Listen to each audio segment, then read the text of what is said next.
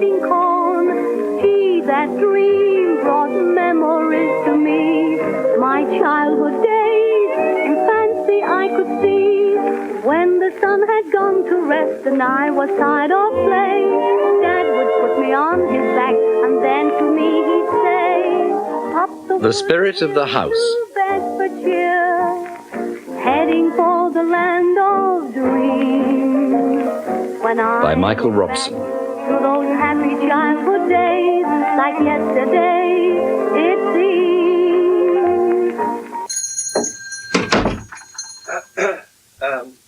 Mr. Wedderburn? Indeed, sir. And you would be Mr. and Mrs. Hepton? Lennox?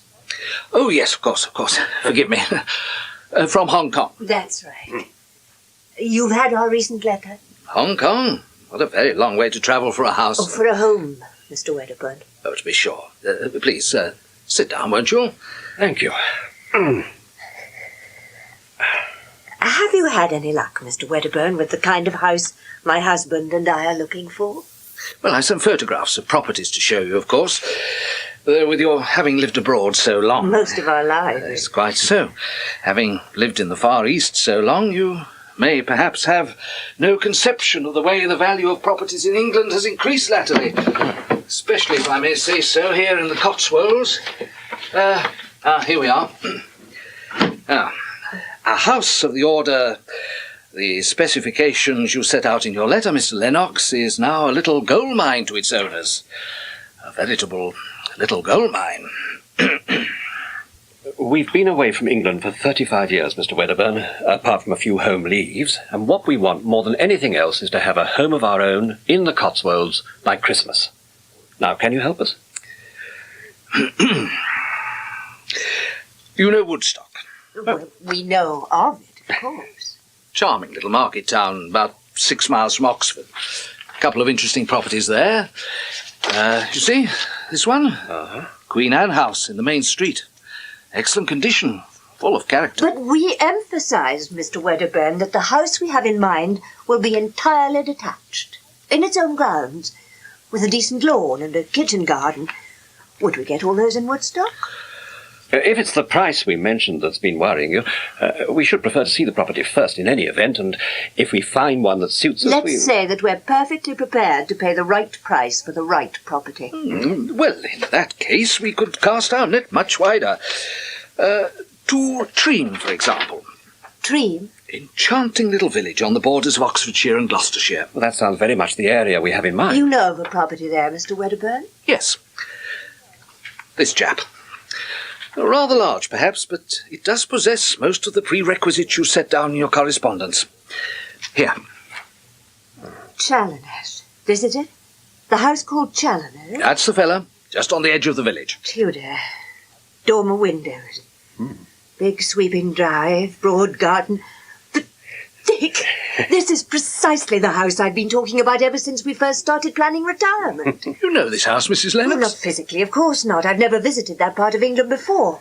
But I had this total and detailed vision of the kind of house I wanted. The house I knew we should eventually live in. Alison, my wife, has thought and talked of little else for months on end, Mr. Wedderburn. On the voyage home, she even planned the decorations for each and every room. But there, without looking at the specifications, I can tell you that there's oak flooring in the hall, isn't there? A wide staircase that halfway up divides to right and left to meet the first landing. 2 master bedrooms, 2 guest rooms, and 2 modernised bathrooms. Accurate in every particular.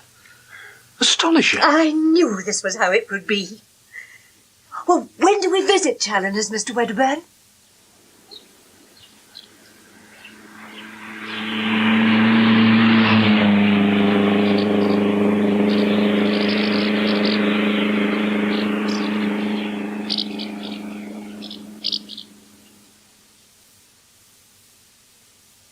So, as you see, Challoner's really is quite a considerable property. Yeah.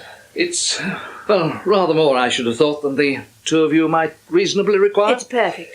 Down to the last detail, it's perfect. And exactly as I'd imagined it. Why are the present owners wanting to sell? Colonel Maitland's the owner. His wife passed away here after what can only be described as a mercifully short illness. Oh, I'm sorry.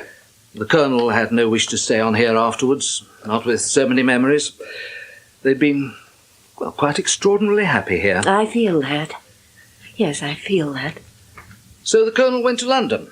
He has a flat there, in fact, but well, I understand he spends most of his time at his club. And the furniture? All this furniture, the paintings, the carpets, the fixtures and fittings? What does Colonel Maitland intend to do with them? He would wish, that whoever bought the property might also buy its contents as well. Of course, they may not be entirely to everyone's liking. I like them enormously, don't we, Dick? Well, Like them enormously? In perfect harmony with the spirit of the house. they're charming. Quite charming. But presumably your own furniture will be in storage now, against your eventual purchase of a house. Everything we had, we left in Hong Kong. Everything. Well, except for our toothbrushes, of course, and the clothes we stand up in. Wasn't that perhaps With rather... a clean break with the past. That's what we decided on, Mr. Wedderburn. An end to our old life in the East, and a new beginning to our life in England. Shorn of all mementos, all associations. What's Colonel Maitland asking for the house and grounds alone? As I warned you earlier, once we enter the area of a property like Challoner's, we are talking of quite a considerable figure. After all, in the heart of the Dick, Cotswolds... whatever the asking price, I think we shall pay it. I know it'll be more than we expected to pay, but... Well, I mean, just look at it. It's perfect.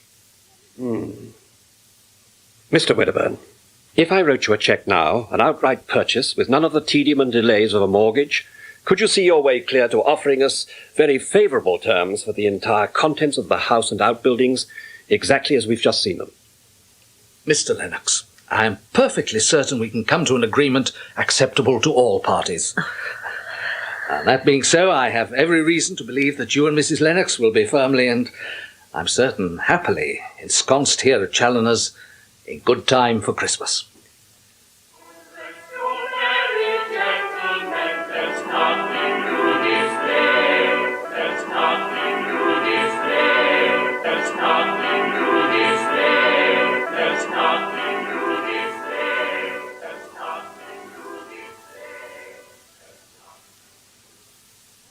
Doesn't it look marvellous?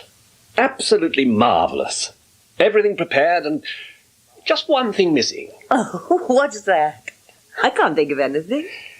There's turkey ready for the oven, plum pudding standing by for a final steam, wine in the cellar, holly and mistletoe in the hall, and that enormous Christmas tree. You are an old fusspot, darling. What could possibly be missing? Well, you know, Christmas cards. But why on earth should we expect Christmas cards? We haven't sent any. Nobody knows we're here except Mr. Wedderburn. And I don't imagine, however sweet he may be, that he sends Christmas cards to all his clients. Oh, what does it matter, anyway? We're here. Challoner's is ours, signed, sealed, and delivered. And we're spending our very first English Christmas together, in exactly the place we've always dreamed about. The house you've always known about, somehow or other. Wasn't that a clever one? Oh, Dick, let's not potter about soberly until this evening. I really do fancy a drink. Yes. Something bright and sharp. And why not, for heaven's sake? What'll it be? I think a gin and French, darling. And more gin than... What's that? What's what? A noise outside. Sounds as if someone's arrived in a motor. Well, go and look, sweetheart. Perhaps it's our first guests of the season. But where is it? Well, if it really is visitors, they'll have drawn up outside the front door, won't they? Here's your drink. Dick, God, we're here. there's no car anywhere. Nightmare. What? Are you going to give me a hand with this luggage or not? Why the hell should I? You're supposed to be the Well, that's strong odd. man I of can the hear the act. voices, but I did can't the see bloody anyone. driving, didn't I? So you can do some bloody lifting. Oh, it's uncanny. What's that? Oh, this is mad. Someone's opened the front door. Is it my fault you have a hangover? Is it my fault you stayed on at that ridiculous party last night instead of coming on Those here? voices. They're in the hall. You were the one who fancied having a ball at Douglas's, not me. Where are you going? I'm going upstairs. I'm going upstairs to wash and change, and I hope when I come down you'll be in a better mood. If you recall, darling, it was you who bickered all the way down from London. The way you were driving, any normal person would have gone raving mad. Give me a break, will you, Daphne? We're here for 5 days, so let's just try to get up on the right foot for once in a while. He's in the other room, the study. I'm going out there. Sort it out. No. Wait a minute. They might be dangerous. I hope you aren't starting on the booze already. You downed enough last night to sink a battleship. While you were taking enough aboard to float a bloody aircraft carrier. George. When you weren't creeping into the kitchen for a fumble and a grunt with Douglas. My God, what about you and that little bitch Moira? Couldn't keep your hands off her the entire evening. The difference between Douglas and Moira, my pet, was that while Moira was sober and affectionate, He's Douglas pouring a was drink. drunk and as He's in the rash as study a goat. pouring himself a drink in our house. If you do nothing else, you might at least run me a bar. Well, I've had enough of this. Come on. Oh, be careful. Be careful. Oh. My God. What is going on in this house? There's no one here. But there must have been. He made a drink. He made himself a drink. We heard the siphon going. We don't have a soda siphon. We don't keep the drinks in here. Well, perhaps he's gone upstairs. But we didn't see him coming out of here, did we? Dick, someone, two people, two foul-mouthed, disgusting people are in our house. You'll have to find them and get rid of them, even if it means bringing in the police. Oh, for God's sake, if we can't see them, how are we supposed to throw them out?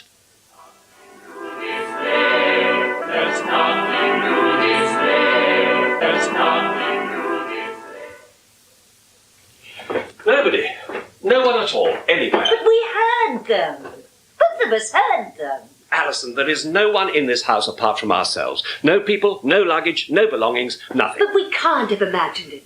Those voices, that horror. Well, let's go back to the study for a moment. It's just possible. What's impossible? Well, you were listening to the wireless before lunch, weren't you? To that carol service? Yes. Then you can't have switched it off. But you did. Well, of course I did. I switched it off and went to the kitchen to see to the potatoes. Well, there must be a faulty connection somewhere. Well, it must have come on again somehow. And switched itself off again when that man went out of the room. Oh, don't be ridiculous. But what other explanation is there? I mean, I ask you, what other explanation is there? We've been over the conversation The they row. had. All right, the row. We've been over that. And we both heard exactly the same words. And since I don't believe in collective hallucination, then the only answer must be a faulty wireless set. A play, you think? Some peculiar modern play? Well, clearly. Yes, but the language, Dick, awful.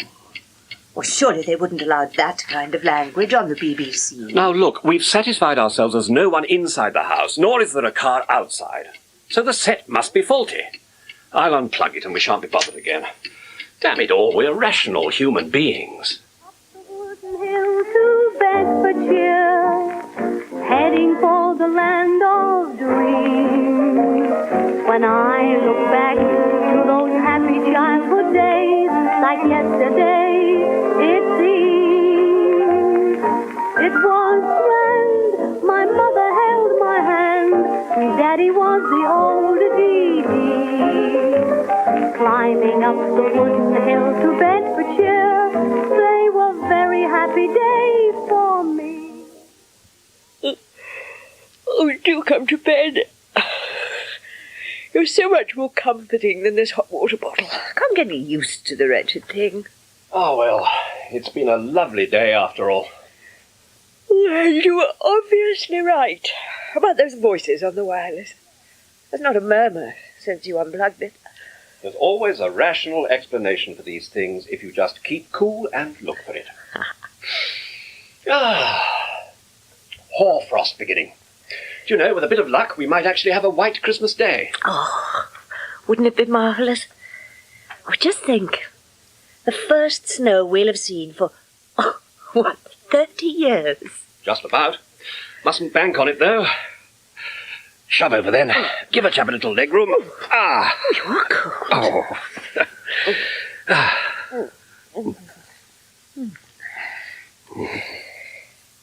I suppose you wouldn't care to tell me what you got me for Christmas? I certainly would not. We'll do it exactly as we planned. In the dining room, drinks in our hands, just before the meal of the day. Then we'll exchange presents. You are mean. Well, now, have I ever asked you what you... Why are you choosing to spend the night in there? Oh, no. I should have thought it was obvious. You're drunk again, and I'm not having you wallowing round me all night, leaking like a distillery. For God's sake, it's Christmas, isn't it? Did we can't drink now. When can we bloody drink? Who's speaking? Smashed before we even got to the Sherwoods. Smashed and showing off. That dreadful double act you insisted on performing with that creepy Adrian thing. Embarrassing. I could have thrown up on the spot. You know what they call Will you? Stop it. Huh? The Sherwoods? Ice-cold Daphne. Better that than drunk and groping George. So I got plastered, didn't everyone? What the hell's the harm in that? The harm? Oh, just ask Molly Pardo. She'll tell you what the harm was. Couldn't keep your hands off her either, What's could that you? supposed to mean? Whoever you are, wherever you are, this charade has gone too far. All night long, panting after her like a Are randy you little... so bloody insecure that you have to suspect me of having it off with every woman I meet? Get them out of here before I go mad! I prefer it if you were unfaithful. Better that than always promising what you never deliver. If you're going to start on that tack again, you're better off on your own. Oh, is the message at last beginning to get through? The message is very, very clear. I'll have more fun with a bottle of scotch than with you in your present mood. I warn you, George. If you are groaning round with a hangover in the morning, I shall drive straight back to London. That's a deal. This is intolerable. That woman is still here. She's lying between us. There is nobody here. There never was anyone here. We couldn't see them. We couldn't touch them. But we heard them. It's preposterous. It's impossible. It's happened, but it's impossible. The door opened, and no one opened it. We heard their voices, and we saw nothing. And the door slammed, and no one slammed it. So, the place is haunted. Well, if it isn't, then we're both insane. Both of us suffering from the same hallucination. Darling, we spent a great deal of money buying this place. More than we could sensibly afford. Somehow or other, we'll get to the bottom of this. We've got to. I'm not going to be driven out of my house by a pair of vicious ghosts. I'll tell you this much. I am not going to spend another minute in this room. Or not with that woman in my bed. We'll take the bedding downstairs to the drawing room. Make up the fire. Have a drink. A pot of tea. We'll feel better then. And in the morning, I'll go through every room in the house with a microscope if necessary.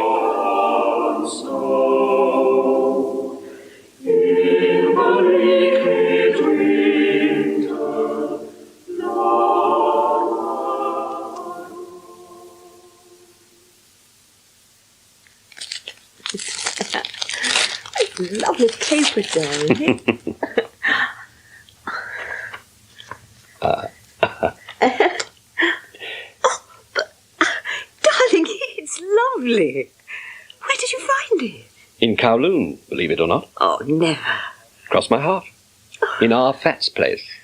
Was that funny little curio shop? Mm. Well, it always looked closed. Yes, well, it wasn't always. Just before we sailed, I made up my mind to buy you that brooch for Christmas. Oh. But what extravagance. You really like it? Oh, I adore it. Thank you, darling. Mm. It really is. It's perfect. And it really is going to be a happy Christmas, isn't it? Yes, of course it is. But the best thing we can do is to forget we ever heard those awful voices. It was just a bad dream. Now, let's say it'll be something to talk about when we've been here long enough to have friends in for bridge and dinner and long chats by the fire. They won't come back, will they, the voices? Perhaps Wedderburn was wrong. How do you mean? Well, remember he said that the Maitlands were quite extraordinarily happy here. Well, perhaps they weren't at all. Perhaps it was... Oh, I don't know. It sounds crazy, but perhaps it was the Colonel and his wife we heard quarrelling here. Oh, Dick. It can't be possible. That man, that George, he had the voice of a self-indulgent counter-jumper. Well, no officer would speak to his wife like that. But she sounded far from prepossessing herself. Perhaps he married the wrong sort of woman and took to the bottle.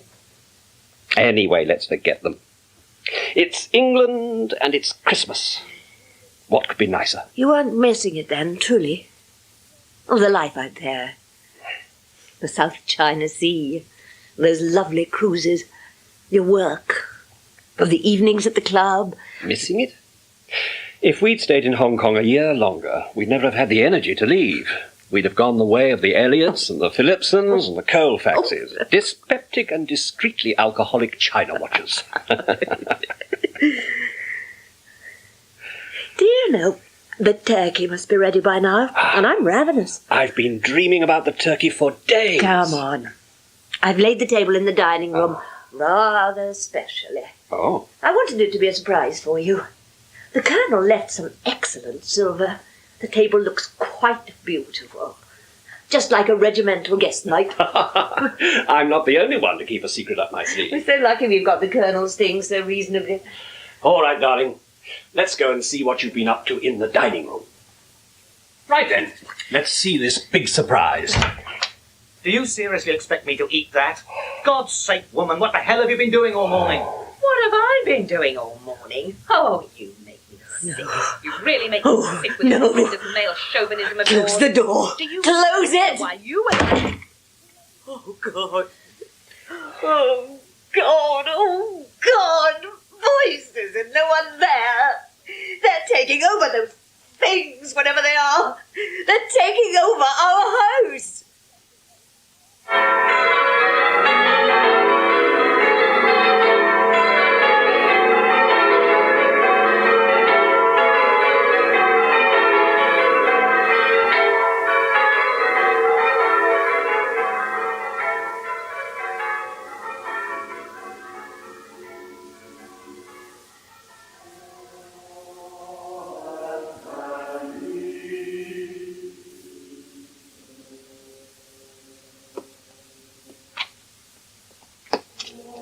Is there someone there?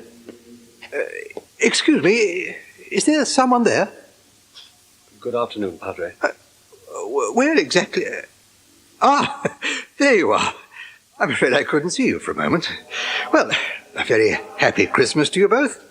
You're remarkably early for the service, but welcome to our church. Padre, I'm sorry we haven't introduced ourselves earlier, but we've been occupied with moving in these past few weeks. I know exactly how it is, and I'm delighted to see you here, this day of all days.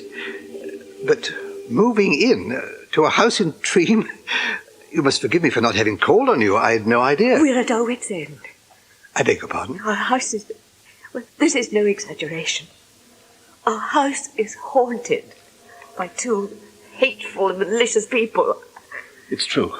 It's absolutely true. They've driven us out of our home and they're driving us out of our minds. Yes. My name's Collett, Thomas Collett. Dick and Alison Lennox. How do you do, sir? Well, Mr. and Mrs. Lennox, I'm sorry our first meeting should have occurred because of something so unpleasant. What I can't understand is why Mr. Wedderburn didn't warn us. Would only have been fair. Wedderburn? You said Mr. Wedderburn? The estate agent who sold us the house. But when was this? November. Mr. J.S. Wedderburn of Wychwood? Yes. But Mrs. Lennox, Mr. John Summers Wedderburn has been dead for a quarter of a century. I officiated at his funeral myself. He was a close friend of my father's. No, I'm sorry, but that can't be possible. Mr. Wedderburn met us at his office in the High Street of Wychwood, showed us photographs of some properties, then motored us over to Treem himself. He sold us the house we're living in.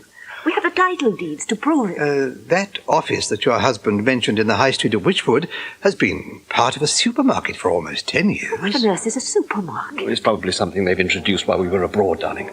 Something like an emporium, perhaps. Whereabouts in Treem is the house you bought? Challoner's. Challoner's? And when did you move in? 3 weeks ago. To the day. I see. These ghosts that have distressed you so much, could you describe them? Well, not their physical appearance, no, because we never see them. But we hear them. In the room with us, vindictive and coarse and utterly degrading. The absurd thing is they have such ordinary, such reassuring names. George and Daphne. George and Daphne. You're certain of that? Absolutely. Mr. Collett, we've been subjected to 3 of these visitations. These dreadful people are called George and Daphne. There can be no doubt about it. In the name of the Father, and the Son, and the Holy Ghost. Amen. My children, my very dear children, in your fear, in your terror, you came to this church seeking God's comfort. You did right. You did well. Because you're going to need God's comfort and reassurance more than you can possibly know. I'm relieved to know you're taking us seriously. How can I do otherwise when yours is quite the most devastating and appalling predicament I've ever encountered in my years in the ministry? Let me deal plainly with you. George and Daphne Evans bought Challoner's 6 years ago as a weekend and holiday retreat from London. They are living there now. Oh, no, Padre, my wife and I... It's not, I'm afraid, the happiest of marriages, but they are living there. Padre, I'm afraid you... I saw them myself going up the drive in their new car not a couple of hours ago. We bought the house from Colonel Maitland through Mr. Wedderburn in November. November of what year, oh, my dear Lord? Give me your wisdom. Collett, what's the matter with you? Well, how do I say it? How in the name of gentle Jesus do I tell you? It's not George and Daphne who are ghosts at Challoner's, but you two.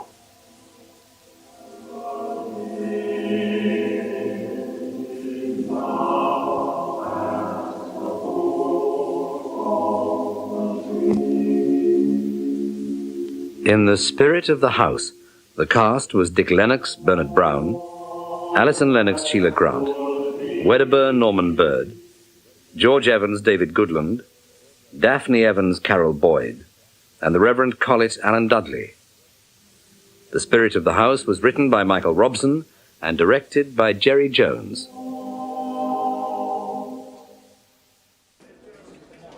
So, what we got? Regina Charles, sir. Brought George Square to a standstill. Claims she was mute till yesterday. Now she insists on talking to the big boss. She looks a right state. Something about her face, though. Really? You remember the McBain girl, sir? Got abducted years ago now. Was in all the papers. And that woman who killed herself a few years later, claiming in the suicide note she left that she and her husband done it. No. What was her name again? Karen Charles, sir. So, Regina, what have you got to tell me?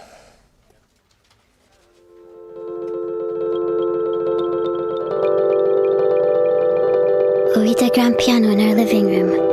Umpteen carved heads on it. Angels, lions, dolphins. Playing even with your fist was like dying and coming back half divine. When the wind blew, you knew the whole house had been built as an instrument. Our chimneys, woozy horns, bongos in the hearth. Gale days, you'd bet money the kitchen was stringed. Most places you sat in that living room, you'd full view of the garden. A burnt-out tree stuck in a lone patch.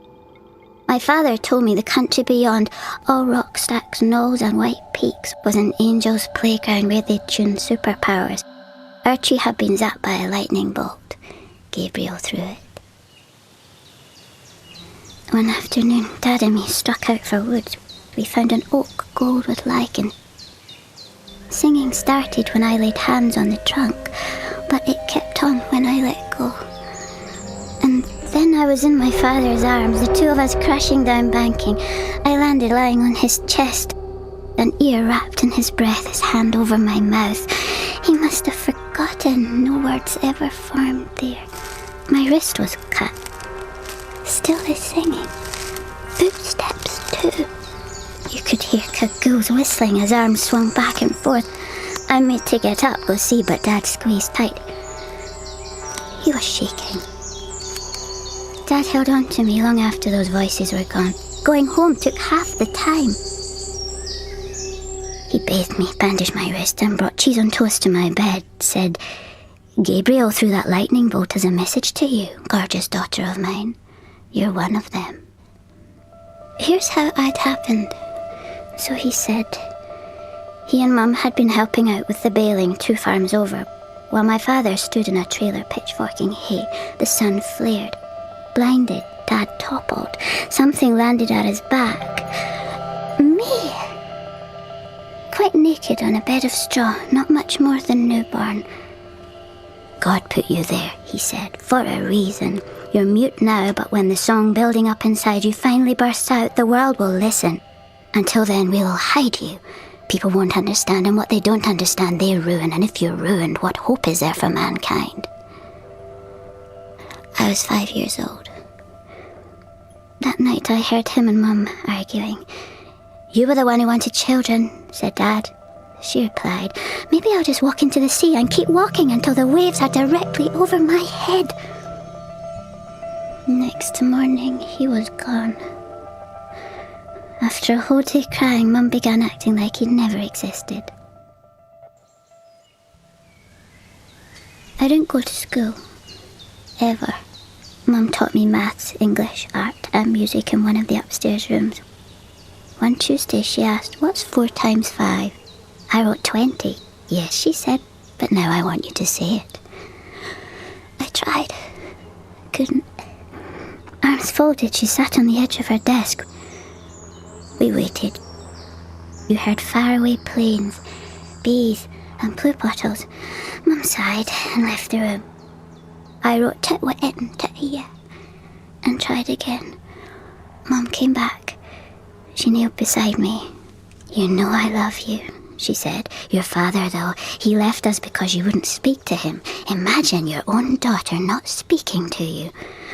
I cried and wrote, maybe tomorrow. Mum got up and looked out the window. You could see her face reflected there, the circle of mist her breath left. I ran out, hugged her. No, she said, wriggling free. No way. Lunch hour went.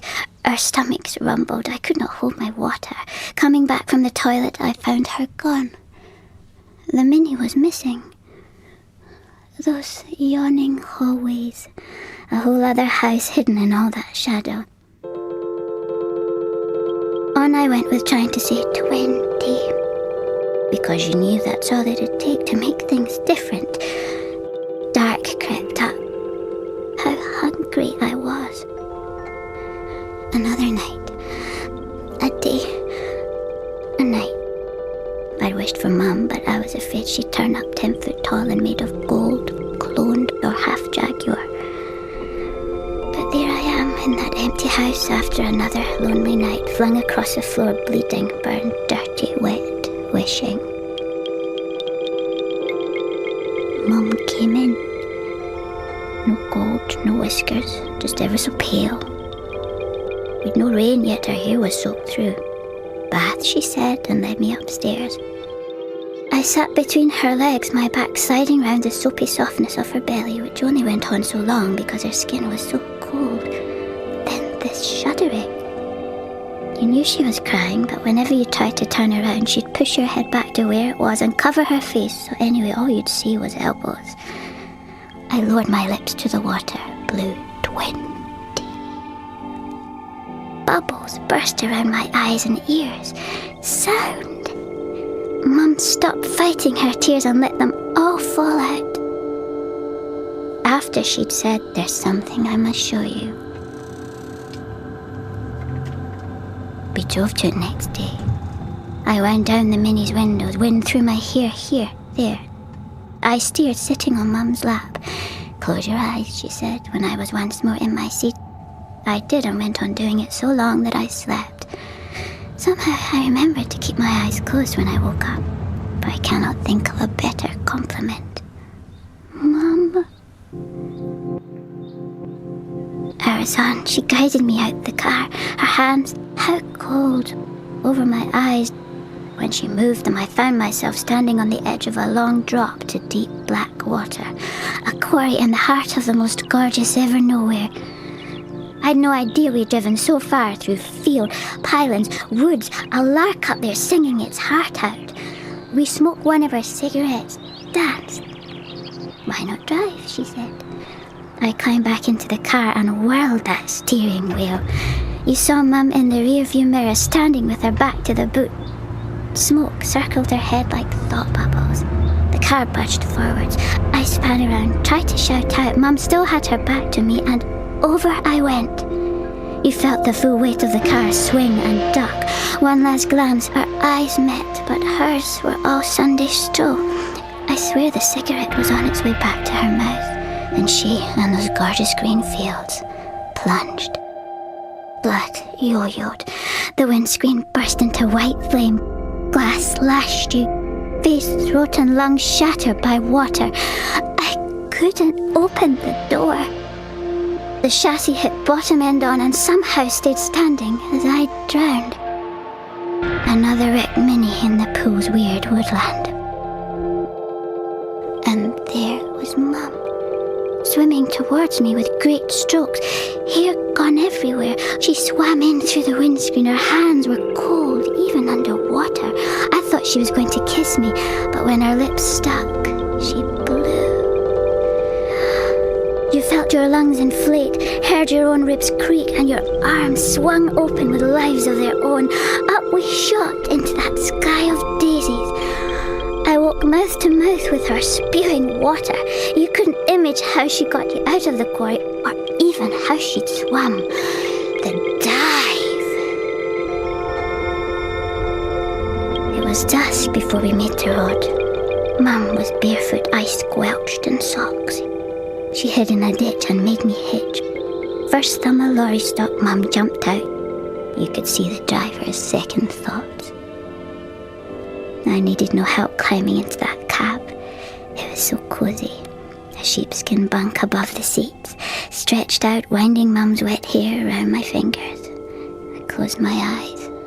I wished for Dad.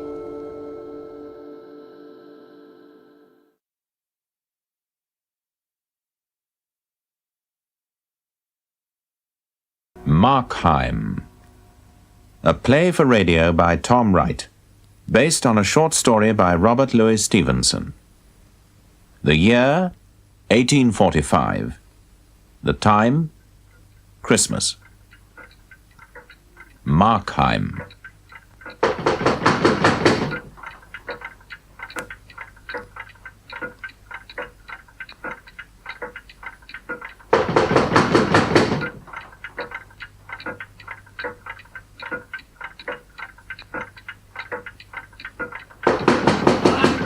I'm coming.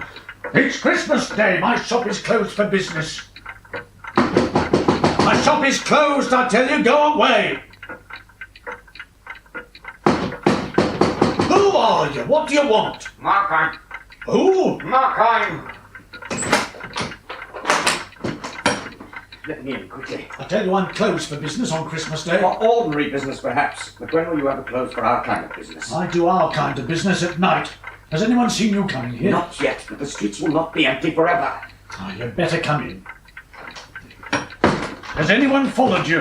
Why should anyone follow me? Oh. Well, Mr. Markheim, your business must be urgent to make you behave so foolishly. It is extremely urgent.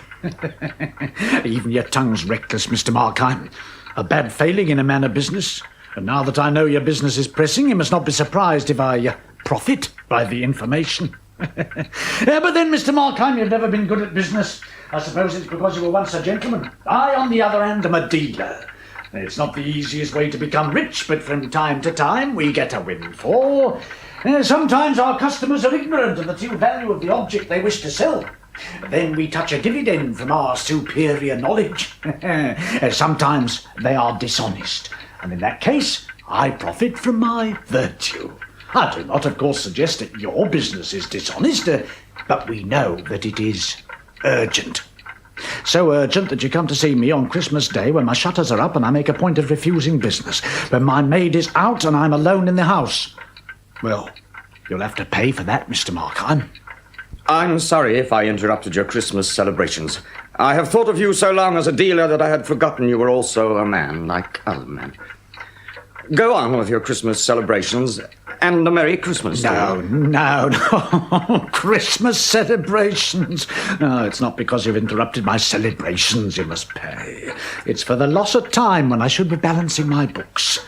You must pay for that. You'll also have to pay for a kind of manner I noticed in you today. When a customer cannot look me in the eye, he has to pay for it. Now, this object you've come to sell me, from your deceased uncle's collection, is it not? You are fortunate in having had an uncle who was a remarkable collector. I have exhausted my uncle's collection. Really, Mr. Markheim? So you've something else to sell me, no doubt from an equally reputable source. You're mistaken, Mr. Dealer. I have not come to sell. I have come to buy. To buy? Well, Mr. Markheim, I see congratulate you on a change of fortune. Now, let me see. I've some rather fine pieces of china. This figurine, perhaps? No, that would not suit my purpose. I need a present for a young lady. A young lady, eh? Something small but expensive. Well, sir, so be it. We stand in a new relationship. I am, as I said, closed for ordinary business, but after all, you're an old business acquaintance and a man with a true feeling for objet d'art. Now, let me see. Now, there's a fine present for a lady. A hand mirror. That glass is 15th century warranted. A glass? For Christmas? What do you mean by this? Why not a glass? You ask me why not.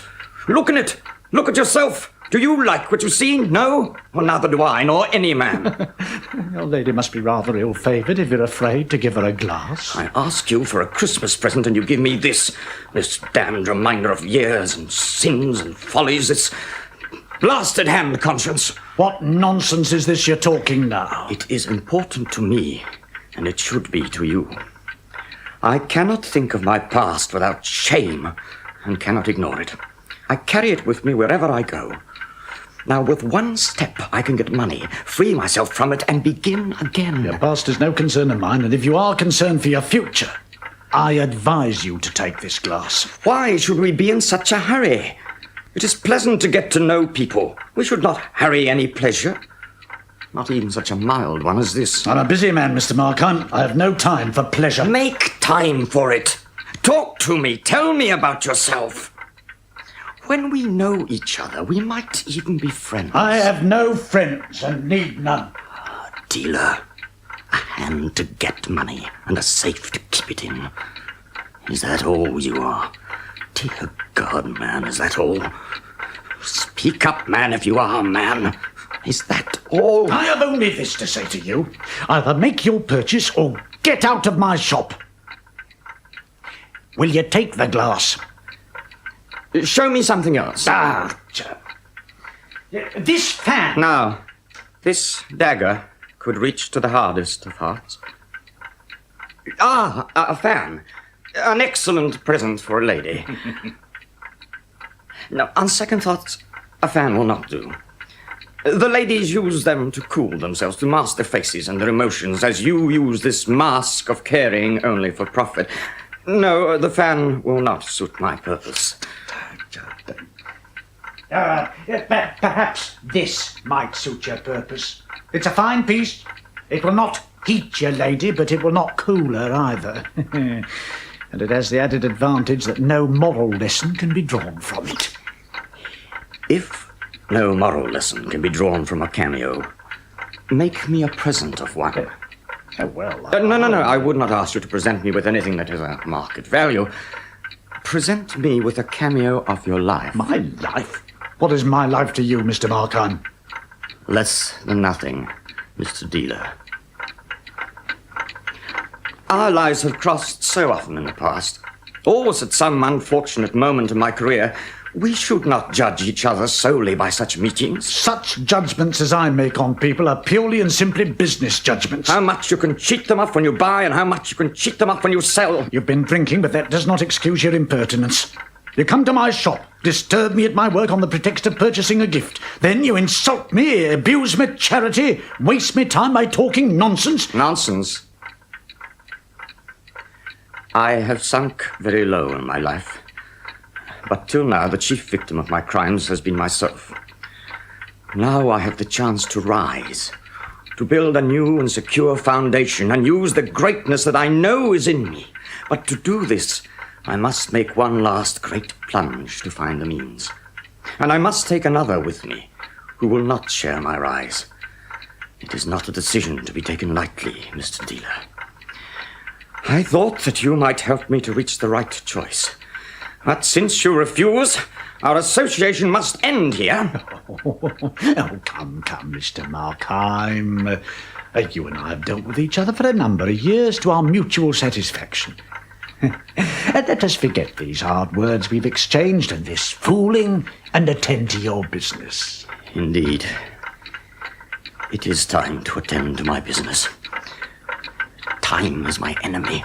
Yes, for all your talk about dragging another person down who will not share your rise, Mr. Markheim, I think you're being over-scrupulous. Scruples are a luxury that no man who hopes to rise in the world can afford.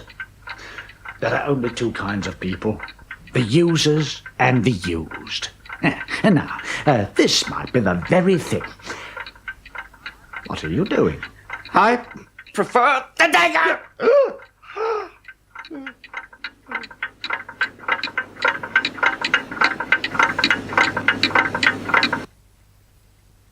Is that death? Not grand, not terrible. He looks like so much sawdust sprawled there, smaller and even meaner than he was in life. Time has stopped for him, but it is more important to me than ever.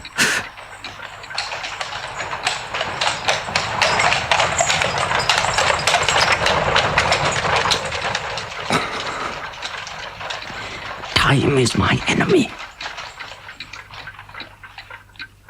His money. Where does he keep it? It's not here. Where did you keep it, you old fool? The door at the back of the shop is open. He must have come from there and left it open. Open and waiting. Like an ambush. Who's there? Who could be there? My nerves are jumping like a hooked fish. Staircase. 3 doors at the top. The money must be there.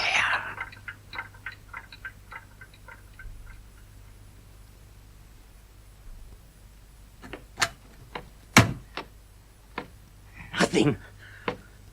Where can it be? Someone on the stair. Is there anyone there? Can I be of any service to you? What? Who? You are looking for the dealer's money, I believe, Markheim. You know me? Indeed I do. You have always been an impetuous man. I must say you have excelled yourself today, particularly in your carelessness. Carelessness? You should have come at night.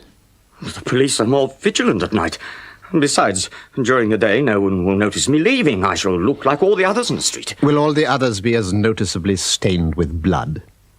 Was it wise to use a dagger? There are less messy ways of killing.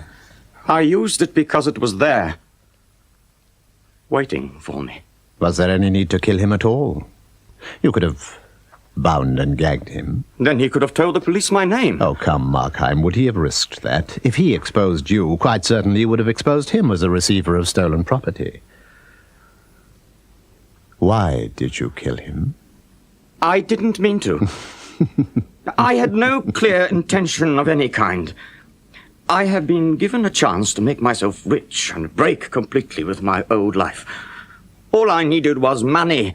And that man had it. That dried-up, loveless, joyless creature had it. I came here to get money, but I had no definite plans. You flatter yourself you had no plan at all. You came without anything to bind him with or to kill him with.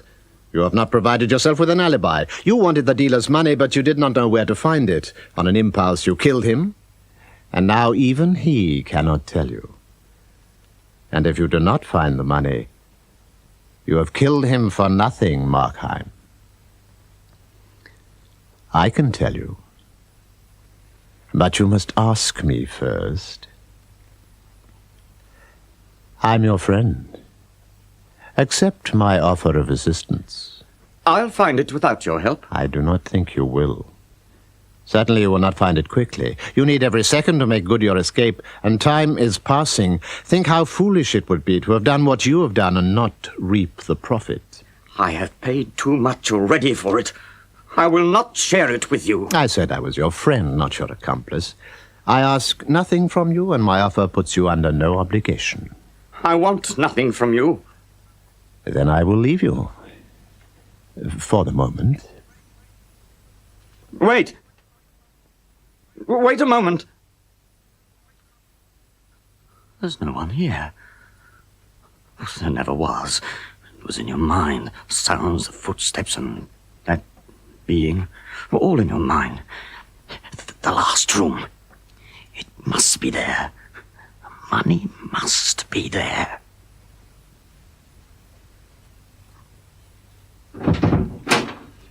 Come in. What are you doing here? I was looking at the dealer's ledgers. You have balanced his books for him, Markheim, and his accounts are closed. Like a good clerk, you have put his affairs in order, and like an artist, you have coffined him in his final unchangeable definition. Dried up, joyless, loveless. A hand to get and a safe to hold. Those were your words, I think?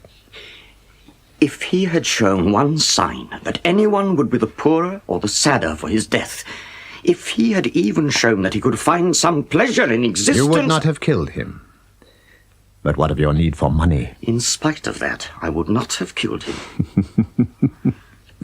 How convenient for you that he seemed to fit the formula that you made for him. Seem? What would you say if I told you he was not always as you saw him? He was not, of course, like you. You were born with every advantage. You do not know me. I do, Markheim. That is why I've helped you so often in the past. You? Help me? I have never seen you before. Who are you? I do not know if you are man or devil. What I am cannot affect the service I propose to render you. It can, it does. I do not know you, but there is something familiar about you. Something that haunts the dark corners of my mind. I feel that you are not of this earth and not of God. You cannot help me. I have helped you before. Without my knowledge, I will not knowingly be helped by you. Don't be a fool, Markheim. You have killed for money. I assure you that without my help, you cannot find it. I can and I will. You're wasting time. Every second you waste brings it all nearer. The policeman's hand on your shoulder, the people staring at you as if you were mad, the jury weighing your life in the balance, the prosecutor etching your character in black and white, the judge with his black cap and his black hanging face, the prison, the gallows, and the black coffin. Think of it, Markheim. The rope under your chin, the knot at the back of your neck, one jerk, and your life is stopped like a clock. Where will your atonement be then? Where will be the great things that you meant to do, that you have always meant to do? Swinging in the wind, Markheim. Swinging in the wind. Nothing. Do you accept my offer? No. You cannot terrify me into accepting it. I terrify you? Oh, come, Markheim, you terrify yourself. Fears are scuttling about your head like rats in a deserted attic. Sane fears, mad fears, fears of man, of devils, and of God. I have no fear of God. He at least will give me justice. I hope for your sake he tempers it with mercy. But before you face his justice, you may suffer at the hands of human justice. Unless you accept my help. What if someone has reported strange sounds from this house to the police? What if someone has informed against your friend the dealer and are on their way to arrest him as a receiver of stolen property? What if... What is it? Did you hear a sound from down there? What if he's not yet quite dead? What if he's dragging his bleeding body out into the street and crying, "Murder!" Time was when the brains were out, the man was dead. You are a fiend. I am one who knows you and values you. No, you do not know me. Markheim, I know you to the soul. How can you know me? Not from my life, My life is a lie that grows and grows about me and strangles me. I am better than this disguise I wear. Can you not see that? All men are. You are too modest. All men are not Markheims. All men do not rob and murder and still have no fear of God. If my crimes are exceptional, so are my reasons. If I had time, I would prove it to you. To me? To you. More than anyone. Then you know me at last. Yes. I know you. But you're not what I expected. Did you expect me to exist? No. But if you did, I would have expected you to be intelligent. More than intelligent, godlike. Able to look deep into the souls of men, read what was there and judge them truly to the marrow of their bones. Yet there you are, judging me by my actions like a policeman. Is that just? How did you judge the dealer? By looking into his soul? His soul? He had none. I did not take his life. He had no life to take. Are you laughing at me? Oh, Markheim, how fate has cheated you. There is a core of greatness in you, man. Let me preserve you for greater things. Oh, can you not see that we have nothing in common? I hate evil. I have never in my life sinned willingly. Very feelingly expressed, but I have no interest in such niceties of debate, and you have not time for them. Time is ticking you towards the gallows. Don't cover your ears. It will not stop because you cannot hear the clocks. Shall I help you? Shall I tell you where the money is? Your price is too high. I have not mentioned a price. I offer you the information as a Christmas present. If I were dying, I would somehow find the strength to refuse assistance from your hands. The case is not hypothetical.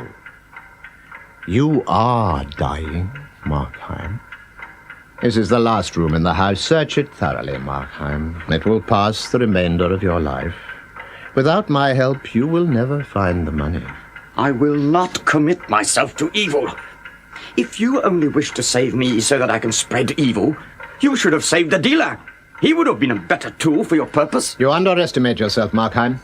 He had not your talent for self-deception, nor your sense of your own ultimate greatness, nor your interest in noble causes. There is no greater source of evil than a self-deceiving man. Unless perhaps it is a noble cause. There was a time when men were religious, and the saintly butchers would set out to rob, torture, slaughter, and lay waste the earth for their great causes. You must take up politics and butcher for a substitute for God, shall we say, the betterment of man. Then you can fulfill the whole promise of your life and still find the end you desire. Do you think I have no more hope for my life than to sin and sin and sin, and in the end sneak into salvation? Is that all you know of man? Is murder so unholy that it leaves no trace of goodness in a man? Murder is no special category. All sins are murder, as all life is war. I have no interest in evil acts, only in evil men. It is not because you have killed a dealer that I offered to help you. It is because you are Markheim. Oh, no. If you discount my acts, you cannot say I am an evil man. Evil is strong in me, but so is good. I am pulled both ways. Must my vices always dictate my life? Surely the good in me can be a spring for action as well. Look, Markheim, you have been 35 years in this world, and your character has changed steadily throughout those years, always for the worse. Is that not true? No, I am the same as I always was. 20 years ago, you would have hesitated even to tell a lie. 15 years ago, you would not drink nor gamble. Rakery was anathema to you. 10 years ago, you would not have believed yourself capable of theft. Last year, the very thought of murder would have made you scream out in your sleep. Is there any crime you feel you could not now commit? If there is, name it, and within 5 years from now I shall watch while you commit it. The long road you have come leads only down. Nothing but death can stop your descent. I know I have given in to evil, but so has every man. The very saints have sinned in order to exist. Answer me one simple question. without cheating your own conscience, and from your answer predict your own future. Do you hate yourself as you would once have hated a man like you? Or do you become more satisfied that you are a helpless victim of circumstances?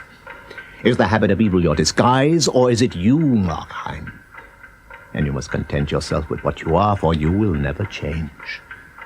That being so, you must accept my offer. Take the profit of being Markheim with the loss. What of God's grace? Surely that is left to me. What have you done to deserve it? Or have you changed your mind? Will you sneak into heaven sniveling your deathbed repentance?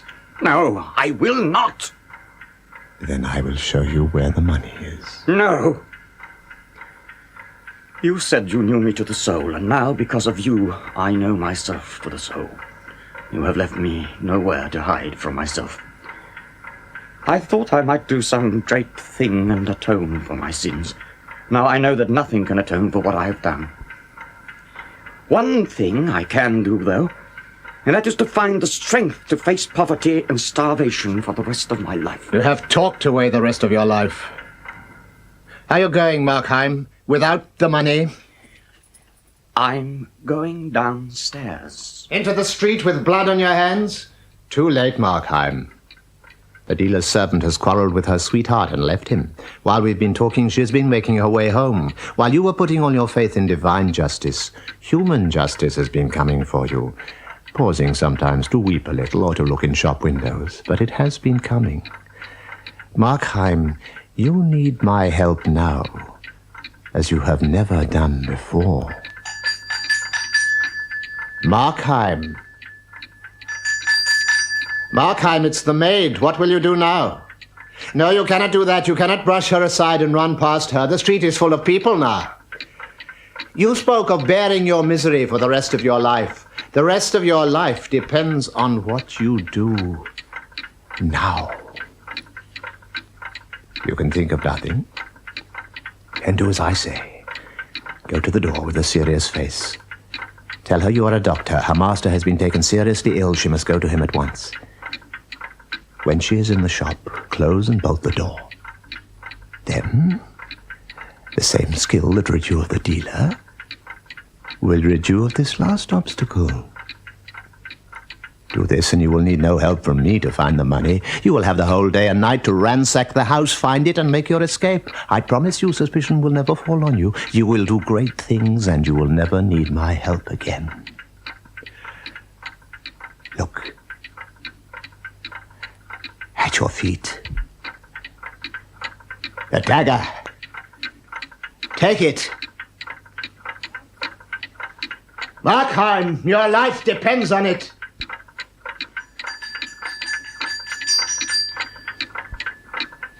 My life.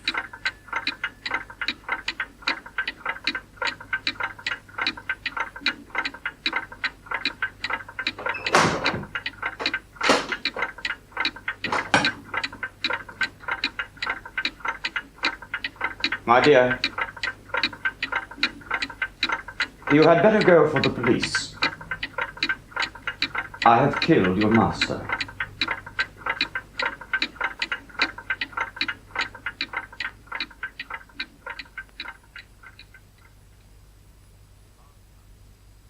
Markheim, by Robert Louis Stevenson, was dramatized by Tom Wright. Markheim was played by Tom Watson, The Dealer by Martin Heller, and The Stranger by Malcolm Hayes. The play was produced in Scotland by Gordon Emsley. Good evening, and a very Merry Christmas to you all. It was Christmas Eve, though of course as a mere matter of information, I'm sure I have no need to tell you that. It is always Christmas Eve in a ghost story. Why all this haunting should take place on Christmas Eve of all nights in the year, I never could myself understand. At Christmas time, everybody has quite enough to put up with in the way of a house full of living relatives, without wanting the ghosts of any dead ones mooning about the place. Still, nothing satisfies us but to hear each other tell authentic anecdotes about spectres. It is a genial festive season, and we therefore love to muse upon graves, dead bodies, murder and blood.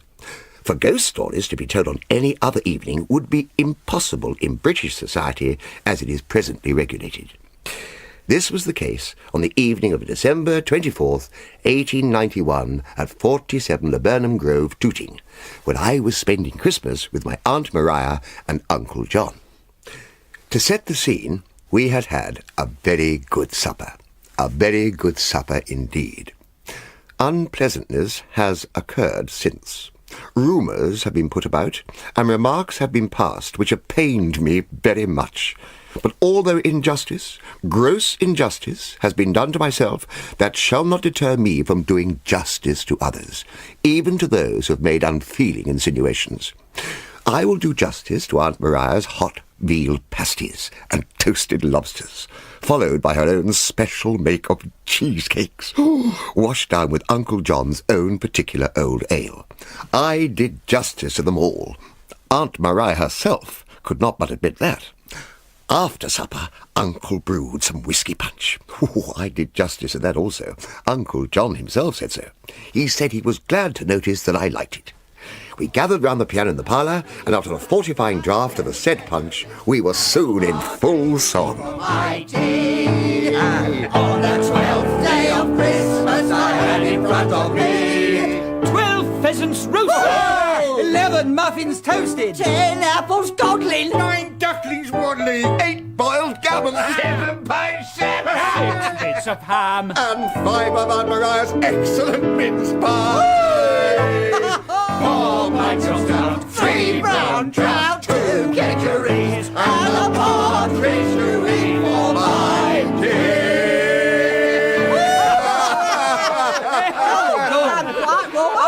I say, I'm sure it should be teas to rhyme with kedgerese, you know. Don't be so pedantic, young man. I felt sure it really should. Ah, the delights of Christmas Eve in the company of friends and family. The warm glow of 47 Laburnum Grove, Tooting. Somewhat dimly lit because of the gas strike, but not to worry. Probably just as well, given the state of some of the party. The owner of the braying laugh, presently propped up between our curate, Mr. Scrubbles, and Mr. Samuel Coombs, esteemed county council member, is, of course, my Aunt Maria. I do not know when I shall care to talk to her again after her comments on my modest appetite. Oh, I must say. Oh, she's starting again. I must say. How about another song? There he goes again, always after more. Aunt Maria. More hot veal pasties, more toasted lobster, more warm cheesecake. Eating cold cheesecake, you lose half the flavour. Look, my nephew is a Gannon. Well, I see I'm not the only one. Look, the punch bowl has been emptied again. And excellent punch it was. How about some more? Oh, excuse me. How rude of me to suggest that you had... Vicar. Curate, I mean. I have a commendable recipe which requires the addition of a little brandy. That is, if our host... Excellent, yes. Come with me and prepare it, Mr. Coombs. I say, jolly good Christmas party your family throws, old chap. What about another song? Oh, shut up, Teddy. I say. The silly young man is my fiend. Friend, Teddy Biffles. Quiet, quiet, everybody. Mr. Scrubbles is going to entertain us. Yes. Don't be shy, Vicar. Ooh, done it again. Mark my words, Teddy. Aunt Maria will be comatose before long. Oh, dear lady. As I thought, out like a light. Don't worry, Mr. Scrubbles. Always happens on Christmas Eve. Teddy, give the curate some support or you'll strain something. Put her in the corner armchair. Yes, that's it. Yes, now, lower her gently. Good. Oh, and put the tea towel over her face. Are you sure? Perhaps we should take our leave. No, not a bit of it. And the tea towel is quite the custom for my aunt and uncle. I say. Mr. Coombs, brandy punch. Your aunt's done the usual, has she? And a tea towel, good. All more punch for us. Oh, capital. The curate was about to show us some card tricks, sir. Excellent. Better fortify ourselves first. Yeah, absolutely. Oh, and I do believe, yes. Christmas cake and nuts on the table there. Now, Mr. Scrubble. Yes. Now, I wonder if you have ever heard of Find the Lady, or the three-card trick. Now, it's a very simple trick. What a jolly time the curate gave us. He warned that this card trick was an artifice which men of few scruples used to swindle fellows out of their money. He said it was a simple trick to do, and that he would show us the imposture that we might be warned against it. Stray. Now, I place the card so, and ask you to find the lady. It's the middle one. You fancy you saw it? I don't fancy anything at all about it. I tell you, it is the middle card. I bet you half a crown it's the middle card. There you are. That's just what I was explaining to you. That's the way foolish young fellows are lured on to lose their money. They don't grasp the idea that it is the quickness of the hand that deceives the eye. Turn the cards over. I shall take your half-crown, sir, to teach you a useful lesson. I shall give it to the church blanket fund. Oh, don't you worry about that. But don't you take it out of the blanket fund. That's all right. Very well. Now. Aha! Oh, dear. Well done, Mr. Coombs. Well spotted, sir. Jolly good. You can, of course, see the outcome of this demonstration. I might only comment that an excess of whiskey punch on Christmas Eve might dull the dexterity of the most accomplished card sharper. The next time, Mr. Coombs put 2 half-crowns on the card nearest the coal scuttle. Sure enough, it was the Queen again. After that, Uncle John had a florin on, and he won. Then we all played it, and we all won. All except the curate, that is. He had a very bad quarter of an hour. Cheer up, Scrubbles. Have some more punch. And our friend here can accompany me in a song. Right, yeah. Champagne Charlie, my boy. Jolly good. I've seen a deal of gaiety throughout this evening great. The best of my accomplishments is beating the curate. The thing I most excel in is the Find the Lady game. It's fun to play, and with the pay, I'll buy you all champagne. Champagne Charlie is my name. Champagne drinking is my game. Good for any game at night, my boys.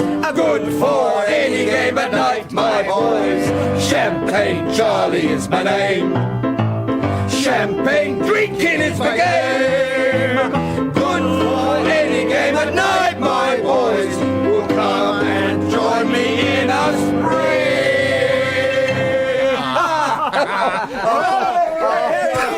Oh, we did have such fun. But the next recollection I have is that we were telling ghost stories to each other. Oh, yes, that was after Uncle had made such a funny mistake and left out the whiskey in the next bowl of punch. We did laugh at him, and we made him put in double quantity afterwards as a forfeit. Teddy Biffles told us the first ghost story. I say, this punch has a kick. Punch, kick. Ought to be telling a story about fighting. Very funny. A bit of atmosphere, if you please, Professor.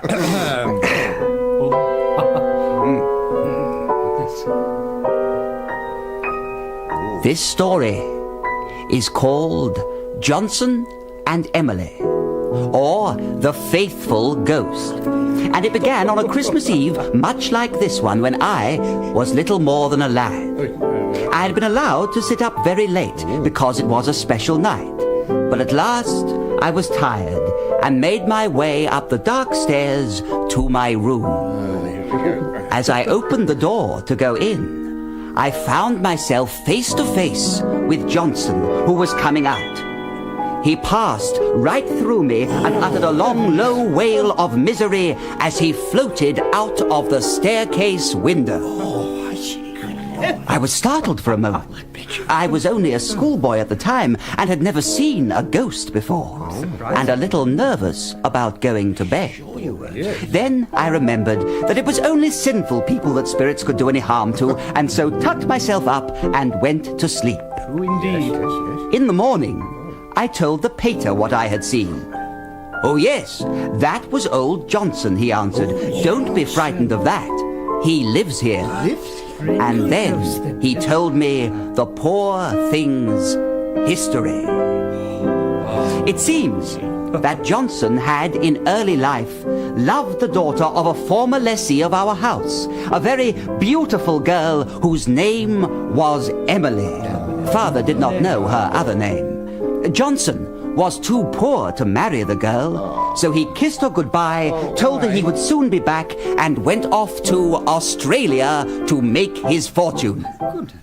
Australia was not then what it is now. Travellers through the bush were few and far between, and even when Johnson caught one, the portable property found upon the body was often hardly of sufficient negotiable value to pay the funeral expenses necessary. So that it took Johnson nearly 20 years to make his fortune. The self-imposed task accomplished at last, having successfully eluded the police, he returned to England, full of hope and joy, to claim his bride. He reached the house to find it silent and deserted. All that the neighbours could tell him was that soon after his own departure, the family had disappeared one foggy night, never to be seen again, although the landlord and most of the local tradesmen had made searching inquiries.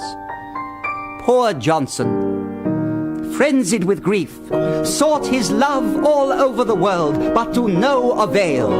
After years of fruitless effort, he returned to end his lonely life in the very house where, in happy bygone days, he and his beloved Emily had passed so many blissful hours.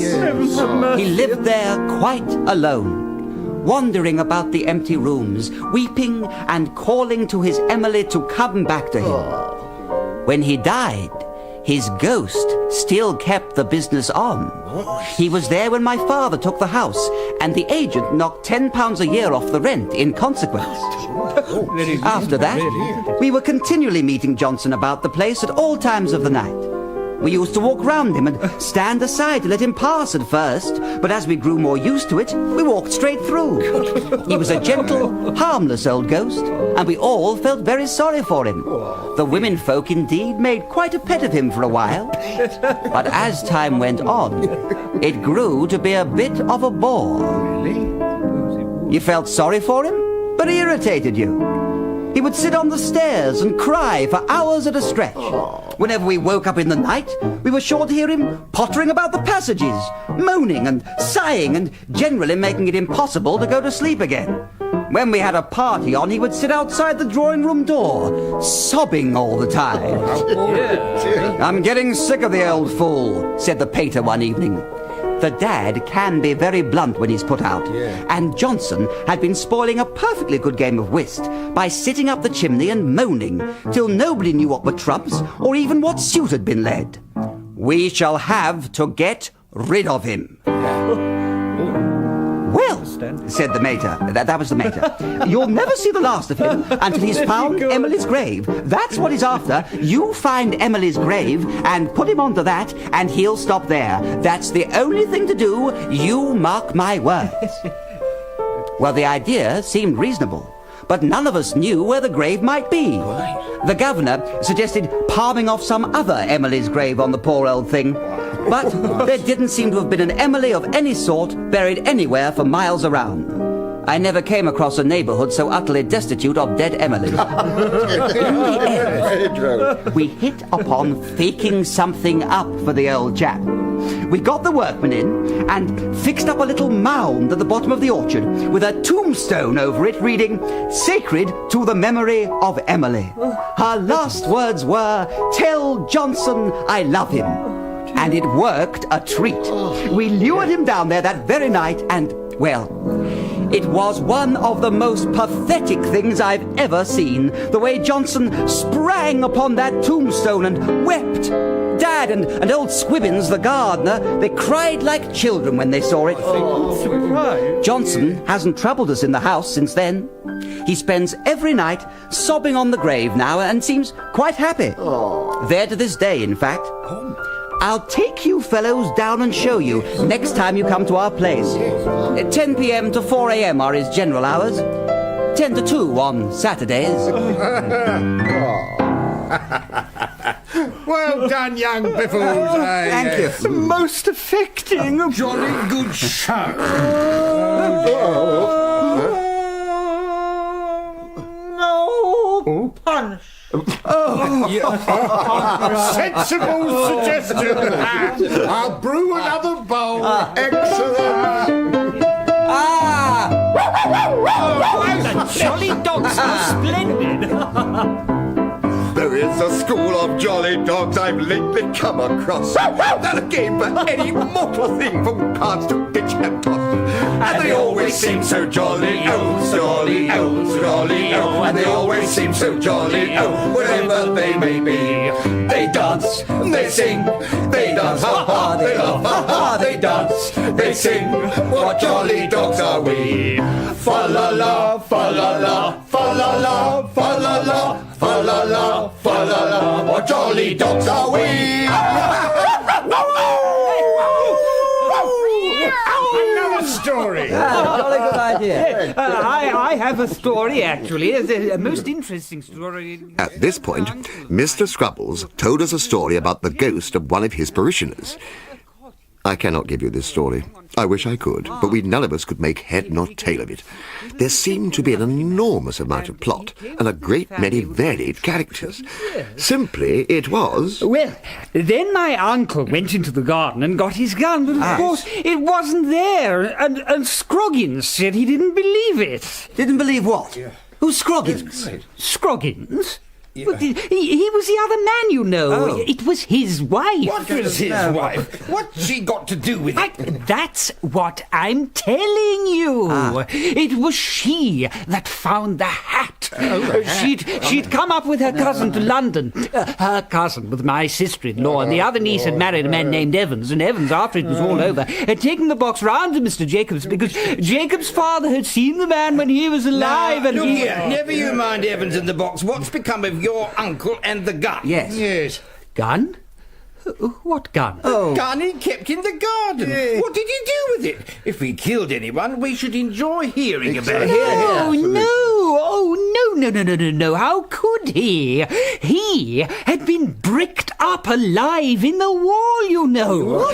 And when Edward IV spoke to the abbot about it, my sister said that in her state of health she could not and would not, as it was endangering the child's life, Look here. ever even... Do you know what you're talking about?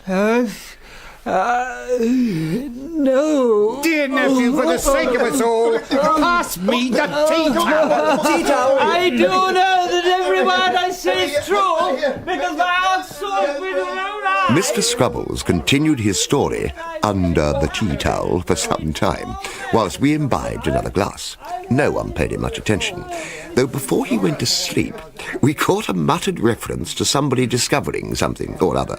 This put Mr. Coombs in mind of a very curious affair, which he proceeded to tell us about before anyone could stop him.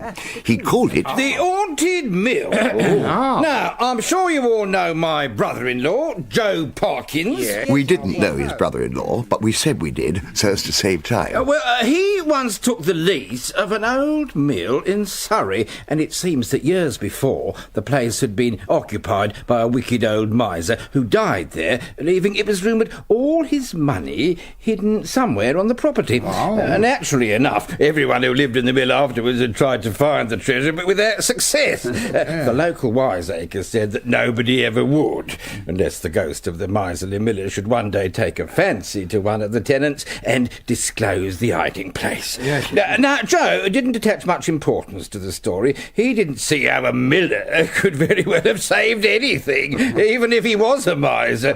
He made no attempt to seek out the booty, and all proceeded normally in his new home until one night he went to bed. Well, there was nothing very extraordinary about that, I admit. He often did go to bed at night. What was remarkable, however, was that exactly as the clock of the village church chimed the last stroke of 12, he woke up with a start. He felt a presence, and there, at the foot of the bed, was a figure wrapped in shadow. It moved into the moonlight, and Joe saw it was a wizened old man in knee breeches and a pigtail. It's the miser come to show me where his treasures is, thought Joe, and he resolved that he would not spend it all upon himself, but he would devote a modest percentage to good works. The apparition moved towards the door. My brother-in-law put on his trousers, and he followed it downstairs into the kitchen, where it stood in front of the hearth, sighed, and vanished. Next morning, Joe had a couple of bricklayers in to haul out the stove and pull down the chimney, while he stood behind with a potato sack in which to put the gold. Well, they knocked down half the wall. I never found so much as a 4-penny bit.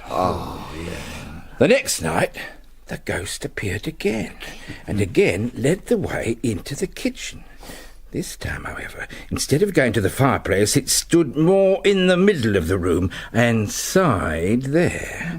Oh, I see what he means now, said Joe. It's under the floor. Why did the old idiot go and stand against the stove so as to make me think it was up the chimney? They spent the next day taking up the kitchen floor, but the only thing they found was a 3-pronged fork. And the handle of that was broken. On the third night, the ghost reappeared, quite unabashed, and this time made for the kitchen ceiling. Well, Joe was the one to sigh this time, but next morning, down came the ceiling and the boards in the room above. No treasure to be found. Night after night, he followed the spectral old fraud about the house. Each night, a different place would be indicated, and the next day, Joe would break up another bit of milk. After 3 weeks, there wasn't a room left fit to live in. Every wall had been pulled down, every floor taken up, every ceiling had a hole in it. Then, as suddenly as they'd begun, the ghost's visits ceased, and Joe was left in peace to rebuild the place at his leisure. What could have induced the old image to play such a silly trick upon a family man and a ratepayer? See if you can guess. For there is an answer. A trick got up by local residents, not a ghost at all. Close, but it was a ghost. The horrible truth was not apparent to Joe until he came to engage contractors to rebuild his devastated property. On meeting the proprietor of the principal local building firm, he detected a certain familiar wizened look about him.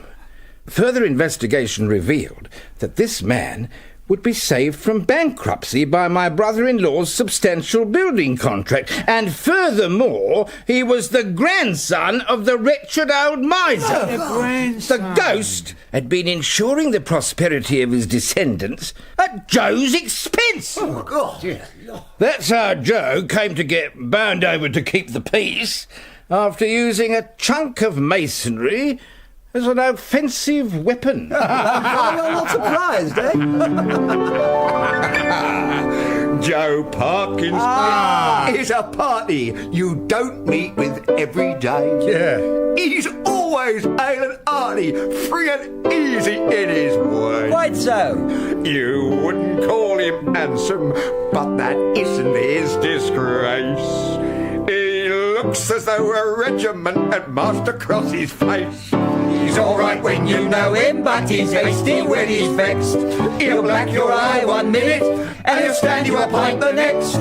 He wouldn't hurt a baby, he's a pal as you can trust. He's alright when you know him, but you've got to know him first. He's seen a deal of life, has Joe, although he's in his prime. He's had his bit of trouble and he's done his bit of time. Yeah. He'd never round upon a pal unless it filled his kick. But I've known him land a builder on the boatcoat with a brick. Jolly good. Oh, he's all right when you know him, but he's hasty when he's vexed. He'll black your eye one minute and he'll stand you a pint the next. He wouldn't hurt a baby, he's a pal as you can trust. He's all right when you know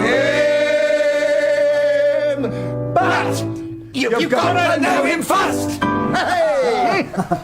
I'm not sure I entirely approve of my brother-in-law being lampooned in song. Then you obviously have not imbibed sufficiently, sir. Drink up all. Cheers. Cheers. Now, your attention, please. Thank you. Thank you very much. I have decided as your host that it is incumbent on me to reciprocate the excellent storytelling of my guests with a tale of my own. Scrubbles? I say Scrubbles, old man. Our host is to tell the next tale. Now wake up. Toasted lobster. Go back to sleep, my dear. Thank you, Mr. Coombs. I'm not sure that shaking the good curate will achieve any desirable effect. Better to leave him tea-towelled.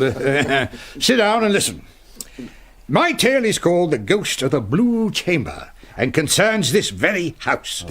I would not wish to make any of you nervous, but as a matter of fact, one of the bedrooms is haunted. You don't say so. What's the use of your saying I don't say it when I have just said it? Oh, I'm sorry, I'm sure. Yes. As I say, this very house is haunted.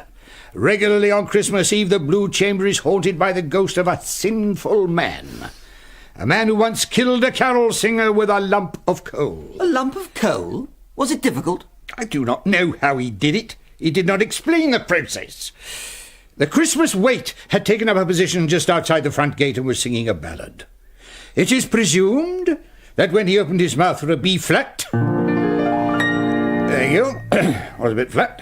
The lump of coal was thrown by the sinful man from one of the windows, and that it went down the fellow's throat and choked him. Oh, he won a good shot, but it's certainly worth trying. But that was not his only crime, alas. Prior to that, he had killed a solo cornet player. No, is that really a fact? Well, of course it's a fact. At all events, as much of a fact as you can expect to get in a case of this sort. How many captious you are this evening. The poor cornet player had been in the neighbourhood barely a month. Old Mr. Bishop, who kept the Jolly Sandboys at the time, and from whom I had the story, said he had never known a more hard-working and energetic solo cornet player. Despite only knowing 2 tunes, Annie Laurie and Home Sweet Home, Mr. Bishop said that the man could not have played with more vigour or for more hours per day if he had known 40. This musician, this poor friendless artist... Thank you. Yes, enough. Thank you. Used to play in this street just opposite for 2 hours each evening. One evening, evidently in response to an invitation, he was seen going into this very house, but was never seen coming out of it. Was any reward offered for his recovery? Not a halfpenny. There is more. Another summer, a German band visited here, intending, so they announced, to stay until the autumn. On the day after their arrival, the entire company was invited to dinner by this sinful man, and after spending the whole of the next 24 hours in bed, left the town a broken and dyspeptic crew. The doctor who attended them was of the opinion that they might never be fit to play an air again. You don't know the recipe used, do you? Unfortunately not. Though the chief ingredient was said to have been railway refreshment room pork pie. This sinful man was not entirely unconnected with the death and subsequent burial of a man who played the harp with his toes. Nor was he altogether unresponsible for the lonely grave of an Italian barrel organist who strayed unwisely into this vicinity. Every Christmas Eve the ghost of this wicked man haunts the Blue Chamber. From midnight until cockcrow, amid wild, muffled shrieks and groans, mocking laughter, and the sound of horrid blows, it does fierce phantom fight with the spirits of the solo cornet player and the waite, assisted at intervals by the shades of the German band, while the strangled harpist plays mad melodies with ghostly toes on the shadow of a broken harp. Hark! Hark! I believe they're at it now, in the Blue Chamber. Now, as I stated at the beginning, there has been unpleasantness in our family over this party of ours, and in my share in the events I am about to relate. As a means of replacing my character in its proper light, of dispelling the clouds of calumny and misconception with which it has been darkened, I feel my best course is to give a simple and dignified account of the plain facts and allow the unprejudiced to judge for themselves. So, the assembled company, those of us who remain untea-toweled, that is, strained our ears for the sounds of ghostly music from the Blue Chamber and heard... not a sausage. However, into this somewhat anticlimactic silence I bravely stepped and announced to the assembled company, I will sleep in the Blue Chamber this very night. Never! You shall not put yourself in this deadly peril. Besides, the bed's not made. Never mind the bed. I have lived in furnished apartments for gentlemen, and have been accustomed to sleep on beds that have not been made from one year's end to the other. Do not thwart me in my resolve. I am young, and have had a clear conscience now for over a month. The spirits will not harm me. I may even do them some little good, and induce them to be quiet. Besides, I should like to see the show, and it is a guest privilege to sleep in the haunted bedroom. Well, my boy, if you put it like that, I can hardly dissuade you. Take this candle to light your way, and jolly good luck. Here, here. Oh, I see. Very well. A brave fellow. I will pray for you. Oh, you're with us again, Scrubbles, old man. Oh, they all pasties. Make haste in, nephew, before your aunt removes the tea towel. Oh, yes, of course. Good luck. Good luck, Good yes. luck, sir. And good night. One last thing, Uncle. Yes. Why is it called the Blue Chamber? After the predominant colour of its toilet service, which you will find in the usual place under the bed should you need it. Good night, dear boy. Good luck. Have a good night, sir. Teddy, my exit music. At once, old chap. Oh, yes.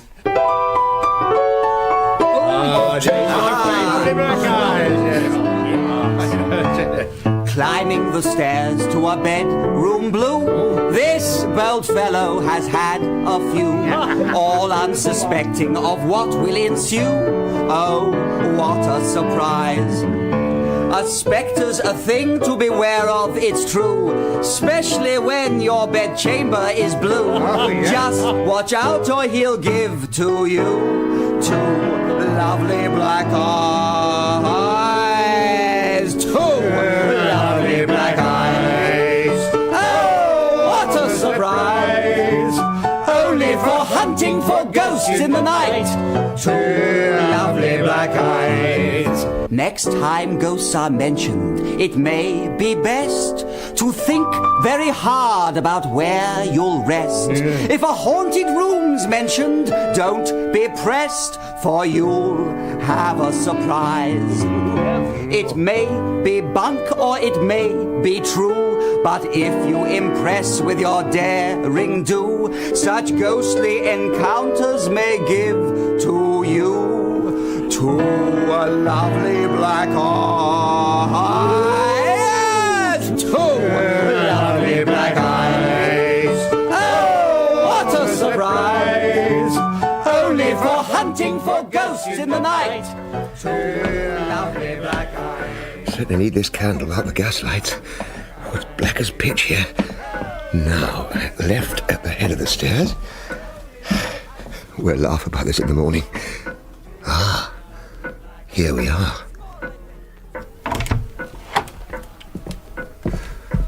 Hello? As I thought.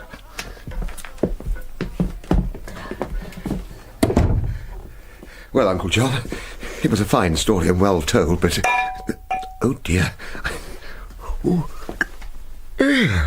I do believe the effects of your excellent punch will overcome my vigilance on Ghost Watch, without the benefit of a tea towel.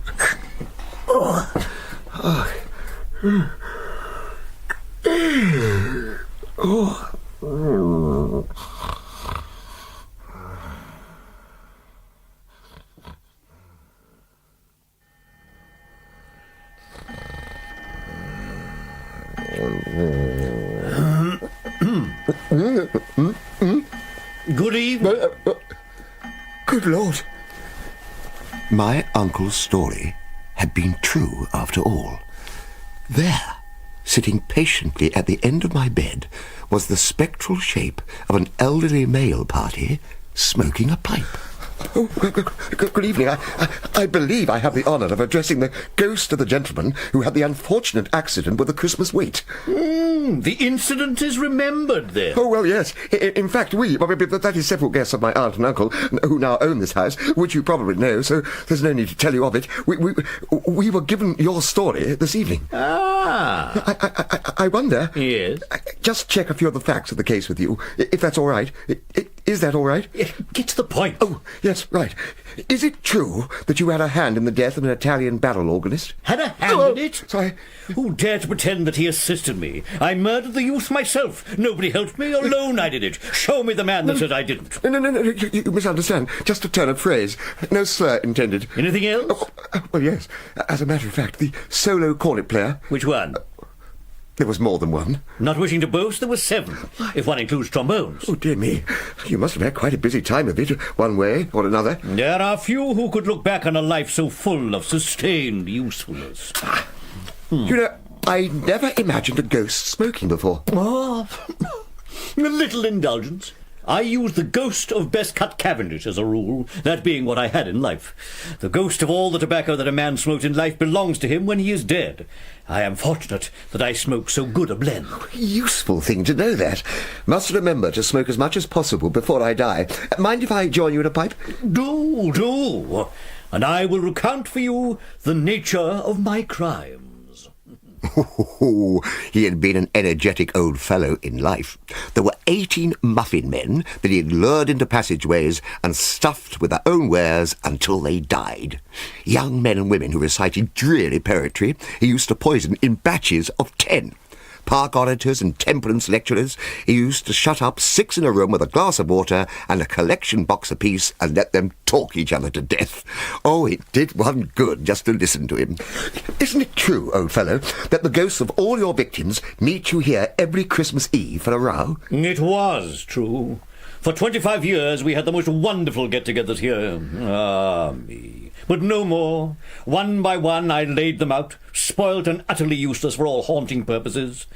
I finished off the last German bandsman just before you came upstairs. But I suppose you're still come yourself, as usual. Oh, I don't know. Nothing much to come for now. Unless, of course, you are going to be here. Oh, well, I've taken a liking to you. Oh, you don't fly off screeching when you see a party, and your hair doesn't stand on end. No, I say, you look quite ill. That was only an owl or some such. I was afraid it was the cop. It's too early for that. It doesn't make any difference to those cursed chickens. They'd just as soon crow in the middle of the night if they thought it would spoil a chap's evening out. Friend of mine, ghost of a fellow who killed a water rate collector, used to haunt a house in Longacre where they kept fowls in the cellar.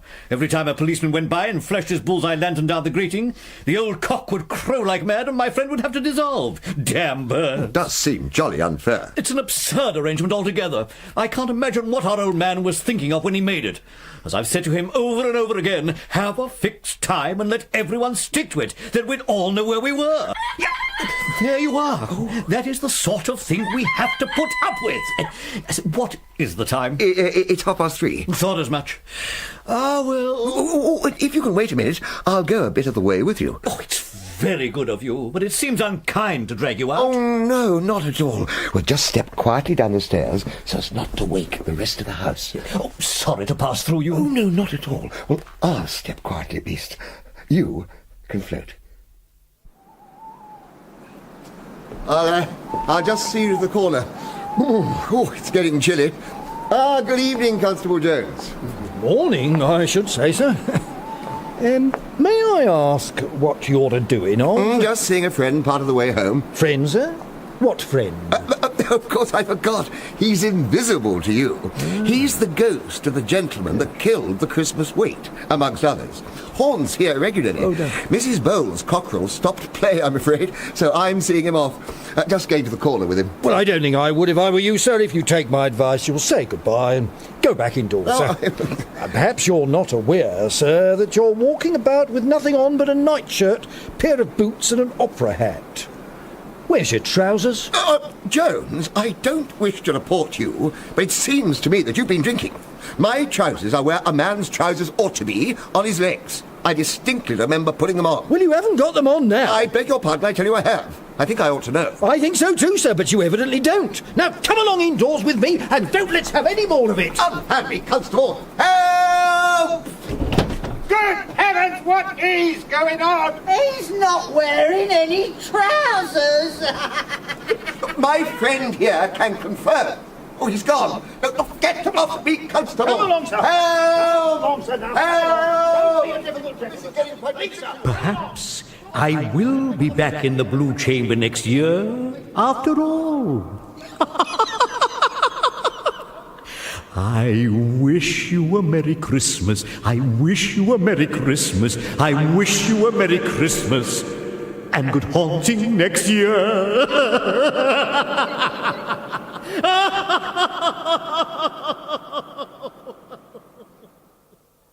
I am indebted to my Uncle John for squaring it with the constabulary. But do you know, when I got back to my room and thought over events, I was so overcome with emotion at the sight of my trousers hanging over the bed rail that I burst into tears. I still find it affecting, even now. Such are the plain facts of the case, and I thank you for your indulgence in listening to them. I am sure that to your healthy, charitable minds it must appear impossible that calumny should spring from such a tale. But it has. Persons, I say persons, have professed themselves unable to understand the simple circumstances I have disclosed to you, except in the light of explanations at once both misleading and insulting. Slurs have been cast and aspersions made on me by those of my own flesh and blood. But I bear no ill feeling.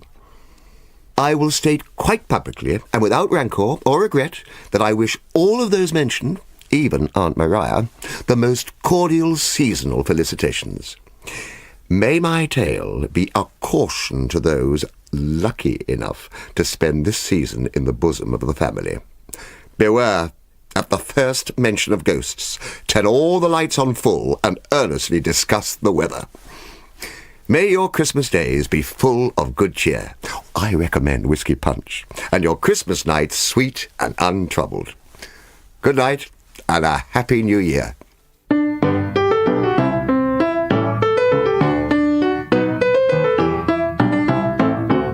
In After Supper Ghost Stories by Jerome K. Jerome, Dinsdale Landon overindulged and lost his trousers. Geoffrey Matthews was Uncle John, Linda Poland, Aunt Maria, Roger Hammond, Mr. Coombs, Jonathan Taffler, Teddy Biffles, David Holt, Mr. Scrubbles, the ghost of a sinful man, John Baddeley, and the police constable, Philip Anthony.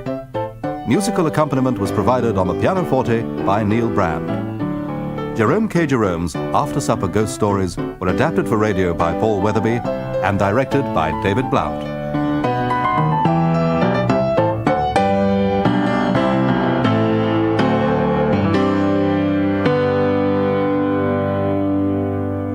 Is this a musician I see before me? Yeah! Whoops! Sorry.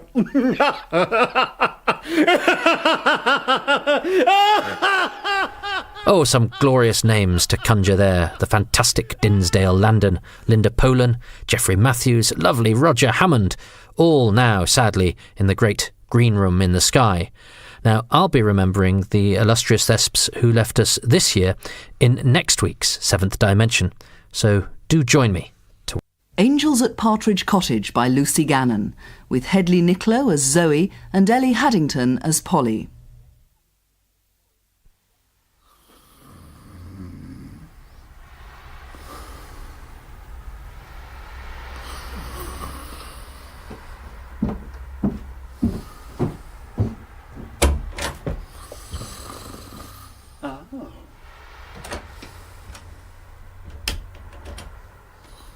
With me head tucked underneath me arm. Hey, what sort of dang row? What are you doing standing there, eh? All right. Keep your shroud on. I was just thinking. Well, go and think somewhere else. Go and think in the stables. It's cold out there. Cold? Cold? You don't know what cold is, you don't. There ain't been no cold since... 1847. That's right, 1847. How did you know? Because you keep going on about it. On and on and on. You two arguing again. I don't know what you find to disagree about all the time. I was trying to get a bit of sleep. That's all he ever does is sleep. If you've been dead as long as I have, you'd know that sleeping's as good a way as any to pass eternity. Not me, mate. I'm going to do something with my death, I am. Oh, yeah. And if you was to do 50 times as much in your death as you did in your life, 'twouldn't amount to a sack full of cowpats. You be quiet, you two. Gary, why don't you go and play hide and seek with young Sophie? You know she do love that. Yeah, well, I don't love that, do I? Listen, you don't seem to realise I'm the Red Baron of the Chelmsford Chapel of Hell's Nasties. Ha! Chelmsford? Oh, be quiet, Charles. Go on, Red Baron, off with you. But she cheats. Off you go. She's a spoilt little brat and she cheats. Oh, I wish you'd try and get on with him. You said it was shock. That night they scraped him off the garden wall and took his nasty, noisy motorbike thing away. You said it was shock. You said he'd improve. Well, he ain't. It's not a bad lad. He's not any sort of lad. Him a bad bugger. Mind your language. You're not swigging ale behind the bar with one of your foul-mouthed cronies now. Ah, belt up. I know one thing. Since Gary come here, your language have changed. You'd make a navvy blush. I hate this place now. I used to love it when I first built it. I built it with my own two hands, you know. Yes. Stone on stone I built it. Yes. Built it for old master, I did. And then dang me if he didn't turn round and say... There you are, Charles, my boy. Take your bride into that cottage and look after her well. Told you before, eh? Ah. It seems to me I've told everyone everything before. I reckon I've been dead too long. Have a nap, hmm? Go on. You know you do enjoy a good nap. I had a nap. Well, have another one. I don't want another dang nap. I can't keep on having naps all... There, come here, my dear. He hid under the stairs, and while I was counting to 50, I fell asleep, and when I woke up, he was banging on the door and using bad language, and he pinched me. I'll do her! There I was, waiting up the stairs, waiting for her to come, and all the time the daft little twit was asleep. She couldn't help it. I was locked in. I shouted and I've got cramp. If you pinch this child again, I shall clip your ears. Oh, that's right. Go on, blame me. God, I'm fed up. Nothing ever happens. I've been here since 1975 and nothing ever happens, ever. We've had all sorts happening. What about the year the Rawlins moved out? That lorry went into front gate. Damn nuisance he was, that driver. Kept wandering in and out, holding his dang head and talking rubbish. Well, he couldn't help it, could he? He was in hospital. He kept dying and they kept bringing him back again. And then he'd go again and then he'd bring him back. Cardiac arrest, resuscitation, resuscitation. Oh, and love, didn't know if you were coming or going. Damn nuisance. Then there was that tramp we had for a bit. And that little fox made a nest in fireplace. You remember that little fox? One nutter, one fox and a tramp in all the 13 years. Oh, bloody hectic that is. Don't swear. He swore, Polly, didn't he? He did, my dear. And he's a naughty boy. And then Zoe and Magnus moved in and it's been ever so busy since. You know it has. Dang repairs where no repairs was needed. That place was falling down. Was not. And they got a cheek going to the Partridge Cottage. Ooh, lovely new windows. We didn't need no new windows. And that wonderful inside closet. Bathroom. All green and silver. Avocado. Ever so nice. I don't see how anyone can be bored here. Sometimes I just turn on the taps and watch all that lovely clean water. Looking at water. Big deal. Why couldn't I have died at Southend on a weekend ride, eh? Or on a motorway, doing the ton? Why couldn't I have smacked up against a transport caff? At least I'd have seen some of me mates.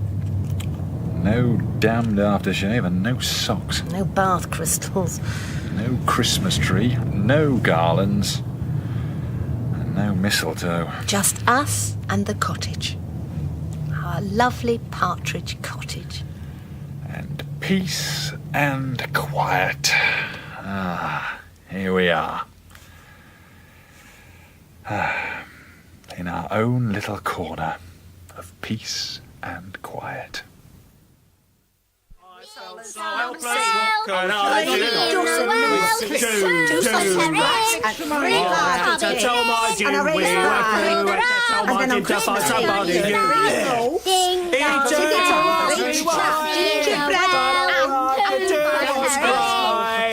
I'll never forget the leader of the pack.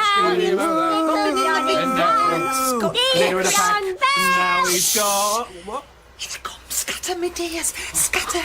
If they come upon us, our presence may be too strong to scatter. Shoo! Well, don't look at me. I'm not running anywhere. Oh, no, me. We're all right, just the two of us. What was that? What?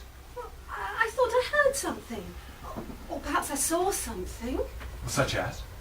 Well, I don't know. I just had a feeling. Oh. I'll put the kettle on.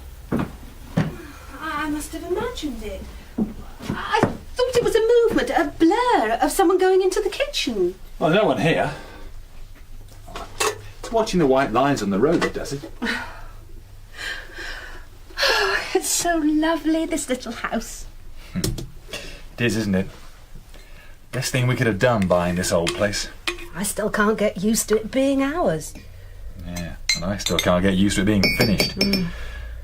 There were times last year when I thought that we'd be knee-deep in rubble for the rest of our lives. This time last year there was no central heating, no inside loo. Oh, and water pouring through that dreadful old scullery roof. There never was. And the whole place was so awful, we packed our bags and went over to your mother for Christmas. Oh, don't remind me. Uncle Sebastian standing to attention all through the Queen's speech. Oh, never mind. We won't have a Christmas like that this year. No, not likely. We'll unplug the phone and we'll taboo the very word Christmas. And we'll spend the 25th of December up in the hills with our packs on our backs and 1,000 sheep for company. What a lovely idea. And when we come back, we'll have a vegetable lasagna from the freezer and the last of this year's strawberries. And we'll go to bed early with a bottle of Bulgarian Cabernet Sauvignon and 2 good books. What do you think? I think it's a powerful shame, that's what I think. Lasagna? What's vegetable lasagna? Well, it ain't roasting fowl and parsnip. Oh, I think that would be lovely. I do love you, Magnus Partridge. And I do love you, Zoe Partridge. We don't need tinsel and fairy tales, do we? We certainly don't, darling. We certainly don't. All we need is each other. We'll see about that. We'll see about that, my dear young clever dicks.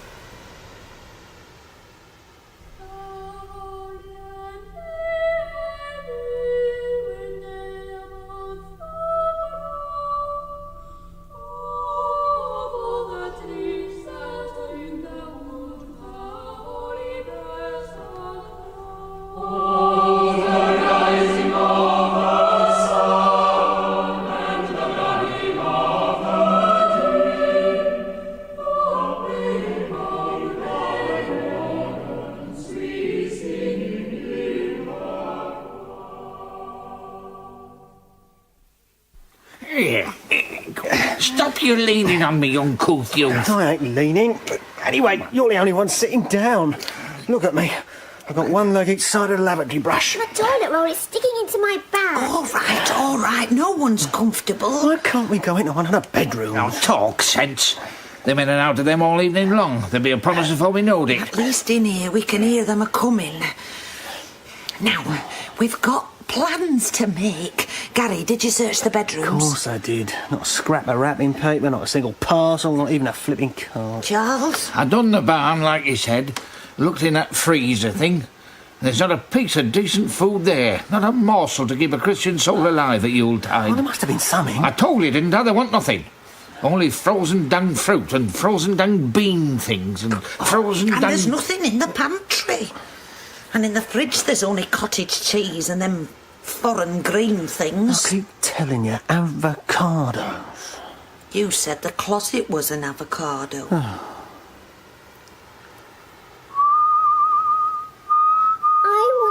Christmas. You want a clout on the side of the head? Come here! Come on, Gary, you're caught up with the curtain. Look out! I'll tell you, my mother! Look out! No! God damn it, what's that terrible row? Here, what's she done? It's all right. Gary, you are a silly boy.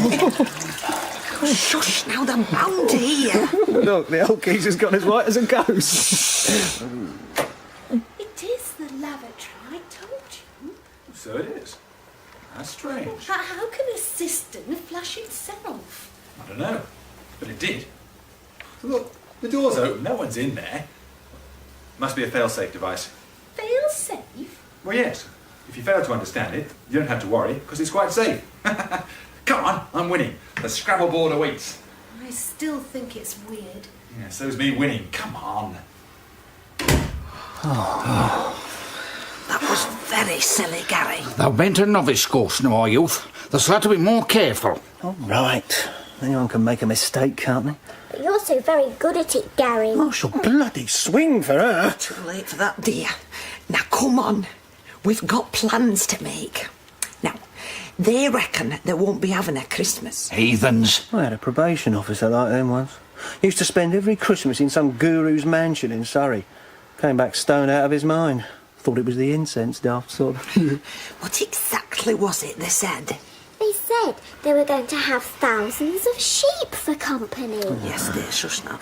Charlie, you have control of time past. Let's hear it again. Come on, play it back. I ain't no good at it. Keep going too far back. Not far back enough. I ain't got the knack of it yet. Try. Well, he ain't to laugh then. Shut up and get on with it. Hush up then. Now, let's see. Oh, give me patience.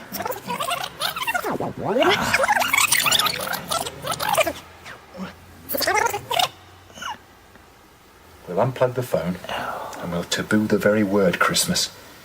And we'll spend the 25th of December up in the hills with our packs on our backs and 1,000 sheep for company. What a lovely idea. And when we come back, we'll have a vegetable lasagna from the freezer and the last of this year's strawberries. And we'll go to bed early with a bottle of Bulgarian Cabernet Sauvignon and 2 good books. What do you think? Well, that's it then. I don't know. 'Tis a funny old world. I want to... Shut up. We'll think of something. All get your thinking caps on and we'll meet in the kitchen tomorrow morning when they're out to work. I don't see as there's anything we can do about it. No, well, maybe not, but let's at least think about it.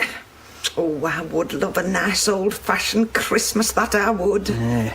All right, we'll give it a bit of planning. Hey, did I ever tell you about the time we done over the Indian takeaway? It's all my idea, that was, you know. I'm going to bed. Come on, Sophie, let's tuck you up in the spare room. Charming.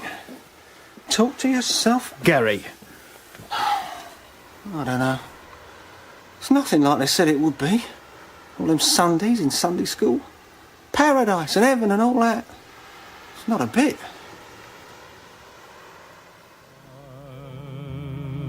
Dreaming of a white Christmas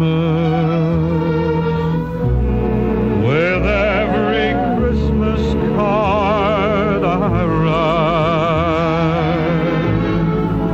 May your days be merry and bright, and may all your Christmases be white. Pop the cereal bowls in the sink, sweetheart. Oh, what shall I take out of the freezer for tonight? Oh, anything. Is there any cashew nut and cheese terrine left? Oh, plenty. Not surprised. Well, how about that and a jacket potato? OK. After the holiday, we'll have to stack up that freezer again. It's nearly empty. There's enough to last us, though. Oh, yes, I'm sure. There's terrines and lasagnas and cheese and lentil loaf. Oh, plenty. Not what I'd call plenty. Muck. Sorry? What? Well, you said something. No. It sounded like Mark. Mark? No. Oh, sorry. I could have sworn. Have you got everything? Lunch, glasses, briefcase? I wonder if I'm getting wax in my ears. Well, maybe. Come on, then. It's past 8. Right. They gone then? Yes. What are you whispering for? Hush, I'll tell you later. Wait till they've gone proper.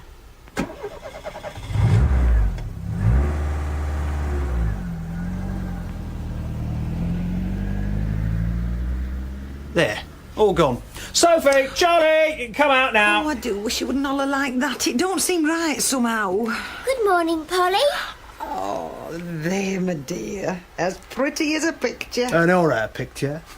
I dreamed of Christmas. Hope you made the most of it, because it's the only bit of Christmas you'll get in this house. Oh, yeah, I'm not so sure about that. You gather round, my dears, and I'll tell you what I've been thinking.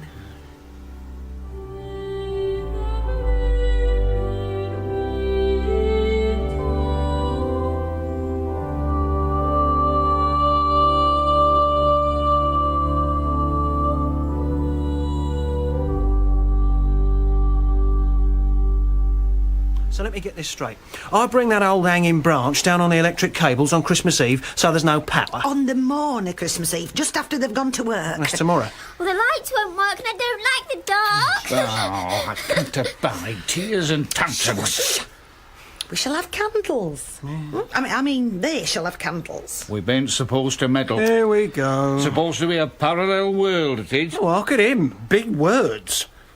Here, Charlie, they won't have no central heating if the electric goes off. Is that so? No danged clickety-click and they pipes burning your bum off? They can light the fire. There's plenty of logs, and they've got that big shiny stove in kitchen, the one they like on weekends. I don't see the point of it I all. want them to come home on Christmas Eve to find all that funny food they've got all melted down. I want them to have to light candles and sit by a roaring fire. And starve? Oh, very Christmassy that'll be. They won't starve.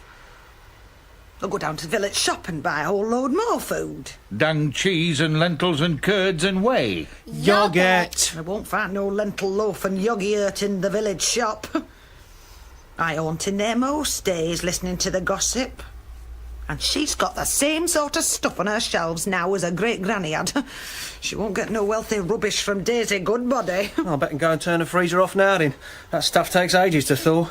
I'll put it back on for a bit in the morning in case she goes out there for anything and sees the light off. And what have I got to do all this remembering of the old Christmases, eh? Oh, do use your head, Charles. If you and sit and muse on times past, then you'll conjure up all the old smells, won't you? You've been dead close on 125 years now. You haven't got special powers, my dear. I don't see what good it'll do. Atmosphere. It'll make 'em both think of baking and roasting and chestnuts in the fire. Like my yearning. That's right, my dear. You'll be busy yearning. Yearning to be born and to be held in your mother's arms. It's bound to have some effect on the atmosphere. Well, that's the freezer off. What'll have an effect on the atmosphere? Me yearning to be born.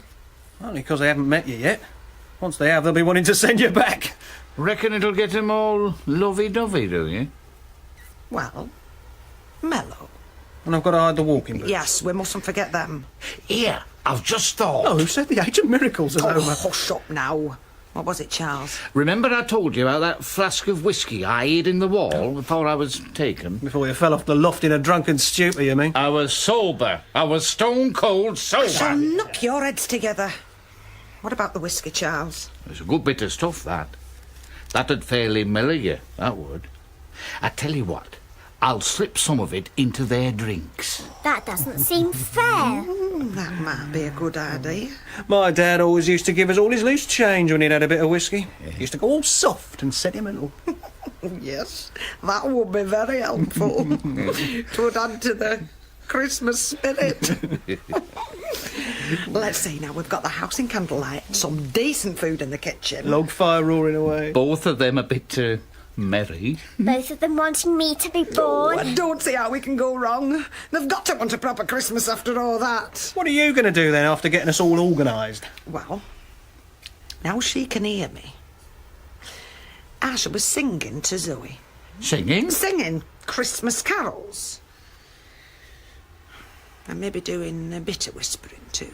Yeah, now don't you go frightening them. We don't want to end up being exorcised. Candles and vicars and cameras and then living in a ditch forever after. I won't frighten them, you'll see.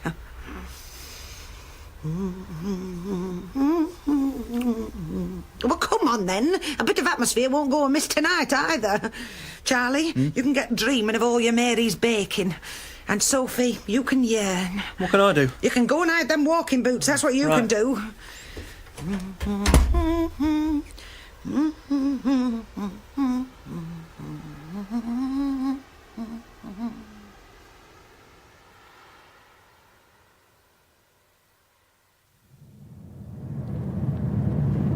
Mind you, at times I feel like a bit of a killjoy. You know, everyone else with arms full of presents and shopping. Have we been very selfish? No, we're not. We're not hurting anyone, are we? There's no one for us to hurt. Oh, don't start that. Well, I didn't mean... No, forget it. I didn't mean... Leave it. I've had it all day. Christmas is for children, really, don't you think, Mrs. Partridge? You weren't so touchy. I didn't mean anything. I mean, we both agreed, didn't we? Next year. Well, next year, we said. It takes 9 months, Magnus. So? Well, all this next year stuff makes me feel like you were saying now. What? Here on the A6? Bit public love. Ho, ho, ho. Just shut up about kids, will you? Me? Me? Oh, I give up. Good.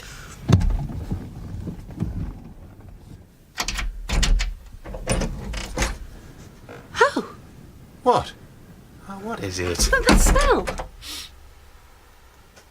Good Lord. Yes. Bread. Oh, bread and something else. What is it? Reminds me of my mother's Sunday lunches. That's it, roasting chicken. Chicken? Nothing in the oven. It's not warm. Well, of course it isn't warm. We only liked it at weekends, for heaven's sake. Well, the smell must be coming from somewhere. What, the microwave? Oh, it's cold. How odd. It's such a definite smell. Well, it certainly takes me back. Well, there must be some perfectly ordinary explanation. Well, perhaps the central heating's drying out the walls, releasing old smells. Well, it could be. Oh, well. Not to worry. What's for tea, eh? Cashew nut and cheese terrine. Oh. Oh, yes, lovely. Did you want something else? No, that's fine. Oh, you want chicken, don't you? Well, not really. It's just the smell. Oh, that's great. You know I haven't got any chicken. You know I only buy free range and I never freeze it, you know. Look, I never said... There's an almighty row apart of your great plan. Shut up! What? I never said I wanted chicken. You told me to shut up! Are you going round the twist? But all of a sudden it seems to me that I'm meant to be a cook and a childbearer and the subject of your abuse. You did say mug to me this morning, you did! I'm going down to the pub for a pie and a pint. I thought they never rowed. They never have before. Oh, good plan, though, innit? What was it you said? An atmosphere to mellow them, wasn't it? Holly! Holly! My mother's thrown herself on the bed upstairs, crying her eyes out. Never mind your dang mother. That dang magnet. Magnus! You such a gob. That dang magnet have just stormed off in a proper temper. Oh, dear. I can't bear to see her cry. Great atmosphere, eh, Oh, Paul? be quiet, let me think. What are we going to do now? Well, nothing. It's only a lover's tiff. Don't mean nothing. It'll soon be over. It's all Christmas. Go out there, Gary, and see what's what. And you, Sophie, get back to your mother and yearn. I got a headache, Out, Ernie. both of you. All going wrong, isn't Oh, go to sleep. it? And on my grave it says, rest in peace. Fat bloody chance.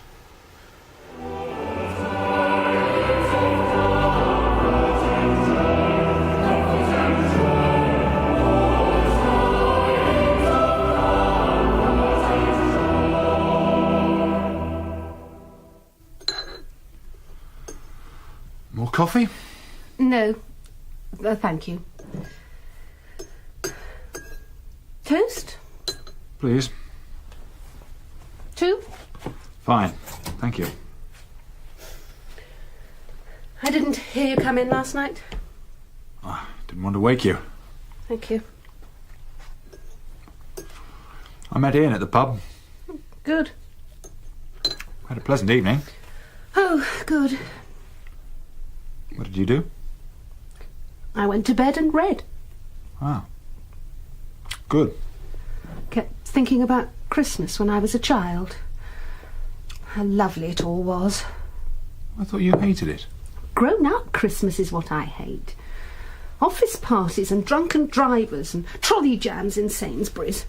And half a dozen people who send us Christmas cards when we haven't remembered them. It's grown-up Christmases I hate. We could have the other sort. No, we couldn't. We agreed. It's too late to change your mind now. It's Christmas Eve. Oh, Magnus, we agreed. Okay, we agreed. I'm getting sick of the whole idea. I think you're turning into a perfectly foul, chauvinist pig. And when you finish stuffing your piggy face, I'll be in the car, waiting. And a Merry Christmas to you too. Someday soon we all will be together, if the fates allow. Until then, we'll have to muddle through somehow. So have yourself a merry little Christmas now. That's it, my love, that's it. Run around and leave your sweet presents in the air. Yearn, my love, yearn. Charles, I can't smell anything up there. You'll have to go in the closet for a bit. I ain't climbing them blooming stairs again. Oh, cantankerous old devil. Oh, I'm dreaming of a white Gary? Yes. Gary, my dear, what are you doing? I used to know. Gary, my dear, Gary, what are you doing down in the cellar? Hello, Paul. Found a wind-up gramophone. Might come in useful when I've nicked the electric fuses. Are you sure that'll work? Fuses? Yeah, foolproof. Should have thought of it sooner. Yeah, there's loads of old records down there. What a laugh. Oh, there's some lovely songs and monologues in that lot. My granddaughter brought that home when I'd only been dead 60 years or so. Oh, I did love to sit and listen to all them lovely songs. Yeah, well, they'll give us a laugh if nothing else. Yeah, now go and do your stuff with them fuses. You done the boots? Yes. Did you hide them well? Of course I did, yeah. How many more times? Make sure you had them fuse things too. Nag, nag, nag. 2 hours to go, and all's well.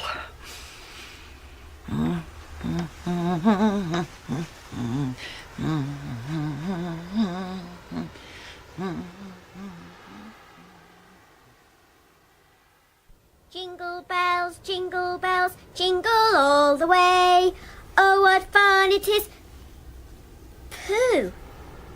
Polly, what's that smell? Smell? Oh, yes, there is a bit of a honk, isn't there? Oh, dear, it seems to be getting stronger. Oh, dear, oh, dear. Dear Charles, come down here this minute. Oh, what a filthy con. Charles, what are you doing up there? That's a really horrid smell, Charles. They better shut her gob. Oh, what on earth have you done, Charles? That smells really awful. I can't help it, can I? What you done, you daft old sod? God, I can hardly breathe. I was just sitting there, like you said, remembering all them lovely smells and spices, like what you said. And then, well, I got to daydreaming. What about? The sewage works? About my old dad. My God, he must have been even more disgusting than you. I got to thinking about the seasons and farm life, and I got to thinking about the cowshed. Oh, is that what it is? Well, for heaven's sake, stop thinking about them now. I don't like Polly. No, no one likes it, Sophie. Open them windows, Gary. Do you hear any minute? It can't be helped. We've got to get some air in here. I tell you, I couldn't help it. And I've been yearning all day. Yeah, I think it's getting stronger. Well, you can't just switch it off, you know. I mean, I can still see them cowsheds in my head. The steam rising from old Betty's flanks. Steam rising from the straw. Thick and dark with... Stop it, it's getting unbearable. My eyes are running. Ah, that'll be the ammonia. Polly, make him stop it. I can't, Get out, I tell you. Gary, Velvet. Get out of this house and into that yard this minute. It is cold.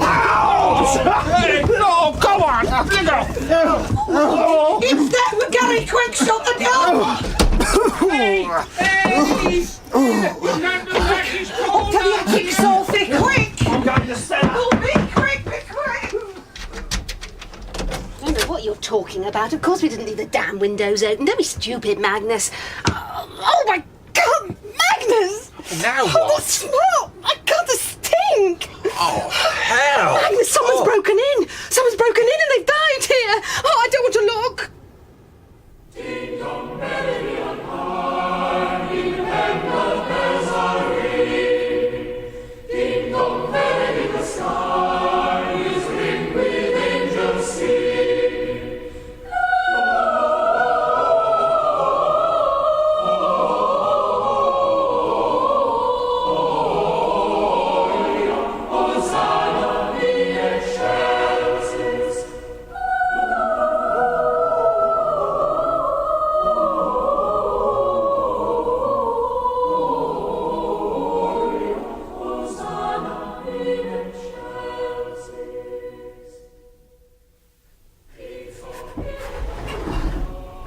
There.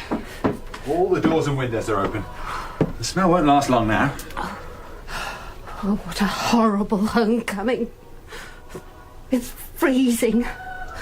And there's no light, so here we are in the stink, in the cold, in the dark. It's only 1:30. It's not dark. But gloomy. It's dull and gloomy. Never mind. It must be a power cut. I expect it'll soon be on again. I'll light the Arga and we'll get some grub underway. The freezer! I wonder how long the power's been off. It'll be okay. The power was on this morning. Oh, yes. Oh, yes, of course. Oh, I am cold.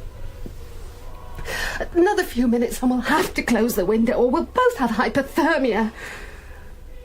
I'll go and get something for a meal. And I'll go and get the logs for the stove.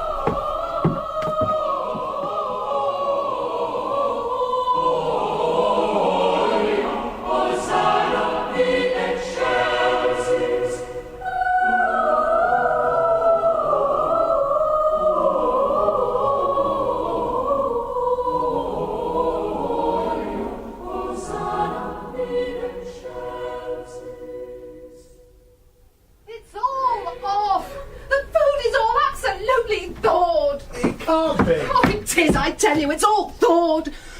I am so cold. Smashing Christmas this is going to be, eh? Hadn't we banned that word? Oh, why don't you just belt up?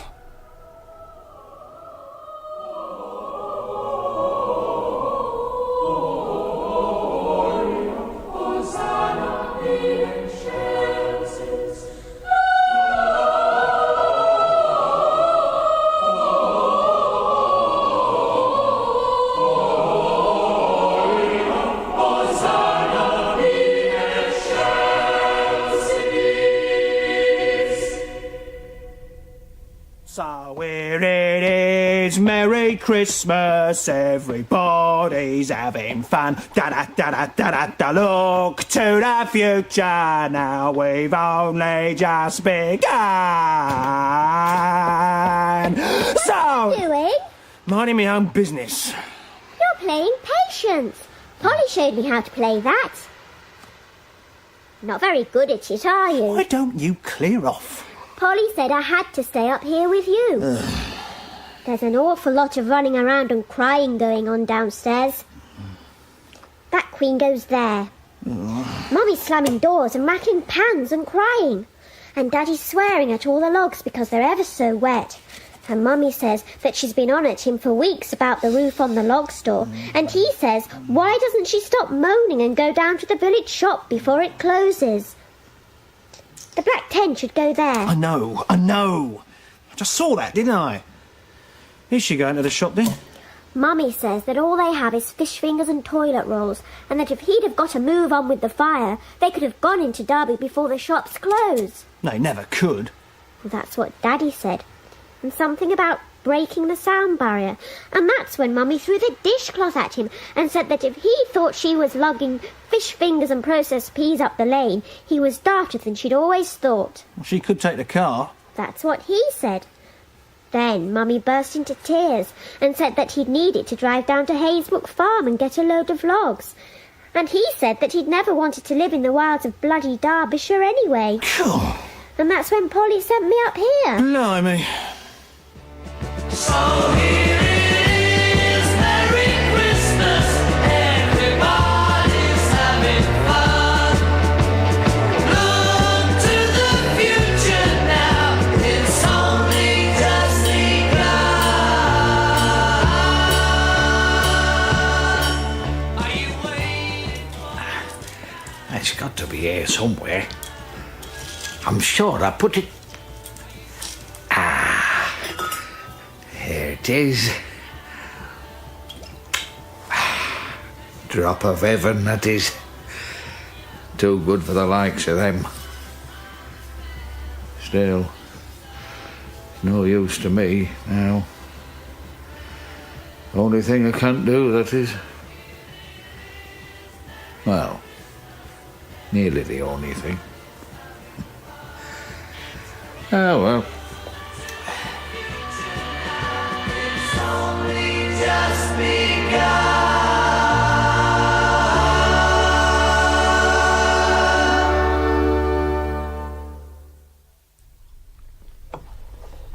Ages since we had bangers and mash. We could have had cheese and winter salad. Well, not once I'd seen these homemade sausages, we couldn't. Home being a damn great factory in Wiltshire. No. Really?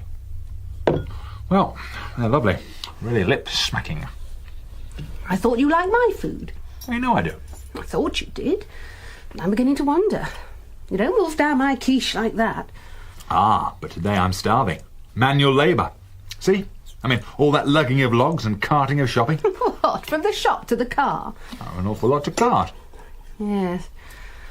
I'm sure we won't need all that stuff. It was a mistake taking you with me. You're an impulse buyer. And then I got the electricity fixed.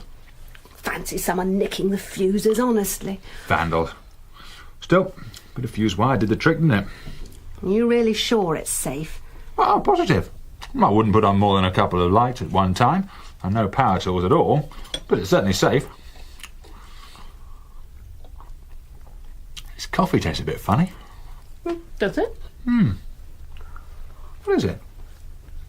Do you know, it tastes like whiskey. Whiskey?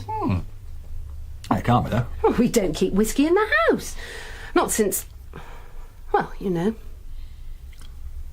Is there any more coffee? Well, it's funny how whiskey had such a radical effect on me, isn't it? Not very. No. Oh. Still, stay clear of it now. Oh. Are you all right? What? Oh, yes. Yeah, I'm fine. Just pleased with myself, that's all. Disasters averted and all that. I'm getting a headache. I tell you what, I'll nip down to the pub and get you that sherry you wanted, OK? What sherry? Well, I don't want any sherry. Well, you like sherry? Yes, but what are you talking about? They'll charge a fortune for a bottle to take away. It's no trouble. No trouble for my little sweetheart. I mean, sweetheart. Magnus! I'll see you later, darling. I mean, darling. Magnus! Magnus. Oh, what the hell? I'll have another coffee.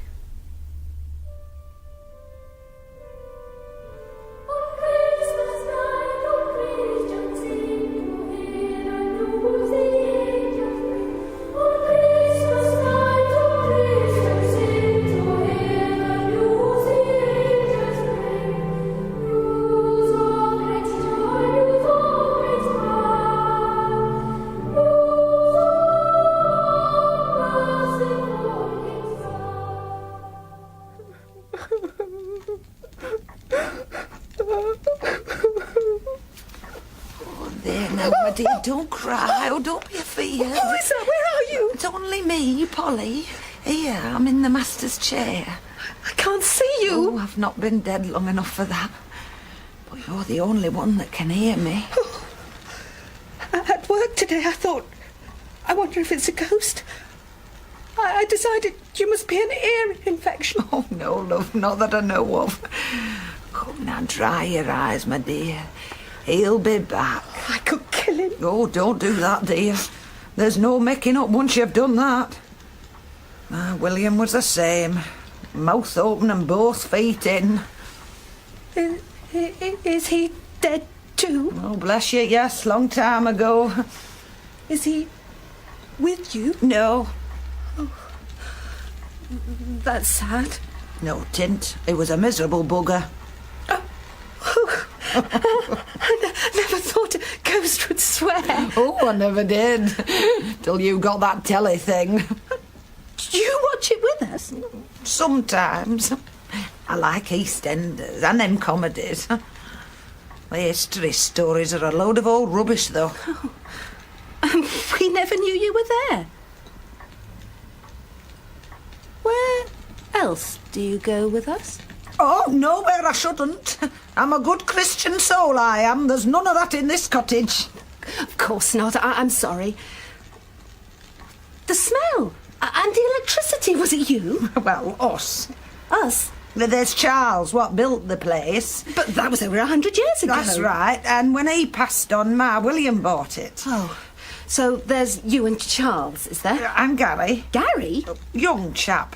Killed on one of their motorbikes outside the garden a few years back. Oh, is that all? Oh, and there's no one else. No one else. Sounds rather jolly. Oh, I'm quite happy. There's a lot of fun, really. Fun? Even when you're dead? Yeah, you never seen horses in the springtime, my dear. Cows when they've just been milked. Kitties rolling about with the queen. Oh, all creatures delight fun. We used to have fun, but now somehow everything seems so serious.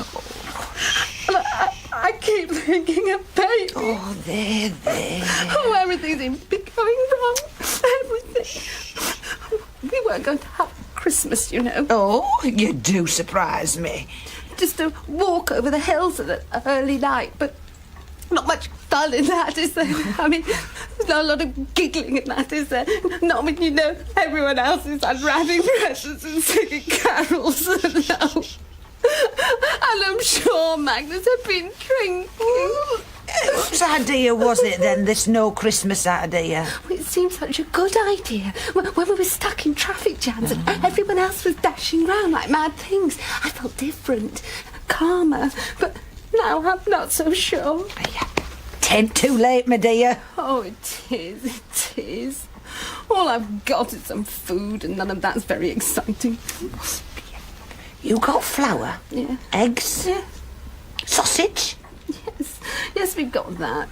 Sausage plat? You got currants? And sugar and spices? Yes. Well, Teddy Buns!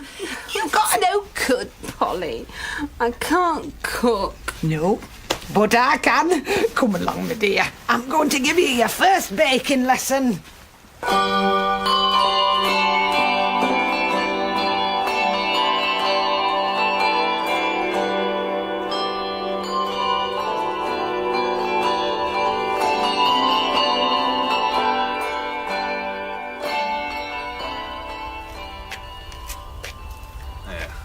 I'll tell her. I shall say, here it is. It is a Christmas tree. It's going in the window and it's staying there. Yeah, that's what I'll say. Whether you like it or not. Yeah, I'll say that. See?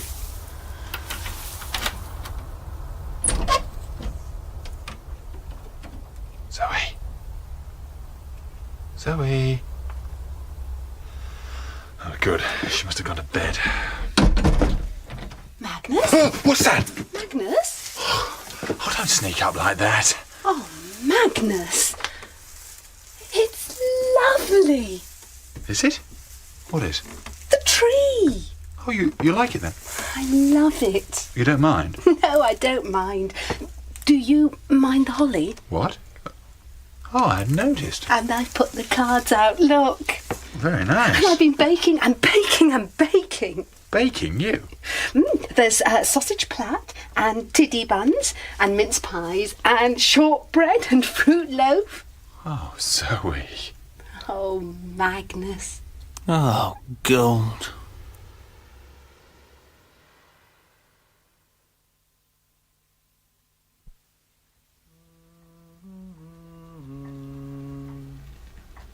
There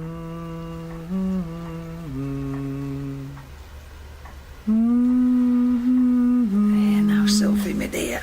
Isn't this lovely? I can see pictures in the flames, Polly. Lovely pictures. That young couple are so happy now. Kissing and slobbering. Lucky sods. Suppose you're all pleased with yourself then, Paul. Pleased enough. But it didn't work out quite the way we'd imagined, did it? No, he fixed the electric. And Polly ended up doing all the cooking. And who'd have thought old sober Magnus was a sucker for the hard stuff? Poor boy, he had such a headache. What did you say to her to make her want to start cooking then? Oh, I didn't have to say anything, not really. She was already wishing she had a proper Christmas all ready for Magnus when he came home. What, she weren't afraid of you? Oh, women don't scare easy, my dear. Well, you're Soph. You're looking very sleepy. You want a game of snap? Why is he being nice to me, Polly? Oh, yeah. It's Christmas, my dear. Folks are nice at Christmas. 12 days off and a silver shilling.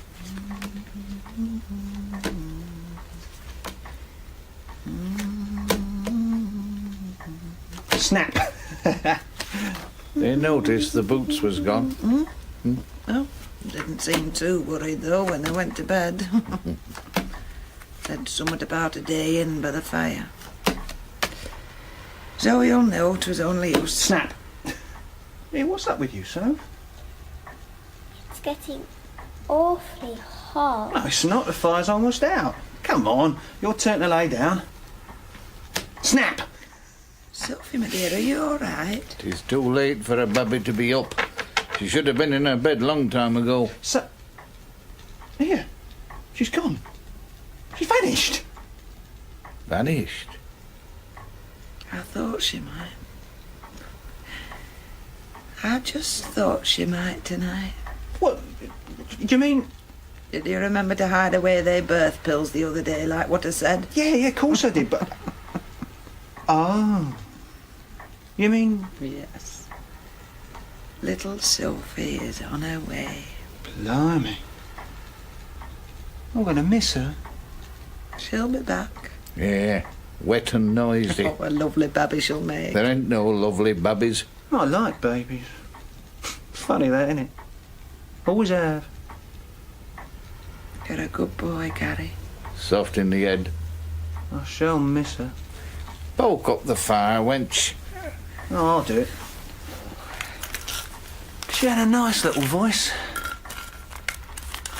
Silent night, holy night, all is calm, all is bright, round yon virgin mother and child, holy infant, so tender and mild, sleep in heavenly peace,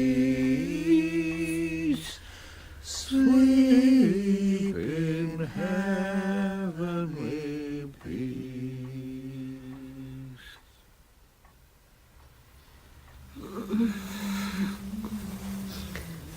Are you warm enough?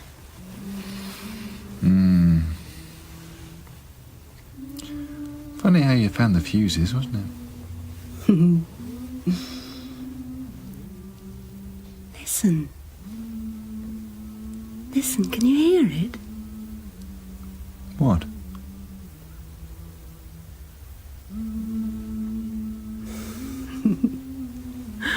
I thought I could hear angels singing. Angels? Angels at Partridge Cottage. Good night, darling. Good night, love. Merry Christmas.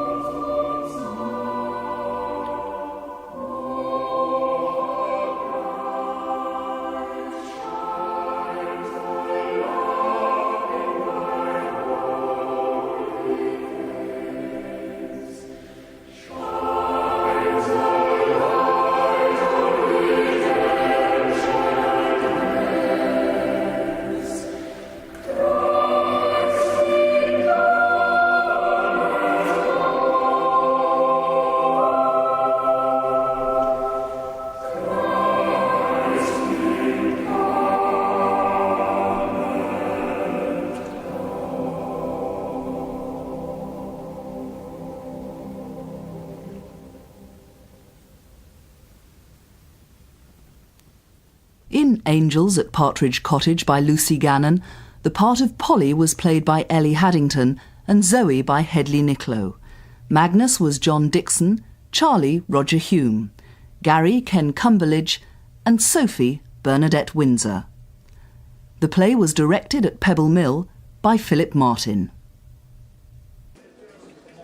So, what we got? Regina Charles, sir. Brought George Square to a standstill. Claims she was mute till yesterday. Now she insists on talking to the big boss. She looks a right state. Something about her face, though. Really? You remember the McBain girl, sir? Got abducted years ago now. Was in all the papers. And that woman who killed herself a few years later, claiming in the suicide note she left that she and her husband done it. No. What was her name again? Karen Charles, sir. So, Regina, what have you got to tell me?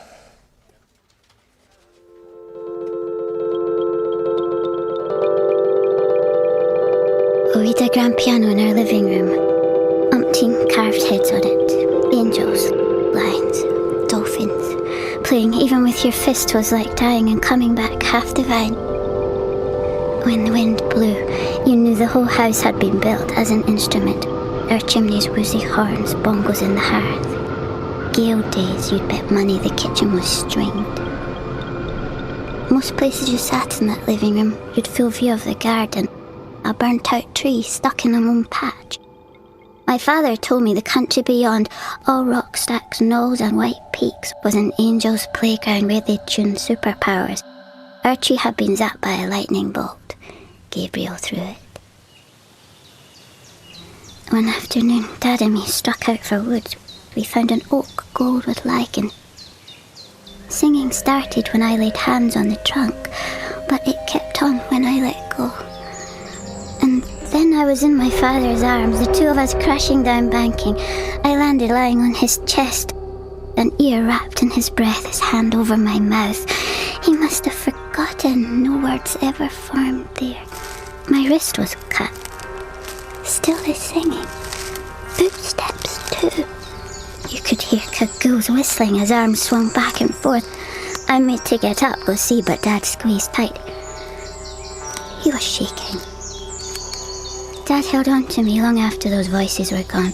Going home took half the time. He bathed me, bandaged my wrist, and brought cheese on toast to my bed. Said, Gabriel threw that lightning bolt as a message to you, gorgeous daughter of mine. You're one of them. Here's how I'd happened. So he said, he and Mum had been helping out with the baling 2 farms over, while my father stood in a trailer pitchforking hay. The sun flared. Blinded, Dad toppled. Something landed at his back. Me! Quite naked on a bed of straw, not much more than newborn. God put you there, he said, for a reason. You're mute now, but when the song building up inside you finally bursts out, the world will listen. Until then, we'll hide you. People won't understand, and what they don't understand, they ruin. And if you're ruined, what hope is there for mankind? I was 5 years old. That night I heard him and Mum arguing. "You were the one who wanted children," said Dad. She replied, "Maybe I'll just walk into the sea and keep walking until the waves are directly over my head." Next morning, he was gone. After a whole day crying, Mum began acting like he'd never existed. I didn't go to school. Ever. Mum taught me maths, English, art and music in one of the upstairs rooms. One Tuesday she asked, "What's 4 times 5? I wrote 20. "Yes," she said, "but now I want you to say it." I tried. Couldn't. Arms folded, she sat on the edge of her desk. We waited. We heard faraway planes, bees and blue bottles. Mum sighed and left the room. I wrote Tit-wit-tit-yeah and tried again. Mum came back. She kneeled beside me. "You know I love you," she said. "Your father, though, he left us because you wouldn't speak to him. Imagine your own daughter not speaking to you." I cried and wrote, "Maybe tomorrow." Mum got up and looked out the window. You could see her face reflected there, the circle of mist her breath left. I ran out, hugged her. "No," she said, wriggling free. "No way." Lunch hour went. Our stomachs rumbled. I could not hold my water. Coming back from the toilet, I found her gone. The Minnie was missing. Those yawning hallways, a whole other house hidden in all that shadow. On I went with trying to say 20, because you knew that's all it'd take to make things different. Dark crept up. How hungry I was. Another night. A day. A night. I wished for Mum, but I was afraid she'd turn up 10 foot tall and made of gold, cloned or half jaguar. But there I am in that empty house after another lonely night, flung across the floor, bleeding, burned, dirty, wet, wishing. Mum came in. No gold, no whiskers, just ever so pale. We'd no rain yet, her hair was soaked through. "Bath," she said, and led me upstairs. I sat between her legs, my back sliding round the soapy softness of her belly, which only went on so long because her skin was so cold. Then this shuddering. You knew she was crying, but whenever you tried to turn around, she'd push her head back to where it was and cover her face, so anyway all you'd see was elbows. I lowered my lips to the water, blew 20. Bubbles burst around my eyes and ears. Sound. Mum stopped fighting her tears and let them all fall out. After she'd said, "There's something I must show you." We drove to it next day. I wound down the Minnie's windows, wind through my hair, here, there. I steered sitting on Mum's lap. "Close your eyes," she said, when I was once more in my seat. I did, and went on doing it so long that I slept. Somehow I remembered to keep my eyes closed when I woke up, but I cannot think of a better compliment. "Mum." I was on. She guided me out the car, her hands, how cold, over my eyes. When she moved them, I found myself standing on the edge of a long drop to deep black water, a quarry in the heart of the most gorgeous ever nowhere. I'd no idea we'd driven so far through field, pylons, woods, a lark up there singing its heart out. We smoked one of our cigarettes, danced. "Why not drive?" she said. I climbed back into the car and whirled that steering wheel. You saw Mum in the rearview mirror standing with her back to the boot. Smoke circled her head like thought bubbles. The car budged forwards. I span around, tried to shout out. Mum still had her back to me, and over I went. You felt the full weight of the car swing and duck. One last glance, our eyes met, but hers were all Sunday stroll.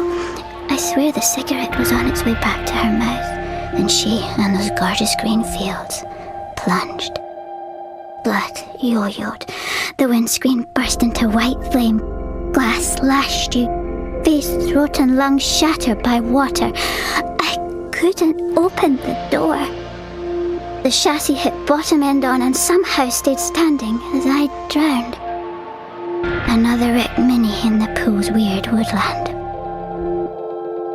And there was Mum, swimming towards me with great strokes, hair gone everywhere. She swam in through the windscreen. Her hands were cold, even underwater. I thought she was going to kiss me, but when her lips stuck, she blew. You felt your lungs inflate, heard your own ribs creak, and your arms swung open with lives of their own. Up we shot into that sky of daisies. I woke mouth to mouth with her, spewing water. You couldn't image how she got you out of the quarry, or even how she'd swum. The dive! It was dusk before we made the road. Mum was barefoot, ice-squelched in socks. She hid in a ditch and made me hitch. First thumb a lorry stopped, Mum jumped out. You could see the driver's second thoughts. I needed no help climbing into that cab. It was so cosy. A sheepskin bunk above the seats, stretched out, winding Mum's wet hair around my fingers. I closed my eyes. I wished for Dad.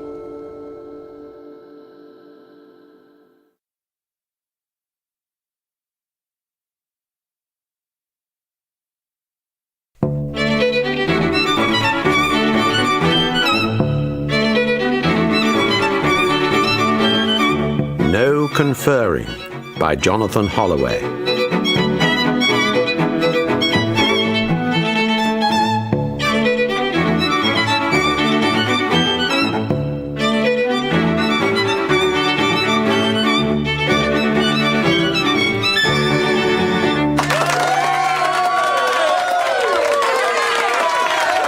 Good evening and welcome to University Challenge. Tonight's competition is between the teams from University College of St David's, Pembrokeshire, and Bracewell College, Cambridge. So let's meet them, and first, the team from Wales. Mary Morgan from Llanrydnod, Wales, reading War Studies. Rhiannon Jones from Aberystwyth, reading English and Drama. Michael Godwin from Monmouth, reading Ancient History. And the St David's captain. Jeremy Canavan from Exeter, reading Geography.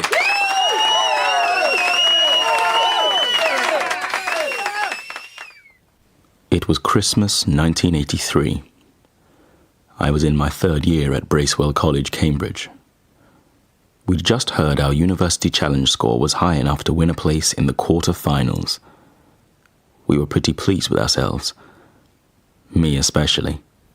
And now the team from Bracewell College, Cambridge. Dilly Hutchinson from London, reading English Literature. Ernest Pickering from Perth, reading Politics, Philosophy and Economics.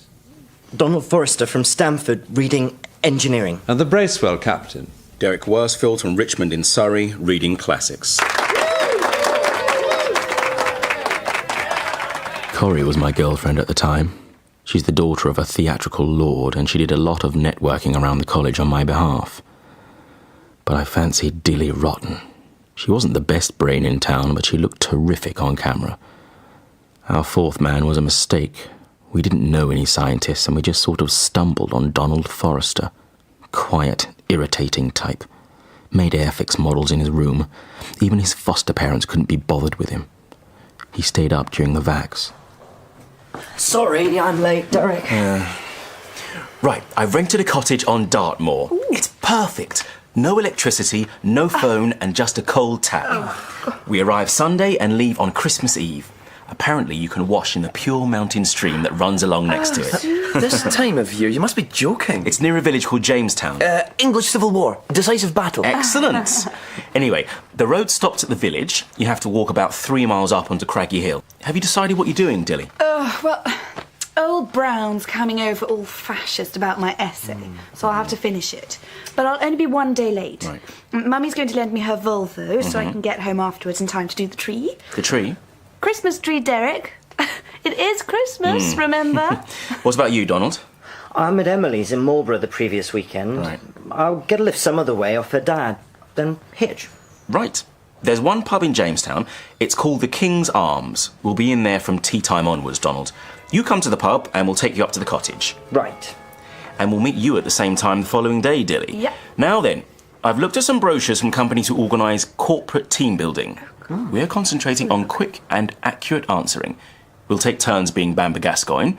We're going walking every morning. I've got loads of kit off the cadet blokes. You'll have to bring it in your car, dear. It's like being back at school. And imagine what good copy it'll make when the papers want to interview us. Everyone knows what they're doing then, right? Yeah. Right. Donald? Earth to Donald. Come in, Donald. Oh, yeah. Fine.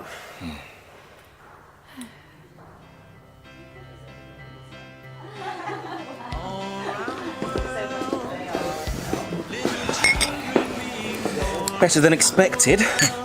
There's a Christmas menu. I'm starving. I'm going to order the macaroni cheese. You could have been here sooner if you weren't carrying a Christmas tree. I wouldn't give you a ride. I just felt it might make things a bit, seasonal. What about you, Donald? Having anything? I'm a bit skinned. Oh, you're not going to be irritating this week, are you, Donald? I don't know what you mean. Are you hungry or not? Yes, I am a bit. All right, then. I'll stand you a plate of chips. Christmas spirit. Pints all round? Thanks. Yes, please. You look pretty down in the mouth. Emily chucked me this afternoon. How could she? You were hitching down the A303. I phoned her from the Happy Eater near Wincanton. She chucked me. And then my money ran out, and she wouldn't even phone me back. Happy Christmas. I was going to drop in on the way back up at the end of the week. Give her this. It's a silver pendant. It's a magical Celtic device, representing the indivisibility of all natural things, living and dead. Make some room there. Careful. Sorry. What's that? It's Emily's Christmas present. Which Emily? You went out with her in Freshers Week. Did I? Why didn't you give her the necklace when you were in Marlborough? He was planning to surprise her on the way back up to London, but she's chucked him. Oh, bad luck, Donald. Maybe you can get the money back. Have you noticed all this Civil War stuff on the walls? Apparently they're still turning up musket balls. How long until the food comes? 10 minutes, he said. He asked if we wanted burgers because they're ready cooked. I don't fancy meat this evening. Not after the ride I got from that mad butcher this afternoon. The landlord said Dilly phoned. Her mum's paying him to keep an eye on her precious car.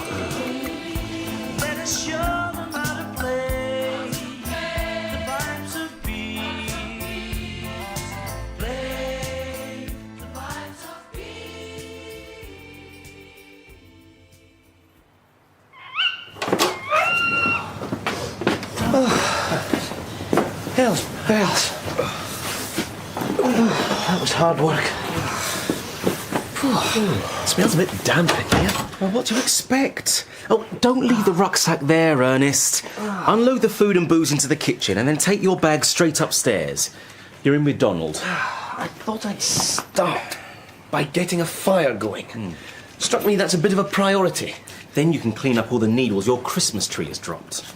Didn't it occur to you? Countryside, Christmas trees, countryside.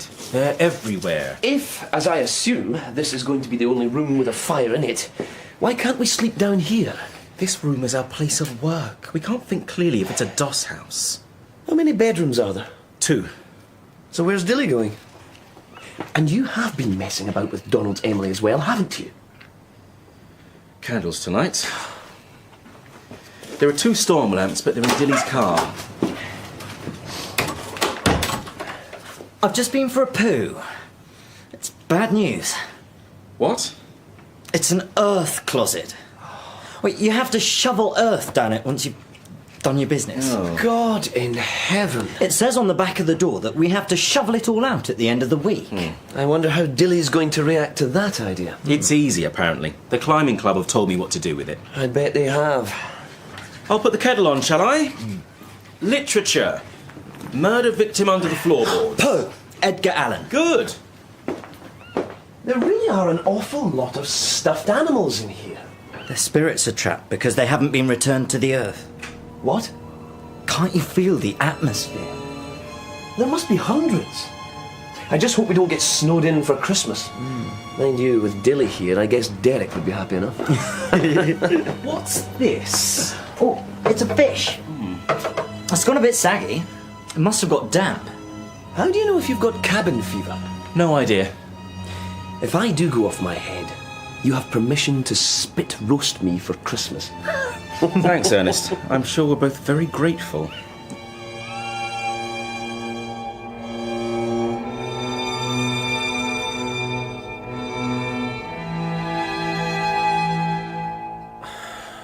I don't know if I can be bothered to walk all that way. Why don't we draw straws? Don't be stupid, Ernest. We're all going down to meet Dilly. Crikey. It's cold. I'm not going. Why? I don't feel well. It must have been those chicken pieces we fried last night. I know something dreadful will happen if I have to walk 3 miles. What? Obviously, he's got the runs, Derek. I'll wait for you outside. Clear sky. Moon's up already. It's going to get colder. Listen, Donald, are you all right? Are you really bothered? It takes an effort to get something like this organised, and I know I come across as a bit of a bastard. But yes, I am bothered. It's going to be lonely this Christmas. Mud. What? Sorry. It's Emily. What about her? She's been seeing someone else. Who? She wouldn't say. She's nice. Very open. At least she was when I knew her. Unusually pretty for a geographer. Have you really got the runs? No. What is it then? I'm just sad, Derek. Aren't you ever sad? Of course. Look, I don't think it's a good idea for you to stay here alone with just a candle and all these glass eyes staring at you. I'll be all right. I just want some peace. But surely I'm staying, all right? All right. All right. But you know where we are. I don't expect we'll leave the pub before closing time. I love her. What was that? This other chap doesn't understand. She may only be a bit of fun for him, but I love her. See you later.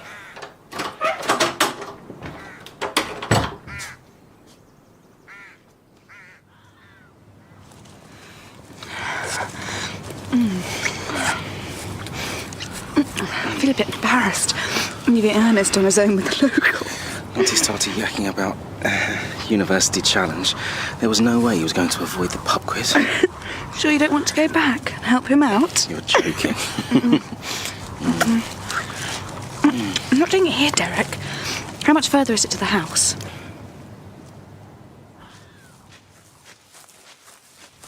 The cottage came into view as we topped the hill.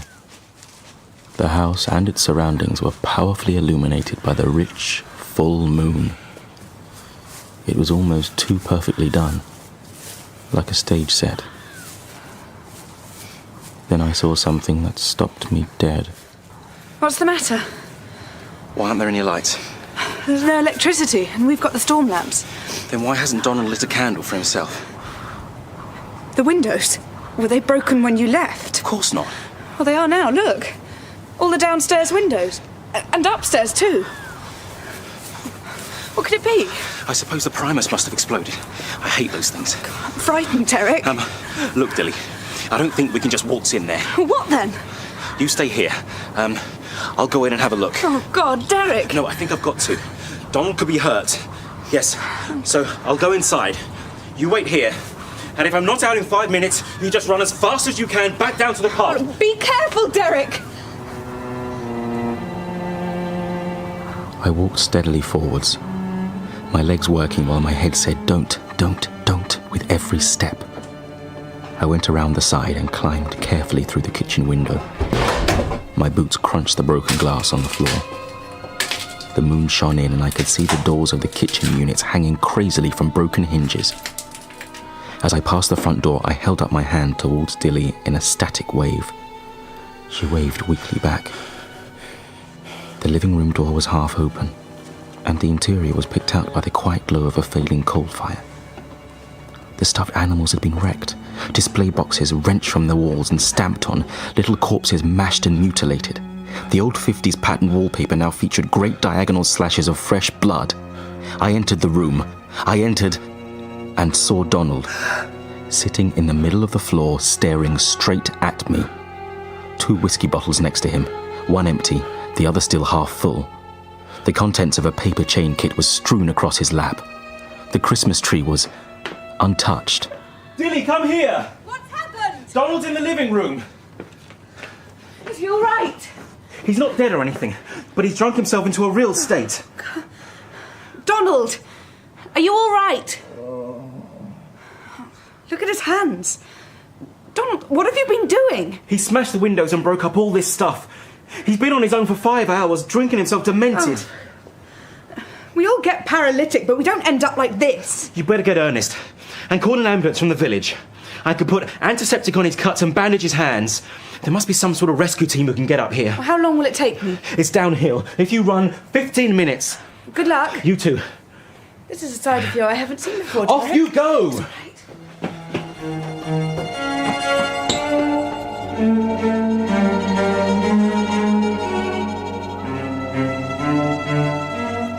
Did they say how long it would take them to get here?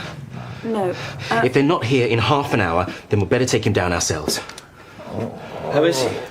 I've looked around and he hasn't been sick. We'll have to make sure he doesn't get cold on the way down to the car. I was talking to Ernest coming back up. He agrees with me. About what? We didn't call an ambulance. What? Well, I mean, unless it's obvious he's, physically in trouble, then hauling him off to a hospital might be unnecessary. I don't understand. There are other things to consider. Let's wait until the morning. Besides alcohol poisoning, he might have cut tendons in his hands.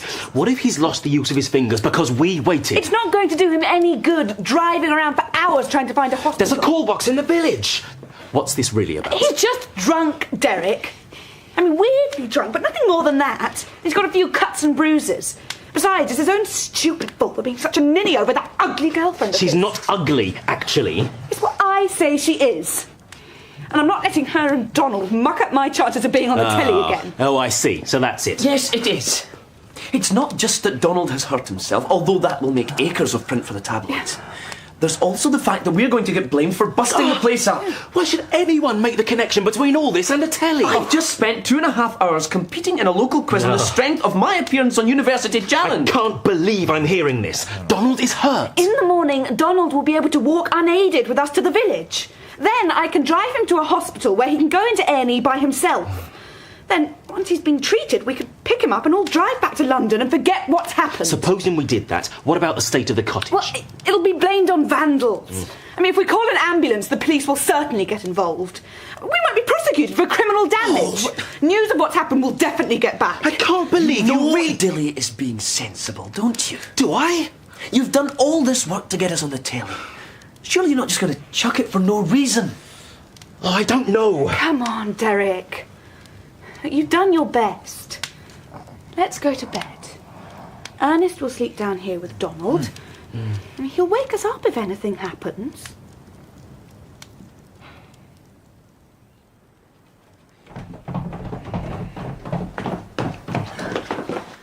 How is he? He's dead. What? How do you know? He's stone cold, stiff as a board and not saying much. Oh, Christ! What do you think happened? I heard him coughing, but I didn't take much notice. I think he choked. Someone's got to go and phone the police. Why? Please, let's not be stupid again. Dilly, this is our fault. If we'd made him sick up the booze last night, then he might still be alive. Exactly! What? Let's just think about this sensibly. I have been. We've got two choices. Either we can call the police and tell them everything, or bury Donald and pretend the cottage was damaged after we vacated it. So Donald just disappears off the face of the earth? He was depressed about being chucked. He left here with us, then we let him off at... Where does his girlfriend live? Marlborough. And we haven't seen him since. I don't believe we'd get away with it. Why not? No one can prove anything either way. The instructions in the loo say you have to dig a pit, put your ordure in it, then cover it. The field at the back has been dug over zillions of times. One more hole won't make a blind bit of difference. The ground will be frozen. The exercise will do us good. And it'll help with the team building. Won't it? Of course, whether or not we get away with it relies on one classic element of the plot. What's that? We must absolutely vow never to say anything about what has happened to anyone outside this group. That's enough. Come on, let's phone the police. No, Derek. I want a job in politics, and I'm not having that ruined by some silly sod who can't hold his drink.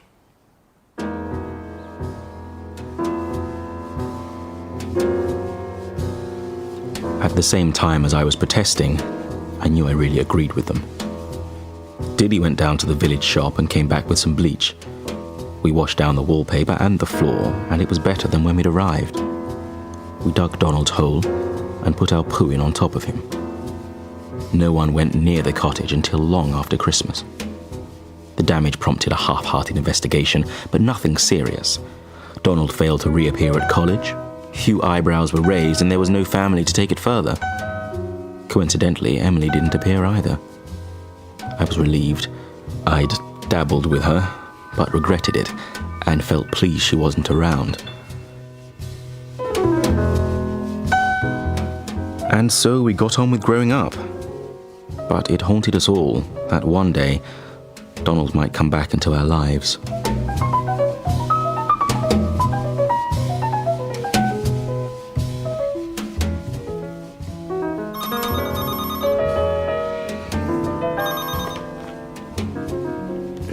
Derek? Dilly, Turn the television on. are you on your own? Peter's away, taking the boys skiing. I could come around with some Christmas cheer. Oh, shut up. Turn the telly on. BBC Two.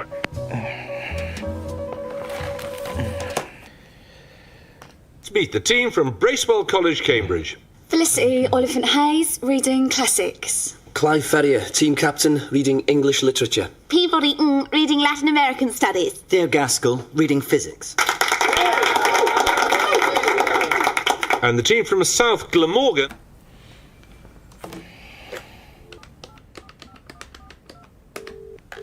Hello?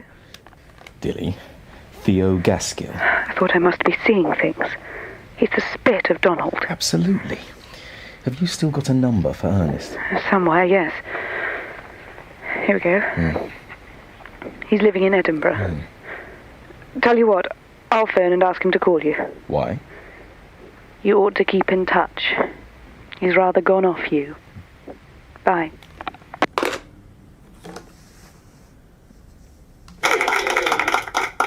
Well done, Bracewell. In just a moment, you'll see 4 pictures of famous authors, all of whom have written Christmas stories. You've got to give me their names. First up, who's this? Hello? Hello, Derek. Happy Christmas. Ernest, how have you been? I get the new test results next week. But, of course, you don't know what I'm talking about, do you? No. I might be dead in a year. Then you'll have one fewer loose end to worry about. I'm sorry, Ernest. It's all right, Derek. I've got used to the idea. What do we make of Theo Gaskell? He must be Donald's son. But who's the mother? Remember, he just split up with that girl, Emily. Suppose she was up the duff without knowing it, at exactly the same time as she was giving him the order of the boot. Have you got a number for her? Her family were in Marlborough. I might have a number for them. Let me know how you get on. Switch the video on so you don't miss the show. I recorded the programme without watching the rest of it. I spent most of the night searching through my old college stuff, and finally found my diary for 1983. I always got an address for conquests, and notches on the bedhead sort of thing. I waited until a decent hour, then rang the number in Marlborough. Hello? Emily? Yes, who's that? Derek. Derek who? Derek Worsfield. From Bracewell. Blimey, Derek. What a surprise. I know. Sorry. Well, the last time I spoke to you was in November 1983. The morning you got up and left my room. I'm sorry it's so early. I heard you got married to Coriander. You got kids? Yes, but she kicked me out 2 years ago. I didn't expect you to be there. We're staying with my parents over the Christmas holidays. Yeah. I can guess why you called. I suppose you saw University Challenge? That's right. In fact, I've got it on the video machine right now. Well, the answer is yes. Theo's my son. But he's not with us. He's spending Christmas with his girlfriend. So was Donald the father? Absolutely. How can you be sure?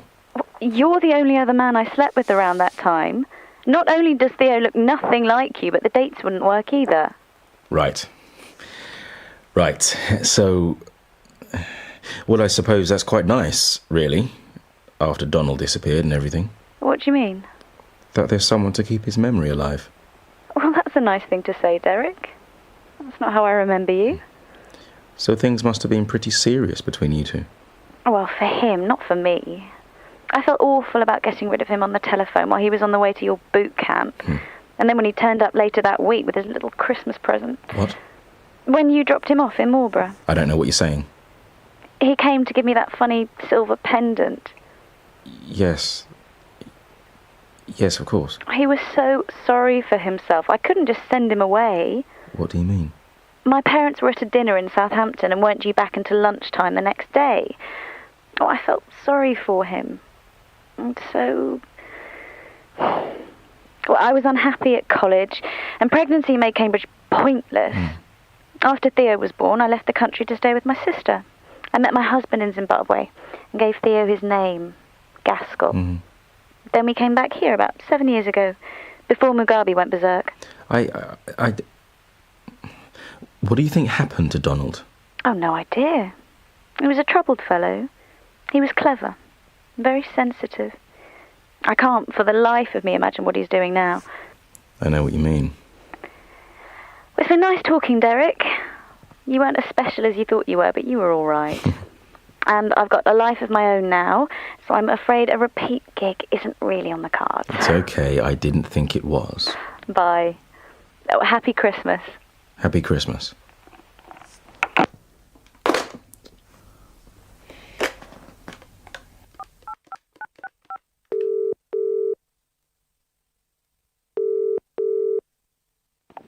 Hello? It's me. I spoke to Emily. What did you say? I didn't give anything away. Listen, something very weird has happened. Emily says Theo is her son and Donald is definitely the father. Fine.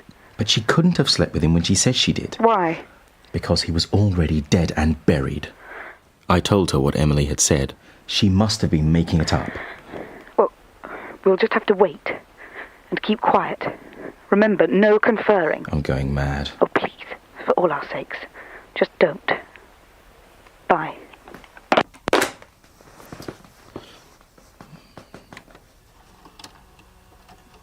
Which Devon village was the site of a decisive battle during the English Civil War that constituted the final defeat of Royalist forces in the southwest? Breeswell, Gaskell? That's Jamestown. The place was indeed Jamestown. A mightily obscure answer, and all the more impressive coming from a physicist. I've really no idea how you got it. Theo Gaskell ignored Jeremy Paxman. He just sat, very still, staring straight into the camera, straight into my eyes, while fingering the small silver pendant around his neck.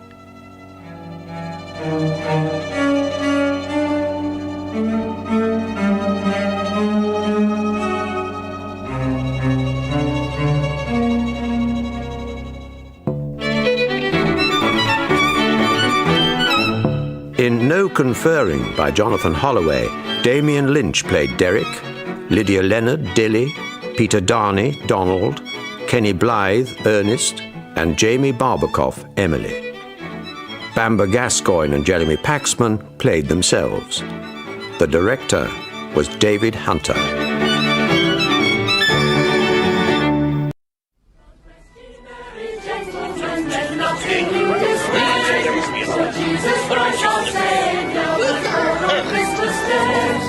A Christmas Carol by Charles Dickens, dramatised by Christopher Dennis, with Michael Gough as Ebenezer Scrooge and Freddie Jones as the narrator.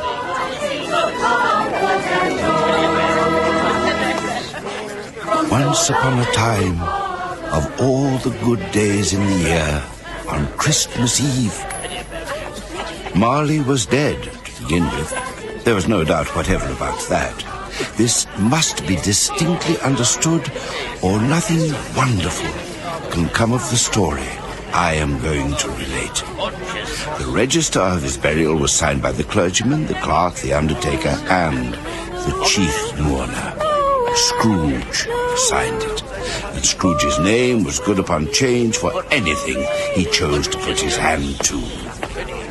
Merry Christmas, sir. Bah! Humbug! Scrooge knew he was dead. Of course he did. How could it be otherwise? Scrooge and he were partners for I don't know how many years. Scrooge was his sole executor, his sole administrator, his sole friend, and sole mourner. But Scrooge was not so dreadfully cut up by the sad event, but that, excellent man of business that he was, he solemnized the day of the funeral by securing an undoubted bargain. Mr. Scrooge, sir? What is it? I wondered if I might take a coal for the fire in my office, sir. It's gone out. Then put on your muffler. I tell you, Cratchit, any more of these extravagant ideas and you and I must part company. Yes, sir. Very sorry, sir. Oh, but he was a tight-fisted hand at the grindstone, Scrooge. A squeezing, wrenching, grasping, scraping, clutching, covetous old sinner.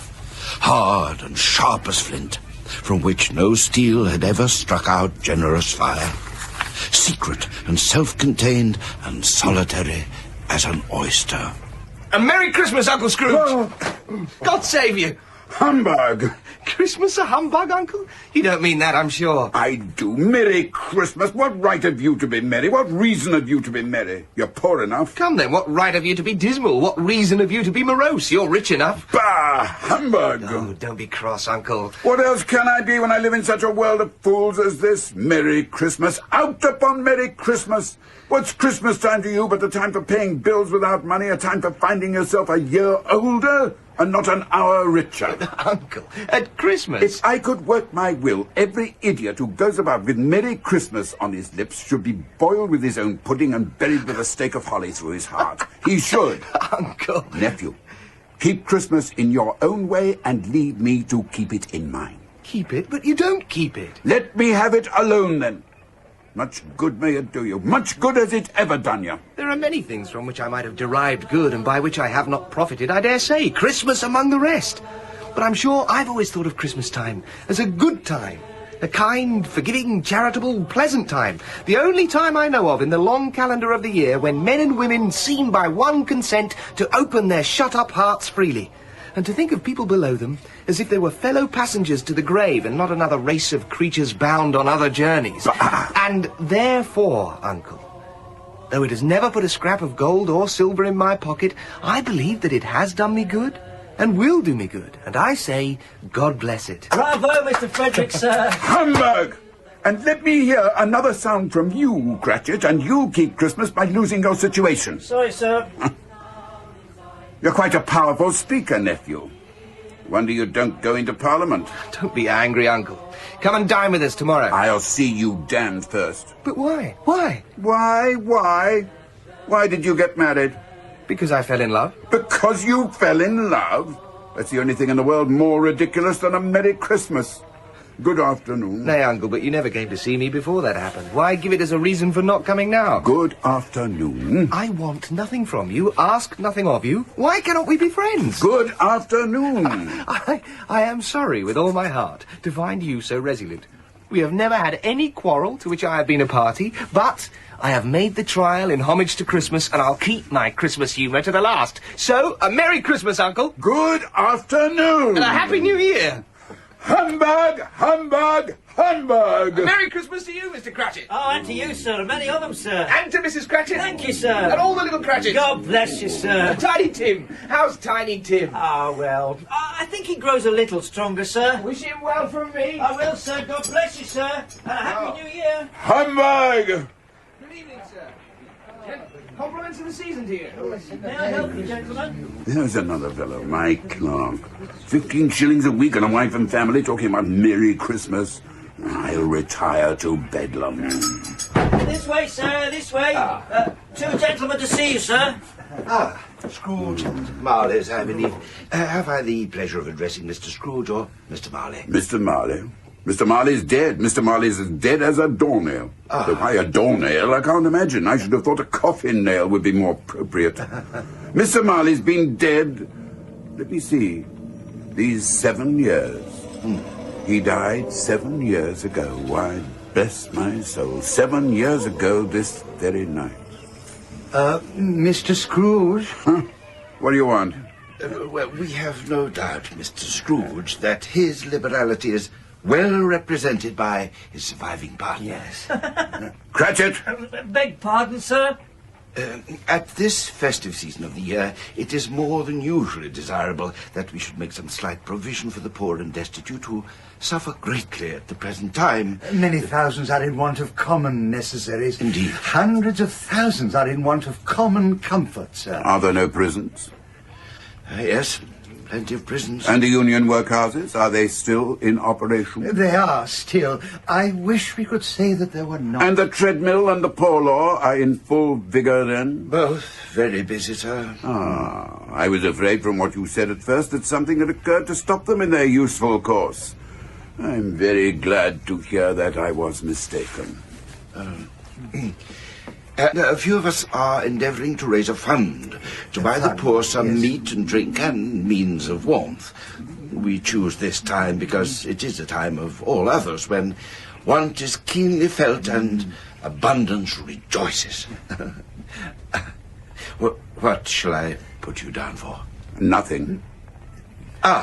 You wish to remain anonymous? I wish to be left alone. Since you ask me what I wish, gentlemen, that is my answer. I don't make merry myself at Christmas, and I can't afford to make idle people merry. But sure. I help to support the establishments I have mentioned, the prisons and the workhouses. They cost enough, and those who are badly off must go there. Many can't go there, and many would rather die. If they would rather die, they had better do it and decrease the surplus population. Besides, excuse me, that is not my business. It is surely the business of all of us who are fortunate enough It is not mine.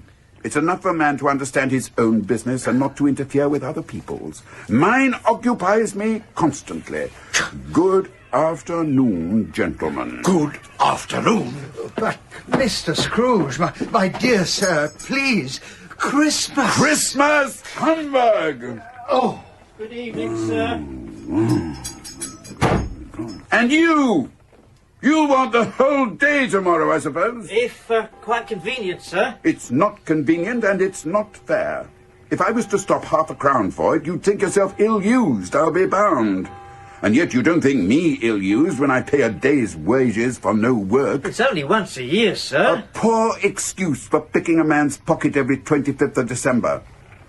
But I suppose you must have the whole day. Oh, thank you, sir. Be here all the earlier the next morning. Ah, thank you, sir. God bless you, sir. And a merry, Hamburger! The office was closed in a twinkling, and the clerk, with the long ends of his white comforter dangling below his waist, for he boasted no greatcoat, went down a slide on Cornhill at the end of a lane of boys 20 times in honour of its being Christmas Eve. And then home to Camden Town as hard as he could pelt to play at blind man's buff.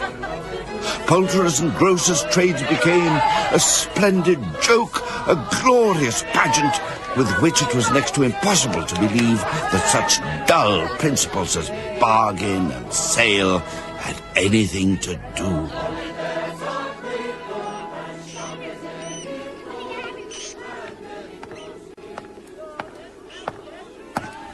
Scrooge lived in chambers which had once belonged to his deceased partner. They were a gloomy suite of rooms in a lowering building up a yard where it had so little business to be that one could scarcely help fancying it must have run there when it was a young house, playing at hide-and-seek with other houses and have forgotten the way out again. It was old enough now and dreary enough, for nobody lived in it but Scrooge. Now, it is a fact that there was nothing at all particular about the knocker on the door, except that it was very large. It is also a fact that Scrooge had as little of what is called fancy about him as any man in the City of London. And then let any man explain to me, if he can, how it happened that Scrooge, having his key in the lock of the door, saw in the knocker, without its undergoing any intermediate process of change, not a knocker, but Marley's face. Jacob Marley. No. Marley's face, looking at Scrooge as Marley used to look, with ghostly spectacles turned up on its ghostly forehead. No, it's... A knocker again. Humbug. He paused before he shut the door, and he did look cautiously behind it first, as if he half expected to be terrified with the sight of Marley's pigtail sticking out into the hall. But there was nothing on the back of the door except the screws and nuts that held the knocker on. Pooh.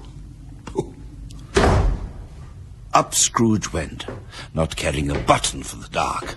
Darkness is cheap, and Scrooge liked it. But before he shut his heavy door, he walked through his rooms to see that all was right. Nobody under the table, nobody under the sofa, nobody under the bed. A small fire in the grate, spoon and basin ready, and a little saucepan of gruel upon the hob. Satisfied, he locked himself in. Double locked himself in, which was not his custom. He put on his nightcap and dressing gown and slippers and sat down before the tiny fire to take his gruel. Lovely gruel. Lovely and cheap. A disused bell hung in the room. It was with great astonishment and a strange, inexplicable dread that, as he looked at it, for no particular reason, it began to swing. It swung so softly at the outset that it scarcely made a sound.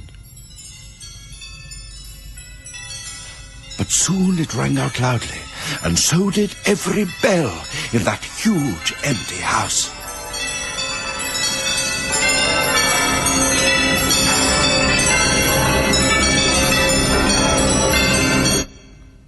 Then, in the silence, from the cellar far below,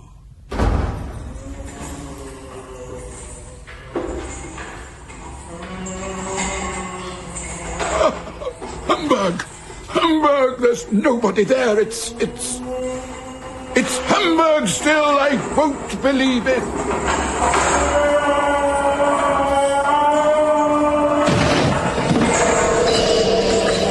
The same face, the very same. Marley in his pigtail, usual waistcoat, tights and boots. The chain he wore was clasped about his knee. It was long and wound about him like a tail. It was made of cash boxes, keys, padlocks, ledgers, deeds and heavy purses wrought in steel. I don't believe it. I won't believe it. It's Ebenezer Scrooge. Now, what do you want with me? Much. Who are you?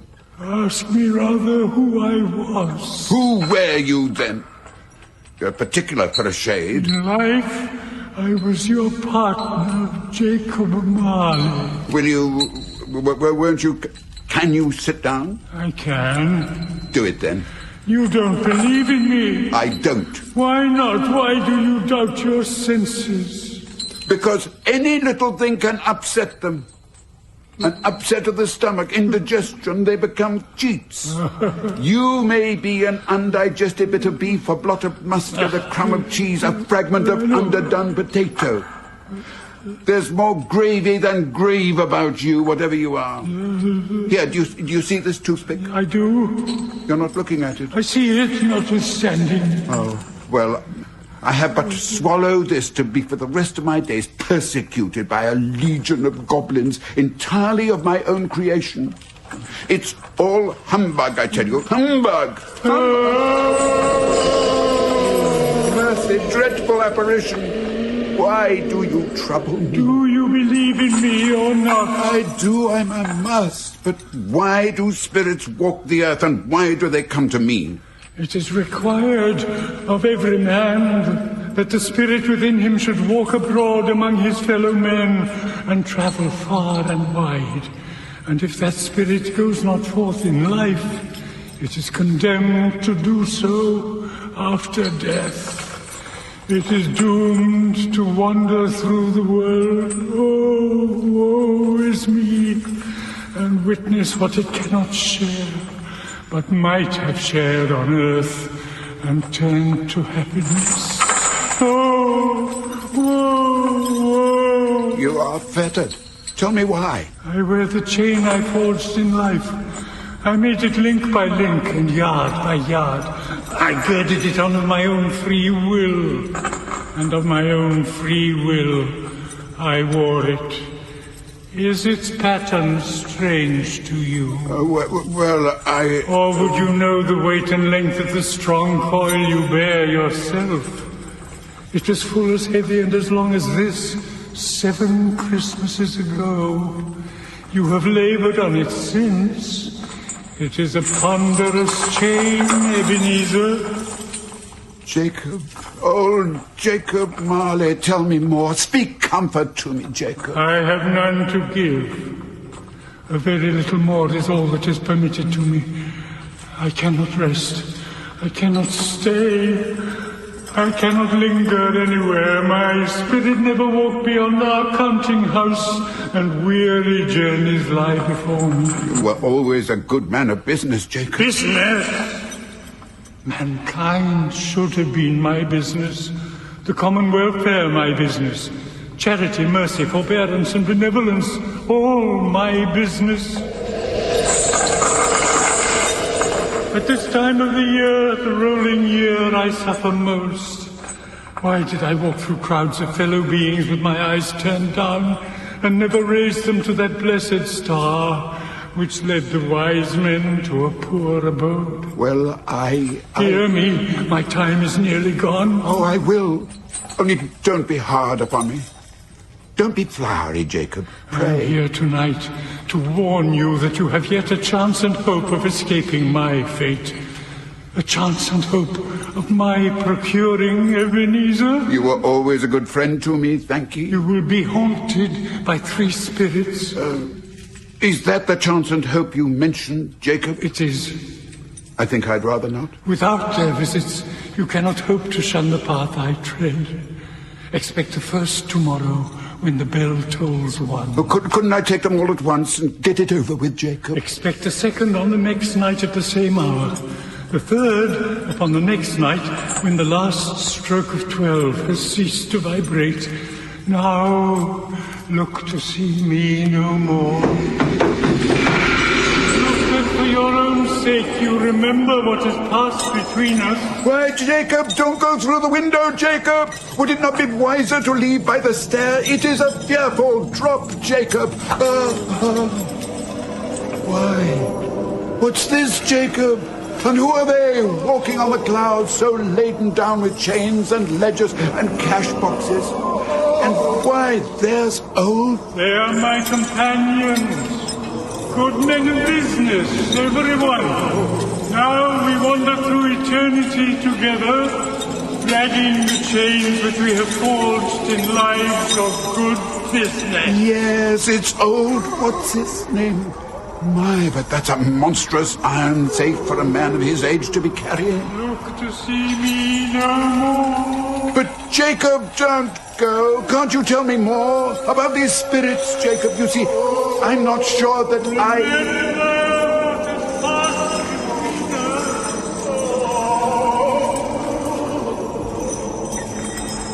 Whether these creatures faded into mist, or whether the mist enshrouded them, he could not tell.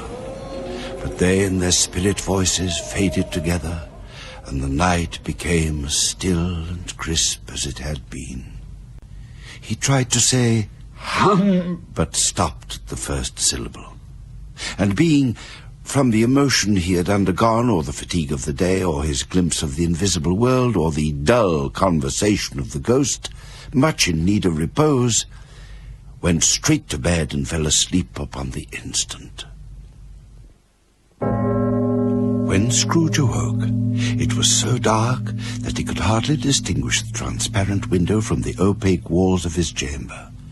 But suddenly, the curtains of his bed were drawn aside, and Scrooge, starting up into a half-recumbent attitude, found himself face to face with the unearthly visitor who drew them. It was A strange figure, like a child, yet not so like a child as like an old man. Its hair was white, yet its face had not a wrinkle on it, and the tenderest bloom was on the skin. It held a branch of fresh green holly in its hand, and, in singular contradiction of that wintry emblem, had its dress trimmed with summer flowers. But the strangest thing about it was that from the crown of its head sprang a bright, clear jet of light. Are you the spirit whose coming was foretold to me? I am. Who and what are you? I am the ghost of Christmas past. Long past? No, your past. You dazzle me. You hurt my eyes. I pray you be covered. What? Would you put out with worldly hands the light I give? I didn't mean to offend. May I inquire what business brings you here? Your welfare.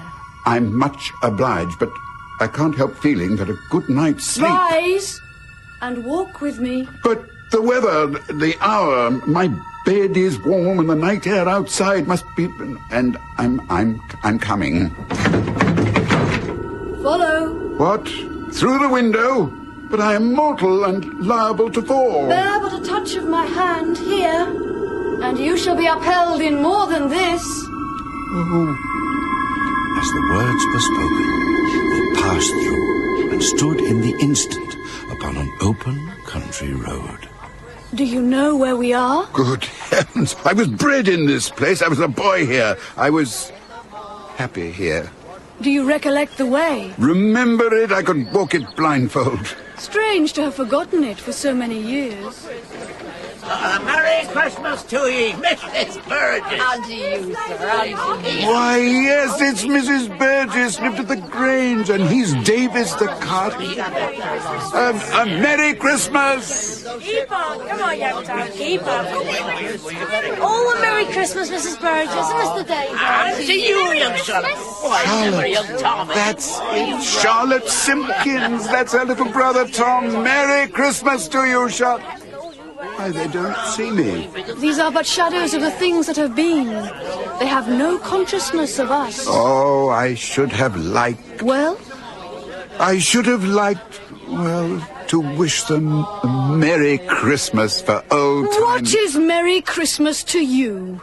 Out upon Merry Christmas. What good has it ever done you?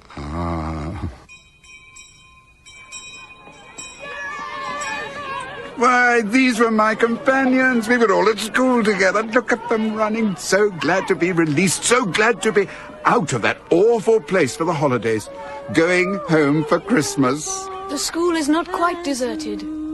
A solitary child, neglected by his friends, is left there still. See? Look here. Oh, I know it.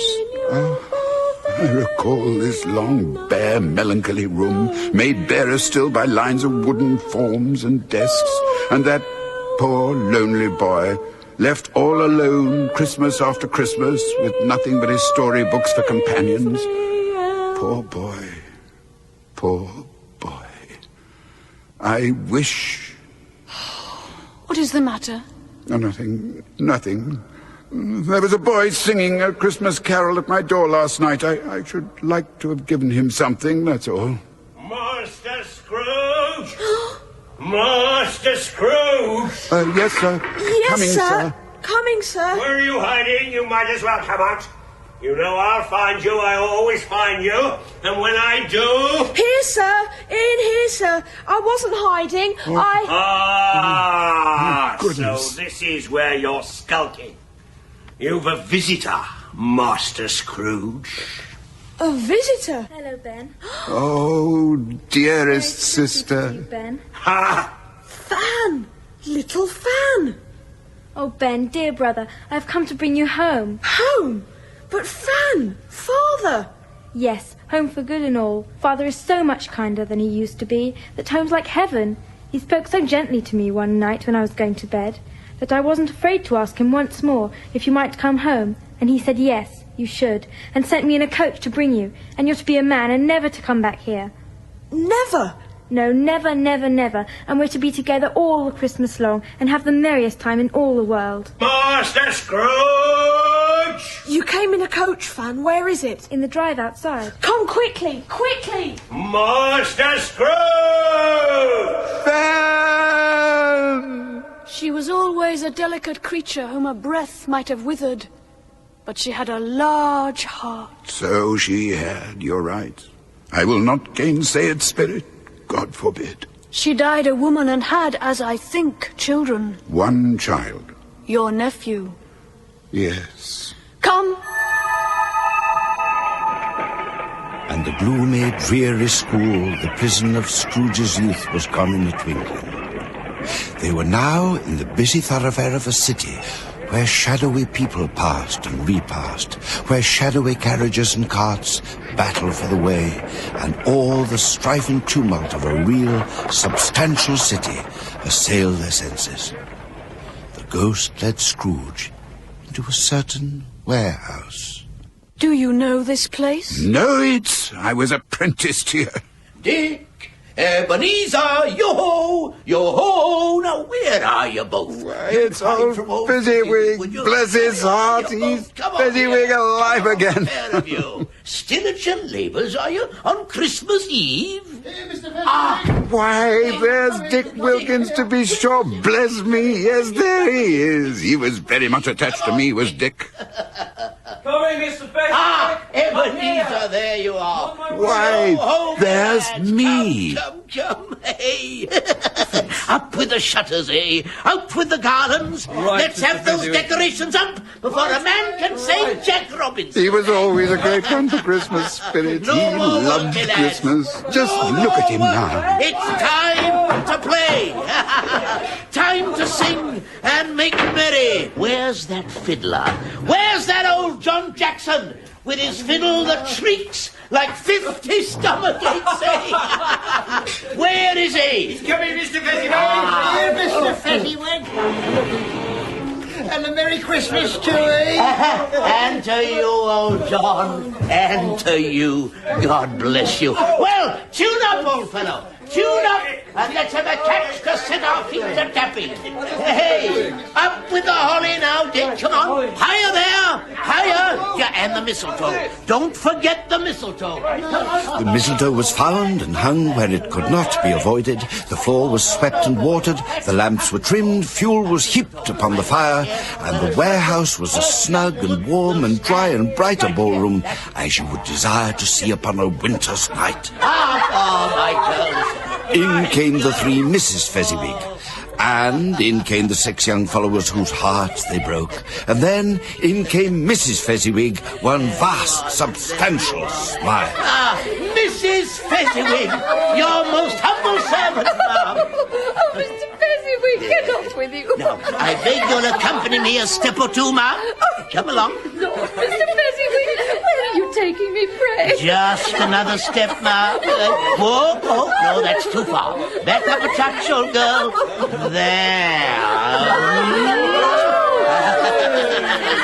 What are you at, sir? What are you doing to me? What will people think? What will they think, indeed? They'll think there's a pretty, pert young woman who's old enough to know better than to go standing under mistletoe asking for trouble, eh? Quick, lads! Kiss the hussy! And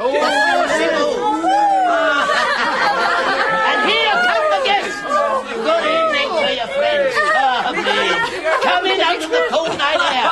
And a Merry Christmas to you. And a Merry Christmas to you, Sister Fezziwig. Lord bless me, Mr. Fezziwig. Your own warehouse looks like a palace. Does it? For a feast, eh? Fit for a feast. And fit for a princess, eh?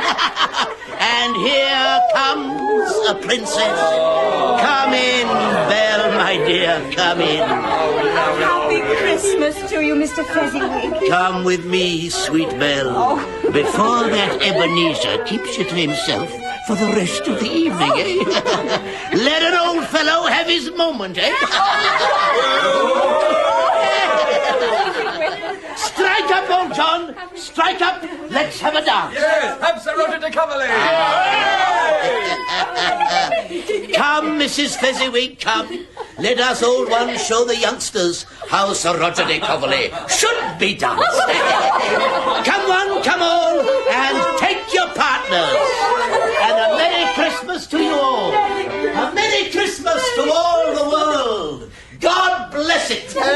Merry Christmas to you, Mr. Fezziwig. God bless you. Hurrah for Mr. Fezziwig!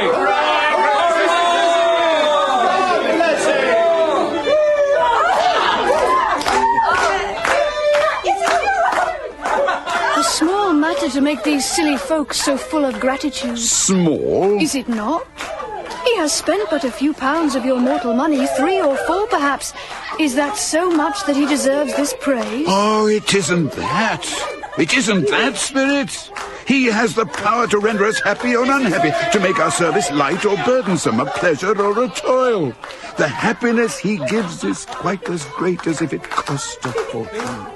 What is the matter? Nothing in particular. Something, I think.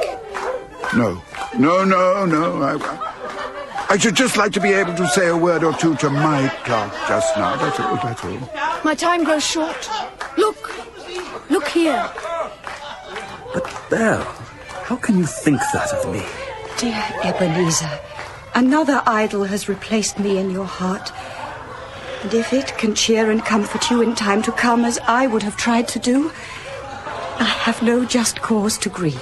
What idol has displaced you? A golden one.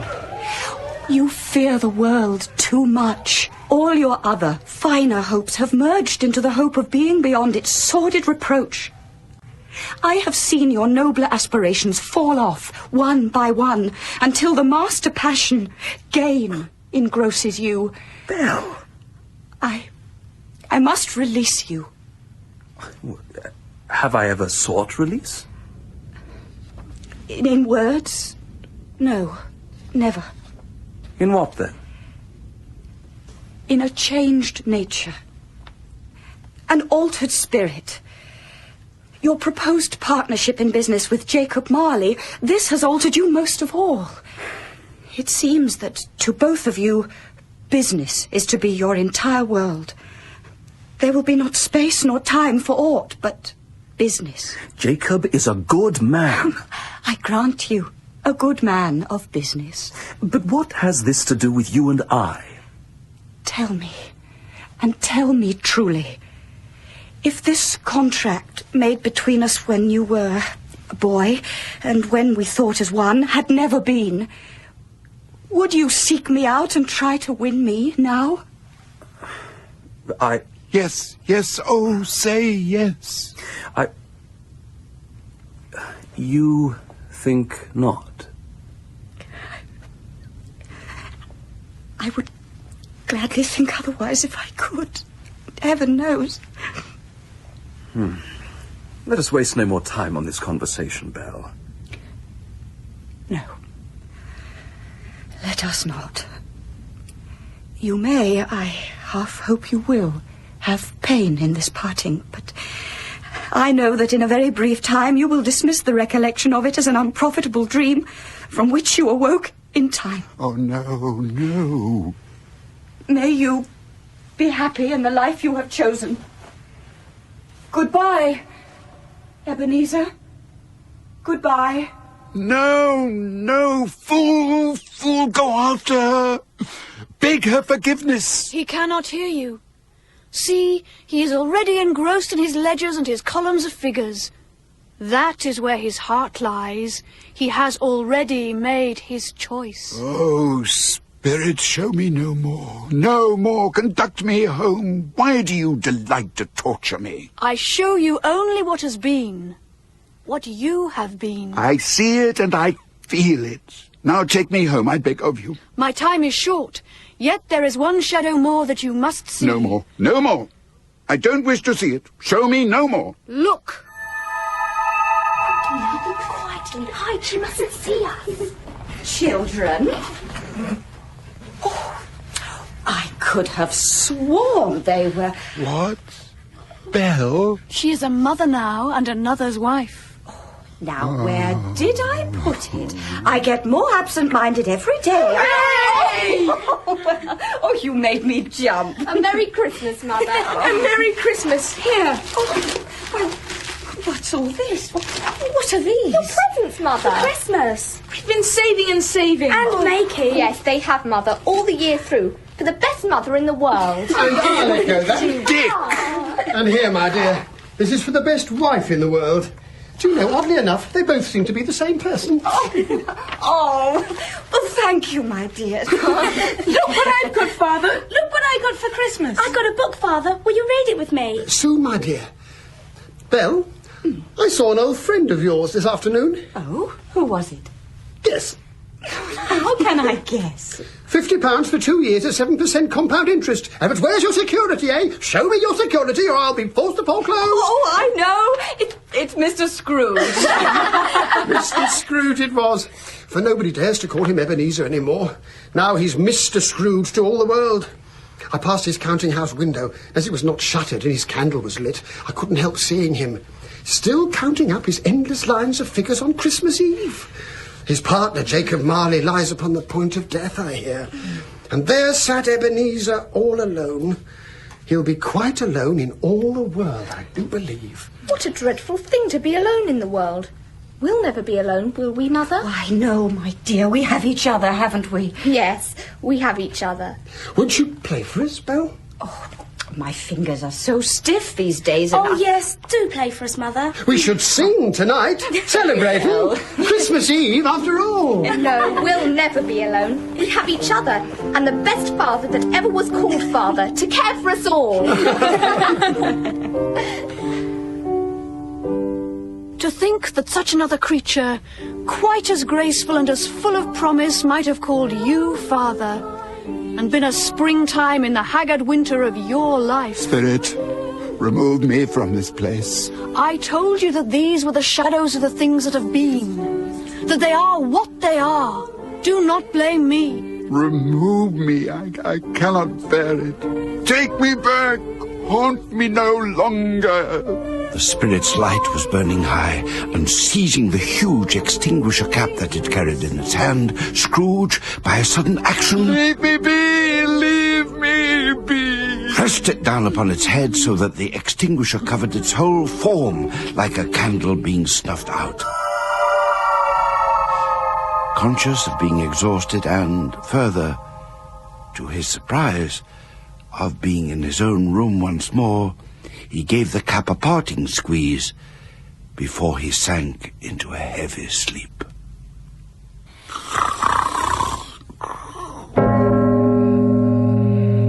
He sat up in bed suddenly in the midst of a prodigious snore. 1 o'clock and nothing. Nobody. Nothing! A dream, all a dream! Jacob Marley, Marley's dead! Yet, though he was alone, he was acutely conscious of being the very core and centre of a blaze of ruddy light, which seemed to emanate from the adjoining room. He got up and softly shuffled in his slippers to the door. Ghost of the past! Ghost of humbug. It's all humbug. Ebenezer Scrooge! Come in! Ebenezer Scrooge! The room had undergone a surprising transformation. The walls and ceiling were so hung with living green that it looked a perfect grove, from every part of which gleaming berries glistened. Crisp leaves of holly, mistletoe, and ivy reflected back the light of a blazing fire. Heaped upon the floor, to form a kind of throne, were turkeys, geese, game, poultry, great joints of meat, sucking pigs, long wreaths of sausages, mince pies, plum puddings, red hot chestnuts, and seething bowls of punch that made the chamber dim with their delicious steam. Come in! Come in and know me better, man. In easy state upon his couch, there sat a jolly giant, glorious to see, clothed in a vast green robe and with a wreath of holly on his head. He bore a glowing torch, in shape not unlike Plenty's horn, and held it up high to shed its light on Scrooge, as he came peeping round the door. Who are you? I am the ghost of Christmas present. Look upon me. You've never seen the like of me before. Never. Have never walked forth with the younger members of my family, meaning, for I am very young, my elder brothers, born in those later years. I don't think I have. I'm afraid I have not. Have you had many brothers, Spirit? More than 1,800. A tremendous family to provide for. Oh, miserable man. Spirit, conduct me where you will. I went forth last night upon compulsion, and I learnt a lesson which is working now. Tonight, if you have aught to teach me, let me profit by it. Touch my robe!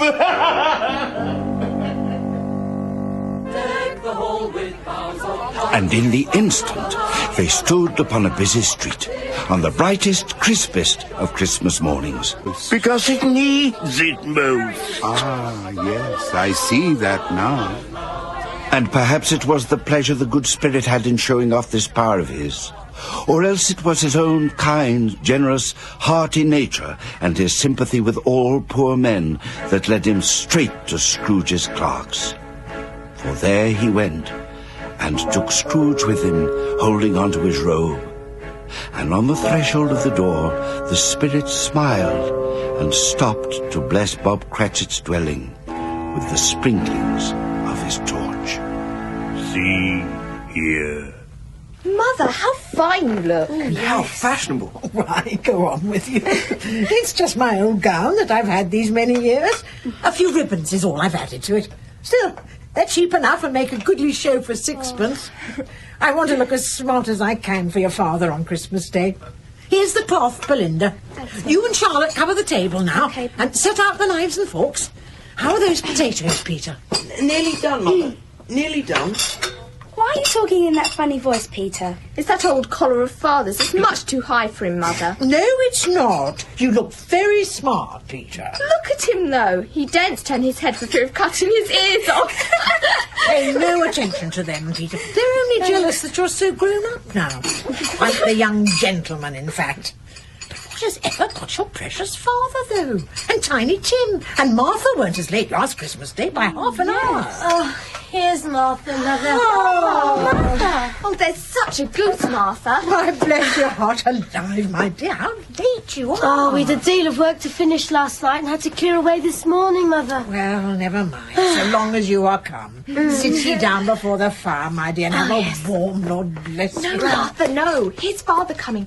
Hide. Yes, hide, Mother. Hide quickly. Oh, So Martha hid herself, and in came little Bob, the father, with Tiny Tim upon his shoulder. Alas for Tiny Tim, he bore a little crutch, and had his limbs supported by an iron frame. And, as he could not walk unaided, his father had been his racehorse, and borne him at a canter all the way from the church. Oh, sorry, my dear. Here we are at last, then. Oh, there. Down you go, Tim. There now. Steady now. Sit yourself down here before the fire. There's my fine jockey. Why, where's our Martha? Not coming. Oh, no. Poor Martha. What? Not coming? Not coming on Christmas Day? I can't believe it. I know they work her far too hard at that place, poor lamb that she is, but, well, Christmas Day. Here I am, Father. Oh, it's not fair to tease you. Martha. Now, come along, all of you, or the goose will be stone cold. Come on, Tim, lean upon me. Come and hear the pudding. Hear it? Puddings don't make a noise. They don't speak. This one does, and better. It sings. It's out there in the copper now, singing away to itself. Come and hear. And how did Tiny Tim behave himself in church? Oh, as good as gold and better. He told me coming home that he hoped the people saw him sitting in the church because he was a cripple, and it might be pleasant for them to remember upon Christmas Day who it was made lame beggars walk and blind men see. I think he's growing stronger. Come along now. Oh, come along, Father. Yes, indeed. Come along. Yeah, let's have that goose onto the table for carving. Yes. Serve up the potatoes, Peter. Fetch the punch, Martha. Yes, Mother. Belinda, Tim, Charlotte, come along now. Time for Christmas. Christmas dinner! Such a bustle ensued that you might have supposed a goose to be the rarest of all birds. Mrs. Cratchit made the gravy hissing hot. Master Peter mashed the potatoes with incredible vigour. Miss Belinda sweetened up the applesauce. Martha dusted the plates. Bob took Tiny Tim beside him in a tiny corner at the table, and grace was said. For what we're about to receive, It was succeeded by a breathless pause, as Mrs. Cratchit, looking slowly along the carving knife, prepared to plunge it into the breast. Why, there never was such a goose. I don't believe such a goose was ever cooked. It's very tender. I'll say that for it. Smell the flavour. And quite a size, really. And very cheap. Well, considering. Eked out by applesauce and mashed potato, it was a sufficient meal for all the family. Indeed, as Mrs. Cratchit said with a great delight, surveying one small atom of a bone upon the dish. We haven't ate it all at last. Now, the plates being changed by Miss Belinda, Mrs. Cratchit left the room alone, too nervous to bear witness, to take the pudding up and bring it in. Suppose somebody should have got over the wall of the backyard and stolen it. Suppose it shouldn't be done enough. Suppose it should break in turning out. There was a great deal of steam. That's the pudding, Tim, out of the copper. It smells like washing day. That's the cloth. A smell like an eating house and a pastry cook's next door to each other, with the laundresses next to that. Is that the pudding? It is, Tim. That's the pudding. Mrs. Cratchit entered, flushed but smiling proudly, with the pudding like a speckled cannonball so hard and firm, blazing in half a quartern of ignited brandy and bedight with Christmas holly stuck into the top. Such a pudding! Here you are now, children. God bless you.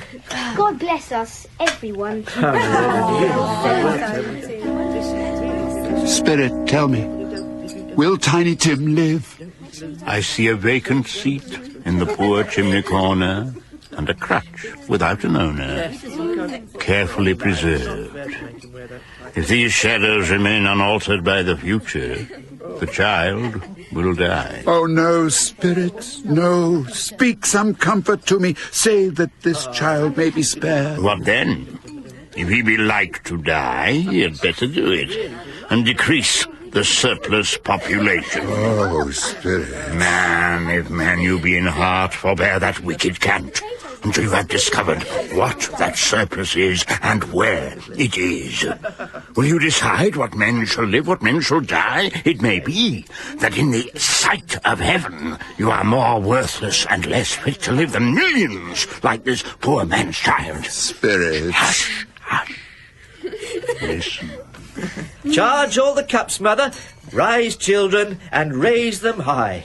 Are we ready? Ready, Father. Then I give you the founder of the feast, Mr. Scrooge. The founder of the feast, indeed. I wish I had him here. I'd give him a piece of my mind to feast upon. My dear, children, Christmas Day. It should be Christmas Day, I'm sure, on which one drinks the health of such an odious, stingy, hard, unfeeling man as Mr. Scrooge. Well, he is, Robert, you know he is. Nobody knows it better than you, poor fellow. My dear, Christmas Day. Well, I'll drink his health for your sake and the day's, but not for his. Long life to him, a Merry Christmas and a Happy New Year. He'll be very merry and very happy, I have no doubt. Mr. Scrooge. Mr. Scrooge. And all of us, too. God bless us. God bless us, everyone. They were not a handsome family. They were not well dressed. Their shoes were far from waterproof and their clothes were scanty. But they were happy, grateful, pleased with one another, and contented with the time. And when they faded, Scrooge had his eye upon them, and especially on Tiny Tim, until the last.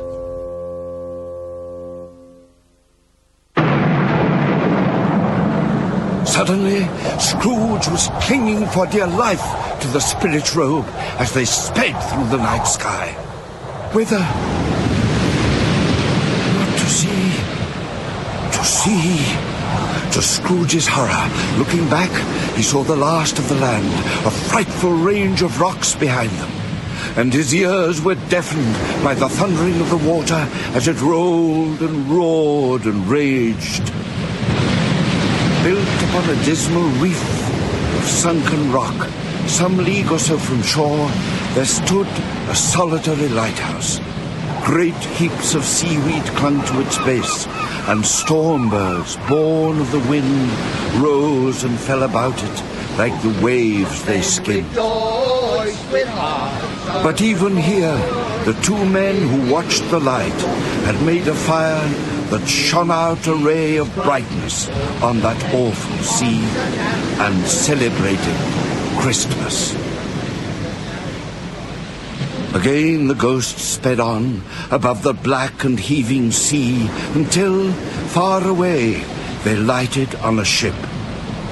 They stood beside the officers who had the watch, dark, ghostly figures in their several stations, but every man among them had a Christmas thought with homeward hopes belonging to it.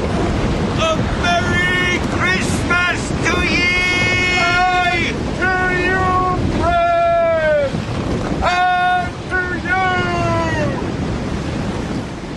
you! It was a great surprise to Scrooge, therefore, when... It's true. It's true, I tell you. He said Christmas was a humbug.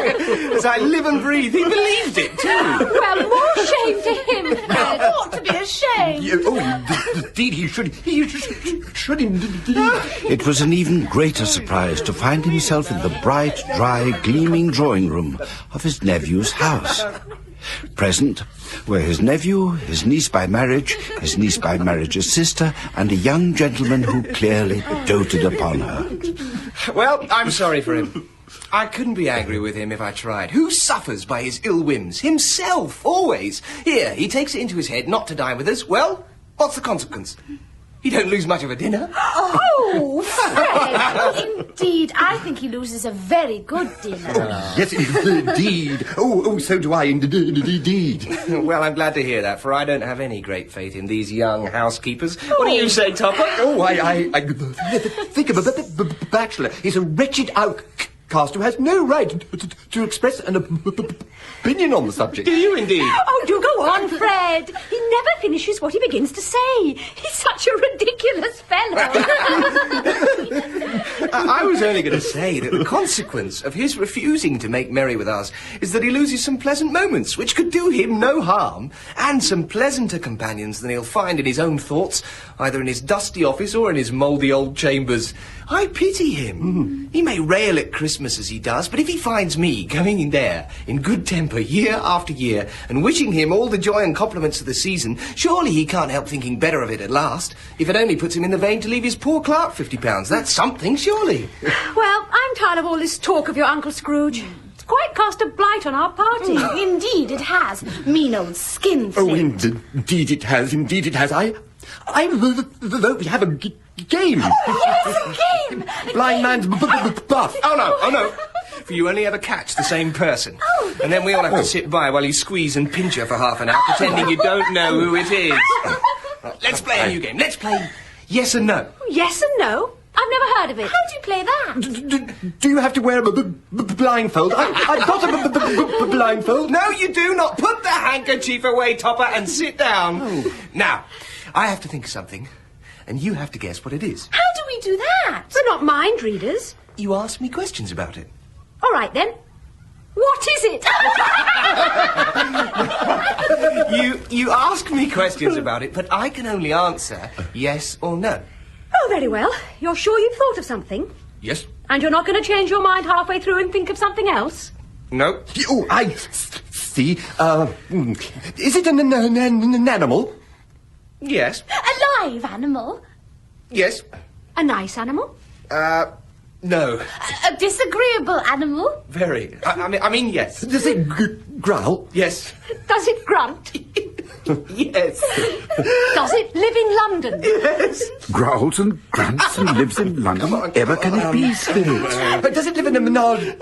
Does it live in a zoo? No. Is it killed in a market? No. Isn't in a menagerie, isn't killed in a market. Is it a horse? No. Is it an ass? No! A cow! No! A bull? No! A dog. A tiger? No! A dog. A dog. A dog! A dog! Yes! No. Oh. A pig? No. An elephant? No. A bear? No. A camel. A mule? No. A crocodile? No. A rhinoceros. I know! Fred, I know what it is. Well, what is it? Yes, what is it? What is it?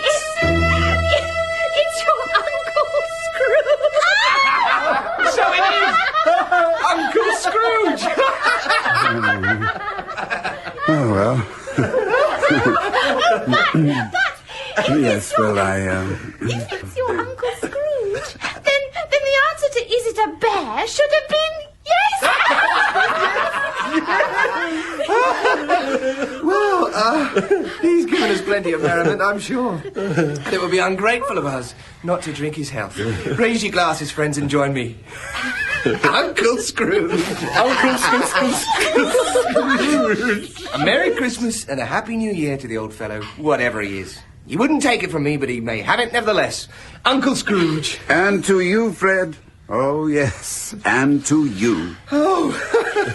Well, come along now. There's a jug of mulled wine in the parlour going cold for lack of company. Come along, my dear. If you'll permit me, ma'am.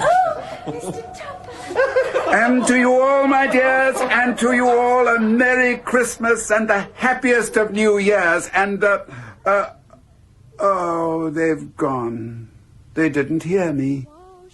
What matters is that you wished it to them. Tonight, that blessing is made by sick beds, and they are cheerful. To the wanderer to bring him close to home. To the struggling man, and he is patient in his greater hope. To the poor, and they are rich. It is made in almshouse, hospital, and prison, in misery's every refuge where vain man in brief authority has not made fast the door and barred the blessing out. We could see this and hear this, but my time is nearly done. Our spirits' lives so short. My life upon this globe is very brief. It ends tonight. Tonight? Tonight. At midnight. The time is drawing near. Forgive me, Spirit, but I see something strange and not belonging to yourself protruding from beneath the hem of your gown. Is it a foot or a claw? It might be a claw for all the flesh there is upon it. Look. Here. From the foldings of its robe, it brought forth 2 children, wretched, abject, frightful, hideous, miserable. They were a boy and a girl. Where graceful youth should have filled their features out, a stale and shriveled hand like that of age had pinched and twisted them. Where angels might have sat enthroned, devils lurked and glared out menacingly. Oh, spirits, are they yours? They are man's. They cling to me, appealing from their fathers. This boy is ignorance. This girl is want. Beware them both, and all of their degree, but most of all, beware the boy. For on his brow I see that written, which is doom, unless the writing be erased. Have they no refuge or resource? Are there no prisons? Are there no workhouses? Scrooge looked up to placate the ghost, and saw it not. As the last stroke of 12 ceased to vibrate, he remembered the prediction of old Jacob Marley. He turned, and, lifting up his eyes, beheld a solemn phantom, draped and hooded in deepest black, its face hidden, and nothing of it visible, save one outstretched hand, coming like a mist along the ground towards him. Its mysterious presence filled him with a solemn dread. He knelt before it, as it drew nigh and towered above him. I am in the presence of the ghost of Christmas yet to come. The spirit answered not, but pointed onwards with its hand. You are about to show me shadows of the things that have not appeared, but will happen in the time before us. Is that so, Spirit? The spirit inclined its head. Ghost of the future. I fear you more than any spectre I have seen. But as I know your purpose is to do me good, and as I hope to live to be another man from what I was, I am prepared to bear you company and do it with a thankful heart. Will you not speak to me? Lead on. The night is waning fast, and it is precious time to me, I know. Lead on, Spirit. The city seemed to spring up out of the ground and encompass them, and there they were in the heart of it, on the exchange among the merchants. Scrooge looked about in that very place to seek his own image, but another man stood in his accustomed corner. No, I don't know much about it either way. I don't get tuppence neither. I only know he's dead. When did he die?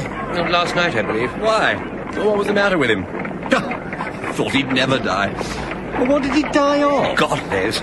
What's he done with his money? I haven't heard. Left it to his company, I suppose. I mean, he'd nobody else. Hasn't left it to me. That's all I know. It's likely to be a very cheap funeral for all my life. I don't know of anybody to go to it. Well, not I, for one. He'd never have taken time off from his business to see me laid to rest. The phantom floated onwards into an obscure part of the town, where the ways were foul and narrow, the people half naked, drunken, slipshod, ugly. Deep in this den of infamous resort, a hovel, half hidden under mountains of unseemly rags, masses of corrupted fat and offal, and sepulchres of bones, where sat a grey-haired rascal, smoking his pipe in all the luxury of calm retirement. Good day to you, old Joe. I was here first, I think. I think I have the advantage of you both, ladies. Well, and there's a merry meeting, to be sure. Why, yes, if we hadn't all three met here without meaning it. You couldn't have met in a better place, Mrs. Dilber, my dear. The charwoman, the laundress, and the undertaker's man, eh? Come into my parlour, my dears. Come into my parlour. You were made free of it long ago, Mrs. Dilber, and the other two ain't no strangers, eh? We'll shut the door and be private, I think. You all made remarkable good speed, my dears. Remarkable good speed.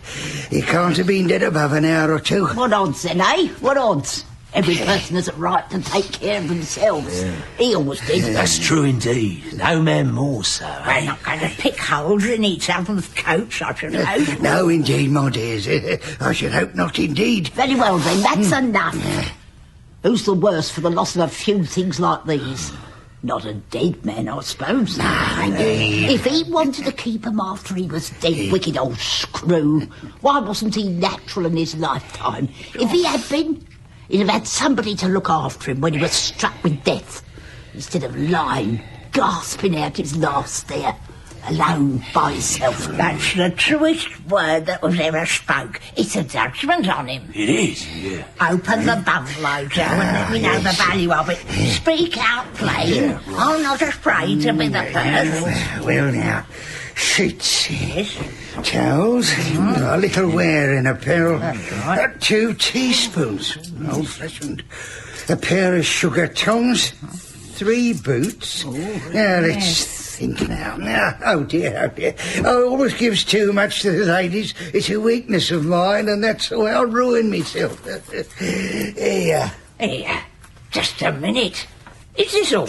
If you asked me for another penny and made it an open question, I'd repent of being so liberal and knock off half a crown. Now then. Mr. Undertaker's man, let's see what you've brought me. Seals, 2, pencil case, 1, sleeve buttons, 2, A brooch? Yes. Of no great value. There. Not a penny more. And now, undo my bundle, Joe. Oh, now then, Mrs. Gilbert. And what if we hear, eh? What do you call these, eh? Bed curtains. Bed curtains. You don't mean to say you took them down, rings and all, with him lying there? Yes, I do. Why not? You were born to make your fortune, Mrs. Gilbert, and you'll certainly do it. I certainly shan't hold my hand when I get something into it by reaching it out. For the sake of such a man as he was, I promise you.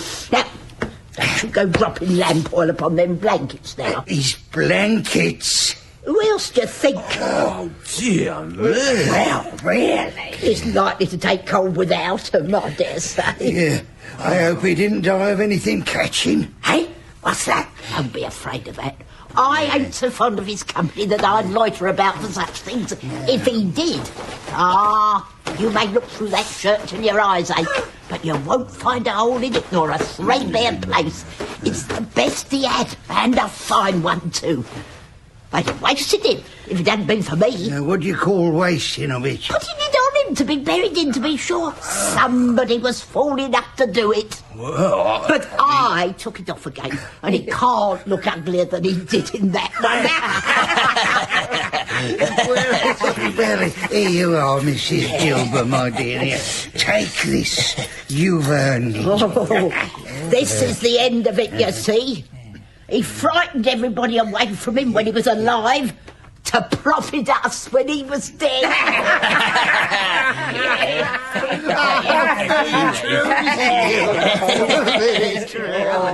Spirit, the case of this unhappy man might be my own. My life tends that way now. Heavens, what is this?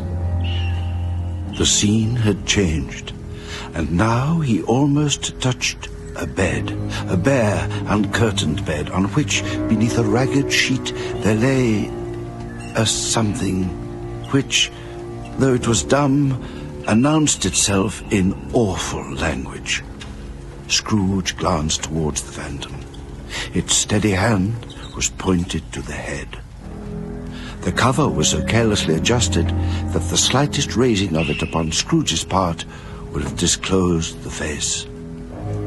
But he had no more power to remove the veil than he had to dismiss the phantom at his side. This is a dreadful, dark and empty house. Not a man, woman or child is here in this hour of cold, cold, rigid death to say, he was kind to me in this or that, and now, for the memory of one kind word, I will be kind to him. No sound save the gnawing rats. Spirits, this is a fearful place. In leaving it, I shall not leave its lesson. Let us go. Still the ghost pointed with an unmoved finger to the head. I understand you, and I would do it if I could. But I have not the power, Spirit. I have not the power. Oh, Spirit, let me see some tenderness connected with a death, or this dark chamber will be forever present to me. The ghost conducted him through several streets familiar to his feet, and as they went along, Scrooge looked here and there to find himself, but nowhere was he to be seen. They entered poor Bob Cratchit's house and found the mother and the children seated round the fire. They were quiet, very quiet. The noisy little Cratchits were as still as statues in one corner and sat looking at Peter, who had a book before him. And he took a little child and set him in the midst of them. Rest your poor eyes, Peter. Tired and red. Oh, dear. So am I. It's this sewing. It's the colour. It hurts my eyes. The colour? Black. Oh, no, poor Tiny Tim. It makes them weak by candlelight, and I wouldn't show weak eyes to your father when he comes home for the world. Must be near his time. Past it, rather. But I think he's walked a little slower than he used to, these last few evenings, Mother. I've known him walk with Tiny Tim upon his shoulder very fast indeed. And so have I often. And so have I. And I. But he was very light to carry, and your father loved him so that it was no trouble at all. There is your father at the door. Good evening, my dears. Come along, Robert. Sit you down at the table. Your tea's ready for you. Here you are, Father. My, how well you're doing with your sewing. Be done long before Sunday. It's to be Sunday then, Robert? Sunday. It would have done you good to see how green a place it is, but you'll see it often. I promised him I would walk there of a Sunday. Oh, my little child. My little child. Oh, dear Father. Father. There now, Robert. I saw Mr. Scrooge's nephew in the street. He asked me what was the matter, for I suppose I did look a little down. I told him. I scarcely know him, but he's such a pleasant-spoken fellow. He said, "I am heartily sorry for it, Mr. Cratchit," he said, "and heartily sorry for your good wife. If I can be of service to you in any way," he said, giving me his card, "that's where I live. Pray come to me." Now, it wasn't for the sake of anything he might be able to do for us, so much as for his kind way that was quite delightful. It really seemed as if he had known our little Tiny Tim and felt with us. I'm sure he's a good soul. You would be sure of it, my dear, if you saw and spoke to him.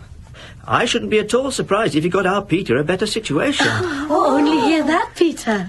And then Peter will be keeping company with someone and setting up for himself. Get along with you. Oh, it's just as likely as not. Yeah. But, my dears, however and whenever we part from one another, I am sure we shall none of us forget poor Tiny Tim, shall we? Or this first parting there was amongst us? Never, Father. And I know, my dears, that when we recollect how patient and how mild he was, although a little child, we shall not quarrel easily amongst ourselves and forget poor Tiny Tim in doing so. No, Father, never. I am very happy. I am very happy. Oh, Mrs. Cratchit kissed him, and his daughter kissed him. The two young Cratchit kissed him, and Peter and he shook hands. Ah, spirit of Tiny Tim, thy childish essence was from God. Spectre, something informs me that our parting moment is at hand. I know it, yet I know not how. Tell me, what man that was whom we saw lying dead? No sooner the word than a churchyard. Here then, the wretched man whose name he had now to learn lay underneath the ground. It was a worthy place, overrun with grass and weeds.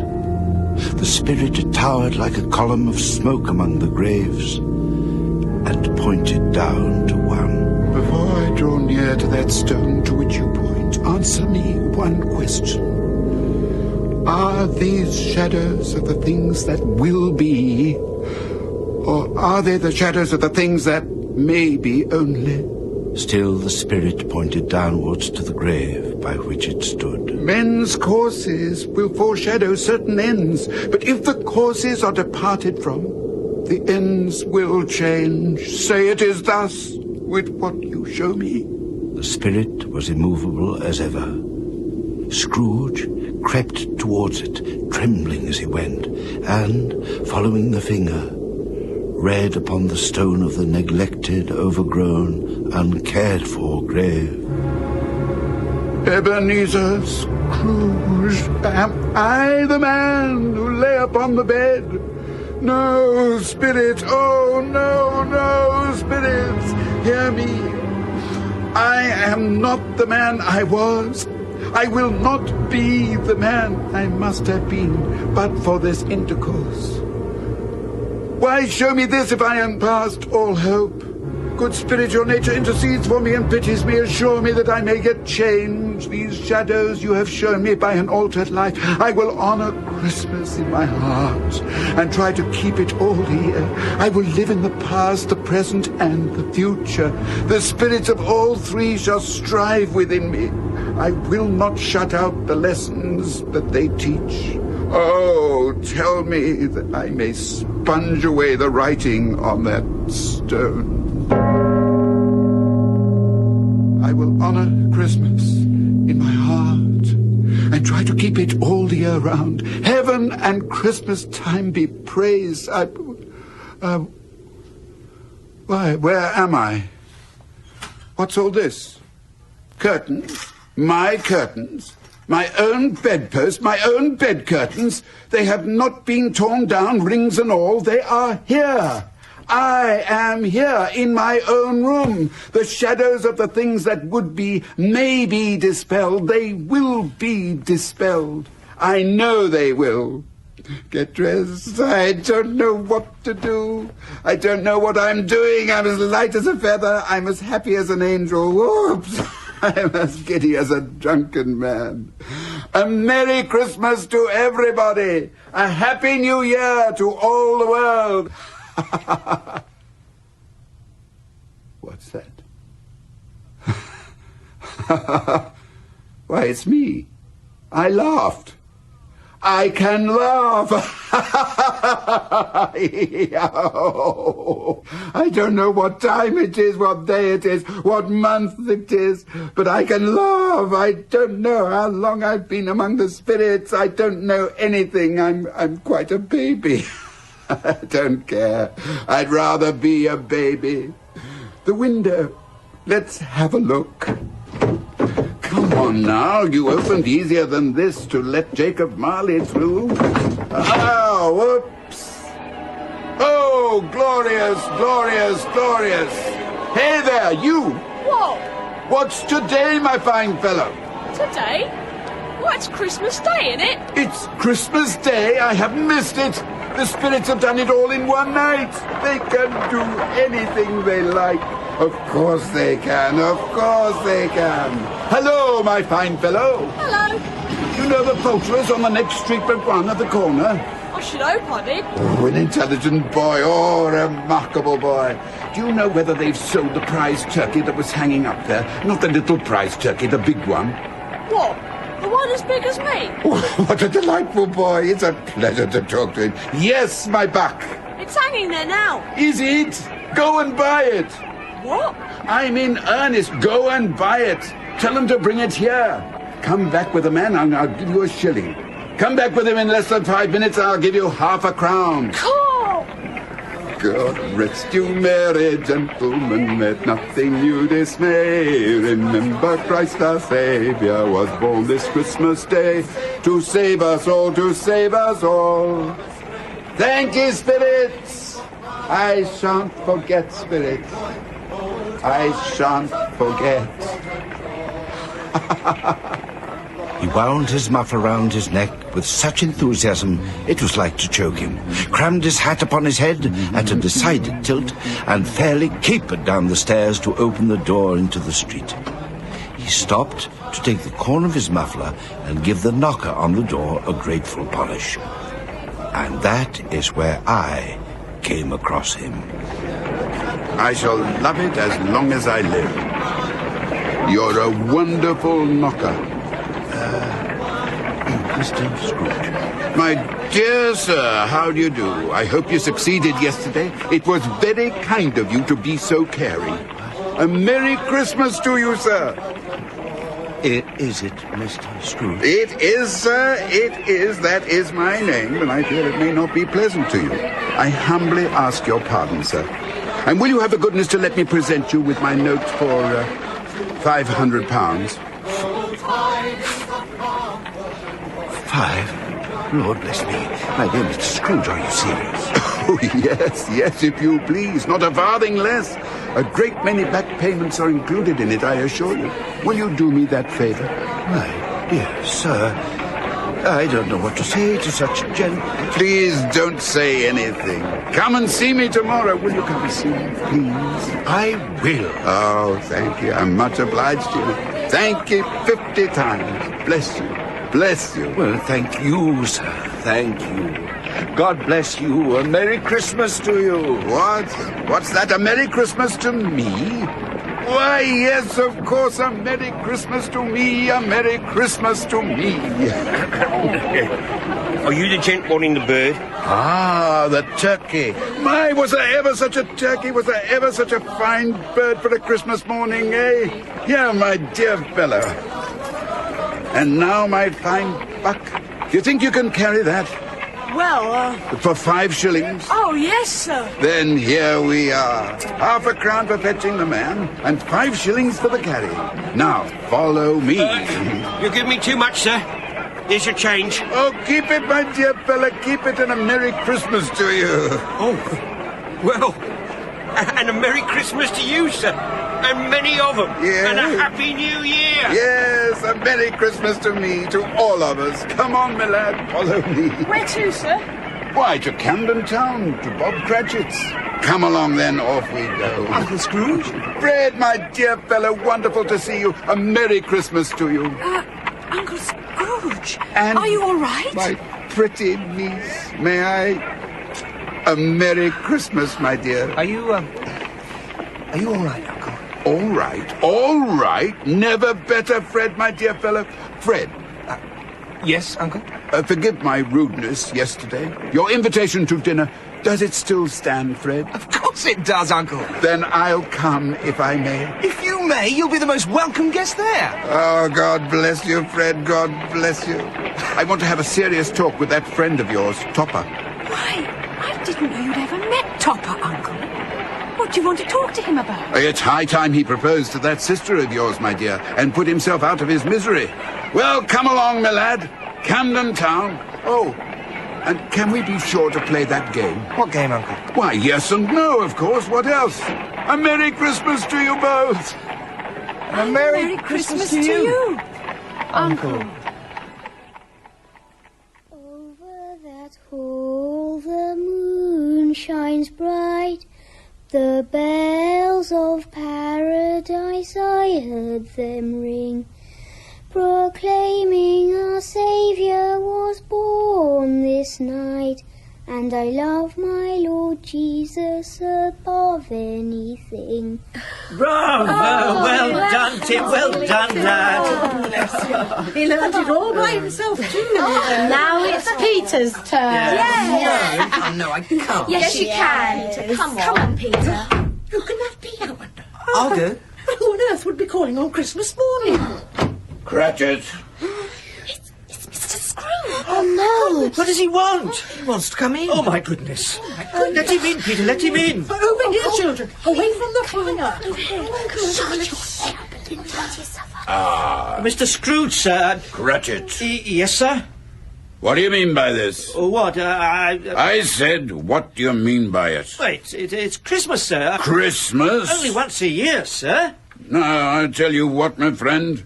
I am not going to stand this sort of thing any longer. But, sir... And therefore, I'm going to raise your salary. Mr. Scrooge? Raise it, I'm going to double it. Well, don't look at me like that, eh? What's the matter with me? Something the matter with me? Oh, Mr. Scrooge, A Merry Christmas, Bob, my good fellow. A merrier Christmas than I've given you for many a year. I'll raise your salary and endeavour to assist your struggling family.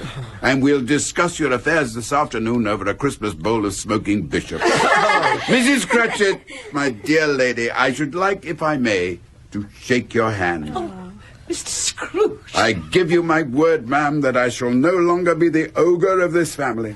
And I hope that you'll let me, ma'am, after all you've suffered at my hands, be a friend. Well, I don't know what to say. Mrs. Cratchit, ma'am, outside is a young fella bent double under the weight of a bird that I'd be glad if you'd accept and set about cooking for your real Christmas dinner. Oh. Fetch them both in, ma'am. Fetch them both in. Thank you, Mr. Scrooge. I think you'll find it a good deal bigger than Tiny Tim here.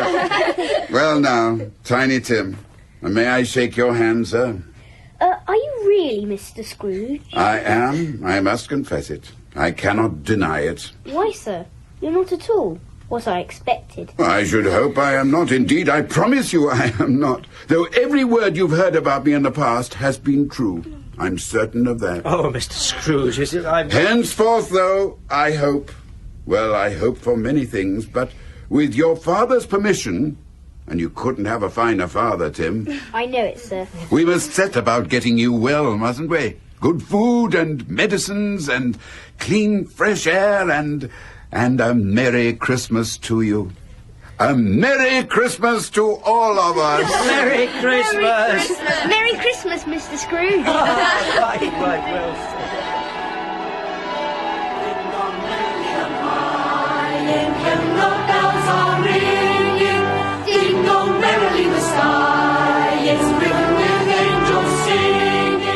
Scrooge was better than his word, and to Tiny Tim, who did not die, he was a second father. He became as good a friend, as good a master, and as good a man as the good old city knew. And it was always said of him that he knew how to keep Christmas well, if any man alive possessed the knowledge. And may that be truly said of us. And so, as Tiny Tim observed, God bless us, everyone.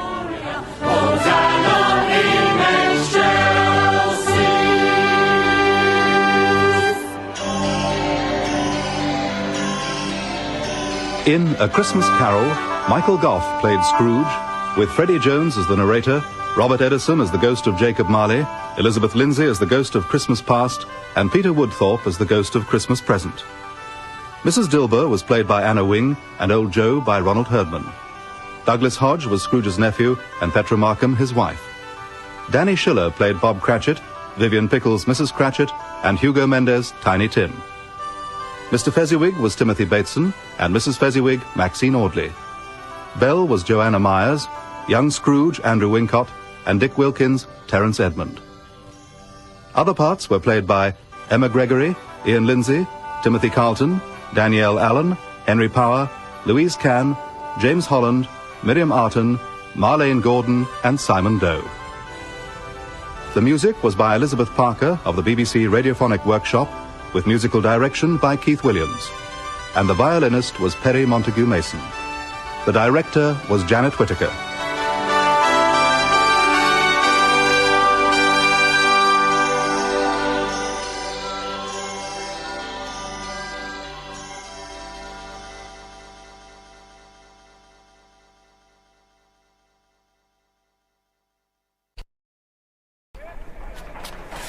Out of my way. Oi, watch who you're pushing, Governor.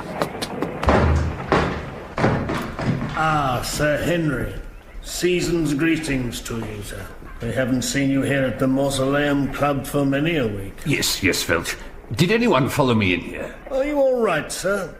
You look like you'd just seen a ghetto? Where? Sir, are you sure that you're all right? Yes. Are my companions here? I think you'll find them in the smoking room, sir, sitting in those deep leather armchairs and looking at the gravel prices. Good. Thank you, Felch. Oh, can I take your hat and coat, Sir Henry? Yes, here you are. And your scarf? Yes. And your watch, sir? Here you are, Felch. Look, I'm in rather a hurry. Go right through, sir. Thank you. I see pebbles have gone up. Welburn, old man. Merry Christmas. Draw up a deep leather armchair. Thank you. My friends, I need your help. What is it, old man? It's this armchair. It'll take 5 of us to move it. Yes. Thank you. You think the bubbles burst on loose chippings, Welburn? Look, I haven't the time. I bought you your usual selection of cakes, Sir Henry. I know how much you like them. Felch, show me that Cakestand. Eh? Oh, for a moment I thought it was... No, I have some time yet. Well, what's the matter, old boy? It may surprise you to learn that I haven't tasted the fruit of the pastry cook's oven for the last 3 weeks. But, Welburn, you're always a regular cake demon. Ha! How ironic. Perhaps I'd better tell you my story. Oh, good. Is it about pebbles?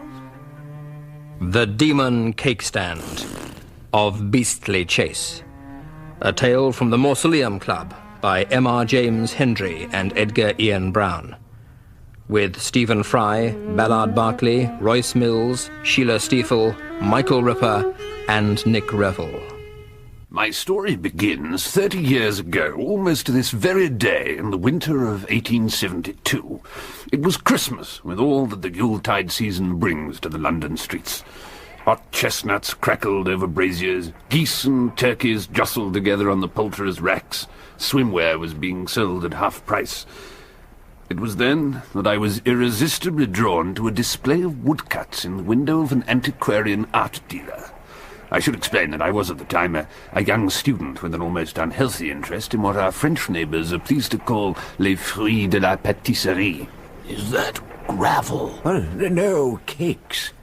So it was not then immediately apparent why an ancient woodcut should have held such a fascination for me. But you may be assured, gentlemen, that same evening I was in my lodgings, feverishly tearing the wrapping off my queer purchase.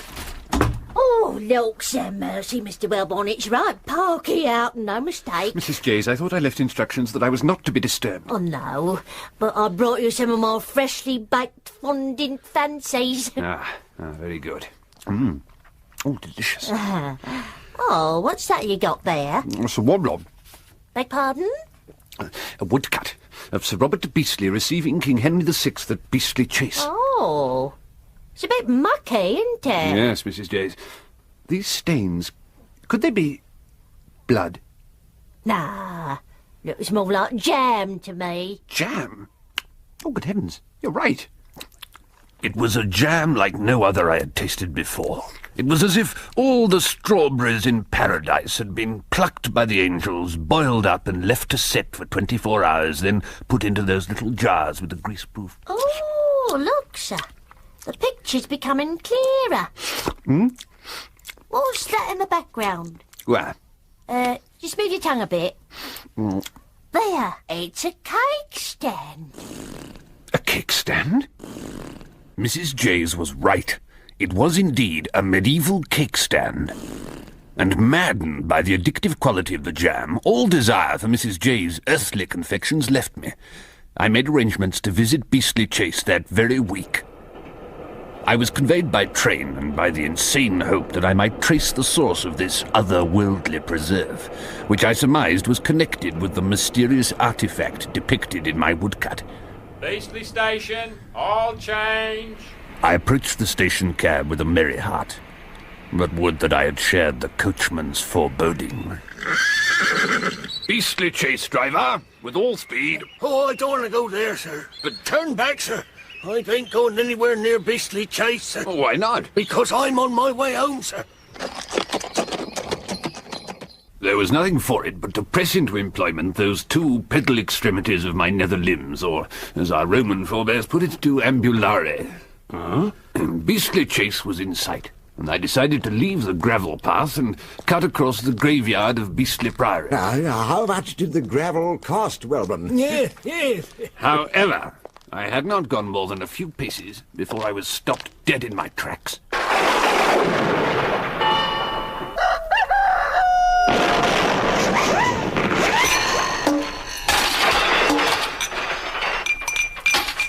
It was the vicar. Good afternoon, Padre. Hello there. Is this Beastley Chase? That's right. Oh, yeah. Well, here's Lord Beastley now. Cheerio! Mr. Wellborn? Yes. Lord Beastley. I see you met the Reverend Paget. Yes, Quirko. Outstanding mimic, though. Did he do the Charge of the Light Brigade? No. You see, he maintains that religion isn't just stuffy prayers and catechism. God likes a bit of fun, too. Yes. Now, about the cake stand. Yes, the cake stand. Have you got the woodcut? Yes, in this package. Good man. Welch here will show you to your room. Can I take your coat, sir? Yes. Your cigarette case? Here you are. And your cufflinks? After I had made my ablutions, I received instructions from Lord Beastley to bring him the woodcut in half an hour, in the library. Next. These are overdue. That'll be 3 halfpence, please. I found him perusing an ancient tome which he seemed anxious to conceal from my gaze. It was a history of the Beastley family, wherein I read of Sir Robert de Beastley, who had all the attributes of a goodly knight, stout in arms, learned in the arts, and able to prepare a lemon syllabub in less time than it took to recapture Calais. It was rumoured, however, that his culinary skill resulted from an unholy compact with the demon whose name was Felkoth. The story went that he kept his confections fresh using a satanic cake stand, and by this method imparted a blissful and supernatural flavour to all his cakes. It brought him great riches, until one Yuletide, Sir Robert disappeared, and with him the cake stand. It was clear to me then that whoever discovered this artifact would be the master of untold wealth. As I closed the book, I lifted my gaze and saw Lord Beastley give the woodcut more than a casual degree of attention. He was licking it. That's... Lord Beastley, what's the matter? It suddenly tastes evil, like the devil's earwax, or perhaps artificial cream. Let me see. How queer. It was apparent that his lordship's salivatory linguations had uncovered more of the depiction than was visible heretofore, and I suddenly noticed a new feature of which Lord Beastley was evidently not aware. Ha! Oh! Well, more of this tomorrow. I have to, I'm quite sleepy, actually. Good night.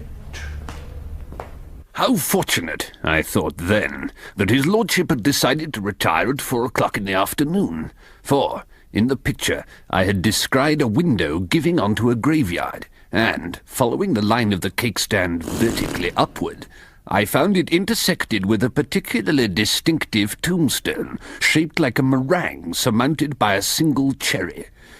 Would that I had been blind that day. Seized by a rapture beyond my experience, I reached into my pocket, pulled out my gentleman's folding shovel, and, marching into the winter darkness, I made my way into the graveyard of Beastley Priory. Soon I was aware of another presence. My blood froze as a dark apparition emerged from the gloom. Hi, who's there? Blast! Just Lord Beastley, taking the night air, what? With a pickaxe? Yes, with a pickaxe. The fog's very thick. Indeed, though I prefer to use a shovel myself. So I see. Look, Wellborn, there's enough digging for both of us. What say you, we split the fortune 2 ways? Or perhaps 3, gentlemen? Vicar! Correct? Curse you, Vicar. What are you doing here? Just on my way to the constabulary to report the desecration of a churchyard. However, I would be prepared to turn a blind eye if... Yes, all right. 3 ways it is. Done! Damn you. In no time at all, we had located the meringue-formed sepulchre, and after 2 hours of digging, gentlemen, what do you suppose we found? Some loose chippings. No, you did not come near. We discovered a rusty iron ring embedded in a flagstone. Good heavens! An ancient vault! Almost at once, there issued a mighty wind from the chamber, carrying with it the odour of 4 centuries of shoe pastry. Let me pass. No, me first. Stay back, Wellborn. Just a minute. Where's the vicar?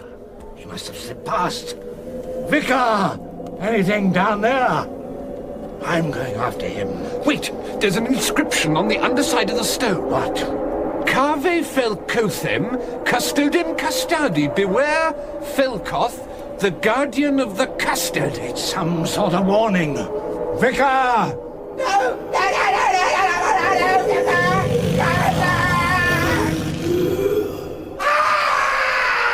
Vicar! This is no time for your childish mimicry! Vicar! Vicar!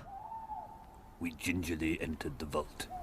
There we found the vicar, sandwiched between 2 meringues in a rich shroud of artificial whipped cream, topped by a generous layer of hundreds and thousands.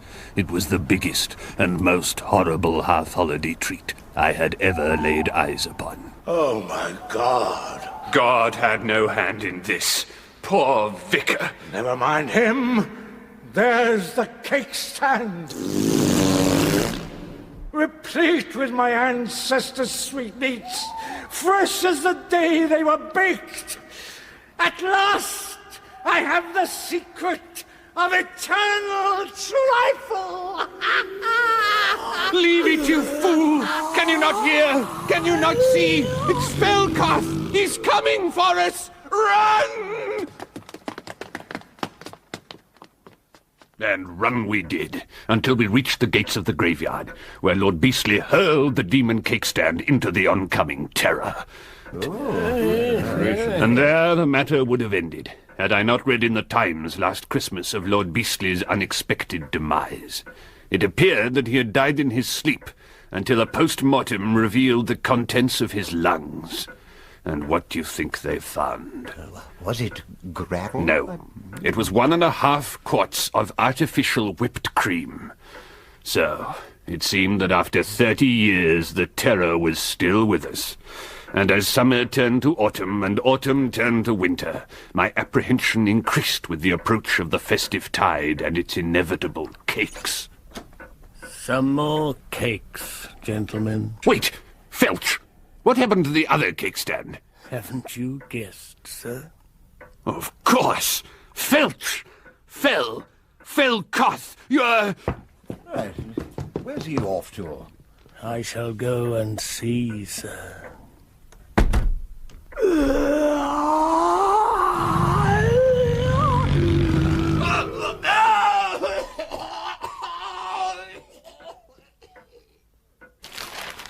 What a strange tale.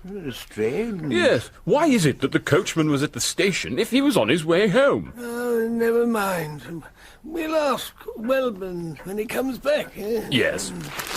I see Slate's taken a tumble. Shingle's not too healthy either. The Demon Cakestand of Beastley Chase was written by James Hendry and Ian Brown and featured Stephen Fry, Sheila Stiefel, Ballard Barkley, Michael Ripper, Royce Mills and Nick Revel. It was produced by Paul Spencer.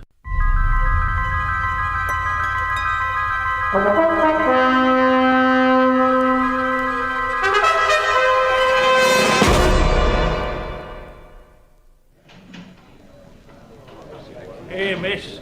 Do more. Pints? Well, what dost thou think? I hope no need to be rude.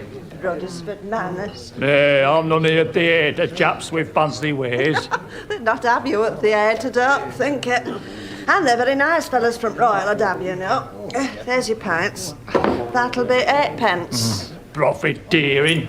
Hey, Nellie, did you see much of the theatre chaps you were going on about? Oh, aye, they come in all the time. It's handy for them, do you see, during rehearsals, like. They've only to walk across street. Oh, fancy. Theatre chaps. Hey, there's 2 of them at that corner table. Oh, nay, are they? By God, wait till I tell Aunt Maggie I've been supping with actors. Actors? That's the stage manager and his assistant, Mr. Rudd and Mr. Sampson, their names are. Aye, well, it's all right, they talking, Sammy. But there's nothing actually wrong with the company, Horace. Oh, no, only everything. I've been in this theatre 37 years, never struck such a feckless lot of folk. A jolly friendly party, they call it in Bruddersford Herald. Yes, well, that does seem rather... You see what it says? A jolly friendly party of the company of players assembled by Mr. Tom Burt for this year's grand annual pantomime at our Theatre Royal. In Jack and Jill, Bruddersford will find a veritable feast of talent. With that accomplished young lady, Mr. Brett as Jack. That's good, she'll not see 40 again. And Miss Gertie Levasseur as a charming Jill. By God, you should see 'em fight. Not to mention the uproariously amusing Dame Durden of Mr. Johnny Wingfield. Uproariously amusing. Oh, well, I wouldn't have put it that way myself, Then, certainly. of course, says this daft reporter chap, we have that delightful Queen of Song, Miss Dulcie Farrer, appropriately cast as the Queen of Fairyland, and Brudderford's own favourite, Mr. Kirk Arton, in splendid form as the Demon King. What about that, Sammy? Yes, I know. He's awful. Awful. Mind you. You've not seen him at his best. He used to be a great performer, did Kirk. Toured with the opera. Mephistopheles in Faust and all that sort of thing. Grand singer. And now, look at him. Tragic. Lift him the elbow, Sammy. That's what's brought Kirk Arton down. Oh, look out, he's coming in. Oh, aye. Evening, Kirk. Evening. Have a drink, won't you? Thanks. Beer? Brandy. Oh, I'll get it for you. Brandy, please, miss. Thank you. How much? Oh dear, I'm afraid I've only... No, it's all right. I've got a sixpence. Here you are, Mr. Ireton. Thanks. Health. Same again, Nelly. Oh, and 2 pints. Oh, thank you, but I don't think I want to. Go on, take it. Keep him in good humour. Oh, of course. Rehearsal all right for you today, Mr. Ireton? Quite happy? Of course, why not? What's worrying you? Oh, nothing. Thought you seemed a bit depressed, that's all. He'll go down well here. They're very musical in Bruddersford, but you know it, of course. I do, and I loathe the place. Now, Kirk. Not wrong with Bruddersford. Shall I tell you what I think about Bruddersford, gentlemen? Well, not if it's... Bruddersford is a rotten, beastly backwater of a place, and if there's a worse one in England, I hope I never play it, that's all. Oh, come now, Mr. Ireton. I heard that, and it were right rude. We're not unkind to you, are we? No. Sorry, my dear, not meant for you. Always nice to me. That me brandy. Your beers, Mr. Sampson. Thank you very much, Nelly. And I'll have another brandy. Aye, when you paid for that one, and beer. Oh, I say, there, my dear. You know, Sampson, you know, Rudd, what's the matter with me here in Bruddersford? Not well. Not well at all. Cold, always cold, shivering like an aspen. Funny that for a demon king, eh? Oh, very. I'm getting on, Nelly. That's the trouble. No, Mr. Ireton, you're not. Why, you're in prime of life. No. Ruined man, that's Kirk Ireton. Kirk Ireton, the good old has-been. Fine future behind him, they say, don't they? Oh, I know. Grand operas, pantomime. Provincial pantomime, too. Rotten place, rotten theatre, rotten costume. Oh, go on. It's a lovely costume, Mr. Ireton. It's all green and spangles, Miss Barrett told me. And hers is all white. Spangles, bits of broken glass on the top of a wall. Keep cats off. Cotton types, holes in them.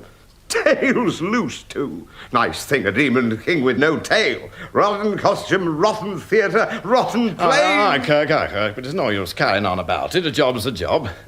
Now, Kirk, lad, why don't you go back to the theatre and have a rest before we start again? Chorus and ballet rehearsal at 7. Tom Bert's happy Yorkshire lasses and chapel choir.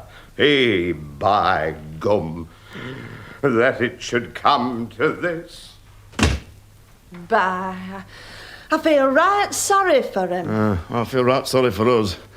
Oh, come up, May. Curtain goes up on Boxing Night, 5 days from now. And a merry, merry Christmas to one and all.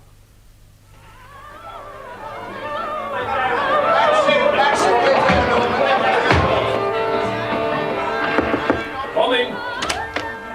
He's not here yet, Mr. Burt. Not here, isn't he? What do you make time, Sampson? 6:35. We go up at 7:15 and 40 minutes off curtain with no Demon King. Very nice, very funny. Hasn't anyone even set eyes on him? Well, I think Mr. Rudd... Oh, there is Mr. Rudd. Mr. Rudd, Mr. Burt was asking if you'd seen Mr. Ireton earlier on. Aye, I saw him. Going on 2 o'clock in the smoke room of Cooper's Arms. And he were furlapping it up. Anybody with him? Some chaps I've seen him with before. Leeds men, I should say. Near on 5 hours ago. We might be anywhere by now. Sleeping it off, most like. All right. Nothing for it but the understudy. What's he like, this local chap? Nothing on earth, except a bow-leg baritone from a Wesleyan choir. Well, he'll have to manage. Get out there and drill him, and if he gets buried in dead cats and rotten eggs, Kirk Ireton can look after his wife and children. All right now, Jonty. Got it? I think so, Mr. Rudd, but I'm that nervous. I hope I won't forget my lines. I'd better not. Costume fit you? Well, it's a bit big and the tights wrinkle up on me, but I suppose I can keep itching them up. Good luck, Jonty. Well, yeah, thank you, Miss Farrer, and you. Well, we'll be seeing a lot of each other this evening, won't we? So we'll have to keep up each other's spirit. Good luck, Dulcie, my darling. Oh, tar, Johnny. And believe me, I'm going to need it. Hey, dearie me. Right, everybody. 1 minute to curtain. Cabin scene all set? Yes, Mr. Rudd. Albert, keep an eye on those flats. They look as if they might collapse. Now, Jonty, do cheer up. Aye, remember you're the monarch of the underworld, not a lost soul out of Dant's Inferno. Good luck, Alice, love. Best principal lad in business. Oh, thank you, Mr. Burt. Oh, I've got such awful stage fright. And now that miserable Ireton's let us down, and I can't find my lucky pig.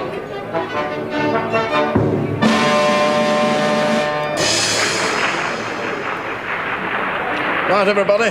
Good luck. Ready? Hey, by God, who's that? It's Ireton. It must be. But he's sober.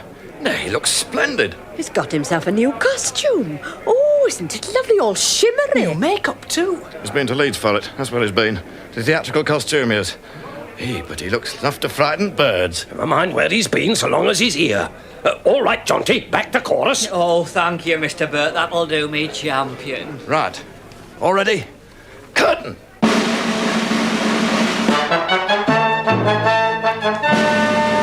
Mortals, beware. Approach with care our grot, or terrible indeed may be your lot. Beneath the magic well our cavern lies, where we may safely plot our villain eyes. We are so bad, we don't care what we do. Say what you like, we're wicked through and through. If you've a job to do that's dark and dirty, apply to us at once, we won't get shirty. If anyone anything lacks, if you'd melt a rich uncle in wax... Now watch poor author's copyright, if thou will, Bert. Yon's from The Sorcerer by Mr. Gilbert. Yeah, why, so it is. Right then, I'll step aside and introduce our leader and our pride. Hail, hail, all hail! Hurrah, hurrah! Hurrah! He can a tale unfold, a forked one too. He's qualified to lead our fiendish revel, for he's, as you might say, the very devil! All right, me lads, or as we say, all wrong. I'll start proceedings with a merry song.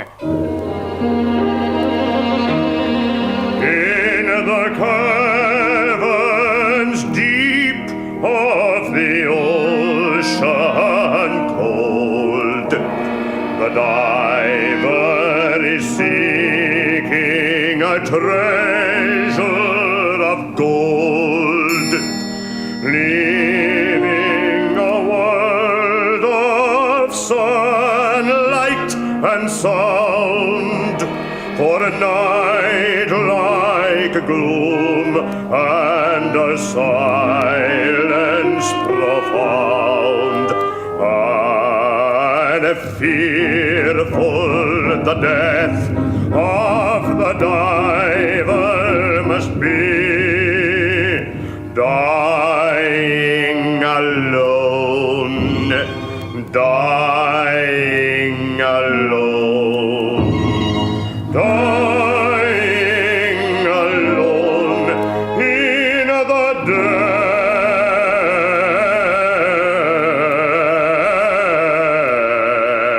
depths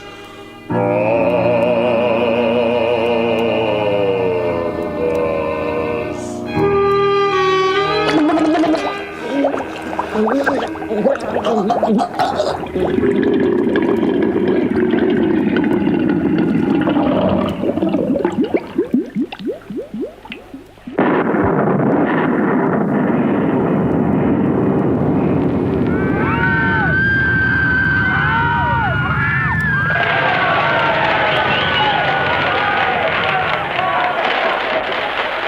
Dickens did you do that thunder, Stanley? I didn't do it, Mr. Rudd. I never touched it, did I, Herbert? That's right. Well, I'll go to the foot of our stairs. If you ask me, somebody let off a firework. Monkeying about, that's what it is. Well, let's hope they'll lay off it in Fairy Queen's number. Oh, Lord, yes. Poor Dulcie. Oh, listen, she's on now. I am the Fairy Queen, and here I stand to quell these wicked powers with my wand. I know your horrid plot, you evil thing, and I defy you, though the Demon King. What? You defy me? Did you say defy? I'd like to see you try. Yes, I, the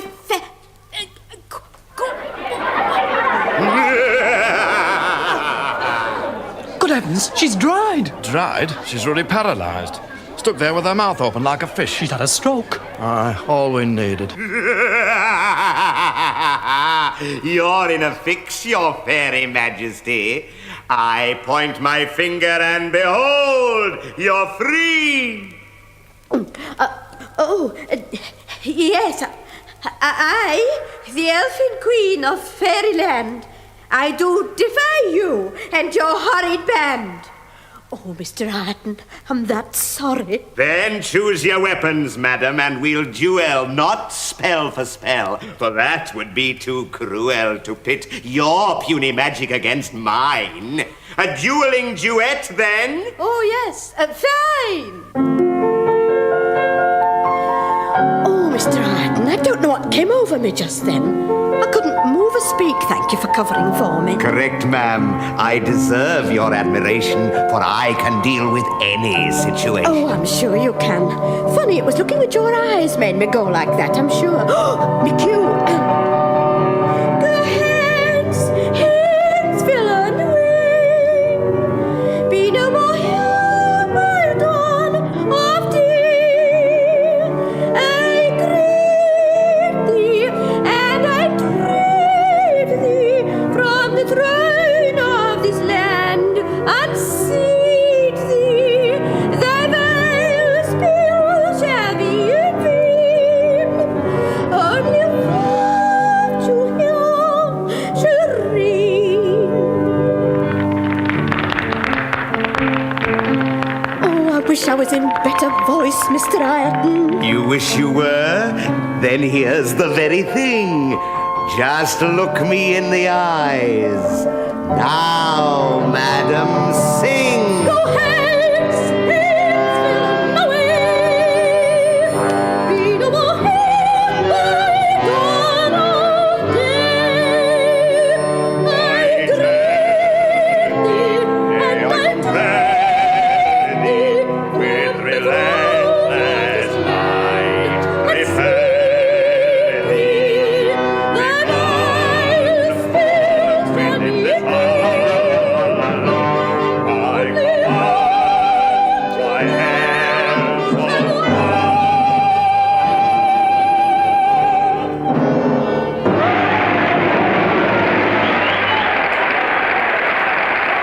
Great stuff, man. Gal, I've heard everything now. Oh, Mr. Burt. Oh, Horace. Oh, Sammy. Marvellous, don't say marvellous. Go on, you two, take a curtain. Yes.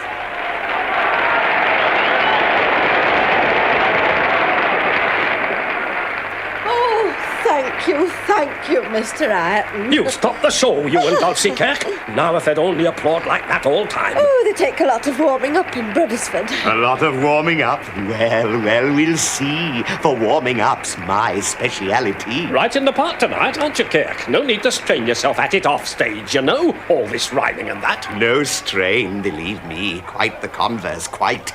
I'd go so far as call it hell's delight. Well, if you say so, old man. You're on again, anyway. If he can warm up in this scene, he's a flaming marvel. He's just standing there looking at them. What's he lifting his arms for, pointing? Oh, search me. Never did at rehearsals.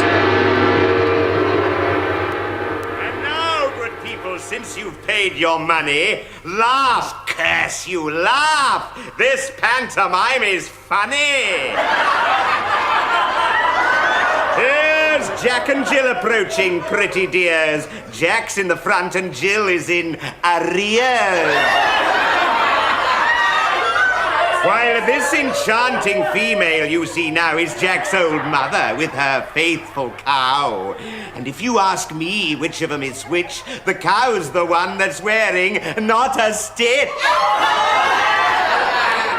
Here's Simple Simon. Brains are what he needs. I bet you 10 to 1 he comes from Leeds. I don't know. Listen to him. All them old gags. Nay, dash it, they must be half seas over. We'll have to cut an hour out of the show at this rate. I don't understand it. I'm flummoxed, fair flummoxed. Jack's got a mother. She's a worthy dame. And Mrs. Martha Durden is her name. She loves her Jack, although she knows he's lazy. But best of all, she loves her old cow, Daisy. Oh, darlings, I'll never forget the honeymoon. Oh, we had a lovely afternoon for it. It was a lovely wedding too. A military wedding it was. My father was standing behind him with a shotgun. we were coming away from the church, you know, and a man stopped his cab and said, "Do you want a lift?" "No, thanks," I said. "We've got a bungalow." Oh, dear, I'm probably glad to get off. Oh, they were lapping it up, Johnny, lapping it up. I've been playing dames for 40 years now. I've never had a reception like that. It's frightening, that's what it is. And then Alice... It's ridiculous. I mean, a principal boy is not supposed to be funny. One feels such a fool, I mean. You're on again, Alice. Magic water scene. I wish I didn't have to. I don't fancy that Ireton at all. Go on, love. He can't hurt you. But it's his eyes. They make me feel all shivery. Oh, well. The magic water found, methinks I'll rest in this fair cavern. Yes, that will be best.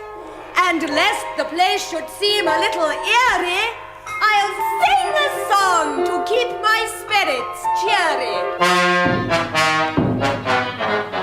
Our country is our ship, dear sea, a gallant vessel too, of his future proud is he. Each man whatever his station be, when duty's call commands he takes his stand. When duty's call commands he takes his stand.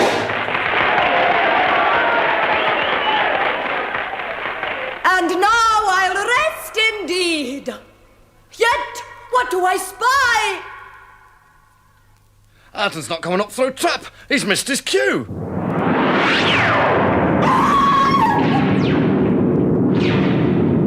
He didn't use the trap. He came from nowhere. Either Kirk's drunk or I am. Yes, tremble, silly mortal, for 'tis I. And now I'd have you know you're in me clutches. The place for such as you, lad, is in hutches. I'll have your bones for bread, your blood for tea. I'll use your skin to cover a city. I'll kill you, grill you, cut you up and fry you. I'll slay you, flay you, tan your hide and dry you. I'll grind you up and bake a cottage loaf. I'll finish you, in fact, you silly oaf, until the gossips wonder as they clack if ever there was such a thing as Jack. Oh, please don't. She's forgotten her lines, daft lass. She's frightened stiff. Hey, look at her, green under all yon paint. He now is carrying her off. What'll he do to the ballet? We'll soon see.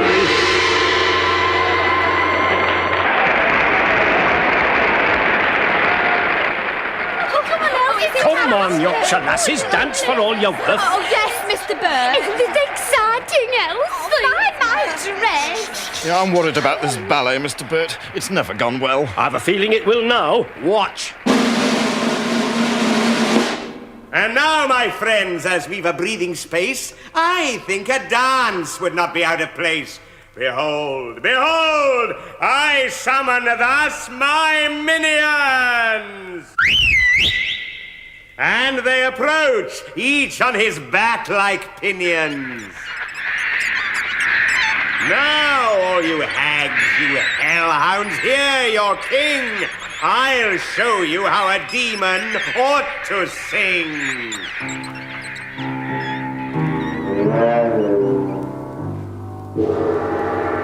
While the wolf in nightly prowl bays the moon with hideous howl.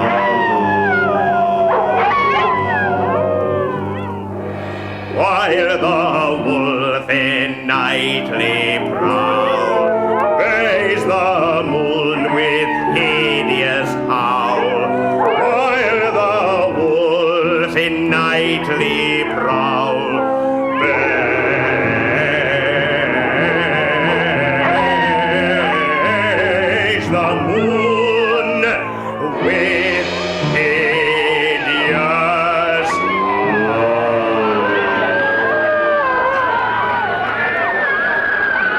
fainting in rows. They've been carried out. I feel like fainting myself. A ballet now? A little hellish dance? Come forth, you miserable imps, and prance! Faster! Faster! Faster! Faster! Faster!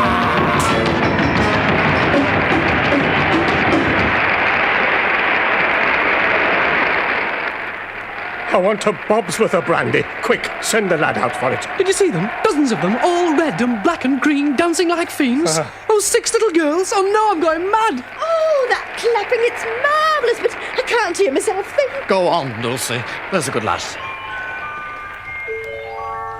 Why, Why, Jack, what's this? A captive, drear and sad? I know what's happened, you've gone to the bad. But fear not, I am here, and so is Jill, to free you from this ghastly vaudeville. I wave my wand and see, the spell is o'er.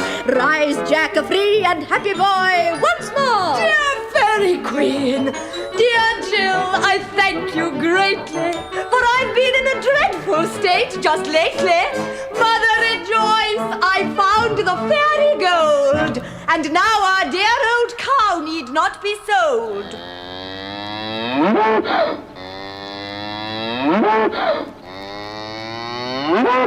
Ah, Jack, me gallant son, me only joy. Whatever job need doing, Jack's the boy. Jack's the boy for work, Jack's the boy for play, Jack's the lad when the girls are set to kiss the tears away. Ah, hard as nails are float, best of friends ashore, Jack the boy, Jack's the boy, that all our hearts adore.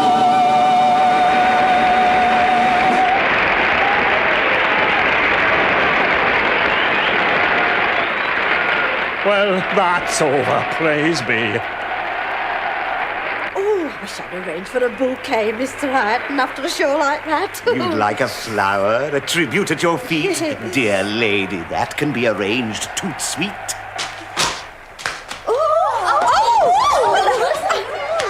Mr. Hatton, why, there's hundreds of bouquets. Flowers, look everywhere. Roses, daffodils. Shh! Mr. Hatton's got something to say. Shh, everyone, shh. Dear friends and colleagues, pray accept these flowers in tribute to our 2 last happy hours. You think 'tis not my nature to be gay, but even I must take a holiday. Besides, it's Christmas. At this time of peace, I'm happy to declare an armistice. If by my tricks I frightened all you ladies, remember ere you wish me back in Hades, that thanks to me and all my art contrives, you've given the best performance of your lives. Farewell! And when men speak of me to you, remember, please, to give the devil his due. Look, Dulcie, the flowers. They're all fading, curling up and going brown. They turned to dust, withered away. Me only bouquet. Pardon me, Mr. Burt. Yes, Harry. A message come through for you to Stage Dawson. Well? From Leeds Infirmary. It says Mr. Arton was knocked down in Ball Lane by a cab this afternoon. They're keeping him in tonight, but he should be all right for tomorrow. Thank you, Harry. I'll see him in the morning when I go over to Leeds to sign the pledge. Arton? Then who's that? Up there on stage, taking call? Nay, ladder.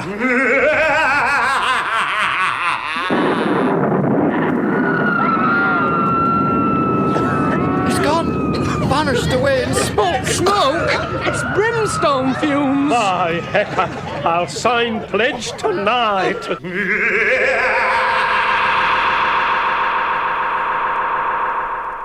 The Demon King by J.B. Priestley, adapted for radio by Michael and Molly Hardwick, featured Ian Wallace as Kirk Ireton and the Demon King, Marjorie Westbury as Dulcie Farrar and the Fairy Queen, and Sheila Grant as Alice and the Principal Boy. George Merritt played Johnny Wingfield, Frederick Treves, Horace Rudd, David Valler, Lionel Sampson, Godfrey Kenton, Tom Burt, and John Baddeley, Jonty Webster, with Andrew Irvin, Sean Davis, Dorrit Wells, Frank Partington, Barbara Mitchell, and Timothy West. Other parts were played by members of the BBC Drama Repertory Company. Special effects were by the BBC Radiophonic Workshop, and the signature tune was composed by Ron Grainer. The music was composed, arranged, and conducted by Christopher Whelan, and the producer was Charles LaFoe.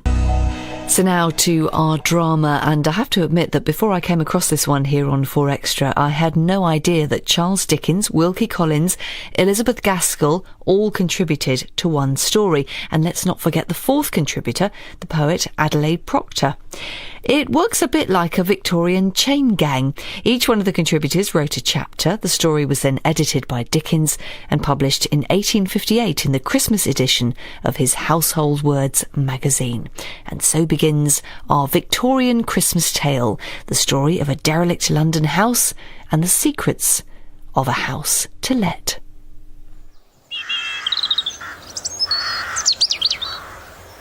The events occurred a little before Christmas. I was unmarried and I was childless, which was a greater regret.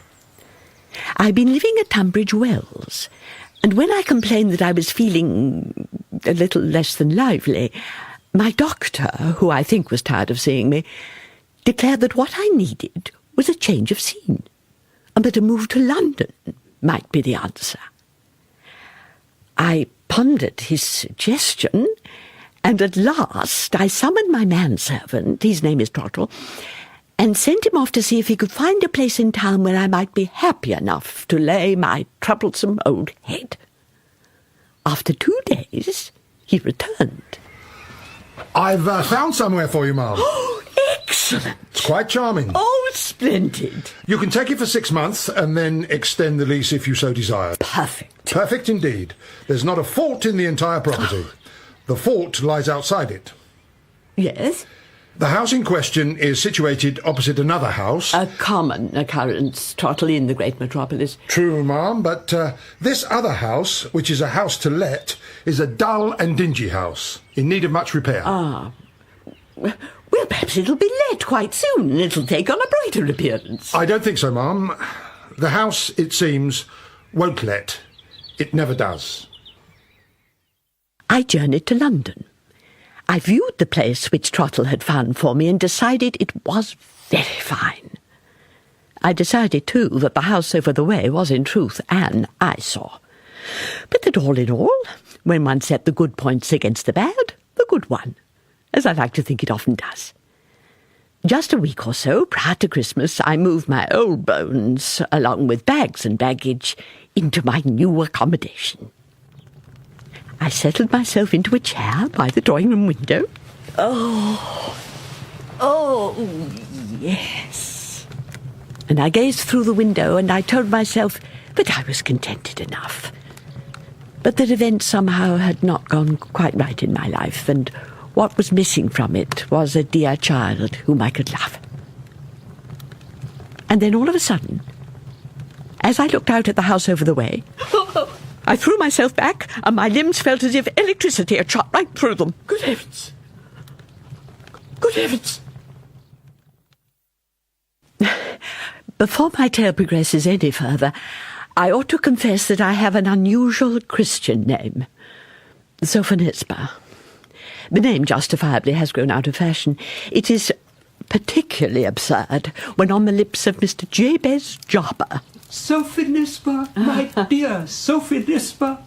But then, in all fairness, Mr. Jarber himself is somewhat absurd.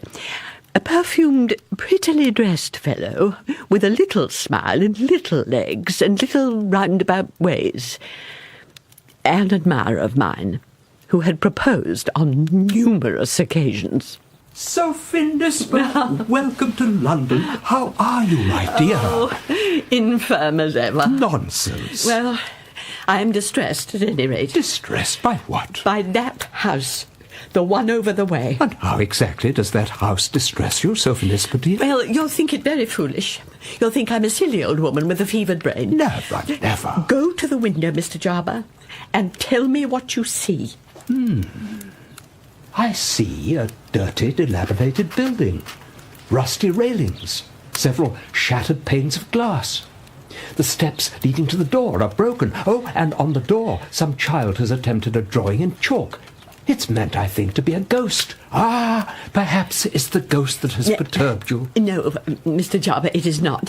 What can you see at the first floor window? The first floor? On the right. Well, there's a blind. Yes, and what about the blind? It has a hole in it. It does. This morning, Mr. Jarber, when I looked across at that window, at that hole in the blind, I found I was looking at an eye. An eye? Whose eye? Well, I have no idea whose eye. Well, it's not there now, Sophonisba. I'm glad. Why, may I ask? Are you upset about this eye? I am upset, Mr. Jarber, because I have been informed there is no one living in that house. It has been unoccupied for a great many years. There ought not, therefore, to have been an eye at the first floor window. Sophonisba, only one explanation can suffice. A spirit haunts that house. A spirit with a malevolent eye. A somewhat hasty and over-imaginative conclusion, I feel. Though the house is haunting my spirit, I'm certain of that. Still, when I speak with Trottle... Trottle? Oh, yes, I remember Trottle. He stayed behind at Tunbridge Wells to make sure that all is in order there, but he'll arrive on Saturday, and he'll tell me, no doubt, that I'm being ridiculous, and he'll calm my anxious state. Perhaps he will. But Jarber is here and now, and Jarber can discover the truth. Jarber has connections. He dines with house agents and tax officers and church wardens. He is intimate at the circulating library. Why shouldn't Jarber set about investigating the house over the way, and do so immediately? For this reason, that Jarber is as infirm as I am. Oh. With all that toing and froing, you might catch cold. Sophonisba, my dear, I've suffered worse for you. Whatever extraordinary secret is contained within the walls of that house, Jabez Jarber will reveal it. I thought of little else but the house to let. I kept a watch on it. I dreamt of it. And when Trottle arrived, I spoke to him not of domestic arrangements, but of the eye at the window, and of Mr. Jarber's avowed intention to solve the mystery. Mr. Jarber? Huh! What good is he? Well, he has some uses, I'm sure. He'll not get very far with a problem of this nature, ma'am. I can assure you of that. We shall see, Trottle. We shall see. He's to return here tomorrow, and he will give us the result of his investigations. The morrow came, and so did Mr. Jarber. Good evening, my dear Sophonisba. Oh, and Trottle too. Evening, Mr. Jarber. These pleasantries over, I poured Mr. Jarber a cup of tea, and he brought out from underneath his cloak a roll of papers. Behold! And he waved the roll triumphantly in the direction of the house over the way, and then spread the papers out upon the table. Trottle, meanwhile, began to move towards the door. I have made some very interesting discoveries. Mr. Jarber, I'm overwhelmed. Trottle. Yes, ma'am? Sit and listen and learn. Yes, ma'am?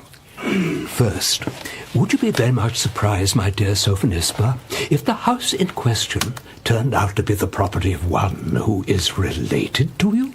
Yes, Mr. Jarber, I would. It is owned by Mr. George Fawley. Fawley? A cousin of yours, I believe. Yes. He is, I gather, unwell at present. Is he? I hadn't heard. I had no communication with him. He's an unpleasant man. Fell out with one of his daughters because he disapproved of her marriage. My daughter's child died, poor thing, and he showed no pity. Well, now that I think about it, Mr. Jarber, I am not so very much surprised that my cousin owns that house. It accounts for the grim appearance of the place and its ability to upset me so. Is Mr. Fawley mentioned in those sheets of paper? No, not at all. I'm glad. So, let us hear what you have uncovered. Trottle, you are rather far away from us. Yes, ma'am. Why are you mortifying yourself in those Arctic regions? Come and join us round the fire. I'm happy over here, thank you, ma'am. As you wish. Go ahead, Mr. Jarber. The very first occupants of the house were a man and his wife from Manchester.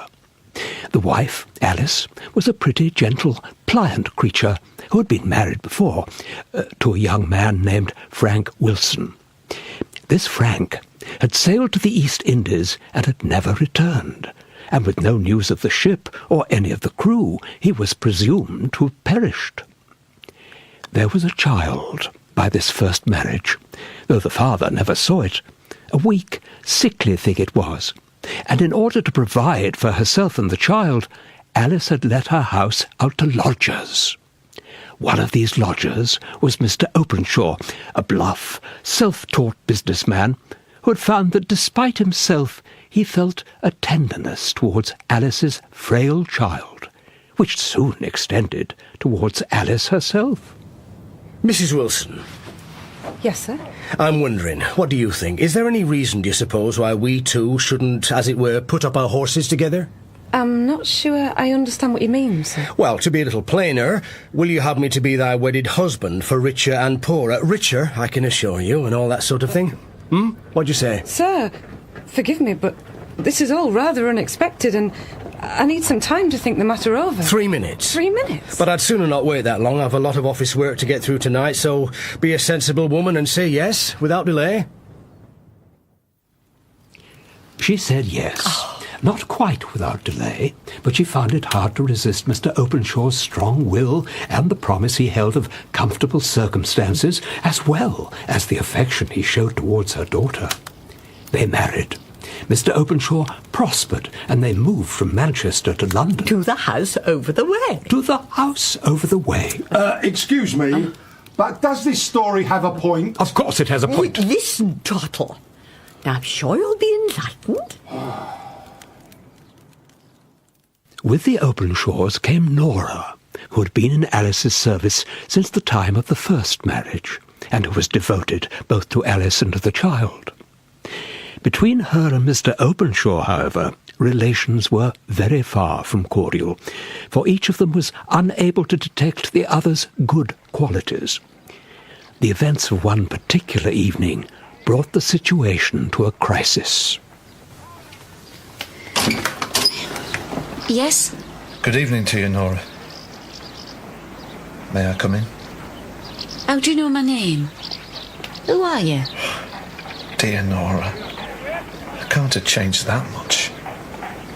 In truth, Frank Wilson had changed a great deal over the years, but as Nora gazed at him, there was no mistaking those bright blue eyes of his. Just a little while before, Nora had been looking down at a young girl's bright blue eyes, till they had closed in sleep. Oh, heavens! Oh, good Lord! I could find no trace of Alice, so I searched for you, Nora. It took a while to find you, but I've succeeded at last. And now, you must tell me, and tell me straight. What has happened to my wife? She's still alive, is she not? Tell me, please.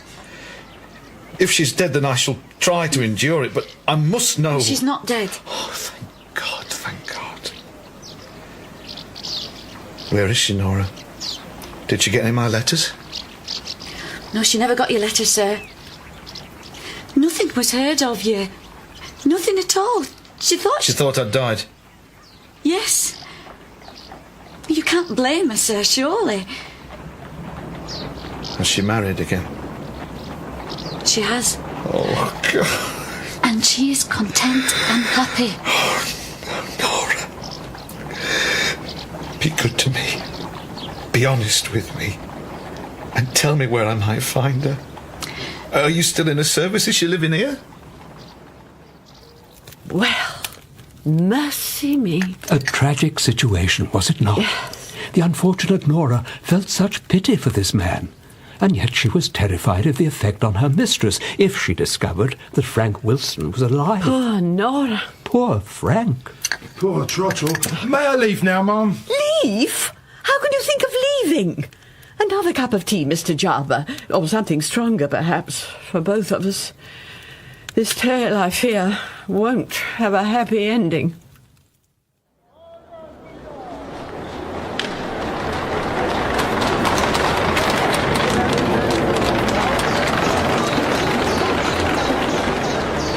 Shortly before Christmas, I had moved to London and had found myself in a state of anxiety on account of the house over the way.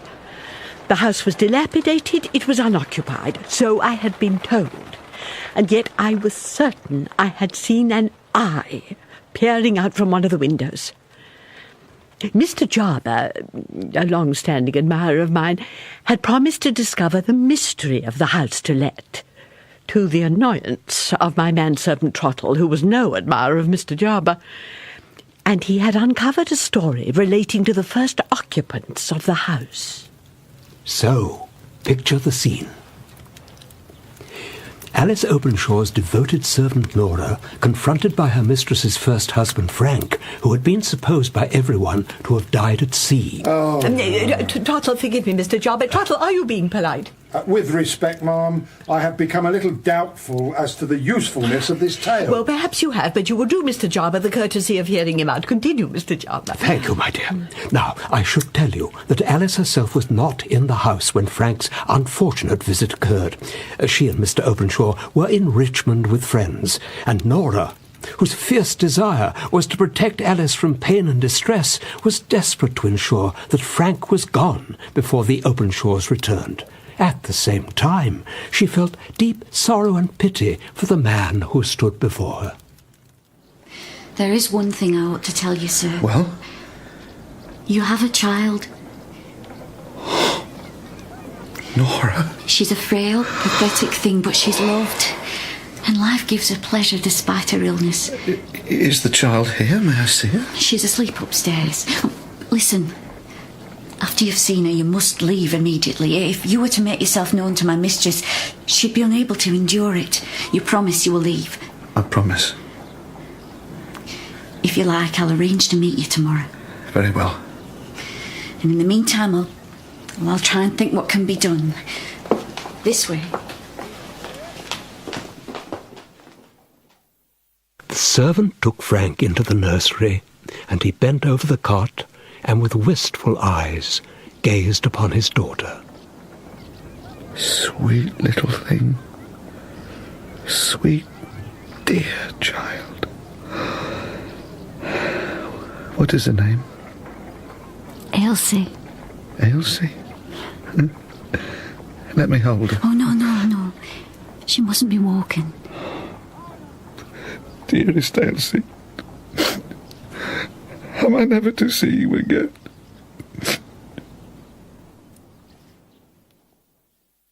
It seemed to the anxious Nora that it was a full half an hour before she managed to persuade Frank back downstairs. He told her the address of the hotel where he was staying, and then she ushered him out of the house. Shortly before 11, Mr. and Mrs. Openshaw returned, and Nora, fearful and sick at heart, pretended that the evening had passed without incident and said nothing about the visitor. But Elsie had some words to say in the morning. Papa? Yes, Elsie? That man in the nursery last night, who was he? I think, dear child, that there wasn't a man in the nursery. There was a man perhaps in a dream you had? No. I woke up and I saw him. He was large, and I was frightened of him, so I pretended I was still asleep. He was kneeling down and crying, and he said his prayers. Listen to me, my dearest. Sometimes dreams can seem very real. No, I saw him. I did. Thomas? Alice, please. You must have a talk with this little lady of yours concerning dreams. You must tell her how vivid they can sometimes be. But it wasn't a dream. Thomas, have you seen my brooch? Your brooch? The one you gave me last Christmas. It was on the table in the hallway. My shawl was there too, and I meant to put it on yesterday evening before we went out, but I forgot. You haven't seen it? The loss of the brooch and Elsie's absolute insistence that a man had visited the nursery the previous night began to create some suspicion in Mr. Openshaw's mind. Elsie was taken from the room, and Nora was summoned. Nora? Yes, sir? Did someone visit here last night? Last night, sir? Yes. Someone who was not only admitted into the house, but was even allowed to go into the nursery? The man was familiar to you, no doubt. An acquaintance. Oh, no, It man. was some fellow, I'm guessing, that you're sweet on, and who imposed on you. No! You believed, I'm sure, that he was good and honest. At any rate, you had no reason to think that he was a thief. A thief? Last night, Nora, a brooch of mine went missing. Perhaps, indeed, other things have been stolen. Tell us the man's name. Nora, please. No. I am not finding fault with you, Nora. It's true that you and I haven't always got on, but Mrs. Openshaw likes you and trusts you, and I want to trust you too. And I'm prepared to accept, therefore, that you were not privy to the theft of the brooch. I know nothing about the brooch. Exactly, but the man who was here last night, you know something about him. Tell me his name. No, sir. Nora? No, I can't. I won't. But I will tell you this, sir. I care more for your dear wife and her dear child than anyone ever cared for me. I devoted my life to looking after them. And it's sad. It's very sad if this is my reward. You're a harsh man, sir. You're a cursed man too, I'm sure of that. No good can ever come to you. She left the room, and she put on her bonnet and shawl and rushed out of the house, and though she had no notion of what could be done, she hurried towards the hotel where the unfortunate Frank was staying. I shan't go back. I shall never go back. I shall never see Elsie again, or her mother. Even if I were not under suspicion, to be there, in the house, knowing the truth, knowing that sometime, sooner or later, my mistress must discover the truth herself. It's impossible. She never spoke with Frank. She was informed at the hotel that he had gone out some time earlier. She waited for him. Mr. Openshaw, meanwhile, had gone to the police station and reported the theft of the brooch, and he was now returned. Oh, Thomas. Oh, I am so sorry. My dear, whatever is the matter? She'll never forgive me. I'll never forgive myself. Alice, please, what has happened? I found the brooch. Look, here. Where was it? It was attached to my shawl. Yesterday evening when we went out, I picked the shawl up from the table, and as I did so, the brooch must have got caught in it. Oh, Thomas, I am so sorry. What on earth are we to do? Mr. Openshaw, of course, went back to the police station in order to state that the brooch had been discovered, and also to seek any advice as to how best to make a search for Nora. But the police officer already had some information for Mr. Openshaw. I have to tell you, sir, that a man's body has been found in the river. We think that he drowned himself, though we can't be certain. This piece of paper was in his pocket. The writing's hard to make out, but it looks like the address you gave me earlier. Yes. Yes, indeed. It seems possible to us, sir, that this fellow may be the one who visited your house last night. The dead man's pocket also contained a card bearing the name of a nearby hotel, and thus it was that Nora was found, and she was brought to the police station. She identified the body, describing Frank as an acquaintance of hers from many years before, and after this ordeal, Mr. Openshaw, who had waited for her, offered his hand to her and spoke to her gently. Why did he come to the house, Nora? Why did you let him go up to the nursery? Who was he, Nora? Tell me. Tell me the truth. His name was Frank Wilson. Wilson? Mrs. Openshaw's first husband. Oh, God. He had been shipwrecked. But he survived and got back to England. He'd no idea what had happened to his wife. But he found out where I was, and I told him the truth. Oh, but Sarah was so frightened.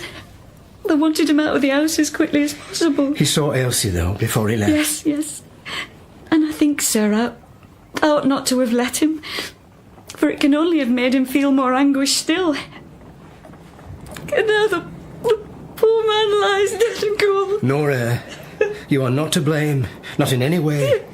Indeed, it is I who should be asking to be forgiven for doubting if you were honest. Oh, you won't tell Mrs. Openshaw, will you, sir? About Frank Wilson, I mean. No. I'll not tell her. It will remain a secret, Nora, between you and me.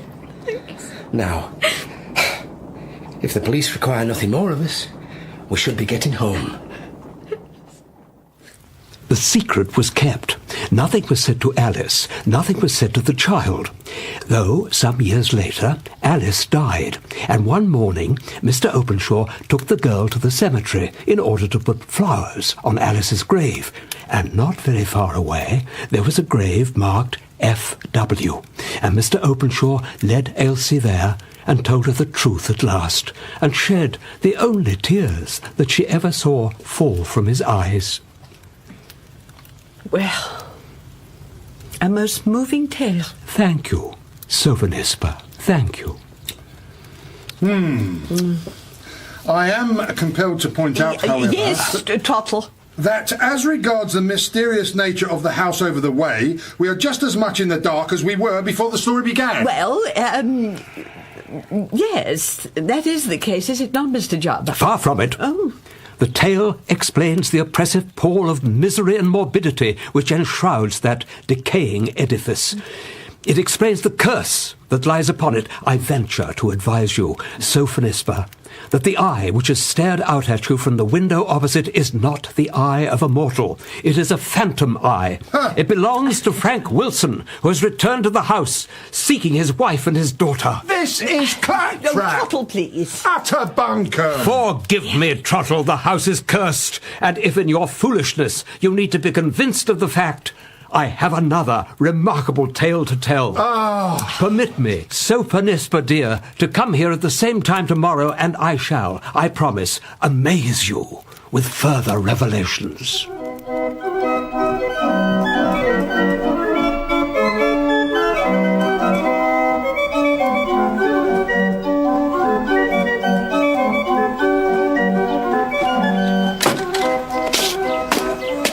Now then, if Mr. Jarber will persist with his senseless stories, then Trottle, it seems to me, is obliged to act of his own accord and deal with this matter as best he can. The house over the way is said to be unoccupied, and yet my mistress has seen an eye at the window. Would it not be a sensible plan, therefore, to go straight up to the house and knock upon the door, and find out exactly who it is? Which mortal creature, I mean, who peers out through a hole in the blind? So, Trottle takes the initiative. Trottle goes straight up to the house. Phantomise indeed. Jabez Jarber is a ninny, a buffoon. That having been said, I have no notion at all as to what might await me inside this place.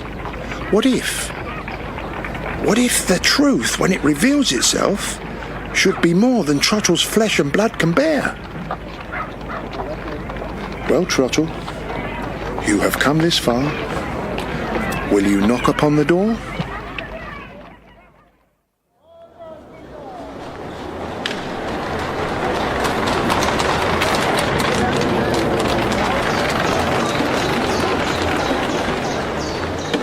The house over the way contained a mystery.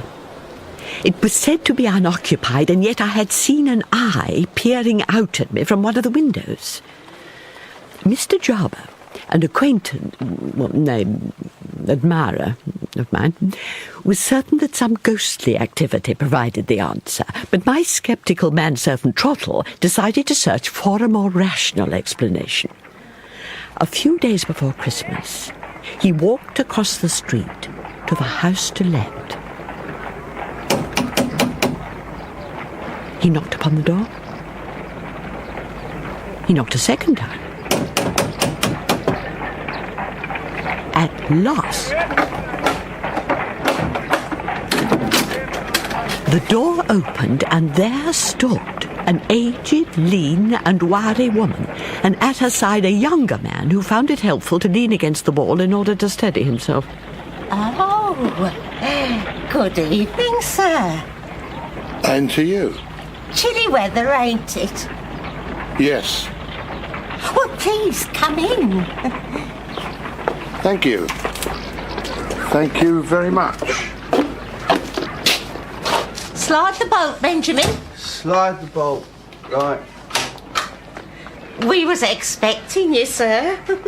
You were? Oh, yes. Oh, yes. Mr. Fawley. Mr. Fawley? That's right. He wrote us a letter. That's right. Oh.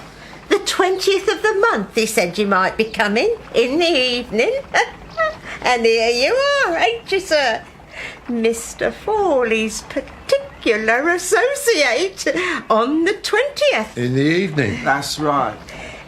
We'll go into the dining room, shall we, sir? I've a candle burning there.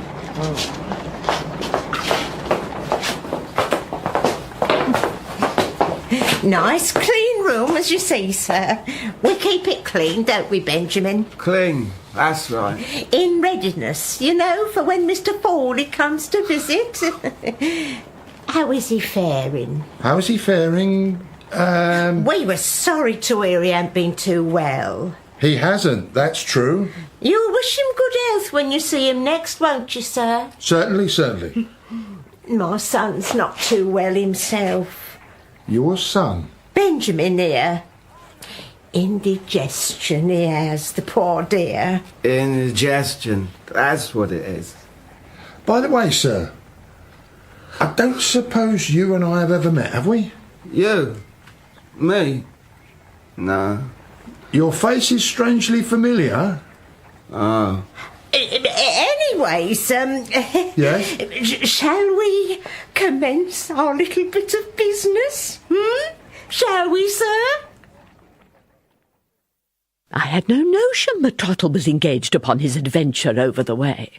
That very evening, Mr. Jarber called again with a further instalment of his revelations about the house to let, and I had intended that Trottle should join us. But Trottle, of course, was not to be found. Philandering somewhere, that's what he's up to. Philandering? Oh, I hope not, Mr. Jarber. I thought I'd cured him of that tendency when we were at Tunbridge Wells. Oh, do you remember, Sophonisba, the last time I was with you at the Wells, and you and I danced the polka? No, Mr. Jarber, you are wrong. We walked the polka. Oh. Now, what more is there to tell me about the house to let? Sophonisba, my dear, behold. As before, a roll of papers was extracted from beneath Mr. Jarber's fur-collared cloak, and as before was waved in triumph. On my previous visit, Sophonisba, I brought you the sad tale of the first tenants of the house over the way. Now, I can reveal the identity of the very last person to rent that cursed abode. I have met with him and spoken with him. Where did you find him? Among the marshlands near Deptford. Among the marshlands? He was in his caravan.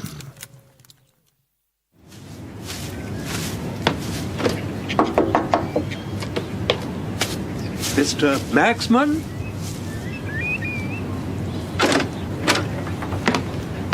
That's me. You've nothing against the name, I hope. Who are you? Mr. Jabez Jarber. Oh. In the theatrical profession, are you? No. I am making an inquiry about a house. Well, this one's on wheels, sir. And very nicely decorated, as you see. The house in question is one that I believe you rented some years ago. Ah, the big house, you mean? Yes. I was wondering, Mr. Magsman, if it might be compatible with your inclinations to tell me about your tenancy there and why you left the place. Well, now, I left it on account of the dwarf. The dwarf? The very same. And as to entering it, I did that a few years previous. I've been looking about for a good pitch, and I sees that house, and I says to myself, I'll have you, I will. And you did? Yeah. I made it a lovely thing, that house.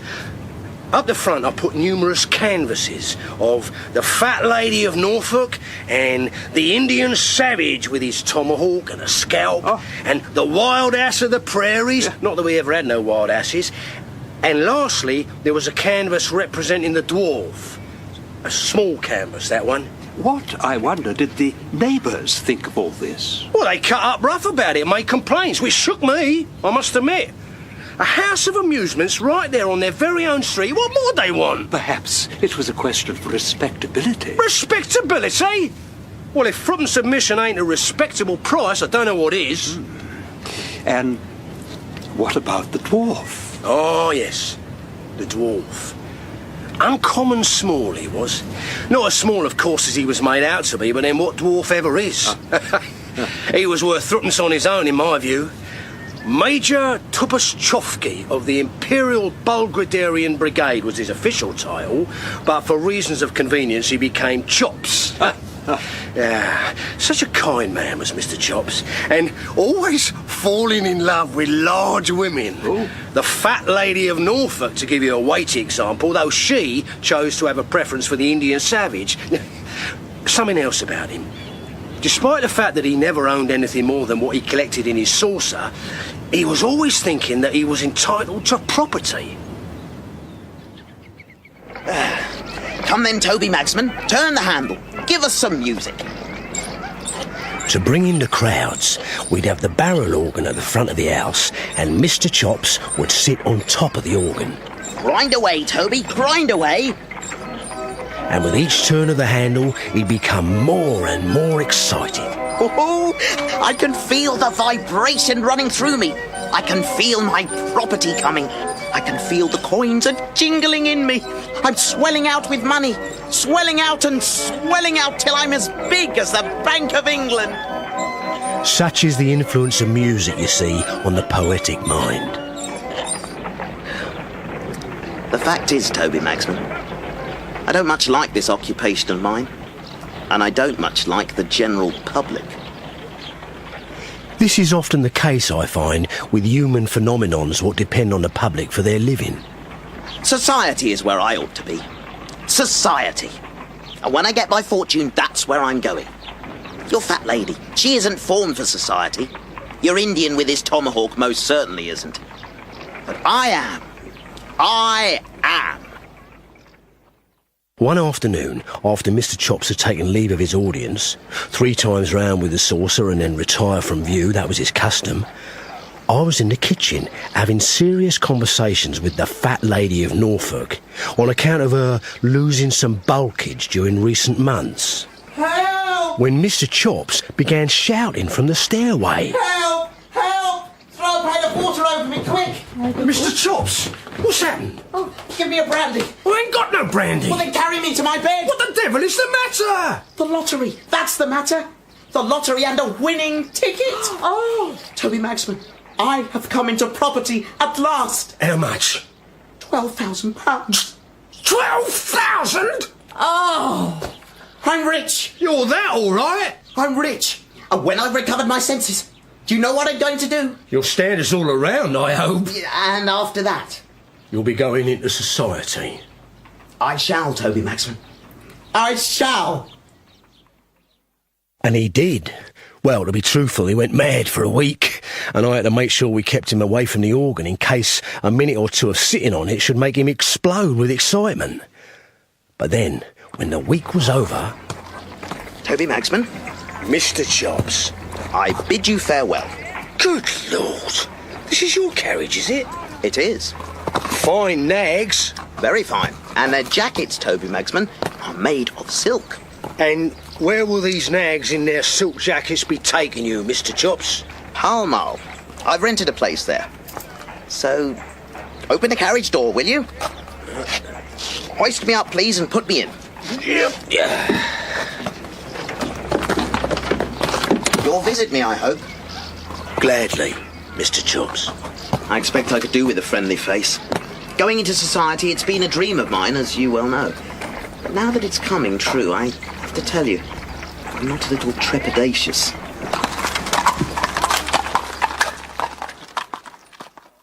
Mr. Jarber's tale, or rather the showman's tale as recounted by Mr. Jarber, was a while in the telling, and we broke off for refreshment. We were standing near the drawing-room window, and Mr. Jarber had raised his glass and wished me very good health, and much else besides that I wish he hadn't wished me, when I glanced at the house over the way. Mr. Jarber? Yes, Sophie Lisper, dear. Look across, if you will, at the house to let. Look in particular at the ground floor. Is there by any chance the flickering of a candle? Mr. Jarber was uncertain on this point. He was uncertain, too, whether it would be very wise to venture forth in the evening gloom in order to settle the matter himself. Little did we know that Trottle had already gained entry to the house to let. Well then, sir. Yes? To business? Business, that's right. Oh.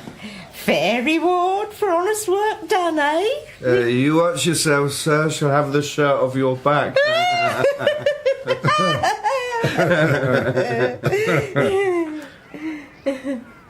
You did bring Mr. Fordy's money, did you not? Madam, I shall tell you what I brought, and you'll be wonderfully surprised. Oh. But first, that noise. The noise? That's right. He's at it again, you see, even in the dark. Is he now? I suppose you want to take a look at him, do you, sir? Well, yes, certainly. I think I should. And then you'll give us our wonderful surprise? I very much hope to. Come then. Bring the candle, Benjamin. You won't have never met the little creature. No. It stands to reason that Mr. Fordy should want you to see him. You're very slow, Benjamin. Slow, yes, that's right. My leg, sir, is stronger than his. I get younger and younger every day, and jollier and jollier. That's what I do. Now then, this is the room. This is where we keep him. Open the door, Benjamin. Open the door. And let our guests take a peep at Mr. Forley's funny friend.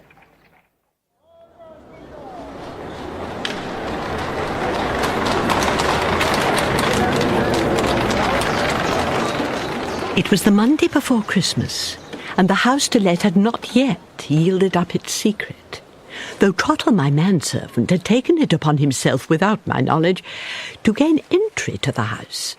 This was on the very same evening that my friend Mr. Jarber was informing me of a conversation he had conducted with a certain Toby Magsman, who some years before had transformed the house into a place of amusements. Among Magsman's attractions, Mr. Jarber learned, was a dwarf by the name of Mr. Chops, and Mr. Chops had won a fortune on the lottery and had left Magsman's employment. So tell me, Mr. Magsman, did Mr. Chops communicate with you at all? Not for some while, but then, out of the blue, I got an invitation to have a drink with him at his lodgings in Pall Mall. So I cleaned myself and I drank with him. Was he alone? No, he was not alone. There was a young fellow there who'd been a swindler at a gaming booth, and another who used to play the clarionet at a wild beast show. Mr. Chops! Well? The supply of wine is perilously low. Let more be sent up from your capacious cellar, Mr. Chops, lest we die of thirst. Yeah, and before I forget... Yes? We shall need a carriage for tomorrow. And a substantial hamper made up of flavoursome comestibles. And wine, of course. Wine, yes. See to it, Mr. Chops, if you please. See to it.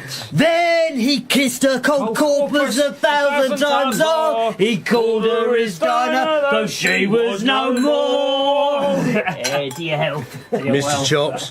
Yes, Toby Magsman. Mr. Chops. Even the best of companions must part. So soon? I thank you for the variety of foreign gargle what you have provided so handsome. And now I shall take my leave. Well, if you must, then I shall see you out. Hoist me up, will you? I lifted him up and carried him downstairs, and he smelt so strong and Madeira that he was like a wine jug what had a large and interesting stopper. I ain't happy, Magsman. Are you not? They don't use me well, those two. They puts me on the mantelpiece when I won't have more champagne in, and if I don't give them money, they locks me in the sideboard. Get rid of them, Mr. Chops. I can't. Me and them two were in society together. What would society think if I tried to send them away? Time passed. It's a feature of time, I find. One night, after the fat lady of Norfolk had sung a final song, and the Indian had scalped his last victim, till tomorrow, that is, I heard a kicking at the front door, and to the front door I went. I opened the door, I looked out, but I saw nothing. It's me. I looked down. Mr. Chops. Mr. Chops. Will you take me back? Take you back? On the old terms. If it's a deal, say done. Done. Good. I thank you for it. Got a bit of supper in the house. Considering what fine fare must have been guzzled at the Pall Mall lodgings, I was ashamed to offer him cold sausage washed down with gin and water, but he seemed happy enough with it. Well, Toby Magsman, you see before you one who has gone into society and got out again. And how did you manage to get in out? I got out after paying out, to the tune of £12,000, which you may recall is what I won with my lottery ticket. 12,000 I paid out, and in return, I've been given a lesson. A valuable lesson. But you can have it for free. Society is all fat ladies. Society is all fat ladies? That's right. You see, your fat lady of Norfolk, she might be considered by some to be an offence upon the eye. How is she, by the way? Very well. Very fat. But them other fat ones, who come and ogle at you and drill holes in your heart and make a colander of it, and who leave you to have your bones picked dry by vultures, like the dead wild ass of the prairies, which is what I deserve to be. Them other fat ones is an offence upon decency and good taste. Magsman, when I was out of society, I was paid just a little in return for being looked at. And when I went into society, I was looked at just the same. And I paid heavy for it. So, the plain fact is, I'm glad to be back. Good sausage, this. My small friend's observations on the world were not entirely the result of sausagerial influence. It seemed to me that he got wiser and wiser every day, and that his head got bigger and bigger as his wisdom expanded. For a while he was kept away from the organ, upon which he had sat in former times, but one evening... Toby Magsman, I should like to be seated upon the organ, and to hear some music. Mr. Chops, are you sure? I am. Hoist me up. I hoisted him up, and with fear and trembling, lest he find it all too much of an excitement, I began to turn the handle. Well, Mr. Chops? Very nice.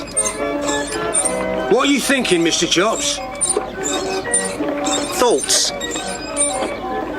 Weighty thoughts. Weighty thoughts, you see, which were a match for his weighty head. And he sat through all the changes, and then he come off and declared that he'd walk 3 times round without the saucer, and then retire from view, which he did. When I called for him in the morning, I found that he was no longer with us, not in spirit at least. He'd gone into a society much better, I think, than Magsman's amusements. Much better, certainly, than what was offered in Pall Mall. A fine tale, Mr. Jarber. Most affecting tale. It is indeed. I should add, by the way, that soon after the funeral of Mr. Chops, Toby Magsman decided that his house of amusement seemed so dismal that he must give it up and return to his caravan, which is where I found him. The house is cursed. It's quite clear those who live there are doomed. Good heavens! Who's this? Trottle! Mum, I have solved the mystery of the house to let. How extraordinary. Mr. Jarber here is making the self-same assertion. Mr. Jarber knows nothing at all. How dare you! Trottle! But I shall tell you what I know, ma'am, if you are willing. Trottle began to describe to us how the occupants of the house to let, an old woman and her inebriated son, had taken him to be an emissary from Mr. Fawley, the owner of the house, and as it happens, a cousin of mine. He told of how when the old woman became insistent about the money she expected to be given, he heard a curious scratching noise from a room above, and asked that he might see for himself who, or what, was causing it. Benjamin, give some light, so that the gentleman can observe Mr. Fawley's little friend. Well, can you see him now? I looked around. The room was empty of all furniture, save for an old bedstead. Over there, sir. Under the window. I peered forward, and there, kneeling on the bare boards, with his bright, sharp eyes towards me, was a tiny, wizened boy, no more than 5 years old. A greasy old shawl was wrapped around him, and on his head was a big cotton nightcap that had dropped down to his very eyebrows. A fine lad, eh? What's he been doing? Praying? Oh, praying? Oh, God help us, no. No, he's not been praying. See, he's cleaning the floor. Oh. He's pretending to be me. Oh, it's his regular game, morning, noon and night. Practice dirt, prat it. And where's my beer? Just listen to him, the little scamp. You'll tell Mr. Fawley when you next call on him that the boy's going on nicely. You will, won't you, sir? Oh, yeah. Where's my beer? Oh, where's my beer? Has he nothing else to amuse himself with? Some toys, perhaps? Oh, no. This is what he likes to do. I'm a good one, I am. I work hard and I save candles. That's right. Save candles. That's right. I don't suppose there are many who know about the boy.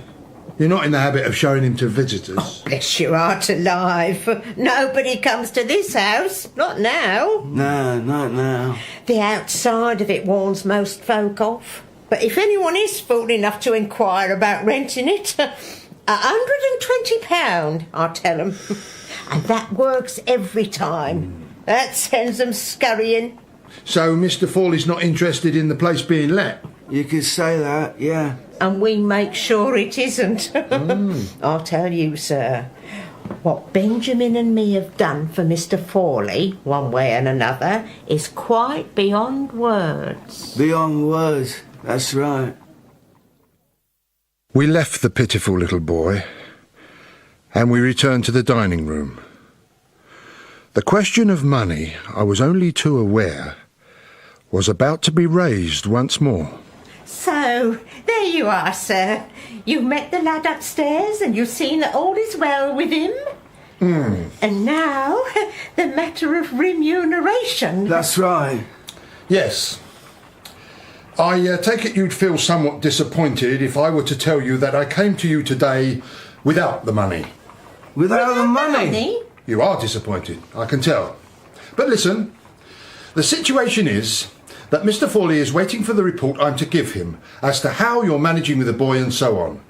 Once he's received it, found it satisfactory, he'll send me back here with a bigger bit of business, by far. Bigger than you could ever imagine. How big? This much? Oh, no, madam. You'll need both hands to count it. You will indeed. Oh, heavens. Oh, sir. Oh, my. Thereupon, the old woman grew exceedingly light-headed and began to take great liberties with invoking unearthly beings whose names ought never to have approached her lips. And as quickly as I could, I took my opportunity and bade her and her son farewell and hurried out of the house. Extraordinary. Extraordinary, Mr. Jarber. Is this not extraordinary? Not at all, my dear. It merely confirms my own discoveries. The house, as I have told you, is cursed. It is cursed, and it is haunted. Balderdash!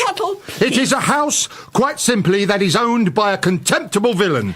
Namely, ma'am, your cousin, Mr. Fawley, who for some reason or other has kept a poor child hidden away in it, ignored by the world, unseen. Unseen indeed. Except, what do you think, Mr. Jarber? Except perhaps for an eye of his, looking out through a hole in the blind? Trottle, the child must be rescued. He must. And his identity must be discovered too, along with the cause of my cousin's despicable action. Mr. Jarber, will you assist? No, Sophonisba. I shall not. Why should I labour any further when my endeavours thus far have received such scant appreciation?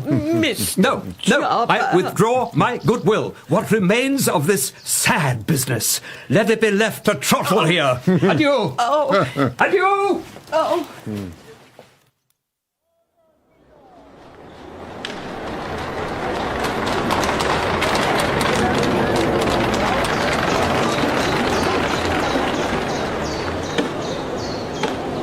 There were now a few days only before Christmas, but I was not yet in a festive mood. True enough, my manservant Trottle had solved the mystery of the house to let. It was not cursed, as my friend Mr. Jarber had claimed. It was not haunted. The eye that I had seen peering through a window belonged not to a phantom spirit, but to a small boy, who on the instructions of my cousin George Fawley was kept imprisoned inside the house away from public view. But now that I knew this much, a sense of helplessness threatened to overcome me. Trottle! Oh, Trottle, what can be done to secure the unfortunate child's release? I've been wondering as much myself.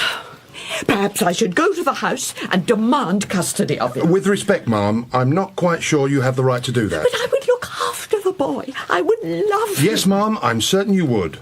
The boy, however, is not yours. True. Let us first discover whose boy he is and why your cousin has chosen to treat him in this fashion. Yes. Remind me, if you will, about Mr. Fawley's family circumstances. He is a widower? He is. And there were children, were there not? 2 daughters, only one of whom survives. She lives in Canada, married, childless. And the other daughter? She had been her father's favourite, but she defied his wishes by marrying a man of low birth whose name was Kirkland. Mr. Fawley was so opposed to the match that he vowed he would never forgive her, nor did he. Though in truth, the couple's marriage was very brief. The husband, a sailor, drowned on his next voyage, and the wife died soon after giving birth to a boy, who was stillborn. Well, where was their home? In a village called, what is the name? Flatfield, I think, near Pendlebury. Pendlebury? Yes, is that of any significance? It could be. You may recall, ma'am, that 6 or 7 years ago I took a short holiday and went to Pendlebury to visit some friends of mine? Yes. One of these friends kept a chemist's shop, and through him I met a doctor named Barsham. He'd been a first-rate practitioner in London, by all accounts, but he was a first-rate fool as well. Began to drink heavily, gambled, lost money, lost custom. This is beginning to sound like one of Mr. Jarber's tales. No, ma'am. There is sense and meaning to it, I assure you. It's connected with my evening visit to the house over the way and my encounter with the old woman and Benjamin, her drunken son. Mm-hmm. It's connected in particular with the ugly subject of Benjamin's face. When I set eyes on that fellow, ma'am, I was almost certain that I had encountered him before. But you think perhaps you had in Pendlebury? Correct. The drunken Benjamin, I rather suspect, is none other than the foolish Dr. Barsham. It is Barsham and his mother who were deputed by your cousin to take care of that hapless, pitiable little child. Take care of, surely, is too generous a phrase. But, Trottle, even if you're right about Barsham, are we much the wiser? Well, one thing may lead to another. Ma'am, I require a day's absence. I must visit Pendlebury again. Trottle! Hey, Trottle! Proctor, how very good to see you. I hope so. Though your letter suggested you had business in her. Yeah. I do, Proctor, I do. I want you to tell me a few things about an acquaintance of yours. Benjamin Barsham. Barsham? Oh, Lord. Well, I'm happy to tell you the little I know, but not in preference on the station platform. Let's get home and have some tea.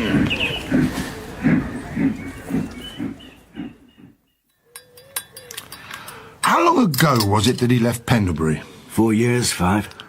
And his charming mother? She went too? She did. Why did they leave? Was there a particular reason? Well, an unfortunate event had just occurred. The death of a young woman. A Mrs. Kirkland, if I'm not mistaken. No, you're not.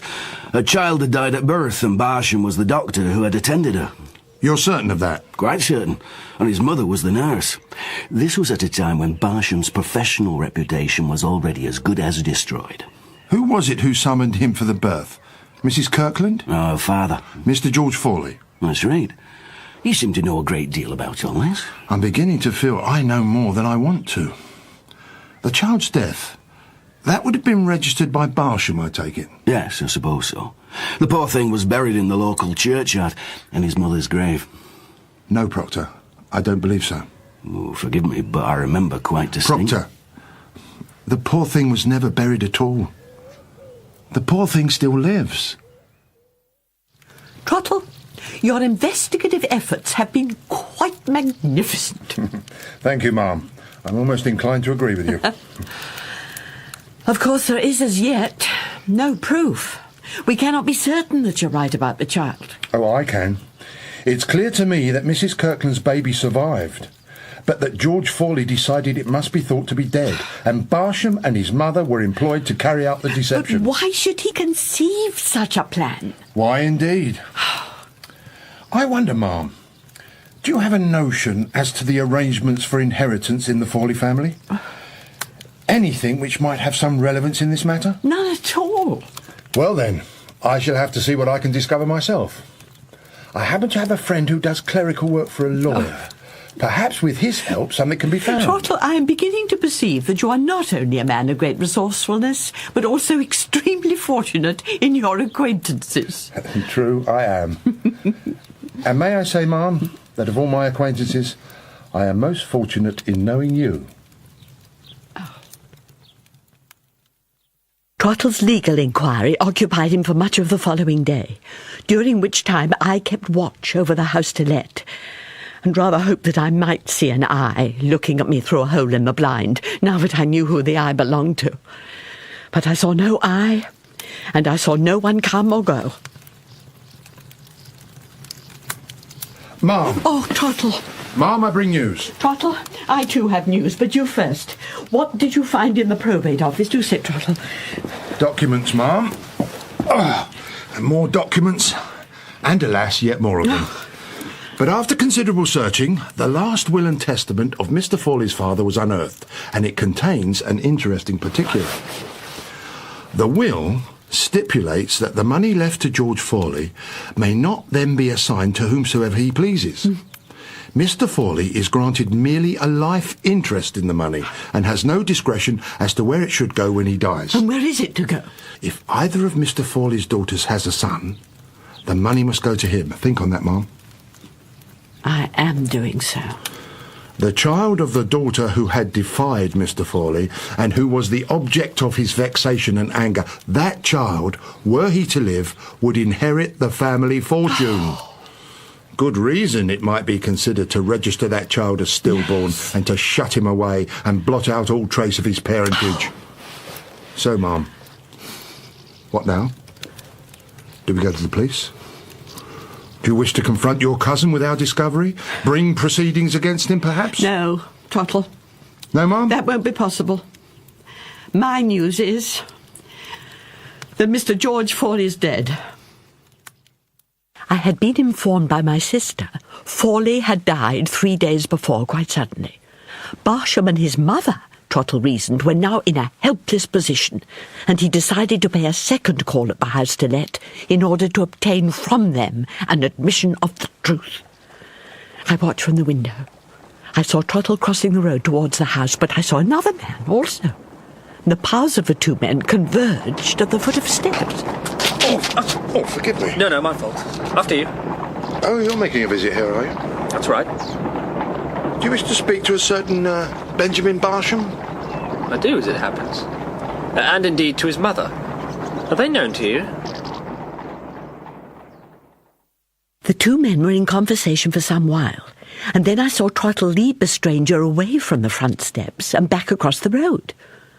Very soon, I was being introduced to Mr. John Dorlcote, confidential legal adviser to the late Mr. Fawley, and now his executor. Strange to say, ma'am, it's Mr. Dorlcote here who must be thanked for my discovery of the child. Is it now?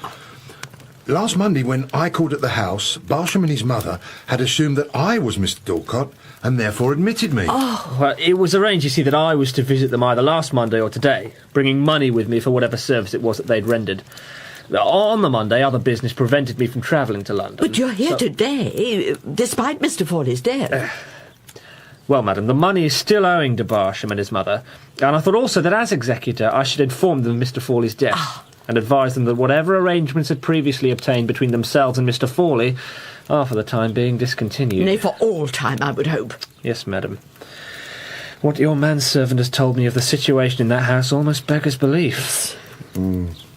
Mr. Dorcott, it had been my intention, before our chance meeting, to speak to Barsham and his mother and encourage them to make some sort of statement as to their part in the whole sorry affair. Oh, good idea. I shall accompany you, and we shall obtain such a declaration in writing if we can. Yeah, and what about the child? The poor creature mustn't stay in that place any longer than necessary. I shall bring him here, ma'am. Shall I? What do you say, Mr. Dorcott? Would it be in order for me to look after the boy in the short term, I mean? At least. Mr. Dorcott agreed, and he and Trottle, it was late evening now, returned to the house over the way. They obtained the written declaration, and Trottle removed the boy from his wretched room and carried him out of the house. The boy was brought to me, and though he held away at first, it was not long before he clung close. A bed was made up for the little mite, and he was washed, and a shirt of Trottle's was used as a nightgown, and he was soon fast asleep. He looks contented enough, does he not, ma'am? He does. Trottle? Yes, ma'am? God bless you. Thank you, ma'am.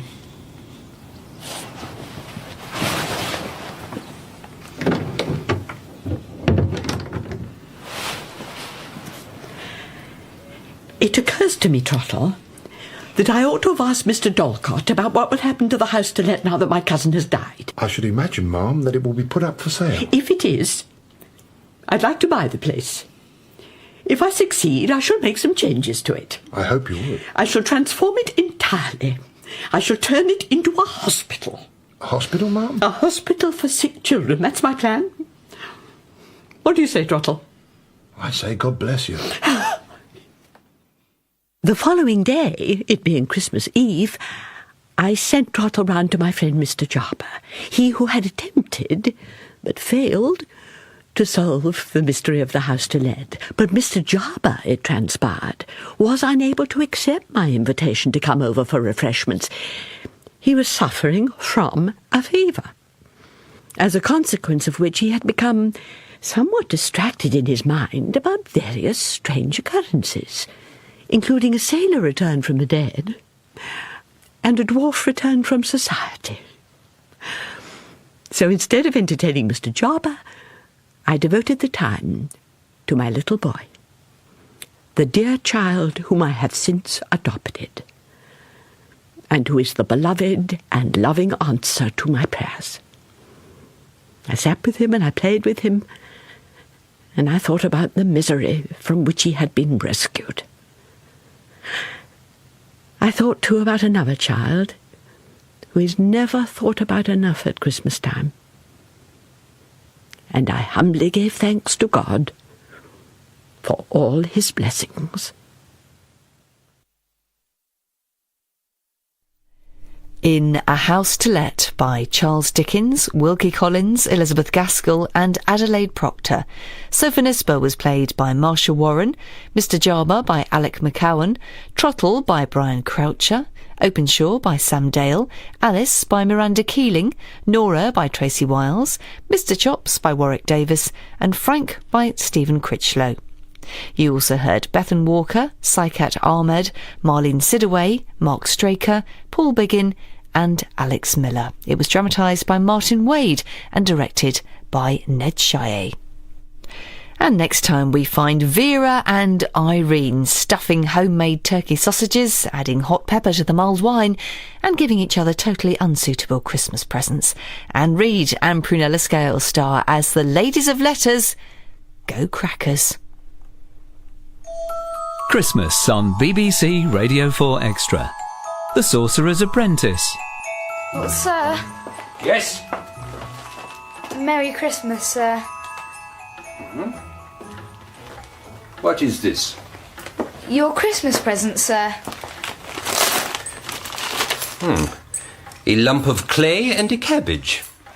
Yes, sir. It's a charm to eliminate chaos from your life. I've adapted it from one my great aunt used back in England.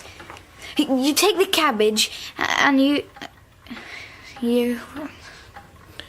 Which spell did you use? Sir? With the broom, which spell?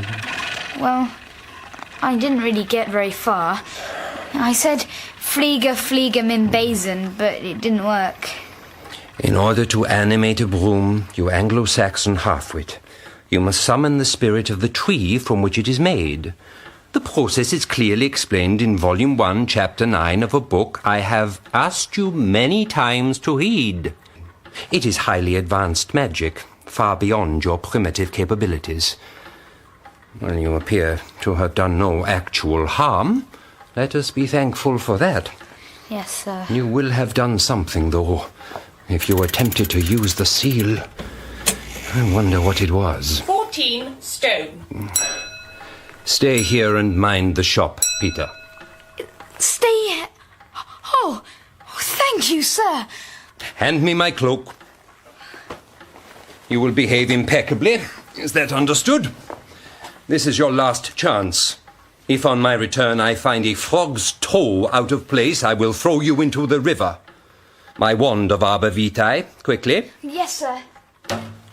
You will look after Frida and see she has all she wants. Yes, sir. Where is she, by the way? Frida? Liebchen?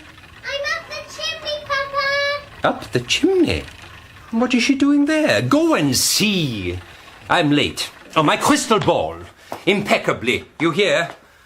As you had the broom out, you may as well sweep the floor. I shall be back at midnight. Change the setting of the clock. Yes, sir. And feed Copernicus. And feed Copernicus. Change the clock. Sweep the floor. Boil your head. Dried up old prune. What's wrong with my pyjamas anyway? Hello, Puss. No chance of going to the Stroke-Hop annual Christmas frenzy, then. Look after Frida. Of all the ways to spend Christmas Eve. I'm up the chimney, Papa. Little girls are a pain. Oi, Copernicus. I'd appreciate you not wiping your nose on my leg. I suppose you want feeding. That's all you do, eat and sleep. You must be the most useless cat in the universe. I know. What can we palm off on you for supper today? That should be good for a laugh. What have we got? I'd offer you some newt's eyes, but we're out. A fillet of fenny snake, a howlet's wing, shark's gizzard, or we've got some baboon's blood. Only 4 groats a bottle. Just herrings, as usual, please. Sorry? Herrings. And make sure the bowl's clean. Herrings? Pickled, for my supper. And a bit less of the Busborchik. My ancestors were learning the Torah while yours were running about in bearskins, so a little respect wouldn't go amiss. You spoke? You can talk? Is that so bad? You never spoke before. I'm a cat. You want I should sing too? But why are you talking now? You're asking me. You're the one who used the Seal of Solomon. Oh, gosh. Oh, you mean... Oh, that's amazing. I had no idea. That seal must be really powerful. The Hexameister said I would have done something, but he didn't know what. That's Lemire. He knows nothing. He's a quack. Some dreck in fancy glass bottles and a speaking clock. This he calls magic? Him I don't talk to. Oh, crumbs. Are you saying he's no good? In my family, to be a magus meant something. Moses, Solomon, they were great men. They knew their craft. Moses and Solomon. Wow. High warlock for the conjuration of wizards he wants to be. Ha ha! It's a miracle he's on the committee. This is...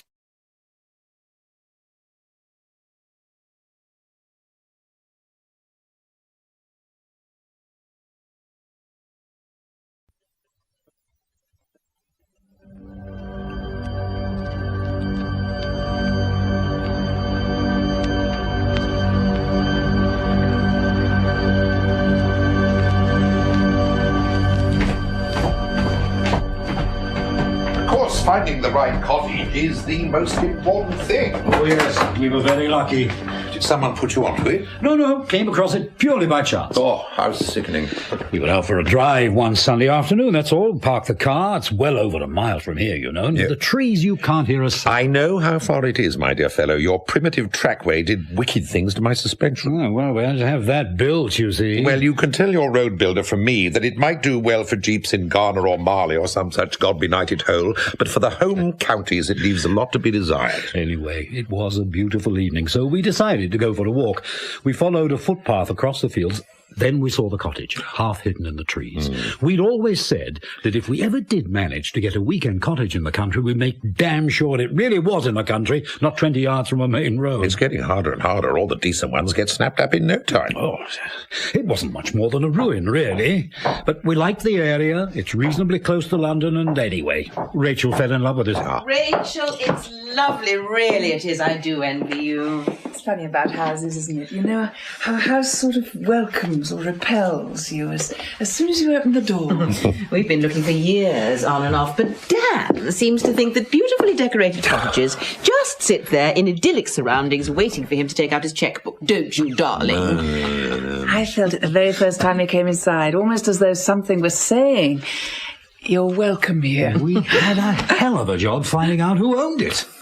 Took my solicitor the best part of 6 months, and then it was the land, not the building. Well, whoever owned it, farm labourers must have lived here right back into the 18th century. Earlier than that? That's what my father said. 10 generations of men who lived on bread and cheese, and now us. He sees it as symbolic. Of what? Oh, he didn't go into details. No, they never do. And I suppose you got it for about £50, did you? Oh, a bit more than that. Not too much more, though. It's absolutely typical, you know. These things never happen to me. If I'd bought it, it would have turned out to be a medieval pigsty built on a bog. I think you'd better have a drink. Oh, I thought you were never going to ask. Did you have the kitchen built on? There was a sort of shed thing, but we had to rebuild it almost completely, and the loo and the bathroom. Well, if you're going to live in the country, even at weekends, you must provide for the creature comforts. I can't bear those dreadful people who lead civilised lives in offices and suburbs all week and then go back to nature and live like cavemen at the weekend. They deposit their dung in piles under your bedroom window, and when they give you a cup of tea, it's full of boiled newts. Don't worry, we're very civilised here. I should have asked you first, Margaret, but Dan was desperate. What'll you have? What have you got? Everything. They've got everything. Campari? With soda. Please. They've even got stereo in the bedroom. And you'll have a sherry? Yes, please, a small one. I hate to think how much it must have cost you. So do I. There was so much that had to be done, you see, that there didn't seem much point in half measures. A mortgage to a quite lunatic extent. But it's worth it, I think. The only thing we can possibly do in the circumstances, Dan, is despise them for the shallowness of their bourgeois values. You're quite right. When you can't afford something, moral superiority is the next best thing. You're at the beginning of a very long story there, Dan, so if I were you, I'd forget it. No, I'll drop it, Rachel. It would depress me even more than it would Edmund, I'm sure. I've got some photos somewhere, how it was just before the builders moved in. Oh. Where are they, Rachel? Can you remember? Oh, spare us, Ed, please. I don't think we could bear it. We'll find them after dinner. I warn you, Christmas with Dan is usually ghastly. You don't know what you've let yourselves in for. Margaret, you're biased. He overeats like a pig at dinner, fills himself up with gallons of red wine, then snores and groans his way through till Boxing Day. It's a memorable experience. Red wine? That reminds me. Margaret, where's the bag? Oh, I think I put it down in the kitchen. Oh, right. What's up with Dan? He's brought a bottle of red wine. I do apologise. Don't apologise. We've got a couple of bottles of Burgundy, but nothing special. Oh, with Dan it'll be very special, I can assure you. Dan is a wine bore. Bring the bag with you, darling. We've got a little present for you, if you don't mind. Ooh. Well, actually, we've got one for you, too. Thank God for that. Now, this, my dears, is a truly magnificent bottle of Burgundy. I know nothing at all about wine, I'm afraid, Dan. Waste it on me. Well, you could take my word for it. It's fantastic. I get it from a little place I know just near Covent Garden. The chap's a friend of mine, and he usually manages all right, darling, rustle up that'll some. do. It's a bottle of wine, that's all. We'll drink it, and it'll taste nice, and it'll probably put us to sleep. My wife is a barbarian. Where did you put the present, darling? By the tree. Oh, yes, of course. It's a grotesque business, Christmas, isn't it? Always strikes me every year. If you're going to start talking about the commercialization of spiritual values, Head, I shall laugh out loud. Oh, just the changes it's gone through. A primitive ritual, then a Christian sacrament. What is it now? The great festival of the belly, and none the worse for that. Here we are. Oh, now what's all this? This looks very exciting. Anyway, happy Christmas. I'm so glad you could come down. It was either that or enduring each other's company for 48 hours, so I mean... Oh, a lovely print. 18th century, isn't it? Yes, an original. Yes, I can see.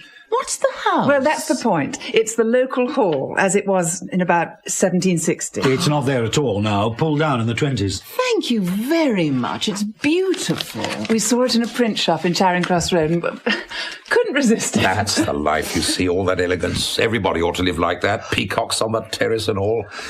On second thoughts, I suppose you two are having a pretty good try. We lack the peacocks. My husband, you see, beneath his progressive, nay, radical exterior, is the most hardened reactionary. His ideal lifestyle is the 18th century rentier. Not at all. Nothing is too good for the people. That's my philosophy. Anyway, this is our little offering. Happy Christmas, and thanks for the invitation. What is it? Oh, it's something made of wood. Oh, a carving. Sorry if it's a bit primitive and violent. A woman giving birth. A bit distorted. My friends who are mothers tell me it's not quite that bad. No, it's beautiful. Or indeed ugly, but I know what you mean. It's genuine, you know. None of your Harrod's rubbish. Carved by a real live African out in the bush. Where did you get it? There's a shop just behind Knightsbridge. Specialises in genuine tribal stuff. They're ritual objects, really, aren't they, these things? Well, fertility, I suppose, yes. Probably for rain. But don't they make them especially for the tourists? I'm sure they do, but not this one. This was carved by someone sitting in front of a hut after a day in the fields.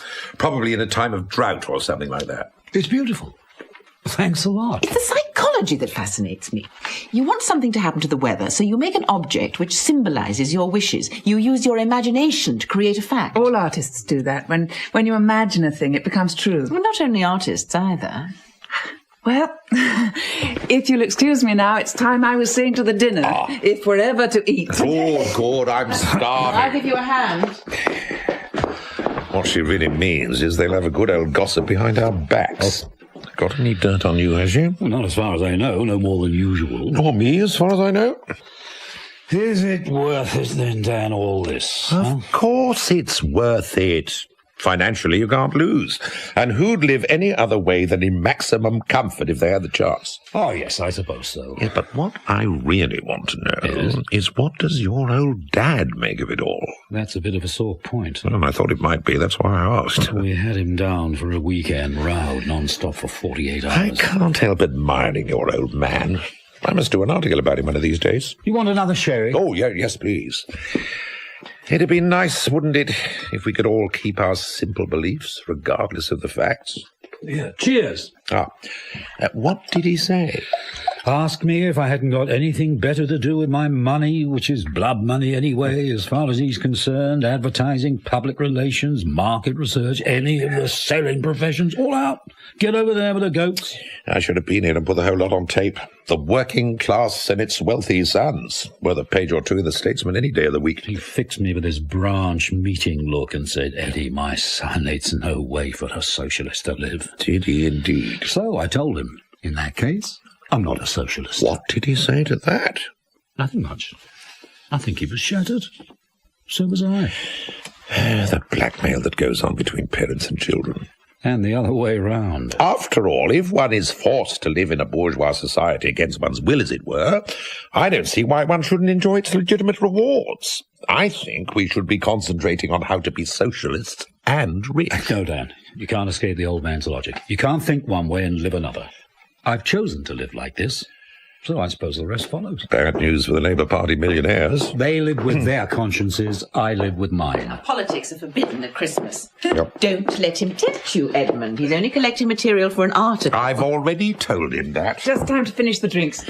Well, we're both green with envy. No, shush, darling. Edmund's having an attack of guilt.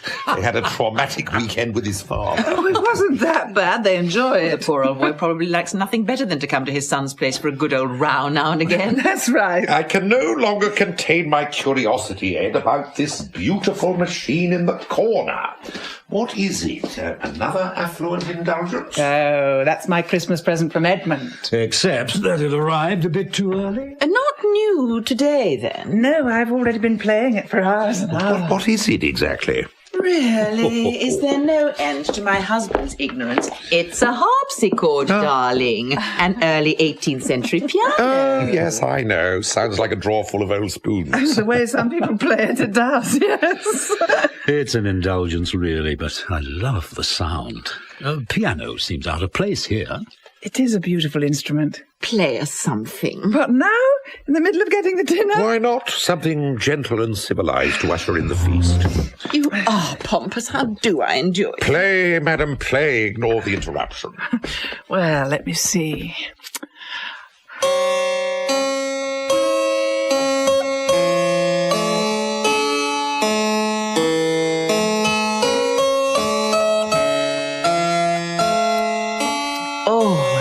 Beautiful sound.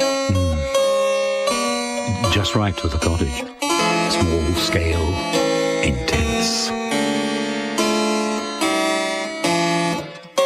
Lovely.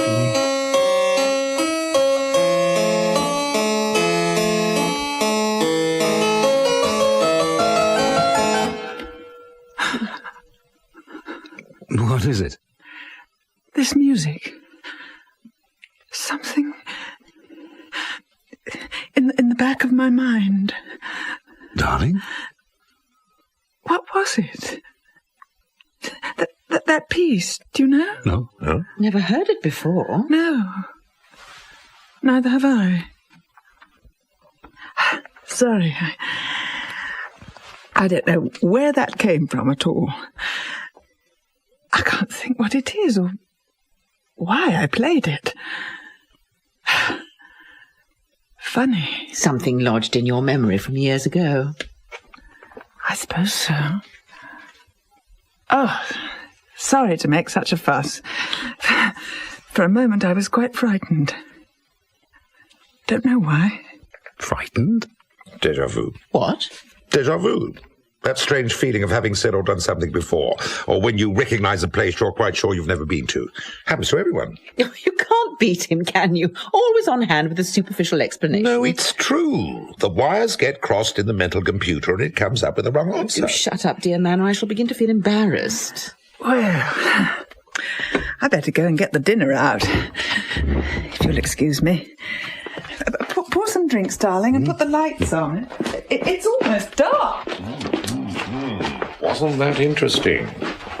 I don't know, was it? Oh, yes. The slightest nudge of the irrational elbowing its way into our ordered lives. Oh, you are a journalist, you know. You're a journalist from your bootlaces to the centre of your tawdry little soul. Why the hell I should go to bed with you, I can't imagine. Now, what have I done to provoke such a brutal outburst? The irrational, indeed. Well, what else do you call it? It was something that happened to Rachel that she didn't understand. She's not really like that at all, usually. I mean, she doesn't go in for, well, you know. Otherness, not the world we live in, the world that lives in us. Oh, that's all rubbish, Dan. Just an easy way out for people like you who can't be bothered to think things through. All right, then what really happened to Rachel at the harpsichord? But you forgot the title of a piece of music. But why did it frighten her? That's right. We haven't a clue what went on in Rachel's mind there, except that something did and it caused fear. You won't find anyone who can give you a convincing explanation of it. But that doesn't mean it can't be explained, does it? Don't deprive him of his thrilling little mystery, Ed, or he'll have to fall back on his own intellect. No, I'm sorry, my dears. There's masses and masses of evidence that the mind possesses other powers beyond the rational ones. What powers do you mean? Oh, transference, survival, all kinds of things. Showbiz, darling, pure showbiz. Not at all. There are countless authenticated stories. For instance, of people being separated by thousands of miles being aware of the death of someone close to them. If mind can be projected through space like that, why not through time? Look, haven't you ever stood on a battlefield and felt the presence of the dead? It's just imagination. You see a bleak field, and because you happen to know a lot of men died there, you people it with ghosts. There's more to it than that, Margaret, isn't there? It's amply proved, for instance, that the mind can have a positive physical effect. I mean, hysterical paralysis, things like that. But you're proving my point, not his. The whole point about hysterical reactions is that they do have rational explanations. The point is, my sweetheart, that reason alone can't be trusted. It can look at the facts, and because of its own preconceptions, it can come up with the wrong answers. That may be true, but it doesn't mean... it's particularly noticeable in your case. In spite of all this pretense of rationality, I've never known anyone colour facts to suit preconceptions quite so shamelessly as you do. Why is it that with you, Dan, sensible discussion always ends up with frivolous personal abuse? I lack intellectual fibre, that's all. Thank God for it, too, or life would be unlivable. Oh, it's like being married to Coco the Clown. Ask him a sensible question, he pours whitewash down your trousers. Listen, do you remember that dreadful party game, Nelson's Eye? It always frightened me to death. No, I couldn't bear little girls' parties. I wouldn't have thought that was your scene at all. Very middle class. Oh, well, we rough children were occasionally pulled in to make up the numbers, you know. What's it all about? You're blindfolded, and then you have to touch certain objects and guess what they are. At the end, they plunge your finger into a raw egg and tell you you're poking it into Nelson's blind eye. Still makes me shiver when I think of it. It's a perfect example of what I was saying. And while we're on the subject, I've just thought of an even better one. Sit still, darling, and close your eyes. What? Oh, what are you up to now? Are they closed? Yes. No, I don't think I trust you. A blindfold will be better. Oh, what? Oh, Dan, what's going on? One of the uses of a neck scarf. Now, stay there for a moment. What's he doing? I don't know. Oh, the trouble with Dan is he got to the age of 30 and then started going backwards. God help me when he's 15. Eyes still closed? Yes. Right. Keep them closed. And Edmund, you say nothing. Just watch. Dan, what are you doing? I have in my hand an open razor. What? An old-fashioned cutthroat razor. It's very, very sharp. Really? You'd never believe what some married people get up to. Quiet, concentrate. I'm coming very close to you, and with this open razor, I'm going to cut open your cheek. Oh, are you? Charming. I'm getting closer. The razor's wide open. It's so sharp I daren't even feel the edge. It would lay open my finger at the slightest touch. So my husband's quite mad. Still, concentrate. Make the most of the last few seconds before the pain. I'm very close now. The blade is about 2 inches from your cheek. Can you feel how near it is? Dan, what is this? I told you, with this razor, I'm going to cut your cheek open. There! An ice cube melting, no damage done. My God, that did frighten me. Point proved, I think. It was the coldness and then the wetness on my cheek. You can kill a man with a drop of water on the back of his neck if you tell him it's a guillotine. What was all that noise? Oh, don't worry, darling. A little practical psychology from Dan. My husband frightening the life out of me. Quite normal. Party games, darling. No need to get alarmed. Well, dinner's ready now, so if you'd like to carry the turkey through, Ed, Margaret will help me with the vegetables and things. Oh, Dan, light the candles for me, would you? Oh, yes, I'm all for that kind of thing, Rachel. There's a certain ritual about eating I should be very loath to lose. I admit it's difficult to feel very close to the Great Spirit, opening cans of luncheon meat and fruit salad in a kitchen full of washing up. But when it's turkey with all the trimmings, the candles are absolutely essential. Here we are, then. Oh, good God, that's not a turkey. It's an ostrich. Isn't it a beauty? Ah, please, darling. Would you like to sit here, Margaret? Dan, you here? You've gone much too far, Rachel. Really, you have. I warn you, I'm a terrible pig. I shan't leave any of this. I've already made your excuses. My dear, have you noticed the carving light neatly on the dish? A little idea of the architect. It can't be a socialist with a spotlight over your carving dish.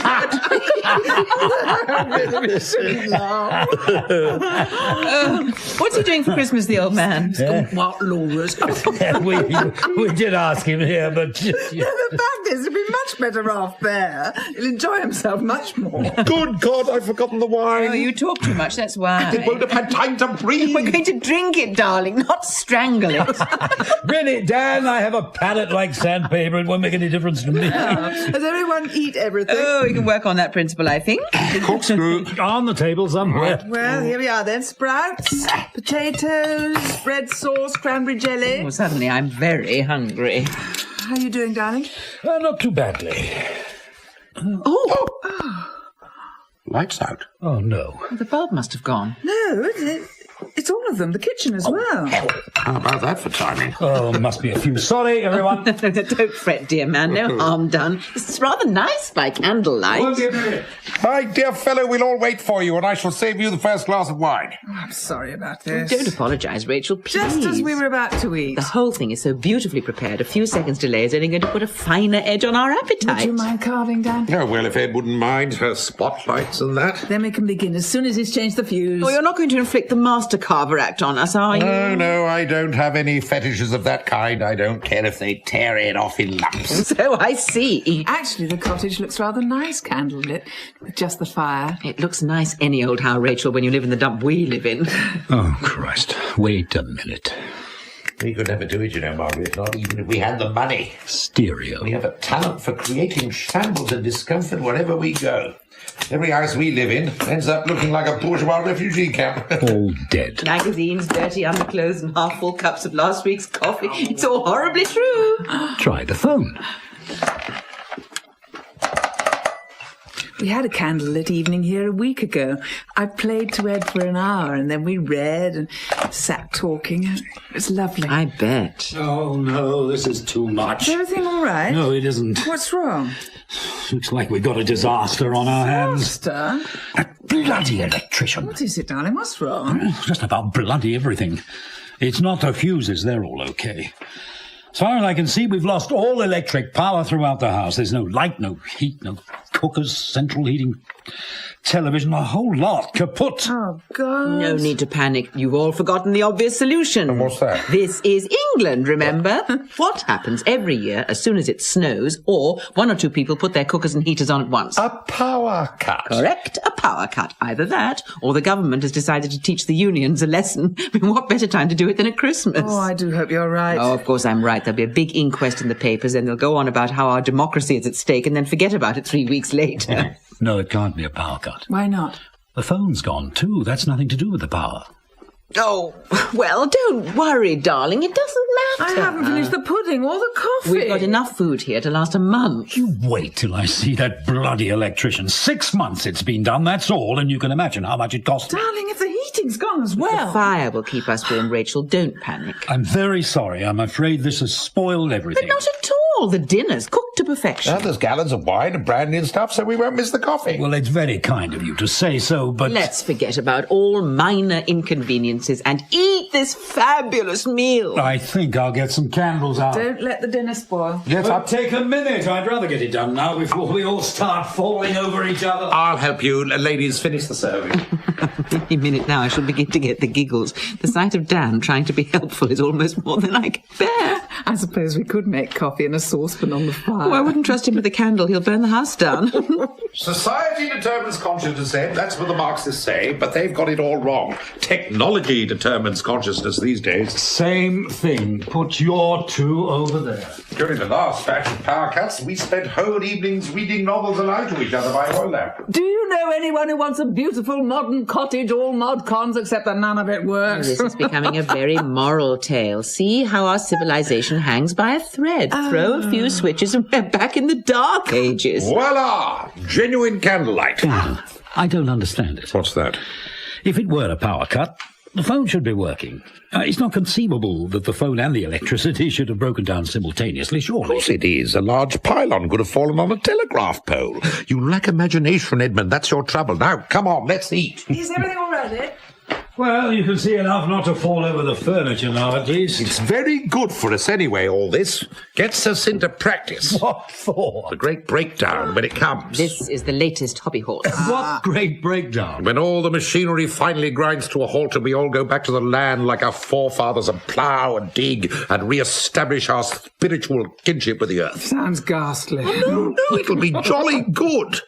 The Non-Technological Society. They'll still have journalists, of course. Oh, don't be taken in, Ed. He had a 10-minute radio programme on Ivan Ilyich, and now there's no stopping him. Well, it hasn't happened yet. At least, I hope not.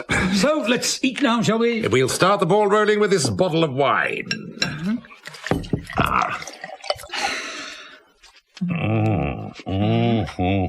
Very, very nice. You try that size, Edmund. Well, cheers, everybody.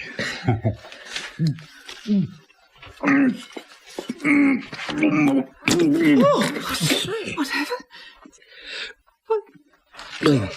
Darling, look what you've done to the table. Must have gone down the wrong hole. No. What's the matter? It's not wine. What do you mean it's not wine? Of course it is. It's blood. What? It's blood. It is, it's blood. Don't be silly. It is, it's blood. Taste it. I'll get a cloth. Well, we'll see.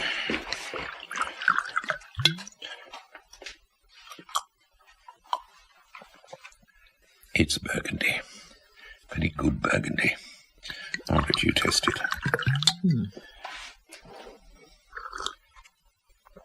Burgundy.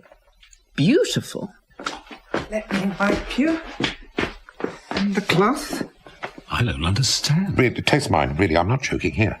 They must be going mad. It smells just the same. Look. Now, that's not blood, is it? Oh, it is. To me, it is salty. It's sticky. I mean it. Stop it, Ed. Stop it. What do you mean? Whatever sort of game you're playing, stop it. Rachel, it isn't a game. To me, it It's tastes... wine! Obviously, it's wine! Give it to me! It's wine.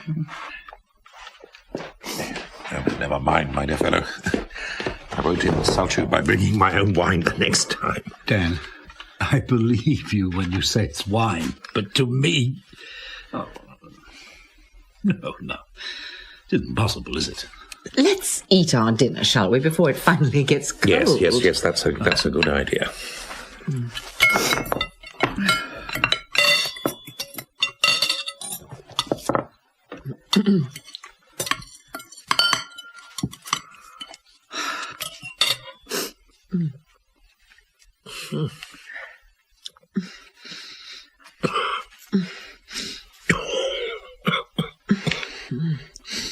Oh, God. I'm sorry, darling. This is a very hot turkey. It's the meat. It's the meat, too. Madras style, and then some. Oh, God. Have you stuffed it with chilies and pepper seeds? Don't worry, Margaret. I recognise a practical joke when I see one. Vintage blood and a bird that tastes like acid. It's just an ordinary turkey. I cooked it just as usual. Oh, my God, I think you poisoned... What's happening? Rachel, Dan. Oh, it's burning me. Water. Drink lots of water. God, this is happening. I think we're all going to die. I can't bear it. I must get out of here.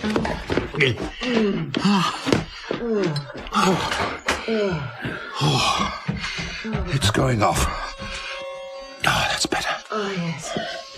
Me too. Oh, thank God for that.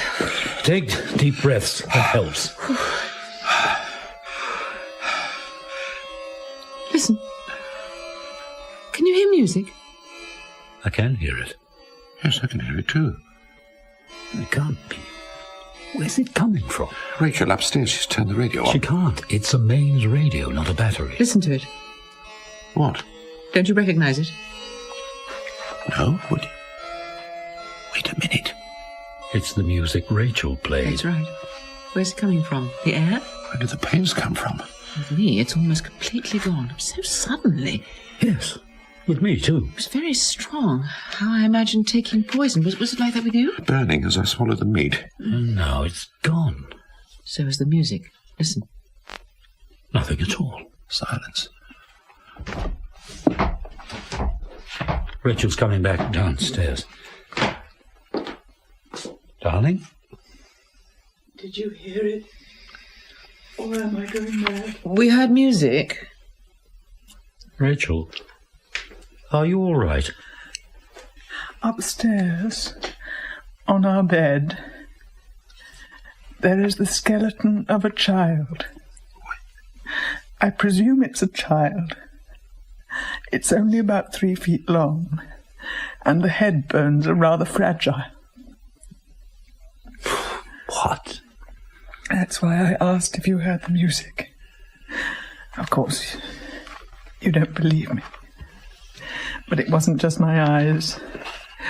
I touched it too. Come with me, Dan, will you? For confirmation or support? Both.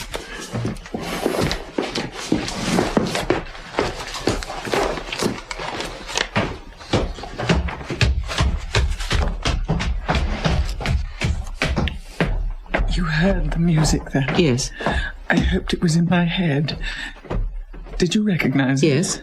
Did it come from the instrument? No, it didn't seem to come from anywhere. From the walls, almost. That means it's something to do with me. Why do you say that? The music came to me first. I played it before I knew it. I'm the one. I don't see why. We all heard it. I'm very frightened, Margaret. Are you? I was frightened by the pain, but I'm not frightened now. Interested, really. Mystified. I can feel something. I can't describe what it is, but it's something dreadful. Well, I've always been a sceptic. I don't see any good reason to change yet. You will. See, when you think about it, it's a bit like a sideshow at a fair. All those cheap tricks and stunts catch your imagination easily enough, but if you go round the back and see the wires and pulleys that make them work... This isn't like that, believe me. It's a black hole beginning to open inside me. I can't control it. Well, I don't feel at all like that, and it's no use pretending that I do. Whatever it is, I'll be convinced when I understand it, not before. Rachel? Yes? Rachel, there's nothing in the bedroom. Nothing? Nothing at all.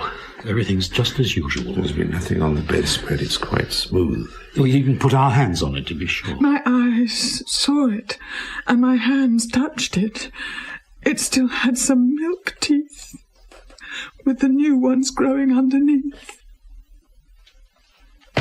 What's going on, Dad? Margaret? Something very strange. I feel quite all right now, though. Yes, so do I. Not hungry anymore. No. No trace of the pain? No, none. It went. So suddenly. Yes, that happened to all of us. But none of us tasted blood except Edmund. No. And now this upstairs. I didn't imagine it. I looked for quite a long time, and then I touched it to make sure. It was a child's skeleton, about 3 feet long, with bits of clothing lying on the bedspread. I really did see it. No one has suggested you didn't. Equally, though, we didn't see it. But we've all felt or seen something, haven't we? Edmund, the blood, the rest of us, the food, the pain that just disappeared, and the music, and now Rachel, this. And all of us, the house. What do you mean? We've all experienced the failure of all the machinery in the house. But that's perfectly straightforward, simple mechanics. Is it? What are you implying? That the whole thing, the power failure included, is some kind of mass hallucination? Can you suggest anything better? The clocks are still dead and so are the lights. If it's mass hysteria, something our four minds are creating between us, we're still under its spell. Nothing's been right since the lights went out. Before that, the music. There must be some kind of rational explanation. I don't need any explanation. I just want it to stop. If it's a form of mass hysteria... How can it be? Look, we're four sane and mature people. We know what we're saying and doing. Do we, though? We think all the lights have failed, but maybe they're on all the time. Maybe they're blazing across the fields for miles. If you tasted blood and Rachel saw a dead child on the bed, that's just as possible. So that we've lost all distinction between what's really happening And what's imagination? Well, how else can you explain what's happened in the last 15 minutes? And these delusions have come from somewhere. I mean, if not from our own minds, then where? Listen, if what you say is true, then what we need to do to reassert reality is to get out of here. And if necessary, separate. Break whatever mental chain is binding the four of us together. So I suggest we get into our cars and drive away to some nice crowded hotel where there's dancing and an MC and they're all playing silly and innocent Christmas games, so that we dissipate whatever it is that's been deranging our perceptions here. I think that's a good idea. Yeah. What? The car was opposite this window, wasn't it? Quite close. Yes, why? I can't see it. I can't see any dark shapes where the hedges and trees are either, or even the grass under the window, but I can't see anything at all. Let me see. It's never absolutely dark, is it? There's no such thing as absolute darkness. There's light coming from this room, from the candles. It ought to reflect on the bonnet and the headlights. There's nothing. It's like a black curtain. Dan, give me a hand with the front door. Right.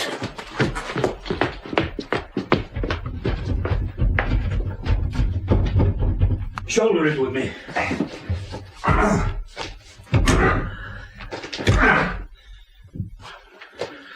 It's not going to open, is it? No, it's not. This window's the same, like the bottom of the sea. We're caught in here. I know it. Something has got us trapped. Dan, look at the upstairs window. I'll try the back door. Okay. Don't worry. And there must be some rational explanation. No, there isn't. We're caught. Black as pitch, nothing at all. And the back door's the same as the front. So that's that. We stay and sit it out, whatever it is. Well, if it's some kind of mental force that's holding us here, let's see if it'll stand up to a hammer. I shall have a brandy, I hope. These windows are made of perfectly ordinary glass, nothing special, bulletproof or reinforced. The brandy's okay. So a hammer should do the trick. No. All I can say is that we must be a very strong-minded lot. Anyone else want a drink? We can't get out.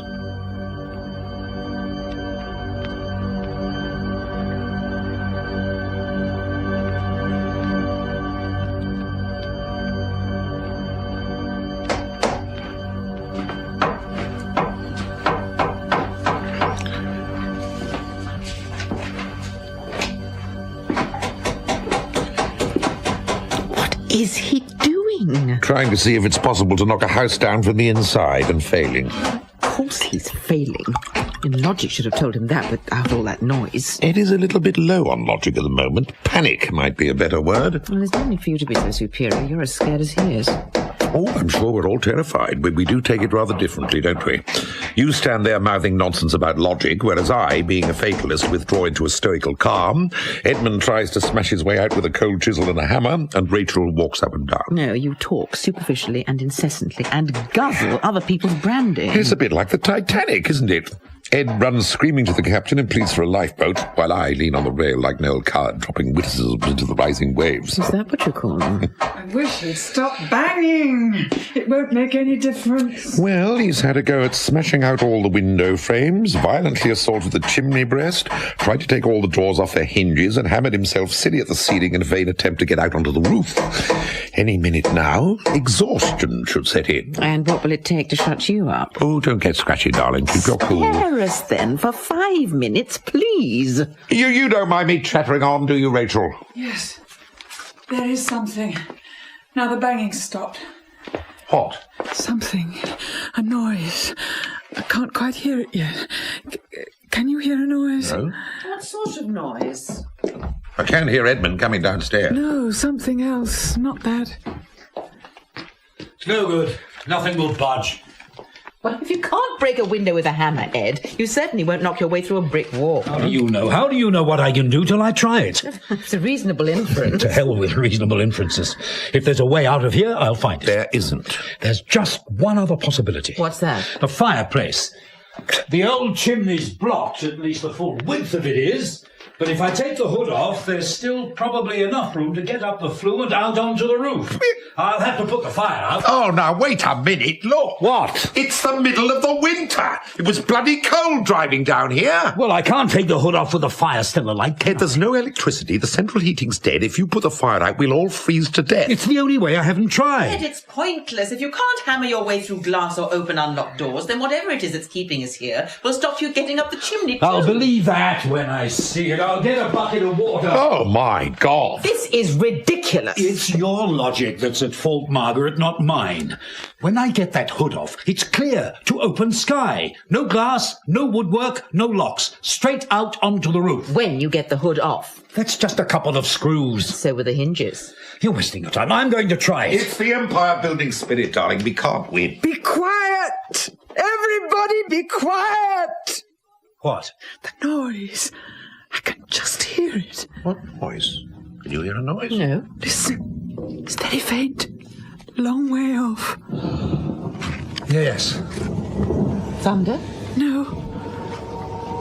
Voices. Getting closer. Here or outside? Or in our heads. In all four heads at once? Why not? No, it's in here. Loud. Oh, loud. Is it a hurricane? Earthquake. Brickwork. What? Collapsing. Ah! It's bursting. I hear it. Look at the window. What? It's broken. Didn't you hear? It is. It's broken. But the glass is on the floor, so it must have been broken from the outside. Stone? Or a bullet. Oh, good God, that's all we need. Somebody taking pot shots at us. It can't be a bullet or a stone. It's not starred at all. Its hammer must have cracked it. Yes, and the noise shook it out. That's right. So we can get out, can't we? Look, there's no glass there now. It's still pitch black. I can't feel any cold air, can you? No. But you can see it, can't you? It's broken. The glass is there, on the floor.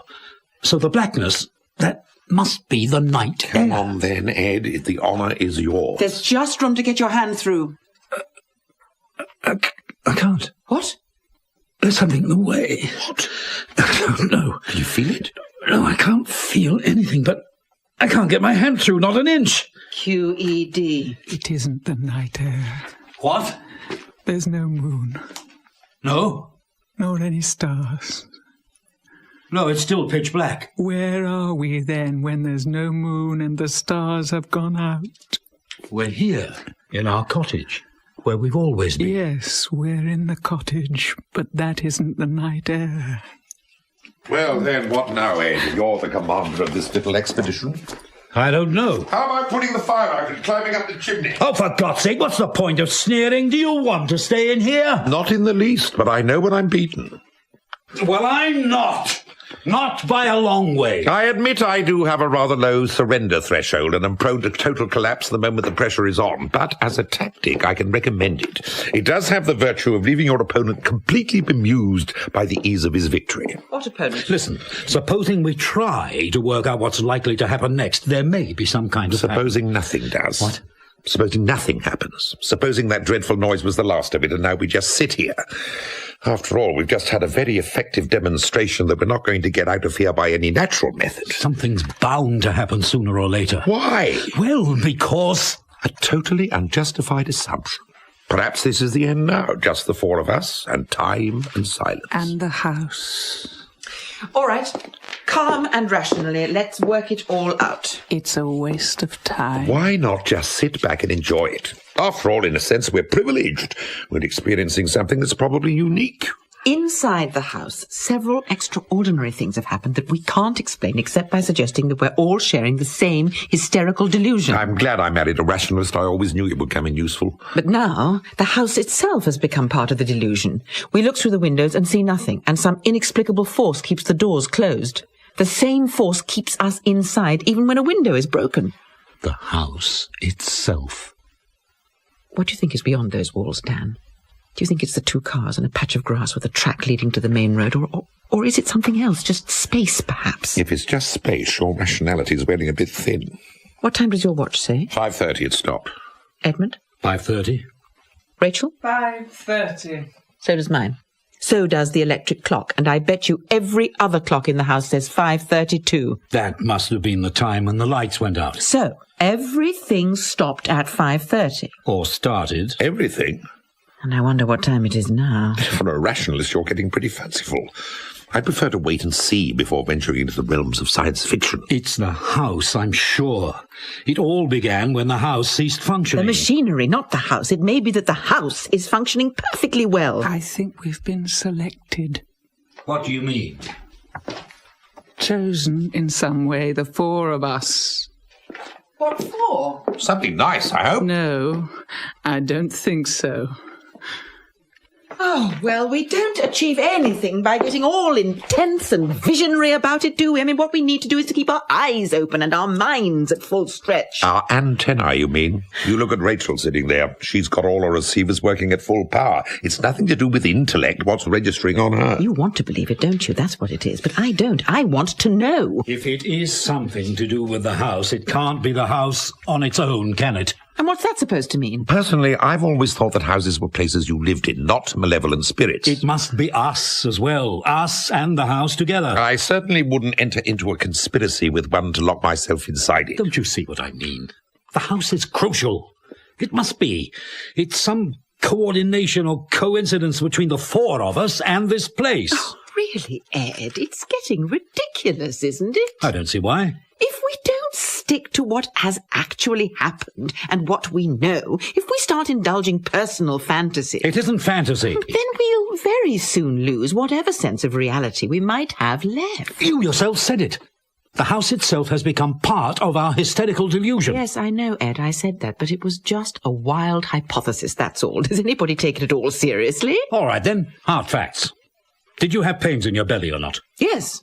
I had pains in my belly. Did you hear the music? Yes, I heard music. And can you get out of here now? No, I can't get out. So, what are you going to do about it? I'm going to sit down here and drink brandy and wait till the morning. Morning?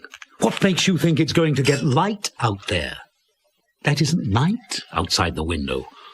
All the clocks have stopped, all the watches too. So what time is it, Dan? Can you tell me the time? No, I can't tell you the time. How long will it be till morning, then? And how long has it been since all these things happened? 2 hours or 20 minutes? Calm down, Ed. There's no need to get worked up. Oh, yes, there is.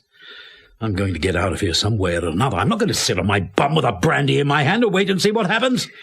There's some loophole in the argument, something that will make it all clear. If you've got any better ideas, I'd like to hear them. No, Ed, we haven't got any better ideas. And I'll tell you another hard fact, too. What's that?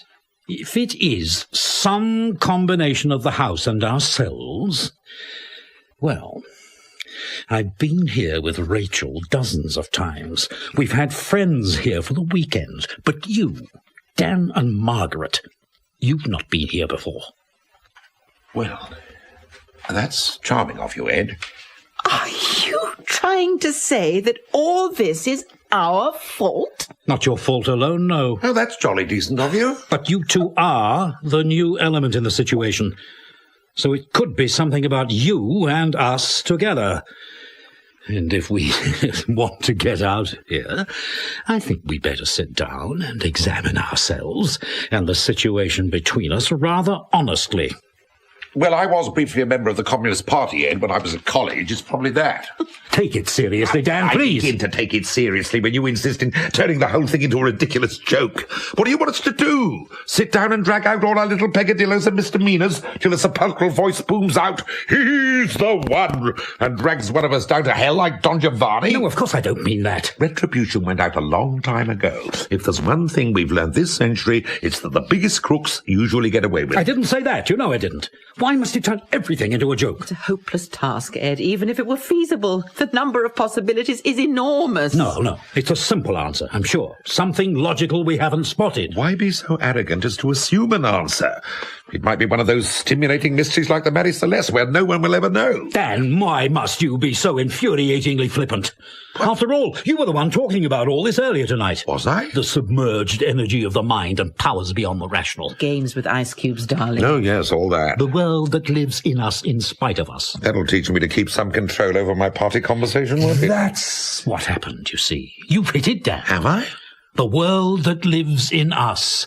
How would it be if that world in some way took over, if the inner world and the outer world changed places? Complete disaster. My day-to-day life is shambles enough. My inner life is total chaos. Mine's rather vicious. All the old scores I could pay off as part of the natural order of things. So that the ordinary external world becomes subservient to the world of dreams and desires. That's it, you see.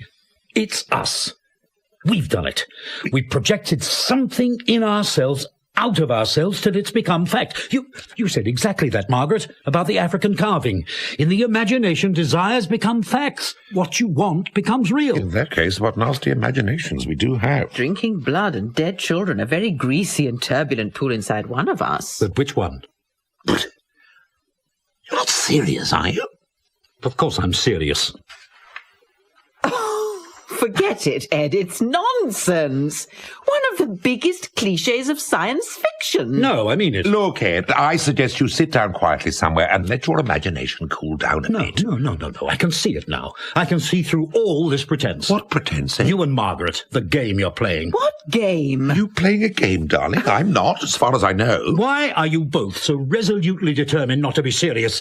Every time I get near to what's happening, you two try to head me off from the truth. This is ridiculous. What truth? That it's you, of course. One of you two. Or perhaps both of you. None of this has ever happened before. Neither of you has been here before. And all the time you try to laugh it off. Hey, don't be silly. Not being silly, I'm being very practical. I want to get out of here. Neither one of you is going to stop me. Ed, be quiet. What? Rachel? I thought she was asleep. Rachel, don't you see it? I see you making a fool of yourself. It must be them. Who else can it be? Could as easily be me. It could be you. Me? How could it be me? Do I want us to stay here in this madhouse? You've hated this house from the first. That's why you spent so much money on it. That's why we've almost crippled ourselves. Always the most modern and the most expensive of everything. It's like the whipping boy, a way of punishing yourself. That's not true, I Rachel. didn't see it at the beginning, but it became obvious after a while. You didn't want a cottage in the country, so you bought the most dilapidated one we could find. You felt uneasy about your own comfort, so you turned it into a showplace. You felt ashamed of spending so much money, so you jumped at every opportunity of spending more. You're still not at ease here, so you keep inviting people down in the hope that they'll convince you. Don't say any more. Now your own guilt tells you it must be your fault. Punishment inflicted on all of us because of you. But you can't bear that, so you lose your temper and turn on your friends. No. It's very simple and rather sad to someone who loves you. Do you really think of me like that? I understand you. I know how real it is and how much it hurts. But I can't let you make a fool of yourself by savaging our friends. What can I say? There's no need to worry. No offence taken. We can truthfully say, I think, that we are all under some strain. We should leave one another alone. We've done nothing. What? It's not what we've done, what we are. What do you mean by that? What we are. I ought to apologise. We'll take it as read. I suppose I knew I had all that inside me. I'm horrified it came out so viciously. Oh, for God's sake, don't be horrified. Self-flagellation is a very overrated pastime, particularly the mental kind. Some people are born with it, I think. Everyone thinks vicious thoughts about their friends. It's one of the things friends are for. Yeah, for instance, our jealousy as you were showing us around this place was so overwhelming it must have been almost tangible. I felt bright green. No, don't. Here am I was thinking, having sold out every shred of integrity and talent years ago, and here's Ed, still fighting grim battles with his conscience. And he lives like this, while I keep down in a kind of intellectual Rowton house. I feel a bit like Faust being told that Helen of Troy's gone back to her husband and all the kingdoms of the earth have become republics. I envy you your ability to joke about it. Rachel? It's a mark of the useless intellect, Ed, the unemployed mind. It searches for the amusing angle on everything because it is nothing better to do. Rachel, are you all right? No, I don't think so. What? Look at her. What's the matter? She's very pale and soaking wet. I feel so hot. I can't breathe. All right. Darling, there, take deep breaths. I can't breathe. Oh, my God. Yeah, get a glass of water. It's so hot. I think she's going to faint. Hold on, darling, there's a drink coming. Here. Don't pour it all over her. I can't help it. She's gone. She's flat out. Richard, just a minute. No, it's not good. She's right out. She's gone completely limp. Is it a faint? It looked like a faint, hot and short of breath. Rachel? That won't do. She's really out. Hang on. What? I've got some smelling salts in my bag. I didn't know you carried smelling salts. What a sweet old-fashioned thing to do. All our friends when you bore them into insensibility. Oh, she really is out. Smelling salts usually do the trick. If it is a faint, she should be coming round by now. Looks more like sleep. Her breathing is very quiet. Listen. Barely audible. I can still feel it, though. Not deep, but regular. Do you think she's all right? I don't know. It's very odd. Oh, my God, I think she's dying. Dying? Breathing, it feels very faint now. Lay her down quickly. Lay her flat. Rachel! Don't panic. Just get her as comfortable as possible. What on earth can have happened to her? Could it be a heart attack, a stroke? I don't think so. She didn't say anything about pain, and her colour was all wrong for a heart attack. She's breathing perfectly well now. You get close and listen. It's faint, but perfectly regular. Yes. So is her pulse, too. Feel. Oh, my God, what's happened to her? I don't think she's ill. Look at her. She's fast asleep, that's all. Flat out to the world. It must be a nervous reaction of some kind. She looks perfectly peaceful now. Except... What? None of these things are natural, are they? Well, I don't know about that. Oh, come on, Margaret. You've been tying your mind in knots trying to think of a rational way out when it gets clearer and clearer that there isn't one. And if it's not rational, what then? Then this is a part of it, too. Perhaps it's the beginning. The beginning of what? Which of us will feel short of breath next, and then go unconscious, all in a few seconds? Who will be the third one? And what will the last one do with three of us sleeping and only himself or herself awake? Oh, that's absurdly melodramatic. No, it isn't. Don't you feel a kind of terror closing in? Like ice building up all round us? Ed, you have a talent for histrionics that has lain dormant all these years. But it's perfectly plain what has happened. Rachel, after a period of high nervous excitement, including a row with you, has fallen into a deep and refreshing sleep, and jolly good luck to her. It ought to be perfectly possible to wake her up, then, by shaking her or shouting in her ear. No, I wouldn't do that. Why not? It's always bad to startle people from sleep like that. If it is sleep. Well, I think we're all becoming victims of Ed's obsessions. When I said that, you laughed at me. I don't mean supernaturally, Ed. Nothing could be more prosaic. Fathers and sons. All those inherited burdens we carry to the graveside, then pass on to our children with a wicked little smile. I don't know what you're talking about. I think you've got your old man shut up in a cupboard somewhere, and he's putting the evil eye on us till you let him out. Is it me, then? All this? Have I done it? No, you haven't, my dear man, and that's the point. Margaret and myself, you see, being of the most crystalline and unclouded conscience, we tend to assume the best, not the worst, which is why I suggest you stop lacerating yourself and just let things happen for a bit. Regard them with appreciation or amazement, but don't necessarily assume they're directed personally at you.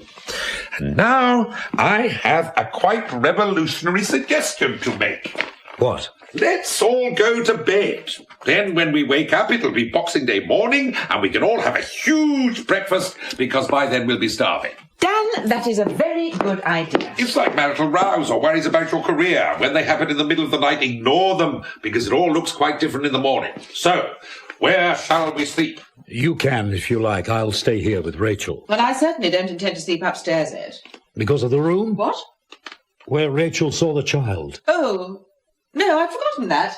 No, it'll be freezing cold up there without the central heating. It's getting cold enough down here. We'll make up a marital couch by the fire, shall we, darling? It'll be like returning to my earliest youth. I had my first meaningful experiences on hearthrugs. Not with me, you didn't. You were still at school. So was I, come to that. Where are the blankets, Ed? They're in the room, too. There's a built-in blanket cupboard opposite the bed. Well, if you don't mind me pinching a candle, I'll go up and get them. Shall I come with you? No, if I want any help, I'll call you. To carry the blankets, I mean. Margaret's as tough as old boots, you know. That's why I adore her. Rachel's still asleep? Exactly the same. Strange, but very sensible in the circumstances. I wonder if she's dreaming. It'd have to be pretty exotic to cap this. You're right about me, Dan. And Rachel, of course. Right about what? The legacy I get from my father. Not only you. It's a bit much to be loaded with a Puritan conscience when you're not a Puritan. Oh, my dear man, half the population could say the same thing. They all proclaim their intellectual freedom and moral liberty. And just behind their shoulder comes this grim-faced chap with a black hat and white collar. Where's yours, then? In my case, he's shriveled. You need to preserve some moral sense, or the poor bugger starves to death. I don't believe you. Look, don't deceive yourself into thinking that I'm very good-hearted under this glittering exterior. I tried to comfort myself with that thought till I was nearly 30. I was preserving my real and worthwhile self to blossom in middle age. Now I'm on the verge of middle age, I find there's nothing left to blossom with. The bud has gone rotten, and the whole tree is dying from the root. That's just self-dramatization. Maybe. But she knows me. All my evasions and self-deceptions. Even if I hide them from myself, I can't hide them from her. All this, for instance. It's wrong. I know that. All what? The house. Me. Us. Ah. I know what price the rest of the world pays for our comfort, and how many thin Africans it takes to make one overweight Englishman. And that knowledge is the beginning of damnation. Fruitless, Ed, fruitless luxury. Luxury? You don't intend to do anything about it any more than anyone else does. Agonizing over it gives you the double satisfaction of feeling bad about it and feeling good about feeling bad, both at the same time. Yes, that's right too, I suppose. Of course it's right. We're all dab hands at these games with conscience, our generation. We grew up with them. But I'm also good at my job. Very good at it. I make a lot of money, and I'm capable of making a lot more. And why the hell shouldn't I? There are enough incapable people in the world, but I'm not one of them. I can cope. No. What? Not content with being the big bad wolf, you want to be the ogre that eats children as well. Forget it. Have a drink. Here, I think I will. The brandy is very reliable, smooth and strong and uncompromised, like me. Are you frightened, Anne? Terrified, my dear. I'm keeping my aplomb, that's all. Every now and then I get a great surge of feeling that everything must be all right. The doors are open, and we imagined it all. Standing here talking to you, it's very hard to believe any of it happened. Try the red wine. No, I can't do that. Then we'd better assume everything did. What will happen to us? I don't choose to think about that. I'm a slave to experience, Ed, a creature of the present moment. It's the only way life can be made endurable. Otherwise, it consists of nothing but regrets over the past and apprehensions about the future. Who wants to live like that? No one. That's right. No one.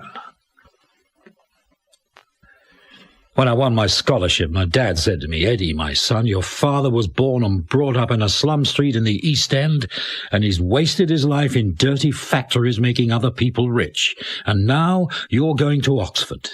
Through you, son, and others like you, the working class will come to power." Yeah. Even at 18, I didn't know where to look.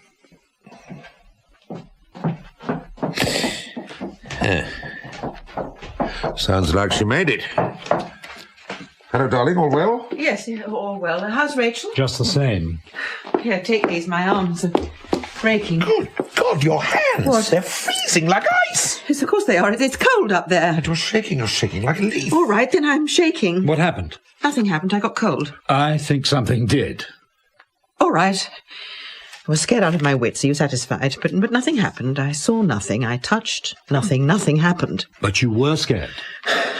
That was my own fault. My imagination running riot, that's all. And why the hell can't we be adding machines? Just get the facts and store them, and that's that. Why the hell do we have to dramatize everything? Tell me, darling. It was nothing. I was alone. In the dark. There were shadows and noises, and I was scared. Noises? What noises? Breathing noises. And it was me, obviously. I was listening to my own breathing, and it frightened me.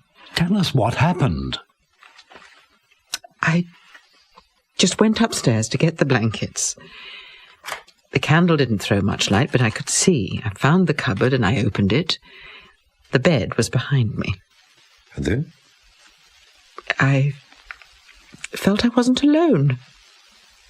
There was someone else, other people in the room, and that's when I heard the breathing coming from the bed behind me. What sort of breathing? Difficult, laboured. It couldn't have been you, then? I turned round, and of course there was nothing. I stood there and said to myself, all right, Margaret, this is fascinating. You're going to stare this one out, whatever it is. So I stood there with the blankets and the candle. But then... What? I had to leave. I had to get out of that room. Dear God, rather you than me. And it was my imagination, Dan. It was my imagination. What else could it be? I think that's a question we don't ask anymore. Look at Rachel. Good God. She's asleep or awake? She's sitting up trying to say something. In agony. Oh, she's dreaming. She must be dreaming. Dreaming what, for heaven's sake, to make her look like that? Hello. I must have fallen asleep. Rachel? Oh, I'm a bit dizzy. Do you feel all right? Of course I feel all right. Not awake yet. You fell asleep very suddenly. Did I? I don't remember. Did you dream anything? No, I don't think so. How do you feel? Not ill or anything? No. What's wrong? Why do you keep asking me questions? I feel just as I felt before, except a bit colder. Have a blanket. Blankets? Oh, we thought we might go to sleep too. It doesn't seem such a good idea now, though. Nothing's changed, has it? No, nothing's changed. No. It still feels the same.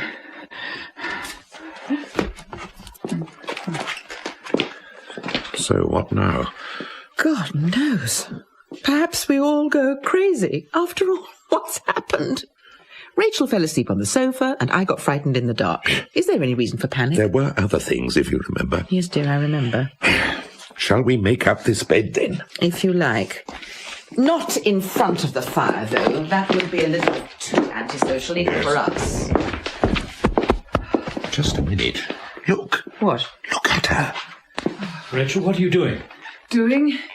I'm not doing anything. Walking round the room like that, touching things. Oh, am I? I didn't notice.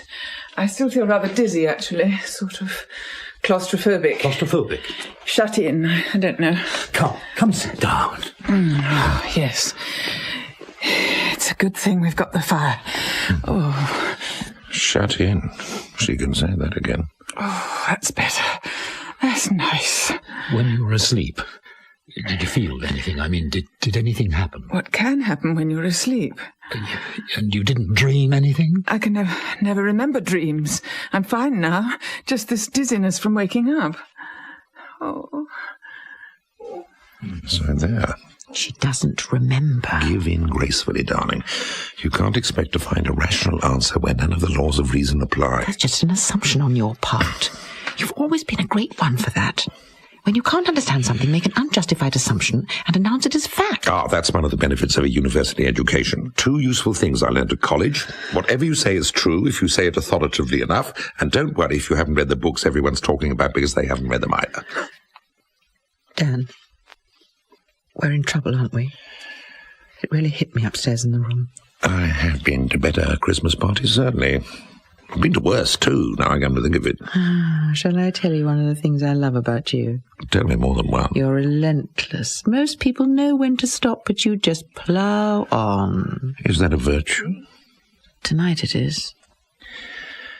Stop thinking about it. There's nothing you can do. I can't help it. When I die, I'd hate to be drugged into insensibility, however painful it is. I shall want to know. George Orwell said it's best to die in your boots. He didn't. No. Do you feel better now? I wonder how long we'll have to wait. Wait? What for? I don't know, but I'm sure we're waiting for something. Do you feel responsible? In general, or today? For all this? How can I when I don't know what it is? I don't. Ed sees the fate of the whole universe depending on whether or not he's saved, but I've always been convinced of my own innocence. I hope you don't go to heaven. I shall miss you. Oh, you're not one of the goats, Dan. You've never done anything positive enough for hell. Oh, there I must disagree with you. I'm sure the cabinet posts in the great Republic of the Damned are held by the Stalins and Hitlers, and that the murderers, liars, and betrayers make a very efficient civil service. But your average goat, the rank and file of the underworld, I'm pretty sure that he's made up of shallow nonentities like me. Don't say that. People say that self-knowledge is the greatest virtue, but they always assume that when you make a thorough search of yourself, you're bound to come up with something interesting. Great wickedness or sanctity or talent. It takes real self-knowledge to recognize that you're just mediocre, that you don't feel strongly enough to get out of your chair about anything. The question is it my fault? Or have I been dumped in a world where there's nothing left for an honest man to feel strongly about? There's a shallow question for you. Give me time and I'll think of a suitably shallow answer. Do you feel deeply about me? I can't answer that. It's no good, Dan. You can't just sit here doing nothing. You can't, Ed. I can, perfectly easily. Now, wouldn't it be lovely if the lights just came on without any warning? Then we could all just sit down and eat our Christmas dinner. Incidentally, is anybody at all hungry? No. We ought to be by now, whatever time it is. I was starving just before we sat down. Why not try it again? What? The turkey. We've all been sitting here waiting for something to happen. Perhaps it's wearing off. Do you fancy a taste? Not much, do you? Don't worry, my two heroes. I'm quite willing. But if I collapse groaning again, I shall expect you to pick me up. Margaret, are you sure? For experimental reasons, if no other. Now, there. A rather succulent piece of breast. Well? Very nice. No pains? No pains at all. I'm not hungry enough to enjoy it, but it tastes good. Did we dream it all then? No, before it happened. This time, it didn't. What does it mean? It might mean that whatever was happening isn't happening anymore. And that we can get out? What are you waiting for? Do you want me to try all the doors and windows too? Come on, back door first. Margaret. What? Come here. Come here. What's the matter? I don't know what's happening to me. At one moment I feel myself and then... What? I can't say what it is, but it's something other. I feel it in my body. Something's coming. What do you mean, something coming? Something's coming here. All right, then, let's try upstairs. I don't think so, Edmund. It frightens me. I can't control it. Listen, Rachel, when you woke up, what happened? I felt dizzy. I had to get out of there. There was no room. No room? Oh, yes. Something's happening now, Margaret. Whatever it is, it's beginning. I'll tell you what happened, Rachel. You sat up on this sofa and you looked terrified. What was happening to you? What were you feeling or seeing? It was horrible. I couldn't stay in that room. I had to get out. What room? You were sitting here. Well, that's that then. Well, there's still the front door and the windows. The windows are just the same. Look, black as whatever it is up there. No way out. No, my darling, no way out. Oh, God, there must be something we can do. Something's happening to Rachel. I don't know what it is. The question is, do I care anymore? Wait a minute, I've just remembered something. What? The photos I took of the house. Don't think I'm very interested in photos just now. If it's something to do with the house, where did I put them? No, don't look. Leave them alone. 2 sets we took, as it was before we started and as it is now. Photos of the house? Darling, where the hell are they? It's coming closer. I can feel it. It's almost here. These drawers, Dan, help me. Then 2 separate folders. What is it, Rachel? What's coming nearer? I can't explain. It's in my stomach. Tell me. Try to tell me. Here they are. 2 packets of prints. What is it that's coming? Where is it coming from? Yes, it's here. Here in the house. What? Those are the before ones. You see, that's how it was. The metals and the fat all rotted and overgrown. The choice has been made, and now it's beginning to work. What choice? What has been chosen? Us. The 4 of us. We have been chosen. Oh, my God. Look at this one. And this. These should be the modernized pictures. They're not. No. Dan, I didn't take these pictures. Even the landscape looks different. The trees are in different places. It's almost as if... And this one, look. That large house in the background, about 1.5 miles from the cottage. It's the hall. Same as in the print you gave us. I thought you said... It was pulled down in 1921. God, no, I don't want to. I don't want to. What, Rachel? Look, that's the cottage. Yes, but different. There's someone at the window. It's a woman. A dark-haired woman with a shawl. Yes, a dark-haired woman with a thin face and a shawl. How does she know? Rachel? She's doing it again. Moving around the room, touching things. Walls. Don't say anything. Just watch. First, I must describe my situation. The cottage is more than 100 years old and needs repairing. When the rain is very heavy or goes on for a long time, the thatch leaks or becomes soggy and everything is damp for days. The walls are lath and plaster and badly decayed. The plaster has crumbled in some places and you can see daylight through the slats. I try to cover those places with sacking as I do the windows. There has been no glass in them for as long as I can remember. Where does she mean? Here, surely. How can she mean here? My own position is desperate. I try to keep my mind clear as far as I can in my fevered condition, but the pain in my stomach is mostly very bad and sometimes reduces me to screaming and groans when I can do nothing but despair. For myself, I suppose I could bear it more easily, but when the children cry out and moan and beg me for food, I feel I will run mad with anger and bitterness. It brings murder into my heart, and if I could, and it would help them, I would willingly do it. But what can I do now? Nothing. I can do nothing at all. Dear God, she's in such pain. There's nothing we can do. Just watch. Oh, no, there's nothing more to be done now. Nothing more now. Just the waiting and the pain. The children have cried themselves to sleep, and we are all too weak to move any more. I can only sit here talking to the walls and wondering how long it will be. What children? Just listen. Go on, Rachel, we can all hear. If I could write, I would put it all down in a book so that the whole world should know what they've done to us. But no one bothers to teach the poor, so even that comfort is denied me. But I have to speak. I have to make it known, even if only to the bare wall. Who is it speaking?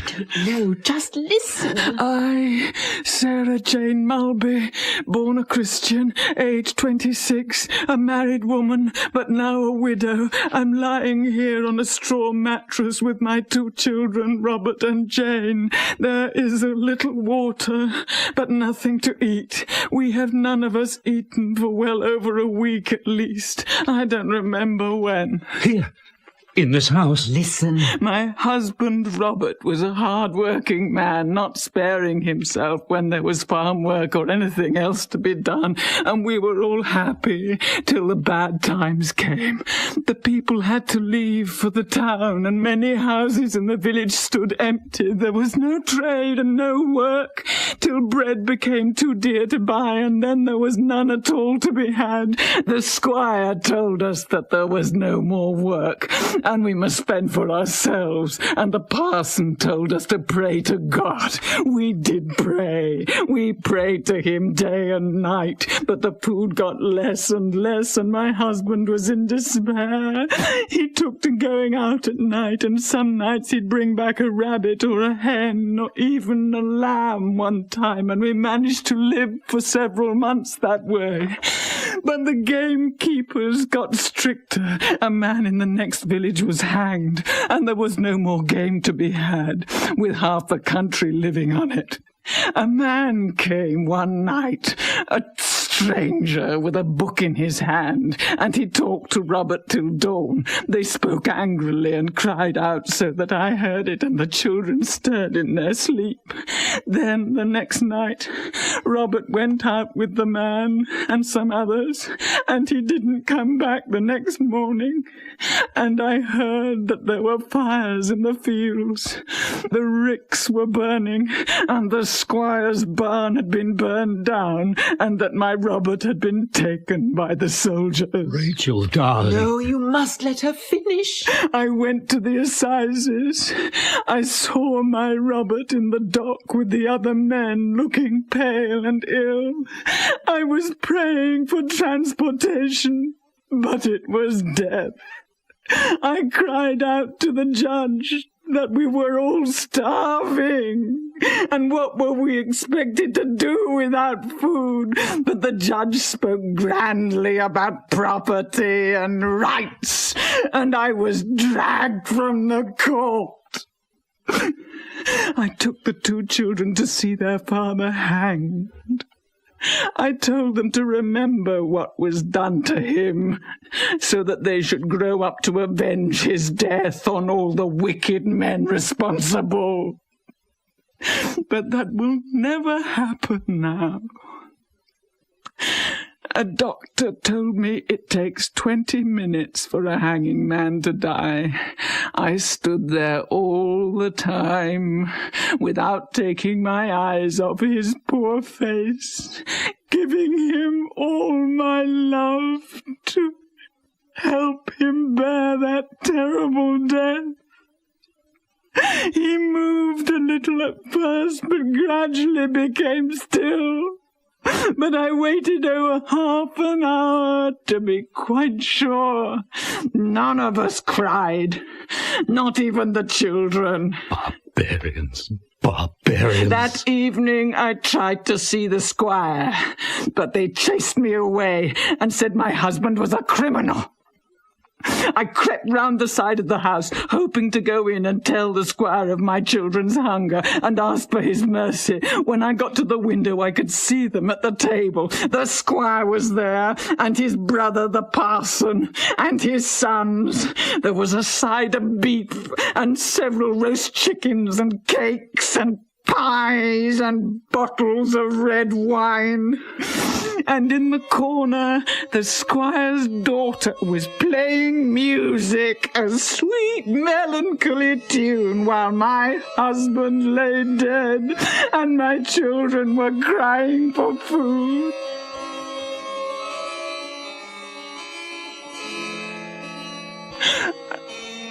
And I thought, this can never be forgiven. No circumstances, no degree of self-interest, not even ignorance, can ever excuse this feasting and dancing, while on the same planet, in the same village, people are starving. And I knew then that I was beaten, that where there was no conscience, there was no hope, that there was nothing to be done, that this wickedness and injustice was too great a monster for me to grapple with. I came home and closed the door, and since that day no one has bothered to open it again to see who may be inside. Here she means. She means here. I used to believe in God, but this world is men's work. I recognize it by the bloodstains. If God still sees us, he sees us with despair. Like Pilate, he shakes his head and washes his hands, unable to save us. I know we will soon be dead now. The worst pain is over, and my bodily weakness is almost comforting, like the beginning of sleep. I have no forgiveness for the selfishness and greed, which has destroyed my family. The hardest thing of my dying is to know that our murderers will go unpunished. Someone surely must pay for our unjust deaths, and all the other deaths like ours, for I know we are not unique. If no ear can hear my accusations, nor no eye ever read them, let my words burn themselves into the fabric of these walls, so that brickwork and plaster and beams should remember the agony and injustice of those dying under this roof. How can this ground ever be easy, while there is no atonement for crimes like these? The soil is bitter with my children's blood. I can't say any more. Just this cry against injustice from the dark centuries. Jane is dead now, and Robert is in a deep sleep from which he will never wake. I can't speak any more. I shall need all my breath to face this starvation that is slowly draining my life. While we sleep in our paupers' graves, let someone, somewhere, remember us, the chosen four. Rachel! Is she all right? She's dead. No, she isn't. She's still breathing. Rachel, my darling, are you all right? We must put out all the candles. Why?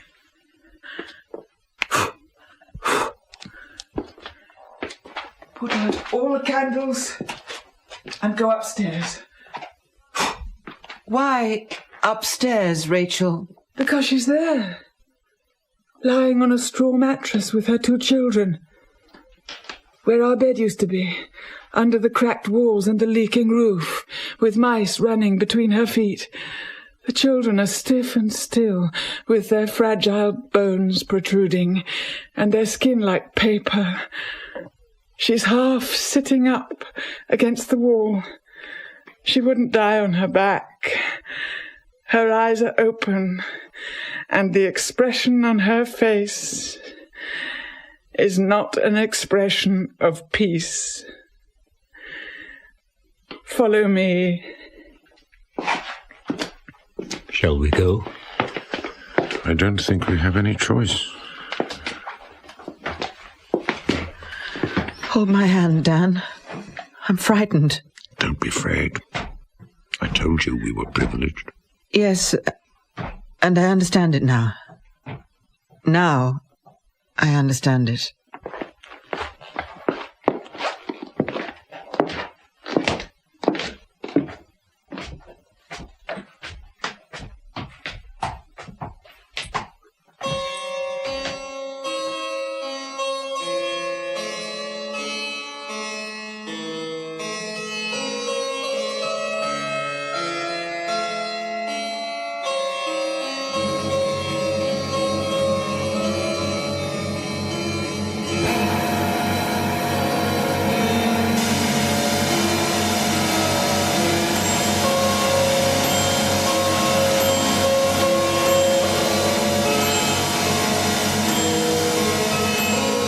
Speaking at a UNESCO conference in Paris, has called for a radical heart-searching on the part of the developed countries. It is well known, he said, that under the present circumstances, far from rectifying the situation, the rich countries are getting richer and the poor countries are getting poorer. How much longer are we prepared to let this situation continue, he asked the assembled delegates. Finally, news is just coming in of a bizarre Christmas tragedy. In a remote country cottage, 4 apparently healthy people in their late 30s have been found dead. An air of mystery surrounds the story at the moment, said a spokesman at Scotland Yard. But foul play is not suspected. The 4 bodies, when found, were in an extremely emaciated condition, and although the house was full of food and drink, and a sumptuous Christmas dinner was laid on the table, almost untouched, all 4 people appeared to have died of starvation.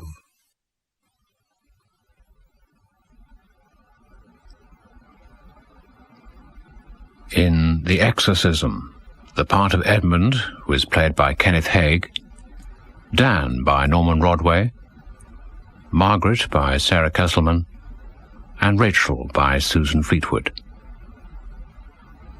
Music was by Herbert Chappell. The play was adapted for radio and directed by Don Taylor. You can hear the next play in the Christmas Spirit season, Blithe Spirit, by Noel Coward, tomorrow afternoon at 2 o'clock. And now, in a seasonal co-production between BBC Radio 3 and BBC Radio 4, we present Robert Powell as Ebenezer Scrooge in Charles Dickens' A Christmas Carol, adapted for voices and orchestra by Neil Brand, featuring Sophie Thompson, Ron Cook, Tracy Ann Oberman, Patrick Brennan, and the combined forces of the BBC Radio Drama Company, the BBC Singers, and the BBC Symphony Orchestra conducted by Martin Andre. A Christmas Carol was recorded in front of a live audience at the BBC Maida Vale studios.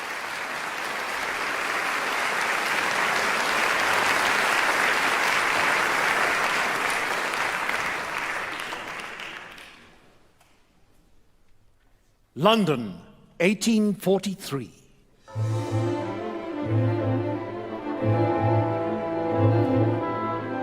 The house fronts look black enough, and the windows blacker, contrasting with the smooth white sheet of snow upon the roofs, and with the dirtiest snow upon the ground, which last deposit has been ploughed up in deep furrows by the heavy wheels of carts and wagons, furrows that cross and recross each other hundreds of times where the great streets branch off, and make intricate channels, hard to trace in the thick yellow mud and icy water.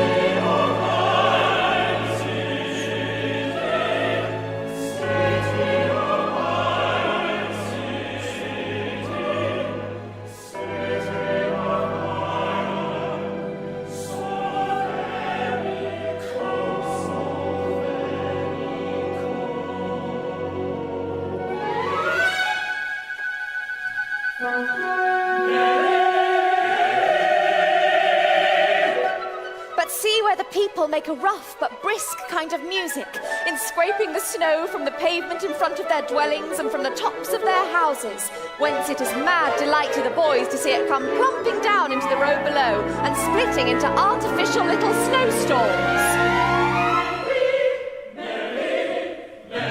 Watch yourself, Slippery. Gutter rings full of ice and snow. So watch how you go, Joe.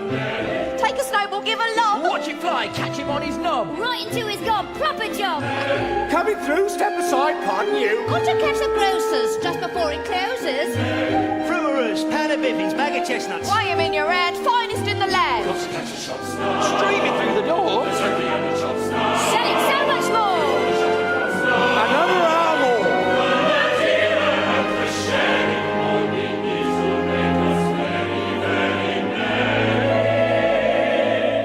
Onward to the grocers. Bag of tea tea, bag of coffee. Listen to the chime of the scales. To the twine and the nails. And the wrapping paper rolling off the roller. Cinnamon candied fruits. Figs moist and pulpy. Almonds and French plums. Fill up your basket with them.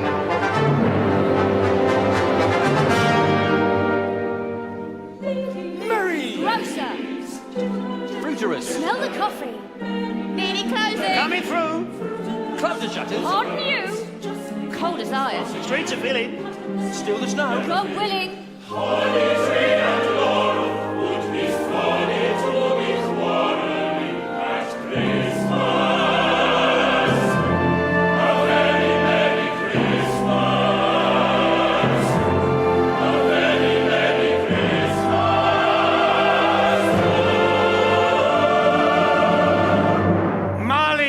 Dead, to begin with. There is no doubt whatever about that. The register of his burial was signed by the clergyman, the clerk, the undertaker, and the chief mourner, namely me. I signed it. And Ebenezer Scrooge's name is as good an exchange for anything I choose to put my hand to. Old Marley was as dead as a doornail. Scrooge never painted out old Marley's name. There it stood years afterwards above the warehouse door. Scrooge and Marley. Sometimes people new to the business called Scrooge, and sometimes Marley. But he answered to both names. It was all the same to him. Oh, but he was a tight-fisted hand at the grindstone, Scrooge. A squeezing, wrenching, grasping, scraping, clutching, covetous old sinner. Hard and sharp as flint, from which no steel had ever struck out generous fire. Secret and self-contained and solitary as an oyster. The cold within him froze his old features. A frosty rime was on his head and on his eyebrows and his wiry chin. He carried his own low temperature always about with him. He iced his office in the dog days and didn't thaw it 1 degree at Christmas.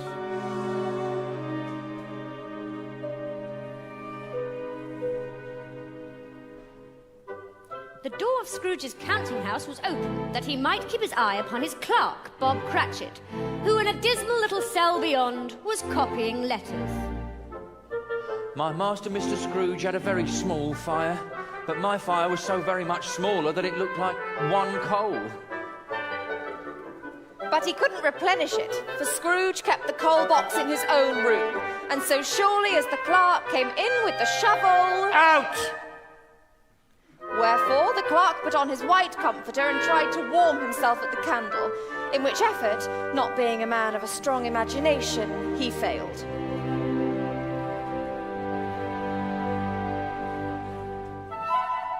A Merry Christmas, Uncle, and God save you! Mr. Fred! Why, he had so heated himself with the rapid walking in fog and frost, this nephew of Scrooge's, that he was all in a glow. His face was ruddy and handsome, his eyes sparkled, and his breath smoked. Humbug. Humbug! Christmas a humbug, Uncle. You don't mean that, I'm sure. I do. Merry Christmas. What right have you to be merry? You're poor enough. Come then, what right have you to be so dismal? You're rich enough. What's Christmas time to you but a time for paying bills without money? Yes. A time for finding yourself a year older but not an hour richer? Yes. A time for balancing your books and having every item in them through a round dozen of months presented dead against you? That's true. Ah.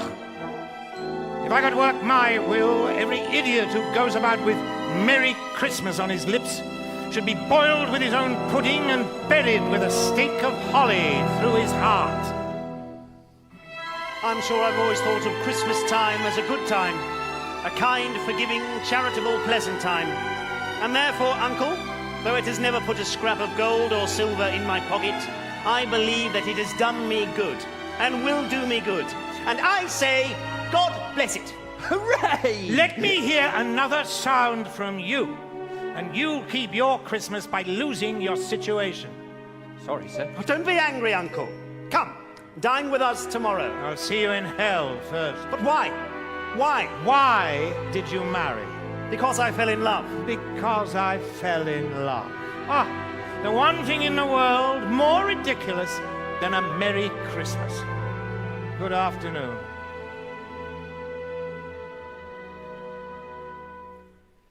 I'm sorry with all my heart to find you so resolute. We have never had any quarrel to which I have been a party.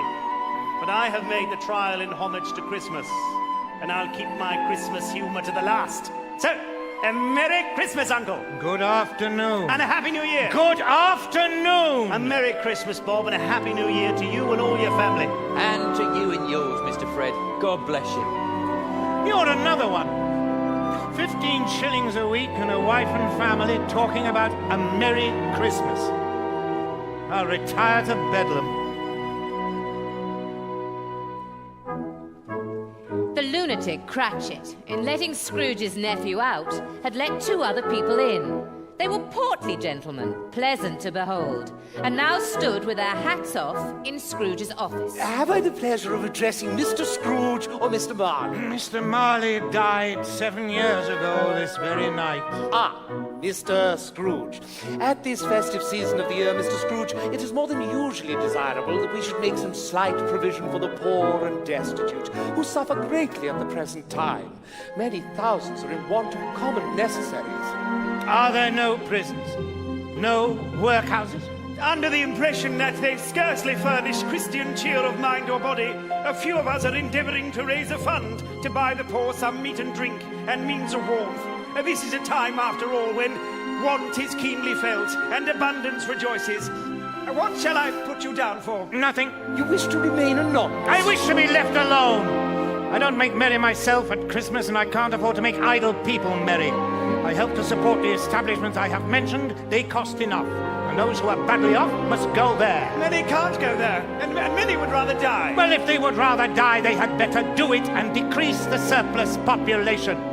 Beyond that, I will not be involved. You could make a difference. It is not my business. I understand my business, and it occupies me constantly. Good afternoon.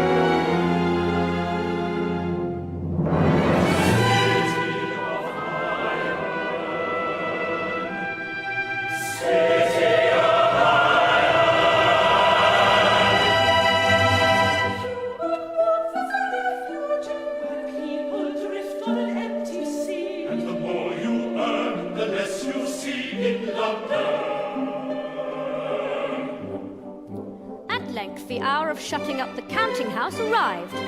With an ill will, Scrooge dismounted from his stool and tacitly admitted the fact to the expectant clerk in the tank, who instantly snuffed his candle out and put on his hat.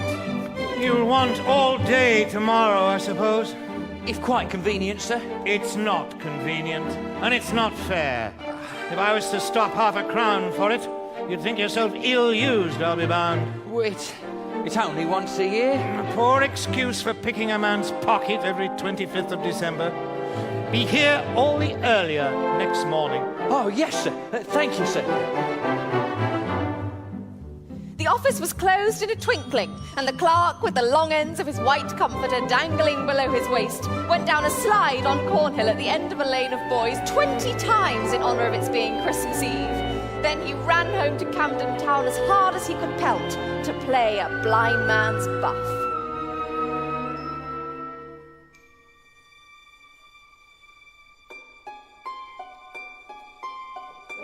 Scrooge took his melancholy dinner in his usual melancholy tavern, and having read all the newspapers and beguiled the rest of the evening with his banker's book, went home to bed.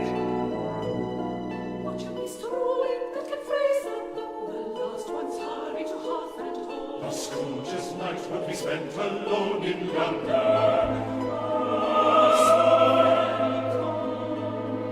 The cold became intense. At the corner of the court, some labourers were repairing the gas pipes and had lighted a great fire in a brazier, round which a party of ragged men and boys were gathered, warming their hands and winking their eyes before the blaze in rapture.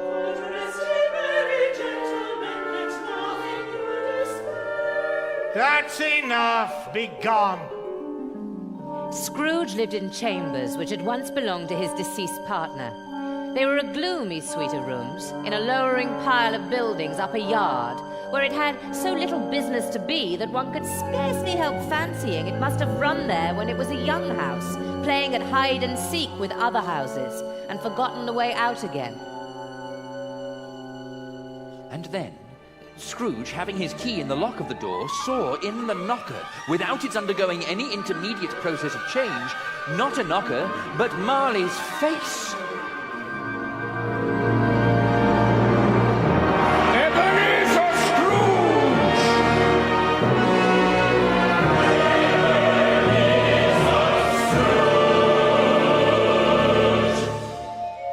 It had a dismal light about it, like a bad lobster in a dark cellar.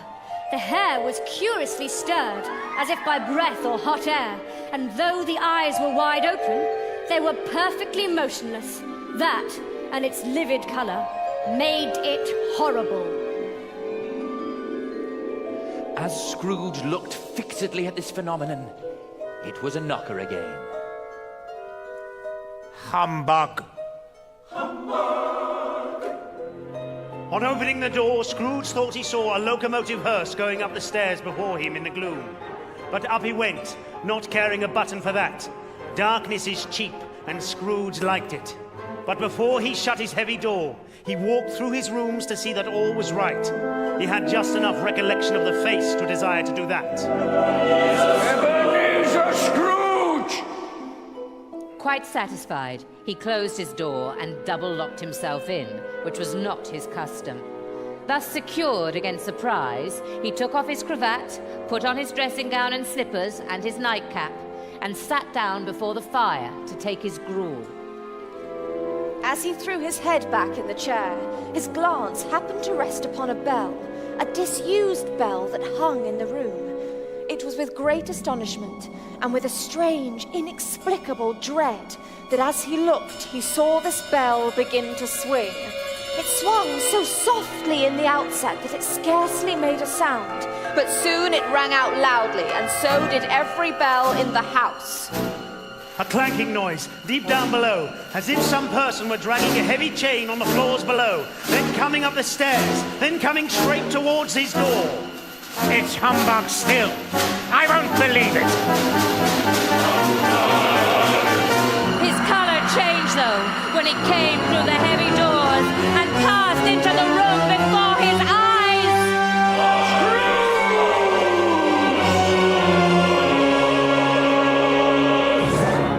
The same face, the very same. Marley in his pigtail, usual waistcoat, tights and boots. But the chain... The chain he drew was clasped about his middle. It was long and wound about him like a tail, and it was made of cash boxes, keys, padlocks, ledgers, deeds, and heavy purses wrought in steel. His body was transparent, so that Scrooge, observing him and looking through his waistcoat, could see the 2 buttons on his coat behind. How now? What do you want with me? Much. Marley's voice, no doubt about it. Who are you? Ask me who I was. Who were you, then? You're particular for a shade, I'll give you that. In life I was your partner, Jacob Marley. Can you sit down? I can. Do it, then. There was something very awful in the spectre's being provided with an infernal atmosphere of its own. Scrooge could not feel it himself, but this was clearly the case, for though the ghost sat perfectly motionless, its hair and skirts and tassels were still agitated, as by the hot vapour from an oven. You don't believe in me? I don't. Why do you doubt your senses? Because a little thing affects them. A slight disorder of the stomach. You may be an undigested bit of beef, a fragment of an underdone potato. There's more of gravy than the grave about you.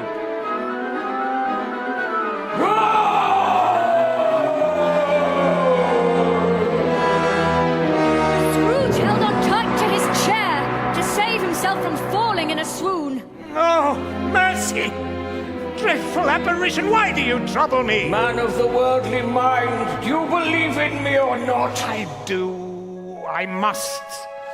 But why do spirits walk the earth, and why do they come to me? It is required of every man that the spirit within him should walk abroad amongst his fellow men, and travel far and wide. And if that spirit goes not forth in life, it is condemned to do so after death. It is doomed to wander through the world, oh, woe is me, and witness what it might have shared on earth. You are fettered. Tell me why. I wear the chain I forged in life. I made it link by link and yard by yard. I girded it on of my own free will, and of my own free will I wore it. Is its pattern strange to you? Cash boxes, keys, padlocks, ledgers, deeds. Or would you know the weight and length of the strong coil you bear yourself? It was full as heavy and long as this 7 Christmas Eves ago. You have labored on it since. It is a ponderous chain. Jacob. Old Jacob Marley, tell me more. Speak comfort to me, Jacob. I have none to give. It comes from other regions, Ebenezer Scrooge, and is conveyed by other ministers to other kinds of men. I cannot rest. I cannot stay. I cannot linger anywhere. Don't be hard on me, Jacob. Mark me! In life, my spirit never roved beyond the narrow limits of our money-changing hole. Captive, bound, and double-ironed, not to know that no space of regret can make amends for one's life's opportunity misused. Yet such was I. You were always a good man of business, Jacob. Business? Mankind was my business. The common welfare was my business. Charity, mercy, forbearance, and benevolence were all my business. The dealings of my trade were but a drop of water in the comprehensive ocean of my business. At this time of the rolling year, I suffer most.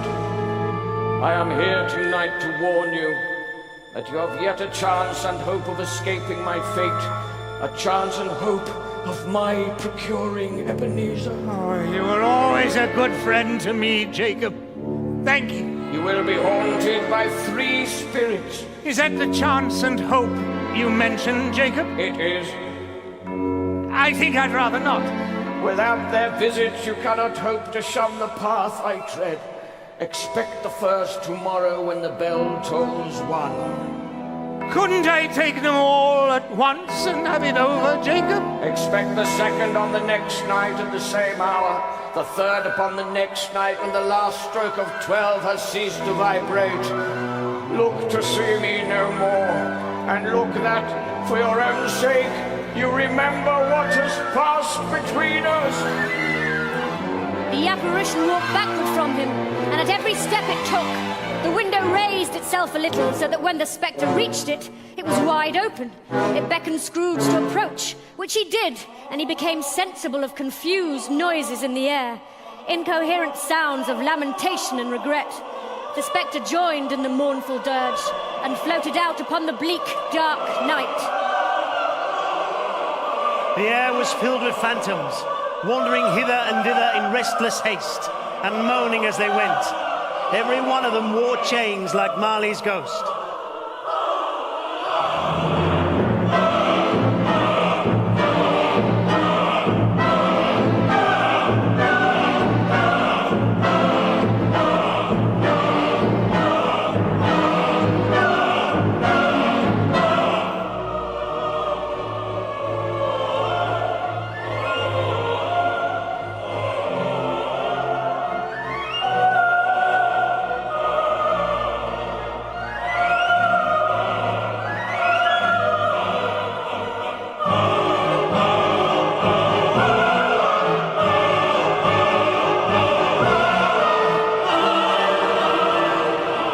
Whether these creatures faded into mist, or mist enshrouded them, he could not tell. But they and their spirit voices faded together, and the night became as it had been when he walked home. And Scrooge, being much in need of repose, dropped upon the bed and fell asleep upon the instant.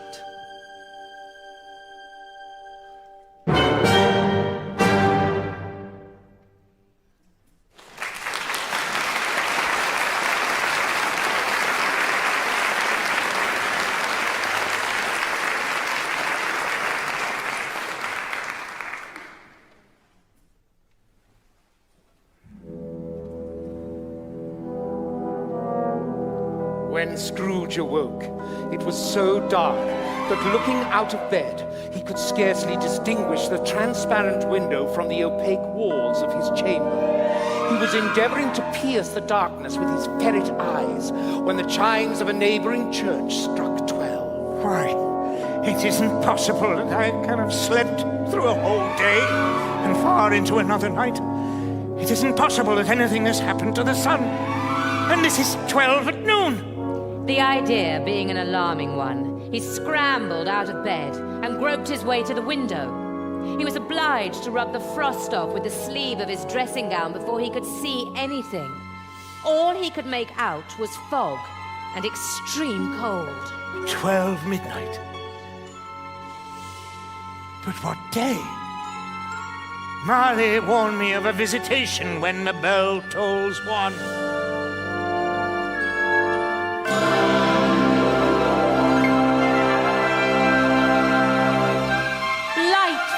Up in the room upon the instant, and the curtains of his bed were drawn.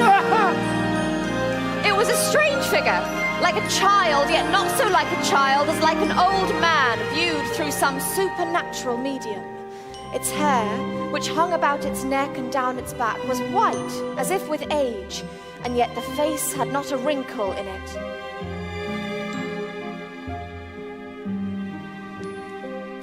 From the crown of its head there sprung a bright, clear jet of light, by which all this was visible, and which was doubtless the occasion of its using, in its duller moments, a great extinguisher for a cap, which it now held under its arm. Who and what are you? I am the ghost of Christmas past. Long past? No, your past. Rise and walk with me.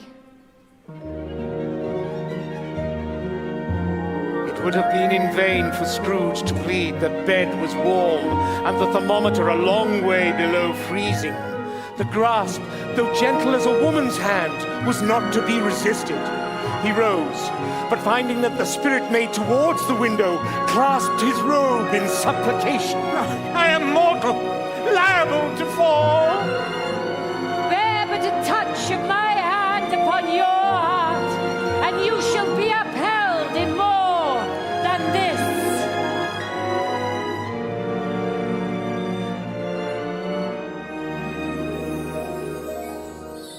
As the words were spoken, they passed through the wall and stood upon an open country road with fields on either hand.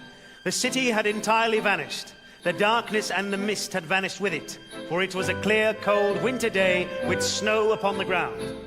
Good heaven, I was bred in this place. I was a boy here. The spirit gazed upon him mildly. Scrooge was conscious of 1,000 odours floating in the air, each one connected with 1,000 thoughts and hopes and joys, and cares long, long forgotten. Your lip is trembling. And what is that upon your cheek? A tear? A pimple. Come on, this way. You recollect the way? Remember it? I can walk it blindfold. Strange to have forgotten it for so many years. They walked along the road, Scrooge recognizing every gate and post and tree, until a little market town appeared in the distance, with its bridge, its church, and winding river. Some shaggy ponies now were seen trotting towards them, with boys upon their backs, who called to other boys in country gigs and carts, driven by farmers. Jimmy Jackson!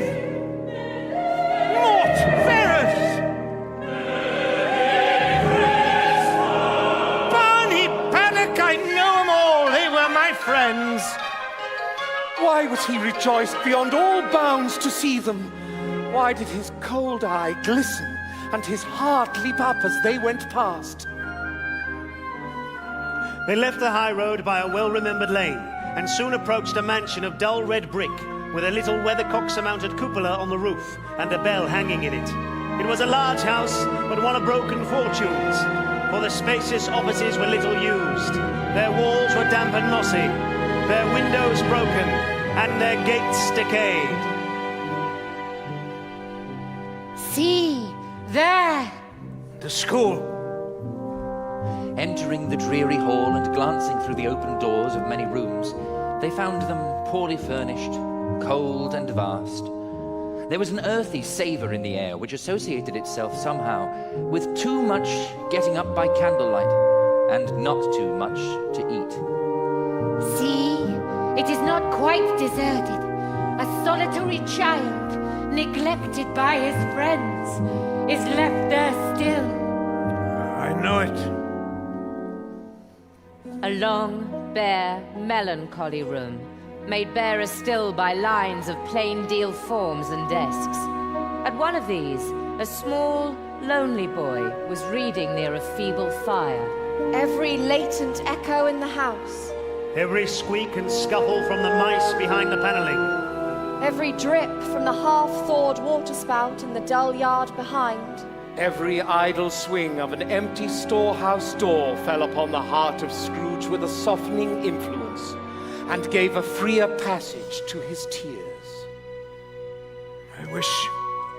Yes. But it's too late now. What is the matter? There was a boy singing a Christmas carol in the street last night. I should like to have given him something, that's all. Let us see another Christmas. Ah, I have come to bring you home, dear brother. A little girl, much younger than the boy, came darting in, and putting her arms about his neck, kissed him again and again. Home, little fan? Yes, home for good and all. Home forever and ever. Father is so much kinder than he used to be that I was not afraid to ask him once more if you might come home. And he said, yes, you should, and sent me in a coach to bring you. And you're to be a man, and are never to come back here. But first, we're to be together all the Christmas long and have the merriest time in the world. You are quite a woman, little fan. She tried to touch his head, but being too little, laughed again and stood on tiptoe to embrace him. Then she began to drag him, in her childish eagerness, towards the door, and he, nothing loath to go, accompanied her. Little fan, my dearest sister. Master Scrooge's trunk being by this time tied on to the top of the chaise, the children bade the schoolmaster goodbye right willingly, and getting into it, drove gaily down the garden sweep, the quick wheels dashing the hoarfrost and snow from off the dark leaves of the evergreens like spray. Always a delicate creature, whom a breath might have withered, but she had a large heart.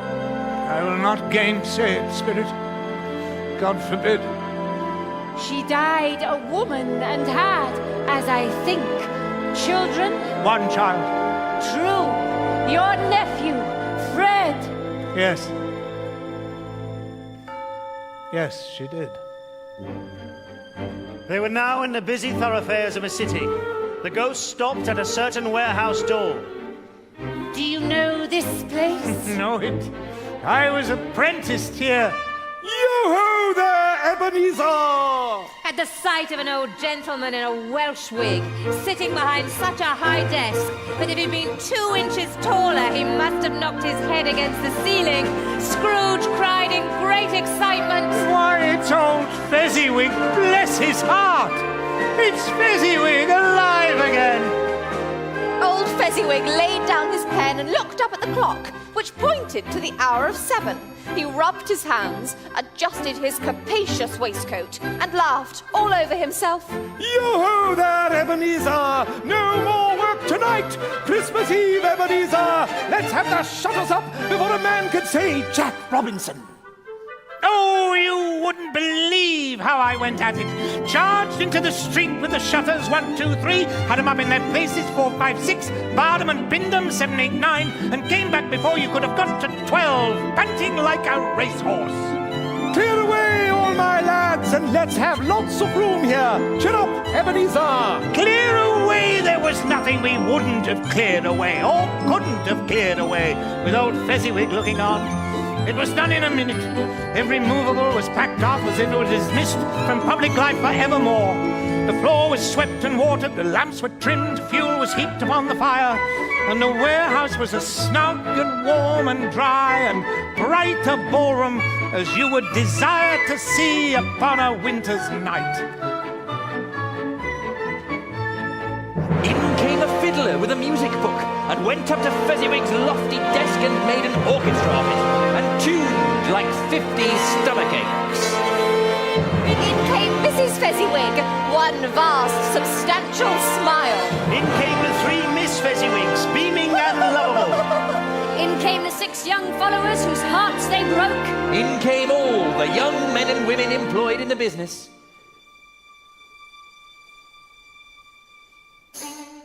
Away they all went, 20 couples at once, hands half round and back again the other way, down the middle and up again, round and round in various stages of affectionate grouping.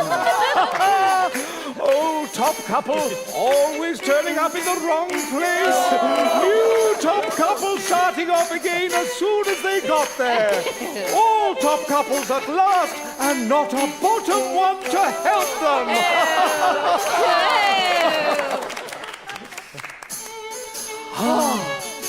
Sir Roger de Coverley, Mrs. F, if you please. We'll show them how it's done. And? Advance and retire. Both hands to your partner. Bow and curtsy. Corkscrew.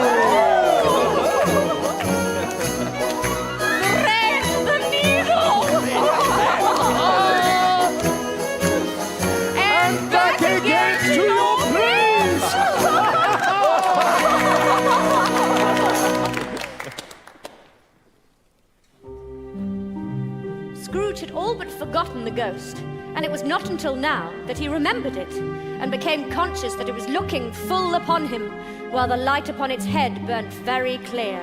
Fezziwig, such a fine master, such a greatly good man. Oh, my word. What's the matter? I should like to be able to say a word or two to my clerk just now, that's all. My time grows short. Quick! Where am I? And who is that woman? Ebenezer. Oh, Belle. Another idol has displaced me. No, spirit, show me no more. Conduct me home. Why do you delight to torture me? Another idol. A golden one. No! You fear the world too much, Ebenezer. All your other hopes have merged into the hope of being beyond the chance of its sordid reproach. I have seen your nobler aspirations fall off, one by one, until only gain, the master passion, engrosses you. No! Answer her. I could not then, I cannot now. She once thought you were in love. The one thing in the world more ridiculous than a Merry Christmas. No. Our contract is an old one.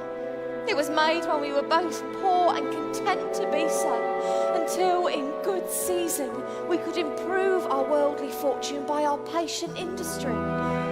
You are changed. When it was made, you were another man. I was a boy. If you were free today, tomorrow, next year, can I believe that you would choose a dowerless girl? You who weigh everything by gain. Spirit! I release you with a full heart for the love of him you once were. No! Spirit, remove me from this place! I told you these were shadows of the things that have been, that they are what they are. Do not blame me. Remove me! I cannot bear it! In this struggle, if it can be called a struggle, Scrooge seized the spirit's extinguisher cap and by a sudden action pressed it down upon its head.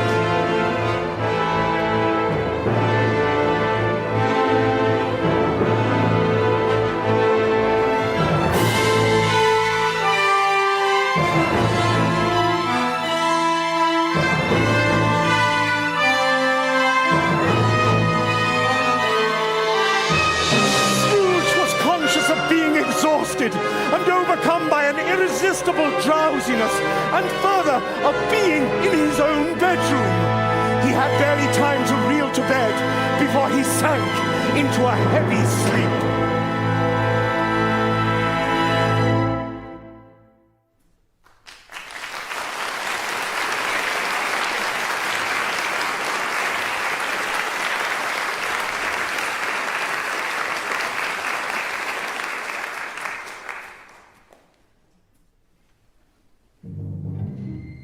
Scrooge awoke in the middle of a prodigiously tough snore and sat up in bed to get his thoughts together.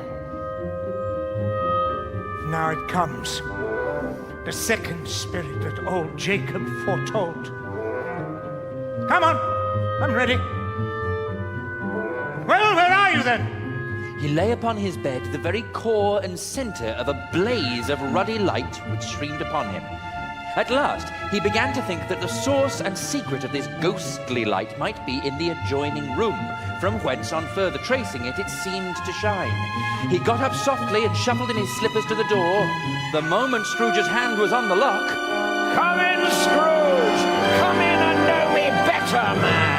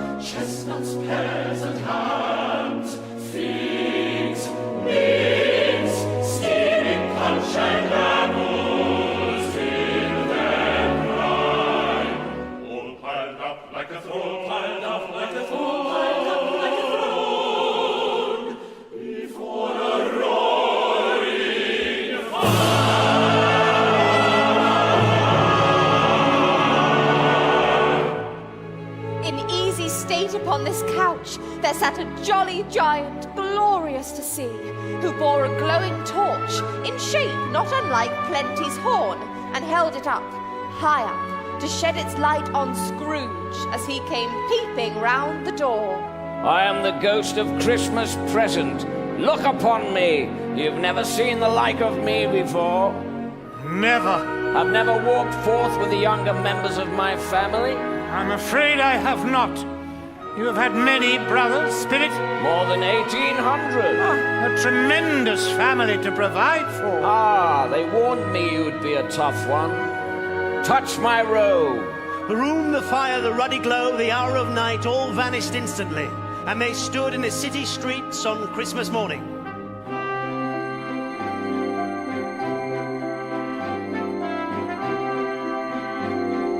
Joy to the day that the Lord has made. See glory fill the sky. The best part of man for to see, while it holds blindly by. The iron tower of the iron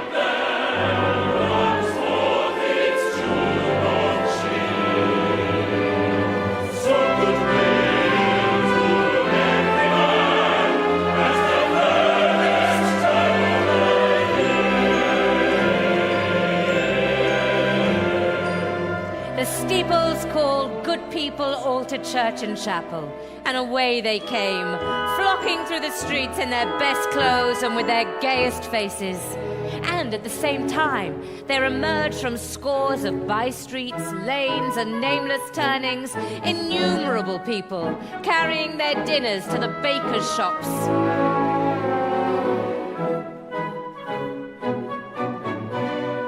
The sight of these poor revellers appeared to interest the spirit very much, for he stood with Scrooge beside him in a baker's doorway, and taking off the covers as their bearers passed, sprinkled incense on their dinners from his torch. And it was a very uncommon kind of torch, for once or twice, when there were angry words between some dinner carriers who had jostled each other, he shed a few drops of water on them from it, and their good humour was restored directly, for they said it was a shame to quarrel upon Christmas Day. And so it is, God love it, so it is.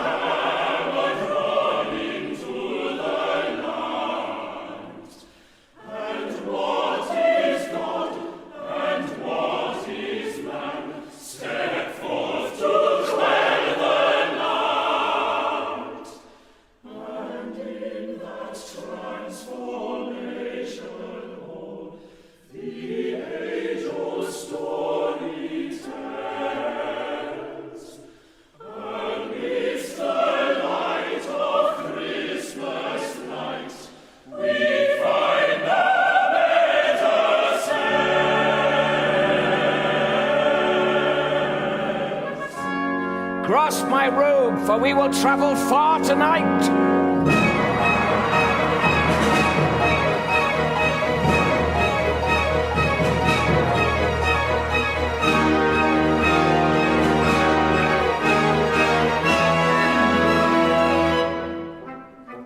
See here. Meagre enough dwelling. For one on a meagre enough salary. A Merry Christmas to us all, my dears. God bless us. God bless us, Father. Cratchit, my clerk, and his family, my word. You have never seen them before, I think.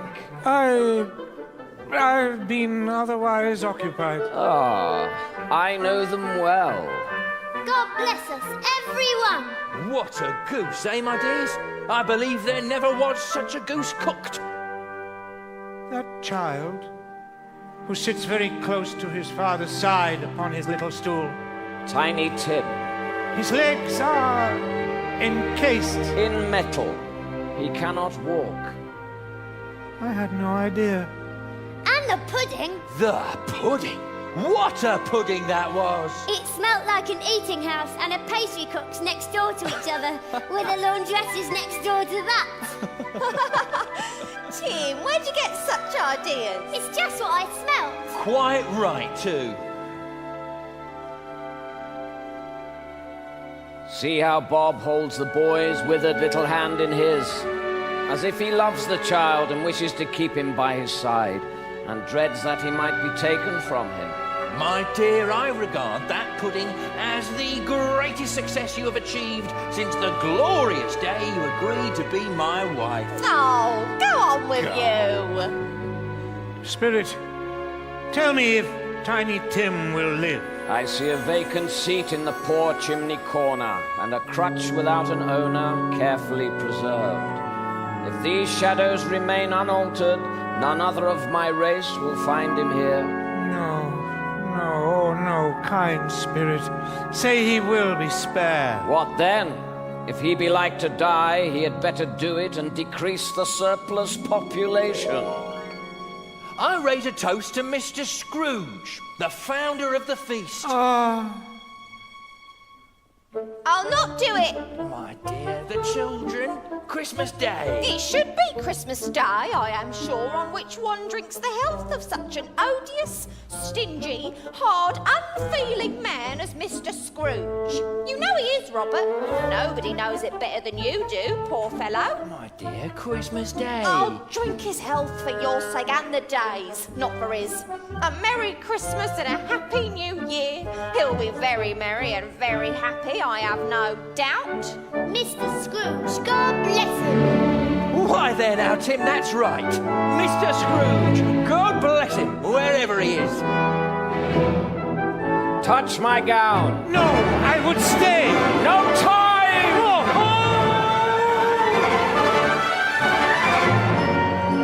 By this time it was getting dark and snowing pretty heavily, and as Scrooge and the spirit went along the streets, the brightness of the roaring fires in kitchens, parlours, and all sorts of rooms was wonderful. Here the flickering of the blaze showed preparations for a cosy dinner, with the hot plates baking through and through before the fire. There, all the children of the house were running out into the snow to meet their married sisters, brothers, cousins, uncles, aunts, and be the first to greet them.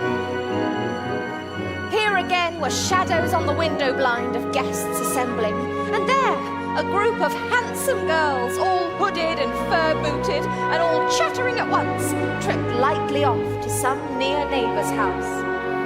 So many people. They all know me. It is to your shame that they don't know you. Come, let me show you. Spirit, I am flying! Do not drop me for pity's sake!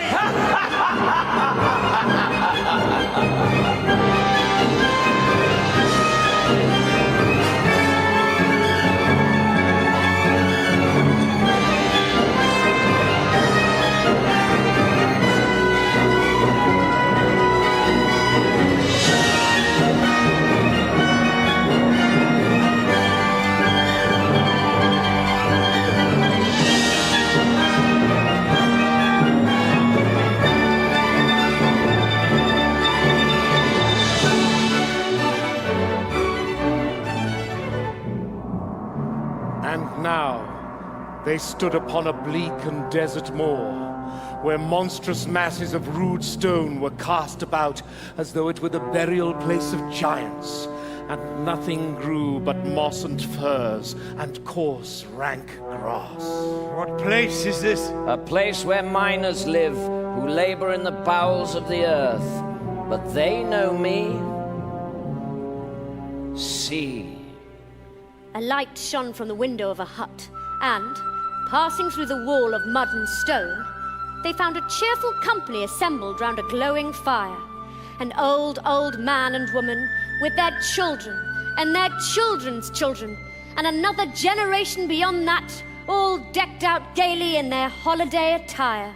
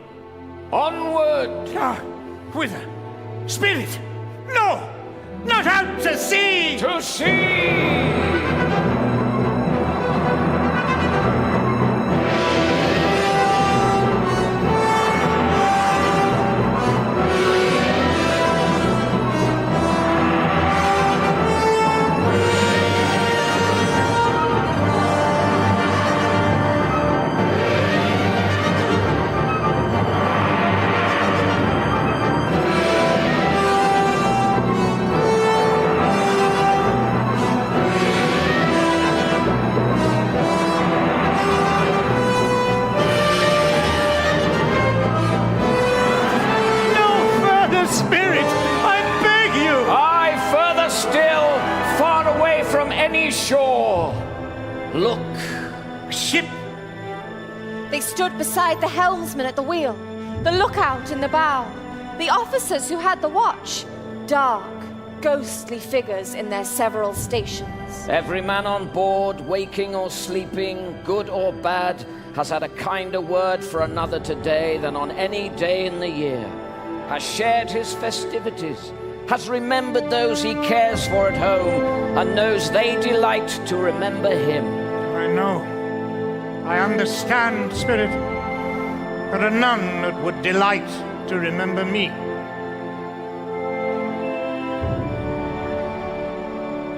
Oh, no? He said that Christmas was a humbug, as I live. He believed it too. More shame for him, Fred. Why, that must be... Your niece, the wife of your nephew, Fred. She is very pretty. Exceedingly pretty. With a dimpled, surprised-looking capital face, a ripe little mouth that seemed made to be kissed, as no doubt it was, all kinds of good little dots about her chin that melted into one another when she laughed, and the sunniest pair of eyes you ever saw in any little creature's head. Altogether, I would say she was...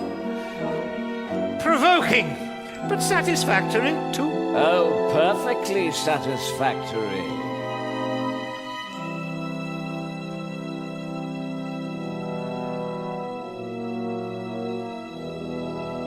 The table was cleared, the bottle was being passed, and Scrooge's nephew and his wife sat with their friends, too full of Christmas cheer to move. He's a comical old fellow, that's a truth, and not so pleasant as he might be. I'm sure he's very rich, Fred. At least you always tell me so. Oh, avaricious little minx. But what of that, my dear? His wealth is of no use to him. He doesn't do any good with it. He hasn't the satisfaction of thinking that he's ever going to benefit us with it. Well, I have no patience with him. Oh, I have. I'm sorry for him. I couldn't be angry with him if I tried. Who suffers by his ill whims? Himself always. Here, he takes it into his head to dislike us, and he won't come and dine with us. What's the consequence? He loses pleasanter companions than he can find in his own thoughts, either in his mouldy old offices or his dusty chambers. Well, I mean to give him the same chance every year, whether he likes it or not. He's a witty lad, young Fred. I hadn't noticed. Come, let us play a game. Blind man's buff. Oh, Spirit, may we not stay for a game, please? My time is... Spirit, what ails you? My life upon this globe is very brief. It ends tonight. Tonight at midnight. Hark, the time is drawing near.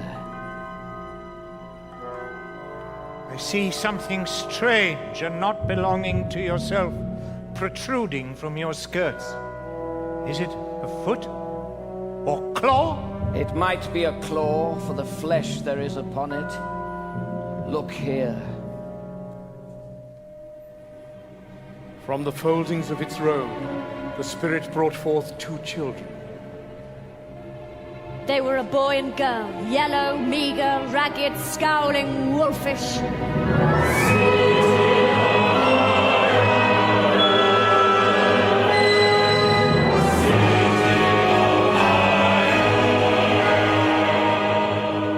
Dear God, how horrible. Spirit, are they yours? They are man's.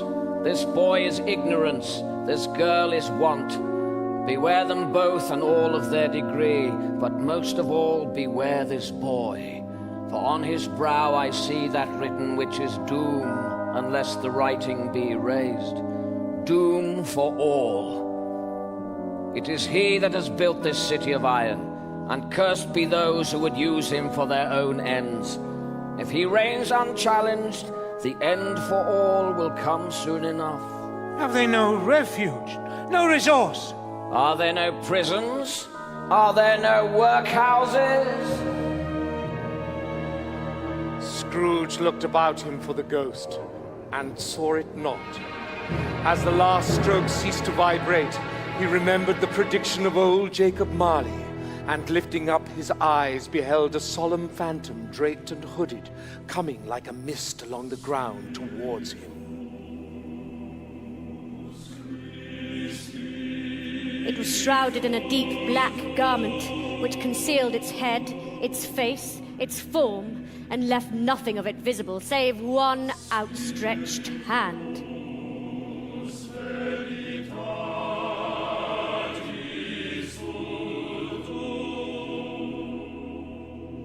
The phantom slowly, gravely, silently approached. When it came near him, Scrooge bent down upon his knee. For in the very air through which this spirit moved, it seemed to scatter gloom and mystery.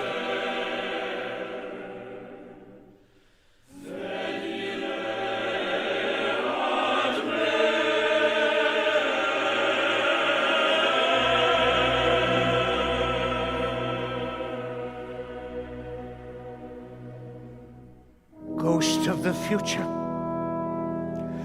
I fear you more than any spectre I have seen. But as I know your purpose is to do me good, and as I hope to live to be another man from what I was, I am prepared to bear you company, and do it with a thankful heart. Will you not speak to me? The phantom moved away as it had come towards him. Scrooge followed in the shadow of its dress, which bore him up, he thought, and carried him along.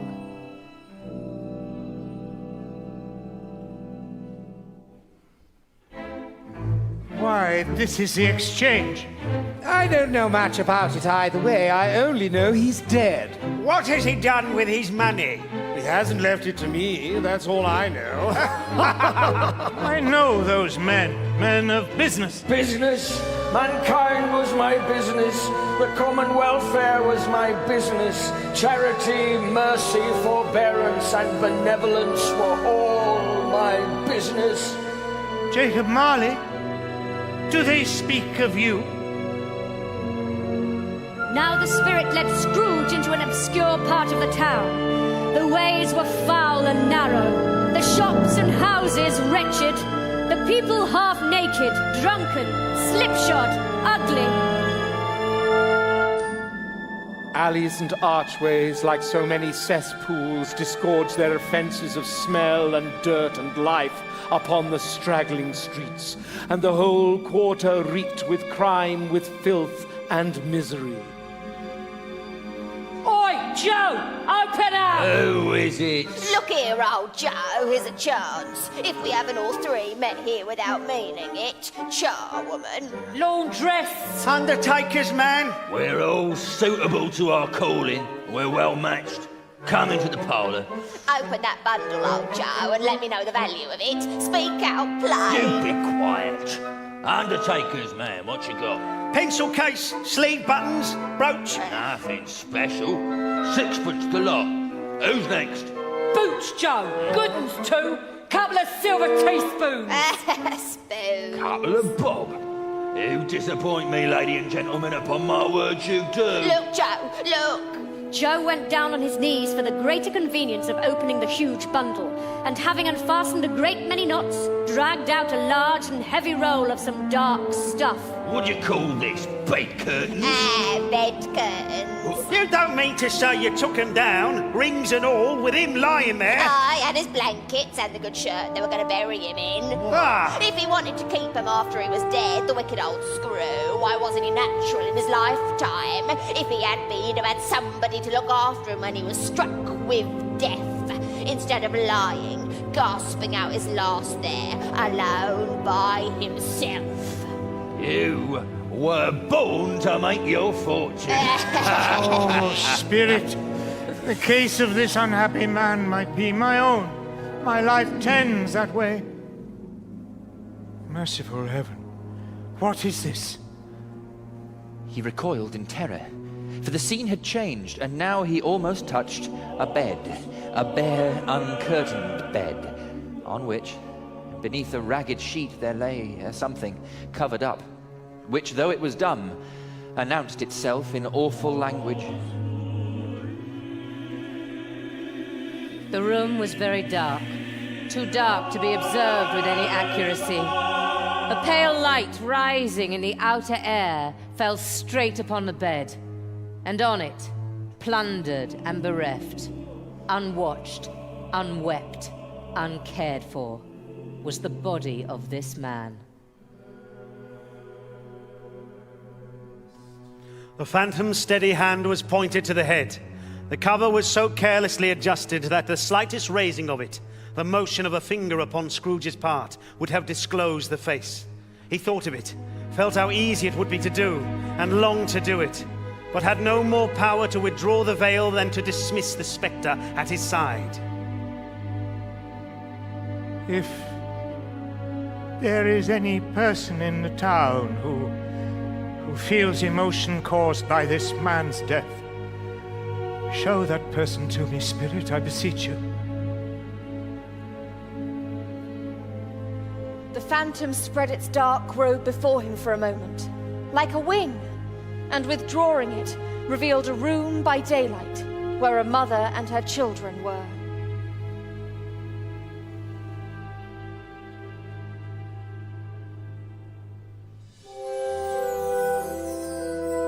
Caroline!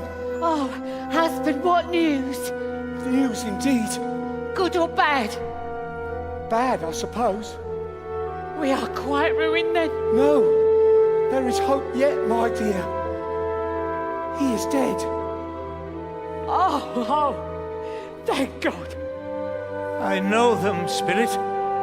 To whom will our debt be transferred? I don't know. But before that time, we shall be ready with the money. I advance them £50 at 30% compound. And even though we were not, it would be bad fortune indeed to find so merciless a creditor in his successor. Oh, my dear. Surely there must be somewhere tenderness connected with this poor forsaken man.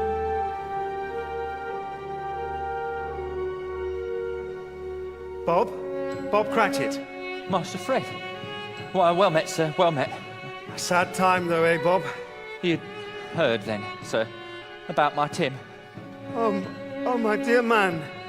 I thought we were speaking of... Oh. But now I see you do look a little... Tim, he's at rest now. Oh, Bob, I'm heartily sorry to hear it. Heartily sorry, for your good wife, too. Please accept my sincerest condolences. Thank you, sir. You always were a gentleman, sir. The most pleasant spoken. My card. If I can be of any service to you in any way, that's where I live. Pray come to me. No more, Spirit. I beg you.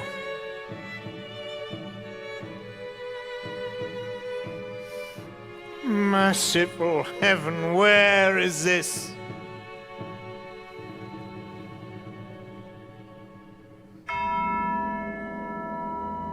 They were at the iron gates of a churchyard. Answer me one question, Spirit. Are these the shadows of the things that will be? Or are they shadows of things that may be only? Still the ghost pointed downward to the grave by which it stood. Scrooge crept towards the headstone, trembling as he went, and following the finger, read upon the neglected grave his own name.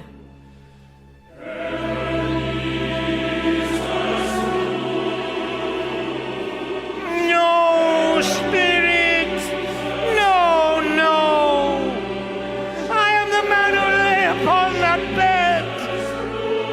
Spirit, hear me, I am not the man I was! Why show me this, if I am past all hope? For the first time, the hand appeared to shake. Good Spirit, your nature intercedes for me and pities me. Assure me that I yet may change these shadows you have shown me by an altered life.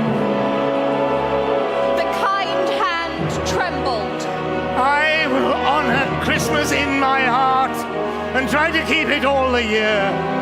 I will live in the past, the present, and the future. The spirits of all three shall strive within me. I will not shut out the lessons that they teach. Oh, tell me I may sponge away the writing on this stone. Holding up his hands in a last prayer, Scrooge saw an alteration in the phantom's hood and dress.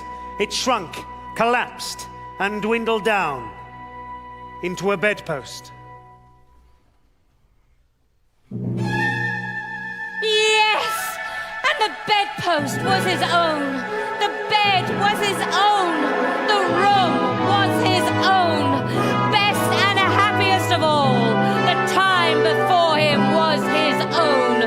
To make amends in. Oh, Jacob Marley, heaven and the Christmas time be praised for this. I say it on my knees, old Jacob, on my knees. Oh, my bed curtains, they are not torn down, rings and all. They are here. I am here. There's the door by which the ghost of Jacob Marley entered. There's the corner where the ghost of Christmas present sat. There's the window where I saw the wandering spirits. It's all right. It's all true. It all happened. I don't know what to do. I'm as light as a feather. I am as happy as an angel. I am as merry as a schoolboy. I am as giddy as a drunken man. Oh, Merry Christmas to everybody. A Happy New Year to all the world. Hello here. Whoop. Hello. And the churches rang out the lustiest peals he had ever heard. Oh, glorious, glorious. Running to the window, he opened it and put out his head. No fog, no mist, clear, bright, jovial, stirring, cold. Cold, piping for the blood to dance to. Glorious! Hey, you there, what's today, my fine fellow? Today? Why, Christmas Day. It's Christmas Day! I haven't missed it! The spirits have done it all in one night. They can do anything they like. Of course they can. Of course they can. Do you know the poulterers in the next street but one at the corner? I should hope I did. Oh, an intelligent boy, a remarkable boy. Do you know whether they've sold the prize turkey that was hanging up there? What, the one as big as me? Oh, what a delightful boy. It's a pleasure to talk to him. It's hanging there now. Is it? Go and buy it. What? Go and buy it and tell them to bring it back here. Come back with the man and I will give you a shilling. Come back with him in less than 5 minutes and I'll give you half a crown. The boy was off like a shot. Only a steady hand on the trigger could have got off a shot half so fast. Oh, I'll send it to Bob Cratchit's. He shan't know who sends it. It's twice the size of Tiny Tim. He dressed himself in all his best and at last got out into the streets. The people were by this time pouring forth as he had seen them with the ghost of Christmas present, and walking with his hands behind him, Scrooge regarded everyone with a delighted smile.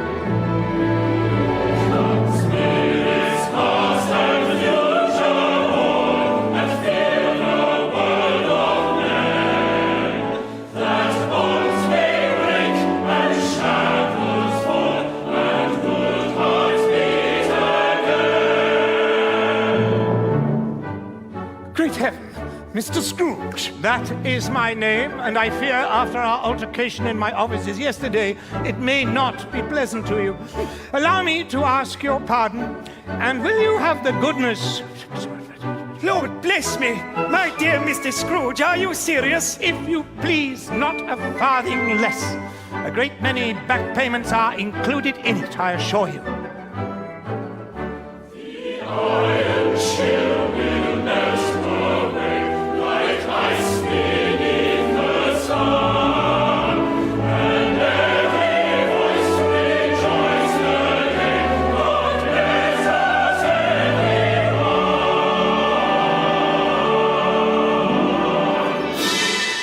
Ah, is your master at home, my dear? Master and mistress are upstairs in the drawing room. Who may I say is calling? Please don't trouble yourself. I'm here to see my nephew. Sir, you can't go in there. Nephew Fred! Oh, no, I'm most terribly sorry. I didn't mean to. Bless my soul, Uncle Scrooge. I've come to dinner, Fred. Will that be all right? All right. Why, of course. And may we play blind man's buff after dinner as usual?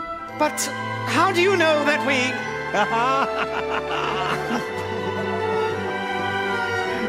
Wonderful party, wonderful games, wonderful unanimity, wonderful happiness. But he was early at the office next morning. If he could only be there first and catch Bob Cratchit coming late, that was the thing he had set his heart upon.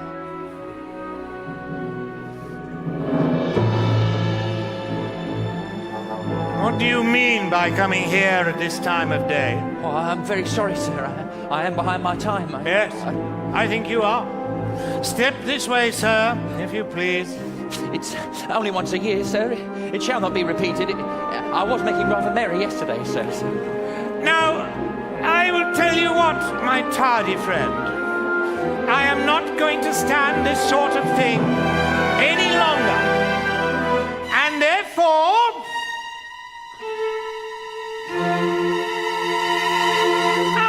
about to raise your salary. Shake my hand. You're mad, sir. Don't come any closer. This is a very heavy ruler I have here. No need for the ruler, Bob. It's all right. Sir? Are you crying? With joy, my good fellow, with joy and not unpleasurable sensation. Would you shake hands with me? With all my heart. What has happened? Oh, Bob, I've had a Dickens of a time. A Merry Christmas, Bob. A merrier Christmas, my good fellow, than I have given you for many a year. Come, we will discuss your affairs this very morning over a Christmas bowl of smoking bishop. Make up the fires and buy another coal scuttle before you dot another I, Bob Cratchit. With great pleasure, Mr. Scrooge, sir. Scrooge was better than his word. He did it all, and infinitely more. And to Tiny Tim, who did not die, he was a second father. He became as good a friend, as good a master, and as good a man as the good old city knew.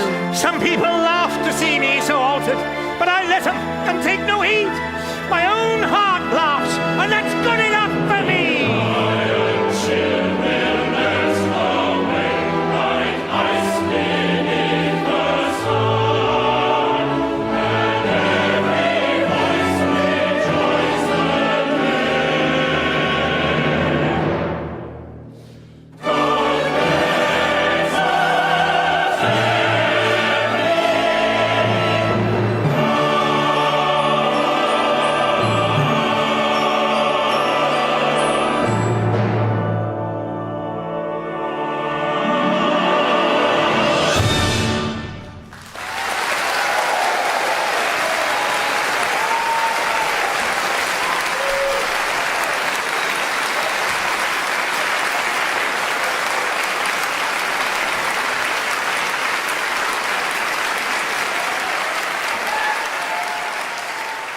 In A Christmas Carol by Charles Dickens, Scrooge was played by Robert Powell, The Ghost of Christmas Past by Sophie Thompson, and Jacob Marley and the Ghost of Christmas Present by Ron Cook.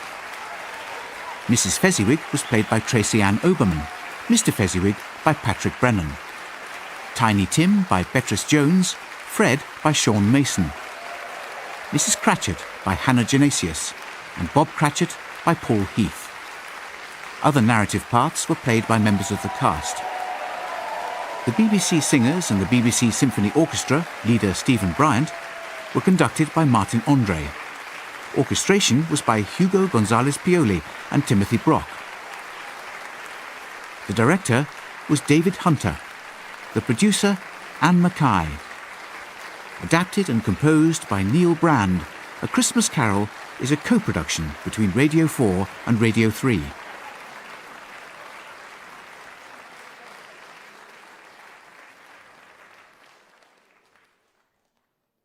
Hello, I'm Neil Brand, and I've been living with Christmas Carol for the last 6 months during writing this project.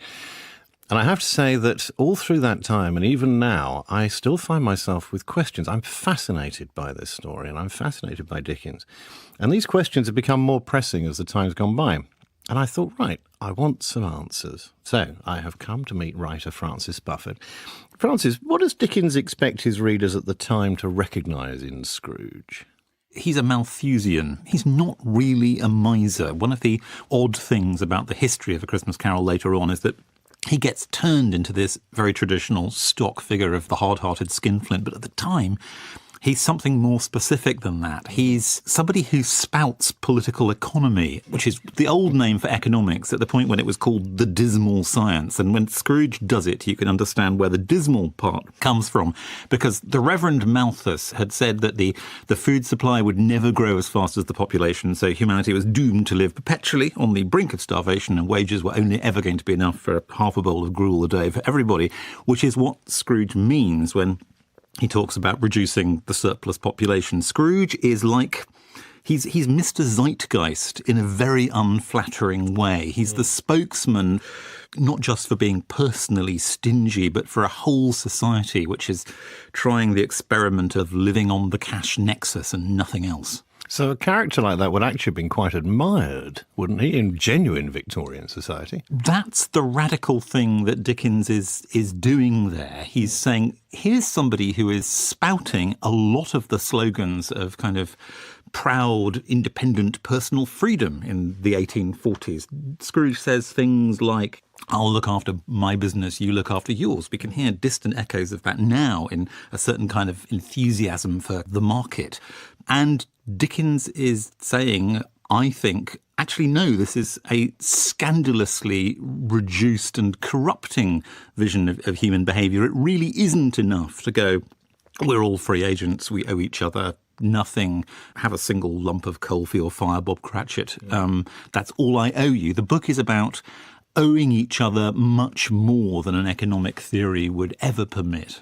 So what kind of London is the story taking place in? Is it genuinely Dickens's London at that time, and what was that town like? 1840s London is something like the height of Dickens's London, and for the rest of his career he's often harking back to that moment because it's when it's kind of grimmest, maddest, most kind of fertile for his imagination.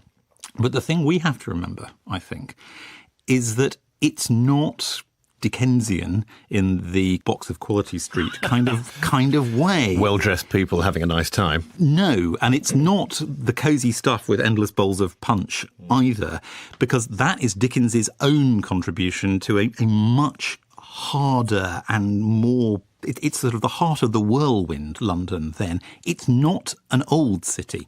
It's a place that has just been revolutionised. It's a place where the railways are being driven through, where all that is solid is melting into air. Camden Town, where Bob Cratchit lives, is a gigantic building site dominated by railway viaducts at this point. Because they're putting the line into Euston. They are. Yeah. The old world is being kind of crunched and turned over, and nobody knows quite what they're supposed to do with themselves, with the present and with the past, and with the whole question of what human society is going to be like, because it's changed more in the last 30 years than it has ever done before in human history. So you're kind of living in the middle of a kind of earthquake. And that's the point at which Dickens says, Christmas is important. There are ways to be kind in the middle of this earthquake. Let's think about the humanising possibilities of roast goose and sitting down together for a meal. All of this stuff about Christmas is a way of saying, actually, we can make this human again. We can take our strange, mad, intense new industrial world and we can wear party hats. And the wearing of party hats becomes the benign human existence that he's after. Do you think he actually intended Christmas Carol to be a political manuscript, as it were? Dickens never does only one thing at once. His imagination is much too kind of pyrotechnical and cascadingly fertile than that. But among other things, yes, absolutely, and never more so than at that bit in the story where the Ghost of Christmas Present introduces Scrooge to the two starveling children, want and ignorance. Because what we're being shown there is a terrible prospect of mob or underclass future in which every chicken of Scrooge's negligence is going to come home to roost, where something has to be done. Dickens is a radical, but he's absolutely not a revolutionist, and he is very worried by the thought of what may happen in the future if there are ignorant, needy mobs burning Europe's cities. I think it's worth remembering that 4 years after The Christmas Carol comes out, the Communist Manifesto promises that a spectre is haunting Europe.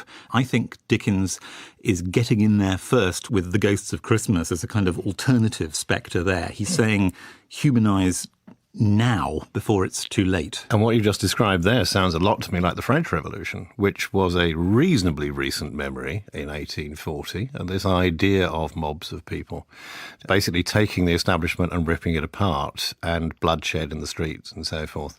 I think there is a vision of fear which is not just personal when the ghosts visit Scrooge. There's a sense that unless something is done very quickly, then the consequences of Scrooge's vision of the world, where no one owes anyone anything, will be guillotines, tumbrils, mobs, riots and burning. Is there a sense in which Dickens invents Christmas as we now know it with this book? There is. I mean, it's interesting, isn't it? Because in some ways, what you can see is that A Christmas Carol kicks off the whole tradition of there being an alternative, non-religious mythology for Christmas. This is where the Christmas movie and even the Christmas single comes from. It's where the mythology of Santa Claus as a non-Christian thing takes its root. But Dickens thinks that what he's doing is something that slots in next to the existing traditions of Christmas. He's trying to reawaken and expand something that's already there. Worth remembering that this is a world where people eat roast goose, not roast turkey for Christmas, and where there aren't any Christmas trees yet, and where the good old spirit of Christmas that he's invoking is a childhood memory from the late 18th, early 19th century, before the Industrial Revolution has really stomped all over everything. He's a radical conservative. He's saying, let's get back to the good old days, and since the good old days are kind of dead, we better reinvent them now. Am I right in thinking that you didn't even, as employers, have to give your employees a day off at Christmas?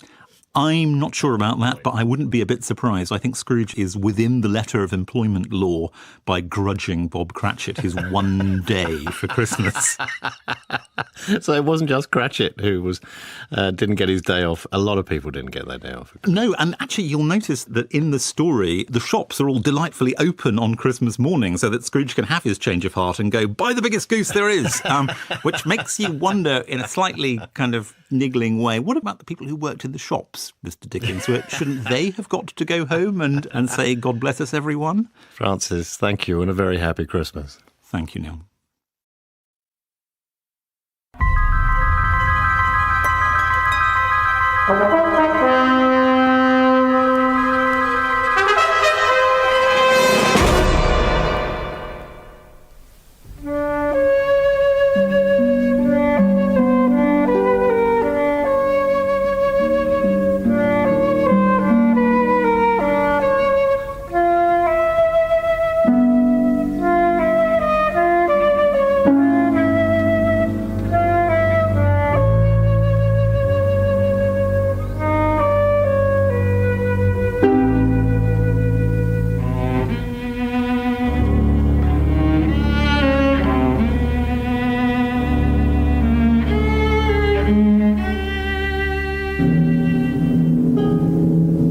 In an old abbey town down in this part of the country, a long, long while ago, so long that the story must be a true one, because our great-grandfathers implicitly believed it.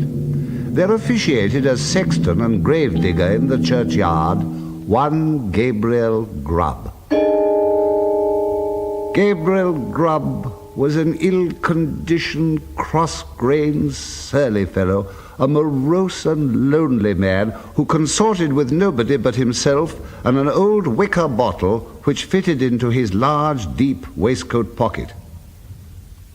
A little before twilight, one Christmas Eve, Gabriel shouldered his spade, lighted his lantern, and betook himself towards the old churchyard, for he'd got a grave to finish by next morning. As he went his way up the ancient street, he saw the cheerful light of the blazing fires gleam through the old casements, and heard the loud laugh and the cheerful shouts of those who were assembled around him.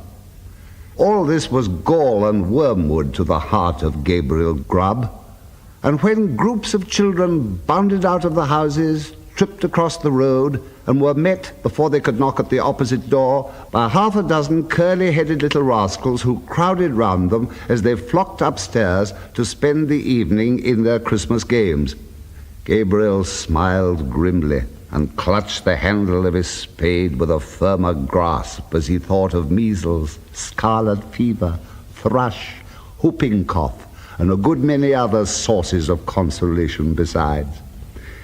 In this happy frame of mind, Gabriel strode along, until he turned into the dark lane which led to the churchyard.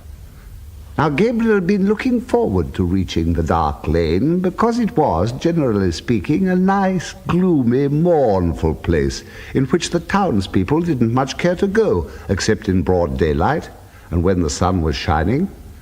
Consequently, he was not a little indignant to hear a young urchin roaring out some jolly song about a Merry Christmas in this very sanctuary, which had been called Coffin Lane ever since the days of the old abbey and the time of the shaven-headed monks.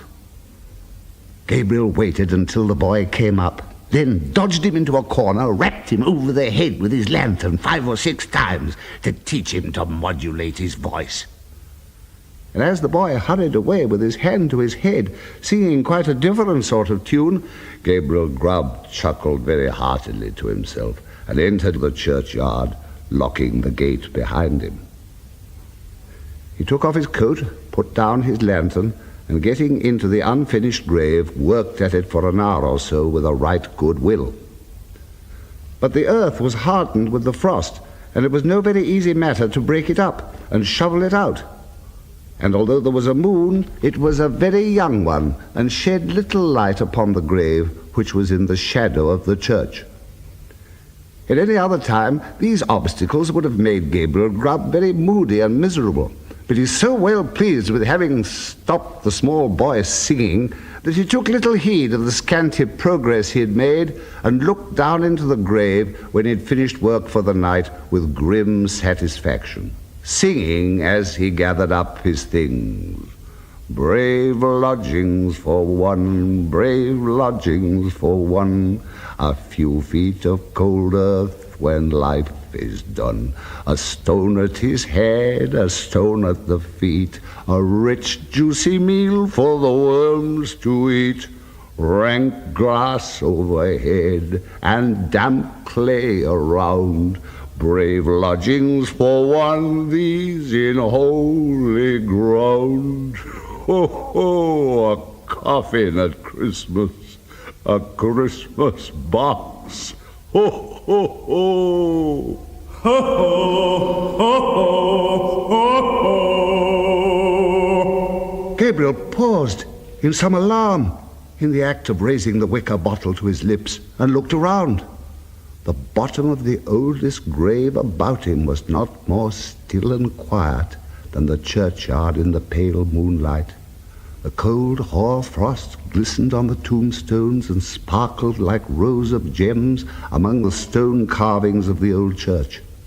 The snow lay hard and crisp upon the ground and spread over the thickly strewn mounds of earth so white and smooth a cover that it seemed as if corpses lay there, hidden only by their winding sheets. Not the faintest rustle broke the profound tranquility of the solemn scene. Sound itself appeared to be frozen up.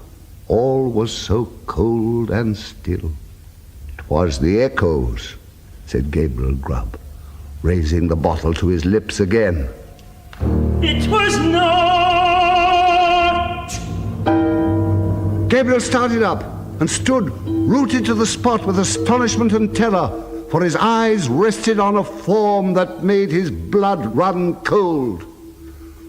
Seated on an upright tombstone close to him was a strange, unearthly figure, His long, fantastic legs, which might have reached the ground, were cocked up and crossed after a quaint, fantastic fashion. His sinewy arms were bare, and his hands rested on his knees.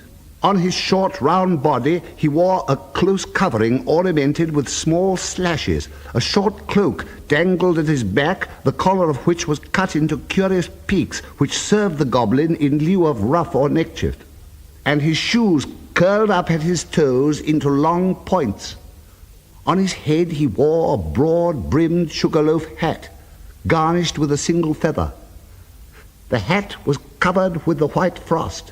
The goblin looked as if he'd sat on the same tombstone very comfortably for 200 or 300 years.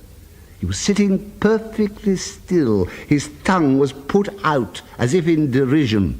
He was grinning at Gabriel Grubb with such a grin as only a goblin could call up. It was not the echoes. Gabriel Grubb was paralyzed and could make no reply. What do you do here on Christmas Eve? I come to dig a grave, sir. What man wanders among graves and churchyards on such a night as this? Gabriel Grubb, Gabriel Grubb, Gabriel Grubb, Gabriel Grubb. A wild chorus seemed to fill the churchyard, and Gabriel looked fearfully around, but nothing was to be seen. What have you got in that bottle? Hollands, sir, replied the sexton, trembling more than ever, for he'd bought it of the smugglers, and he thought that perhaps his questioner might be in the excise department of the goblins. Who drinks Hollands alone and in a churchyard on such a night as this? Gabriel Grubb, Gabriel Grubb, Gabriel Grubb. And who then is our fair and lawful prize? Gabriel Grubb, Gabriel Grubb. Well, Gabriel, what do you say to this? The sexton gasped for breath. What do you think of this, Gabriel? The goblin kicked up his feet in the air on either side of the tombstone and looked at the turned-up points with as much complacency as if he'd been contemplating the most fashionable pair of Wellingtons in all Bond Street. It's very curious, sir. Very curious and very pretty, but I think I'll go back and finish my work, sir, if you please. Work? What work? The grave, sir, making the grave. Oh, the grave, eh? Who makes graves at a time when all other men are merry and takes a pleasure in it? Gabriel Grubb, Gabriel Grubb, I'm afraid my friends want you. Gabriel, Gabriel, I'm afraid my friends want you. They don't know me, sir. I don't think the gentlemen have ever seen me, sir. Yes, they have. We know the man with a sulky face and grim skull who struck the boy tonight because the boy could be merry and he could not. We know him, we know him, we know him, we know him.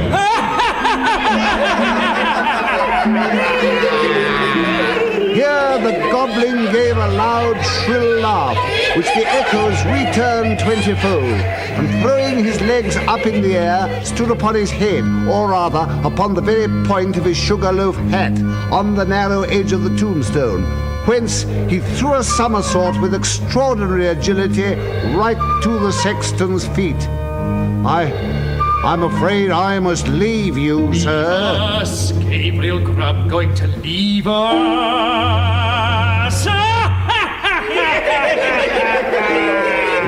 As the goblin laughed, the sexton observed for one instant a brilliant illumination within the windows of the church, as if the whole building were lighted up. It disappeared. The organ pealed forth a lively air, and whole troops of goblins, the very counterpart of the first one, poured into the churchyard and began playing at leapfrog with the tombstones, never stopping for an instant to take breath, but overing the highest among them, one after the other, with the most marvelous dexterity. The first goblin was the most astonishing leaper, and none of the others could come near him. Even in the extremity of his terror, the sexton could not help observing that while his friends were content to leap over common-sized gravestones, the first one took the family vaults, iron railings and all, with as much ease as if there'd been so many street posts. At last the game reached a most exciting pitch. The organ played quicker and quicker. The goblins leapt faster and faster, coiling themselves up, rolling head over heels upon the ground, and bounding over the tombstones like footballs. The sexton's brain whirled round with the rapidity of the motion he beheld, and his legs reeled beneath him as the spirits flew before his eyes. When the Goblin King, suddenly darting towards him, laid his hand upon his collar and sank with him through the earth.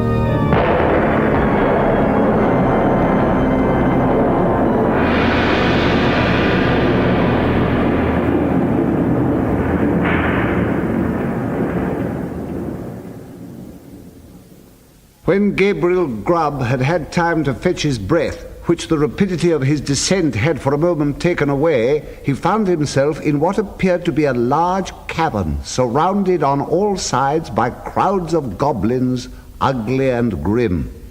In the center of the room, on an elevated seat, was stationed his friend of the churchyard, who was apparently king of the goblins. Cold tonight, very cold, a glass of something warm here.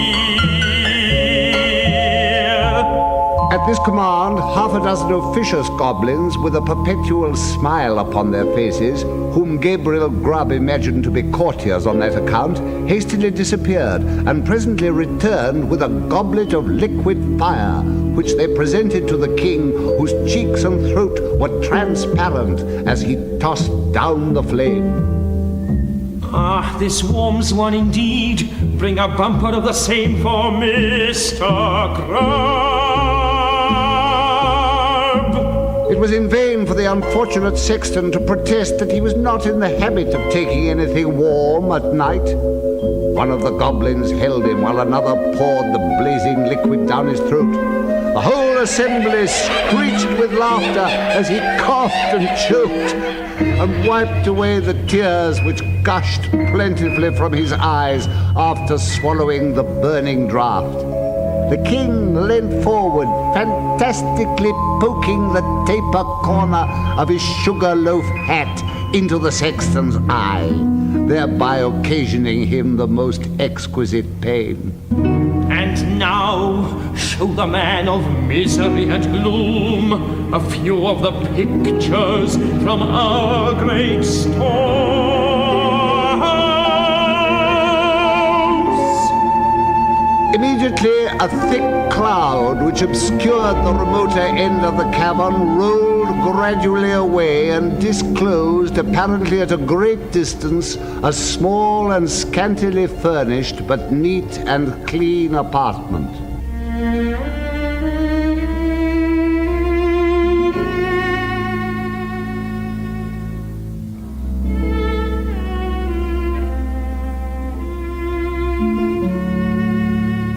A crowd of little children were gathered round a bright fire, clinging to their mother's gown and gambolling around her chair. The mother occasionally rose and drew aside the window curtain as if to look for some expected object. A frugal meal was ready spread upon the table, and an elbow chair was placed near the fire. A knock was heard at the door. The mother opened it, and the children crowded round her and clapped their hands for joy as their father entered. He was wet and weary and shook the snow from his garments as the children crowded round him, and seizing his cloak, hat, stick, and gloves with busy zeal, ran with them from the room. Then, as he sat down to his meal before the fire, the children climbed about his knee, and the mother sat by his side, and all seemed happiness and comfort.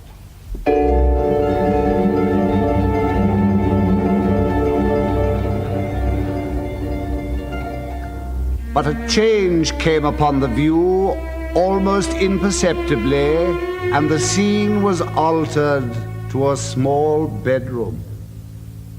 Here the fairest and youngest child lay dying. The roses had fled from his cheek, and the light from his eye, and even as the sexton looked upon him with an interest he had never felt or known before, he died. His young brothers and sisters crowded round his little bed and seized his tiny hand so cold and heavy, but they shrank back from its touch and looked with awe on his infant face, for calm and tranquil as it was, and sleeping in rest and peace, as the beautiful child seemed to be, they saw that he was dead. And they knew that he was an angel looking down upon and blessing them from a bright and happy heaven.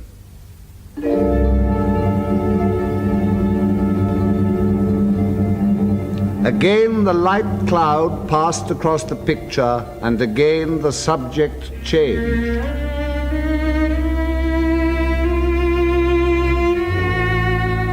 The father and mother were old and helpless now, and the number of those about them was diminished more than half. But content and cheerfulness sat on every face and beamed in every eye as they crowded round the fireside and told and listened to old stories of earlier and bygone days.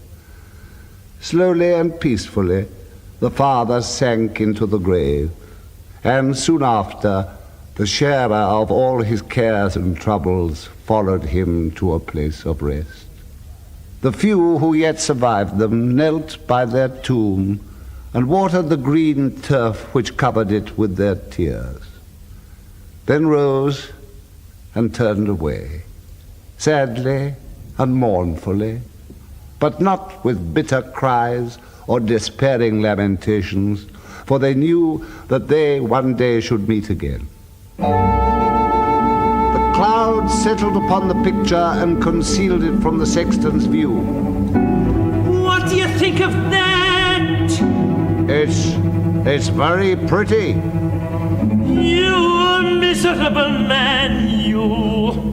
The goblin appeared disposed to add more, but indignation choked his utterance, so he lifted up one of his very pliable legs and, flourishing it above his head a little to ensure his aim, administered a good sound kick to Gabriel Grubb, immediately after which all the goblins in waiting crowded round the wretched sexton and kicked him without mercy, according to the established and invariable custom of courtiers upon earth, who kick whom royalty kicks and hug whom royalty hugs.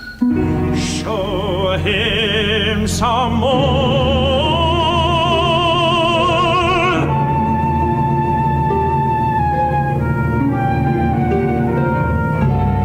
The cloud was dispelled, and a rich and beautiful landscape was disclosed to view. There's just such another, to this day, within half a mile of the old abbey town. The sun shone from out the clear blue sky. The water sparkled beneath his rays, and the trees looked greener and the flowers more gay beneath his cheering influence. The water rippled on with a pleasant sound, the trees rustled in the light wind that murmured among their leaves, the birds sang upon the boughs, and the lark caroled on high her welcome to the morning. Yes, it was morning, the bright, balmy morning of summer. The minutest leaf, the smallest blade of grass was instinct with life. The ant crept forth to her daily toil, the butterfly fluttered and basked in the warm rays of the sun, myriads of insects spread their transparent wings and reveled in their brief but happy existence. Man walked forth, elated with the scene, and all was brightness and splendor. You miserable man! Again the king of the goblins gave his leg a flourish, and again it descended on the shoulders of the sexton, and again the attendant goblins imitated the example of their chief. Many a time the cloud went and came, and many a lesson it taught to Gabriel, who, although his shoulders smarted with pain from the frequent application of the goblin's feet, looked on with an interest that nothing could diminish. He saw that men who worked hard and earned their scanty bread with lives of labor were cheerful and happy, and that to the most ignorant, the sweet face of nature was a never-failing source of cheerfulness and joy. He saw that women, the tenderest and most fragile of all God's creatures, were the oftenest superior to sorrow, adversity, and distress. He saw that it was because they bore in their own hearts an inexhaustible wellspring of affection and devotion. Above all, he saw that men like himself, who snarled at the mirth and cheerfulness of others, were the foulest weeds on the fair surface of the earth, and setting all the good of the world against the evil, he came to the conclusion that it was a very decent and respectable sort of world after all.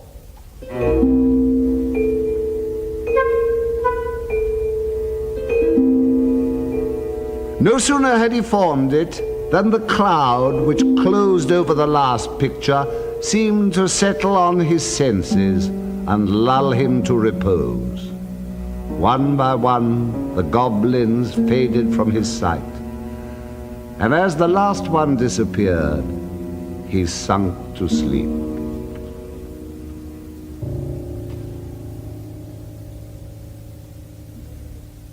The day had broken when Gabriel Grubb awoke and found himself lying at full length on the flat gravestone in the churchyard, with the wicker bottle lying empty by his side, and his coat, spade, and lantern, all well whitened by the last night's frost, scattered on the ground. The stone on which he had first seen the goblin seated stood bolt upright before him, and the grave at which he had worked the night before was not far off. At first, he began to doubt the reality of his adventures, but the acute pain in his shoulders when he attempted to rise assured him that the kicking of the goblins was certainly not a dream.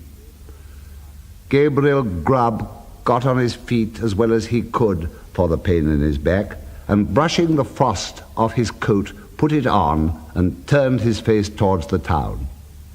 But he was an altered man, and he couldn't bear the thought of returning to a place where his repentance would be scoffed at and his reformation disbelieved. He hesitated for a few moments and then turned away to wonder where he might and seek his bread elsewhere. There were a great many speculations about the sexton's fate at first, but it was speedily determined that he'd been carried away by the goblins, and there were not wanting some very credible witnesses who had distinctly seen him whisked through the air on the back of a chestnut horse, blind of one eye, with the hind quarters of a lion and the tail of a bear. At length all this was devoutly believed, and the new sexton used to exhibit to the curious for a trifling emolument a good-sized piece of the church weathercock, which had been accidentally kicked off by the aforesaid horse in his aerial flight and picked up by himself in the churchyard. Unfortunately, these stories were somewhat disturbed by the unlooked-for reappearance of Gabriel Grubb himself some 10 years afterwards, a ragged, contented, rheumatic old man. He told his story to the clergyman and also to the mayor, and in the course of time it began to be received as a matter of history, in which form it has continued down to this very day. The believers in the weathercock tale, having misplaced their confidence once, were not easily prevailed upon to part with it again. So they looked as wise as they could, shrugged their shoulders, touched their foreheads, and murmured something about Gabriel Grubb having drunk all the Hollands and then fallen asleep on the flat tombstone, and they affected to explain what he supposed he had witnessed in the Goblin's cabin by saying that he'd seen the world and grown wiser. But this opinion, which was by no means a popular one at any time, gradually died off. And be the matter how it may, as Gabriel Grubb was afflicted with rheumatism to the end of his days, this story has at least one moral, if it teach no better one. And that is that if a man turns sulky and drink by himself at Christmas time, he may make up his mind to be not a bit the better for it. Let the spirits be never so good, or let them be even as many degrees beyond proof as those which Gabriel Grubb saw in the Goblin's cabin.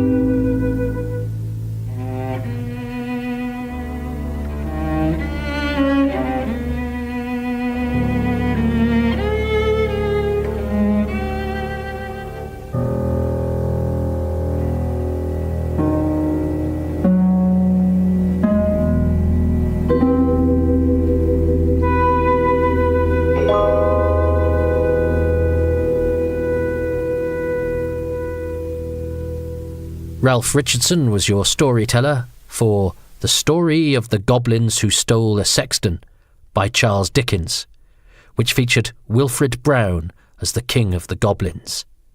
The music was composed and conducted by Christopher Whelan, and the Goblins were performed by the Ambrosian Singers.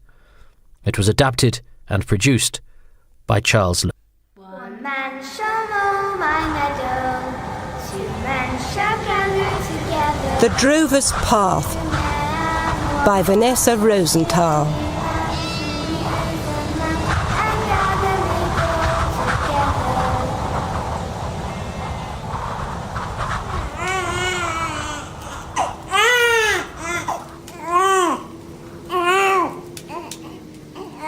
Ellen Mary Whittam, born 20th of November 1874, Cantclough Farm, Earththorne. Entered into the family Bible by her father, Robert Whittam. On a raw night at the top of the world, only the kestrel and the fox up here for company, lass, and the wind howling round our chimney. Yes, you can come in now, John William. Come in and see what we've got for you in the next room. A bonny sister. You like that now, won't you? A playmate of your own.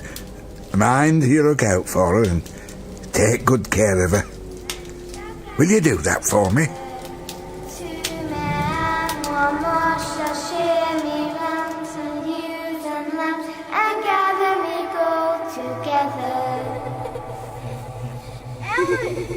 Ellen, where are you?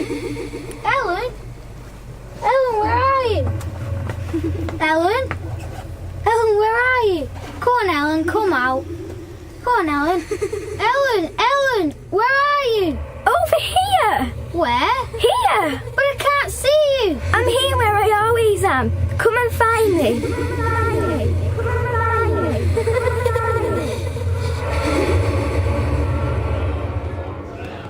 Excuse me, I'm so sorry.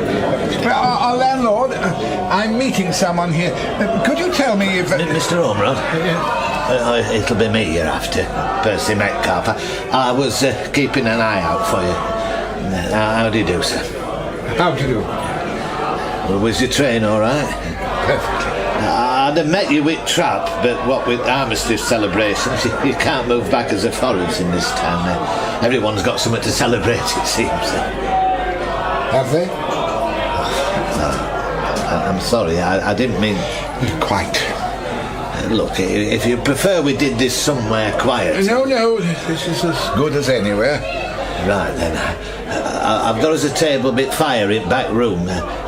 Shall I take your coat, sir? I think I'll keep it with me for a while. Is it always this cold? This is nothing yet. Wait till it's winter proper.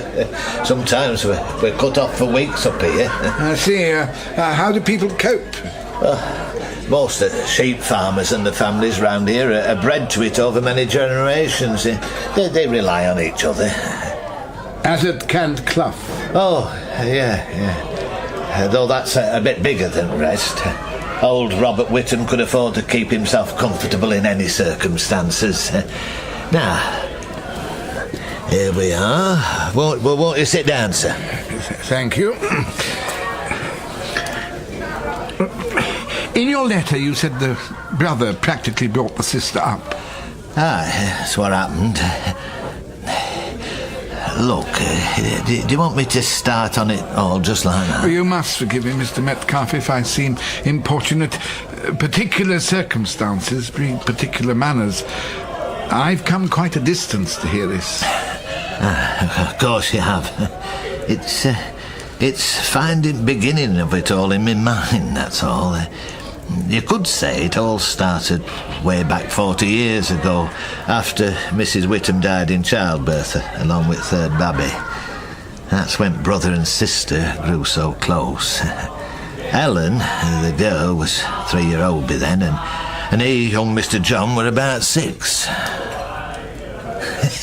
Listen to them, eh? They've been at it for a week now, and who can blame them, eh? Most of these lads were in France. Was your boy there? He was. At Ypres and the Somme, where he got his leg injury and they shipped him home. Oh, he were lucky then. Sorry. Can I get you some refreshments? Not just at present. Aye, but this is a tale that'll take some telling. That's what I'm here for. Yes, sir. You were saying the children grew up motherless. Aye. And brother, well, he really reared little lass up. Master turned sour on himself after his wife died, and the girl was a handful from the off. He were quieter, a sturdy chap, and he were good with beasts, but he didn't say a lot. Well, at least not to me, he didn't. But we heard it were different. They had a world of their own up there, and that didn't let anyone else in. No bother started later, around 1895. John Whittam had been about 24 by then, and doing most at shepherding for his father. They'd taken on another farmhand to work alongside of me just after Christmas. Arnold Clayton, his name were. Not many people turn their back on mills to work as a farmhand. What makes you think you'll do all right? I'm a hard worker and not afraid to ask where I don't know. It's graft I want, not book learning. They say you're an educated man. Self-educated, Mr. Whittam. They're the worst. Well, you know the terms. There's no boarding. You'll walk up from bottom each day. Take it or leave it. Well? I'll take it, Mr. Whittam. Some of what happened 10 weeks later on that March night where it all began, I saw for myself. Some of it I pieced together afterwards from Sarah, my eldest, who helped out in kitchen there. It'd been mild for the season up till then. No snow. And I've often puzzled to myself what might have happened if we'd reached lambing time that year without any. Come by! Away to me now, away to me, come by! Steady! Steady! Oi! Have you managed all right, you Mr. Whittam? Yes, but it's been a job. The track on top of Shedden's heads is like glass. I'd say it's even too cold to snow. Are you walking back up now? I am that. Well, I'll go with you then. I need to sit, Master. Hey, you'll be pleased to hear what those weather's fetched. I doubt it. Hey, take no notice. It's just getting on right, rest on us. Don't like seeing you overtake him. Hey, and besides, yon new chap's stirring up a bit of dust, I hear. Arnold Clayton? Aye. They're saying in Clividge there's a spot of courting going on there with your Ellen. Who's saying that? No, I don't know. It certainly weren't me. I hardly sit, chap. He's in the yard at barn and I'm out near Hazel Edge working on that fencing. But my father knows nothing about it, does he? Oh, hey, up here it comes. It'll be snowing a minute. Let's get a move on before we starve through. Come on. Sarah, close the door quickly. You're letting a draft. Putting the bread in the oven. It's not Sir Ellen, it's me. We need to talk. Where's Father? But Judston Cottage is collecting rent. Why? Seems the old Cliveridge is talking about you and Arnold Clayton. Very soon someone's bound to tell Father. His daughter caught in the new farmhound is great sport for them all. But it's none of their business. They think it is. Everyone round here knows that Canclough comes to both of us eventually through Grandfather. To us, to our children, to our children's children. So that if you and Arnold Clayton... Stop it! You're going much too fast. Am I? I thought that's what you were doing. I'd never meet anyone who makes me feel important like Arnold Clayton does. That's just clever talk. Taken from library books borrowed from the Mechanics' Institute that he doesn't understand. That's not fair. You're jealous. I came to warn you, that's all. If it comes out now, you must deny everything because Father won't stand for it. Oh, you're listening to me? Yes. No, I mean, I got distracted. Oh, look at the snow out there. It's got worse. I can tell you this at the night to be stuck out on worse and more. Except Arnold will be. He's still got to do that 6-mile walk down Long Causeway. People have died in snow just when they've lost their footing out on that. He's not that daft. No, of course not. Pass me my shawl. What for? I'll see to the dogs for you. You don't have to. I know I don't, but you've been out in it all day. Stay by the fire and keep warm. Put on some dry clothes. Careful! Sorry, Father. What's all the rush? The dogs, for John. I'm watching you, young woman. What does that mean? The nose. Won't be a minute. It were me that told him. I've felt badly about it for a long while. But he'd come storming down from Judston Cottages that evening and accused me of doing a fiddle with money for them Weathers. So I did it to take him down a peg or two. My only consolation is that someone else would have done it sooner or later. People resented him. Any road, we'd been such a bad night. I hung around the yard after that, waiting for our Sarah to finish so I could see her home safe. Is that it then? Right. What we have received, may the Lord make us truly grateful. Amen. Amen. Tell Sarah to bring some firewood. I'm in the parlour with those accounts. Oh, really? Ellen, listen. You need to be prepared. I think somebody's already said something to Father. Tomorrow I'll try and talk to him. He's here, John. What? Arnold. I slipped into the barn when I was seeing to the dogs and persuaded him to stop the night there. I was worried about this weather.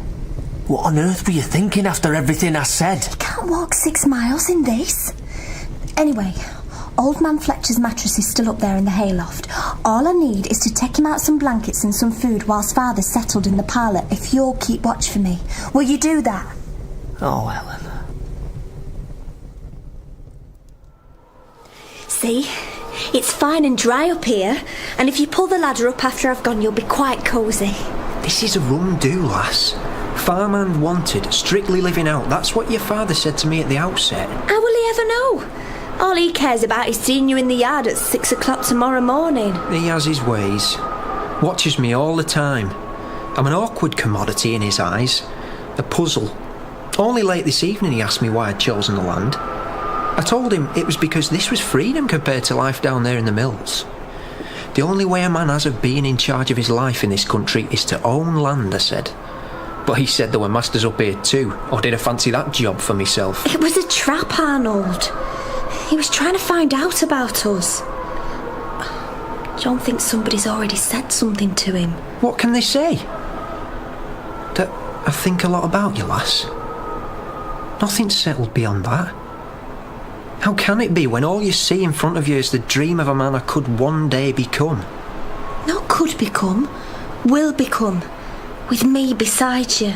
Oh, Ellen, any other man could offer you so much more. I don't want any other man. I want you. Ellen, come here. You really are my lass, aren't you? Yes, I am.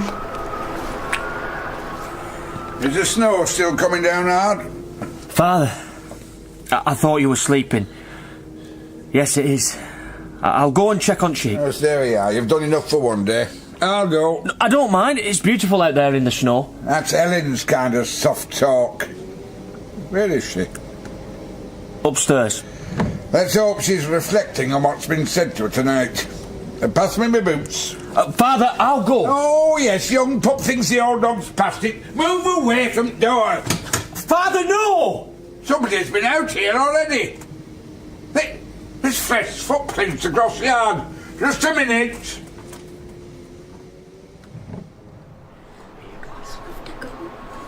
Come on, just a minute. Who's there? Who's there? I've said who's there. I know someone's up there. I've seen the lamp. Come on. Go on down that ladder. Or have I to come up there and fetch you? Well? Correct.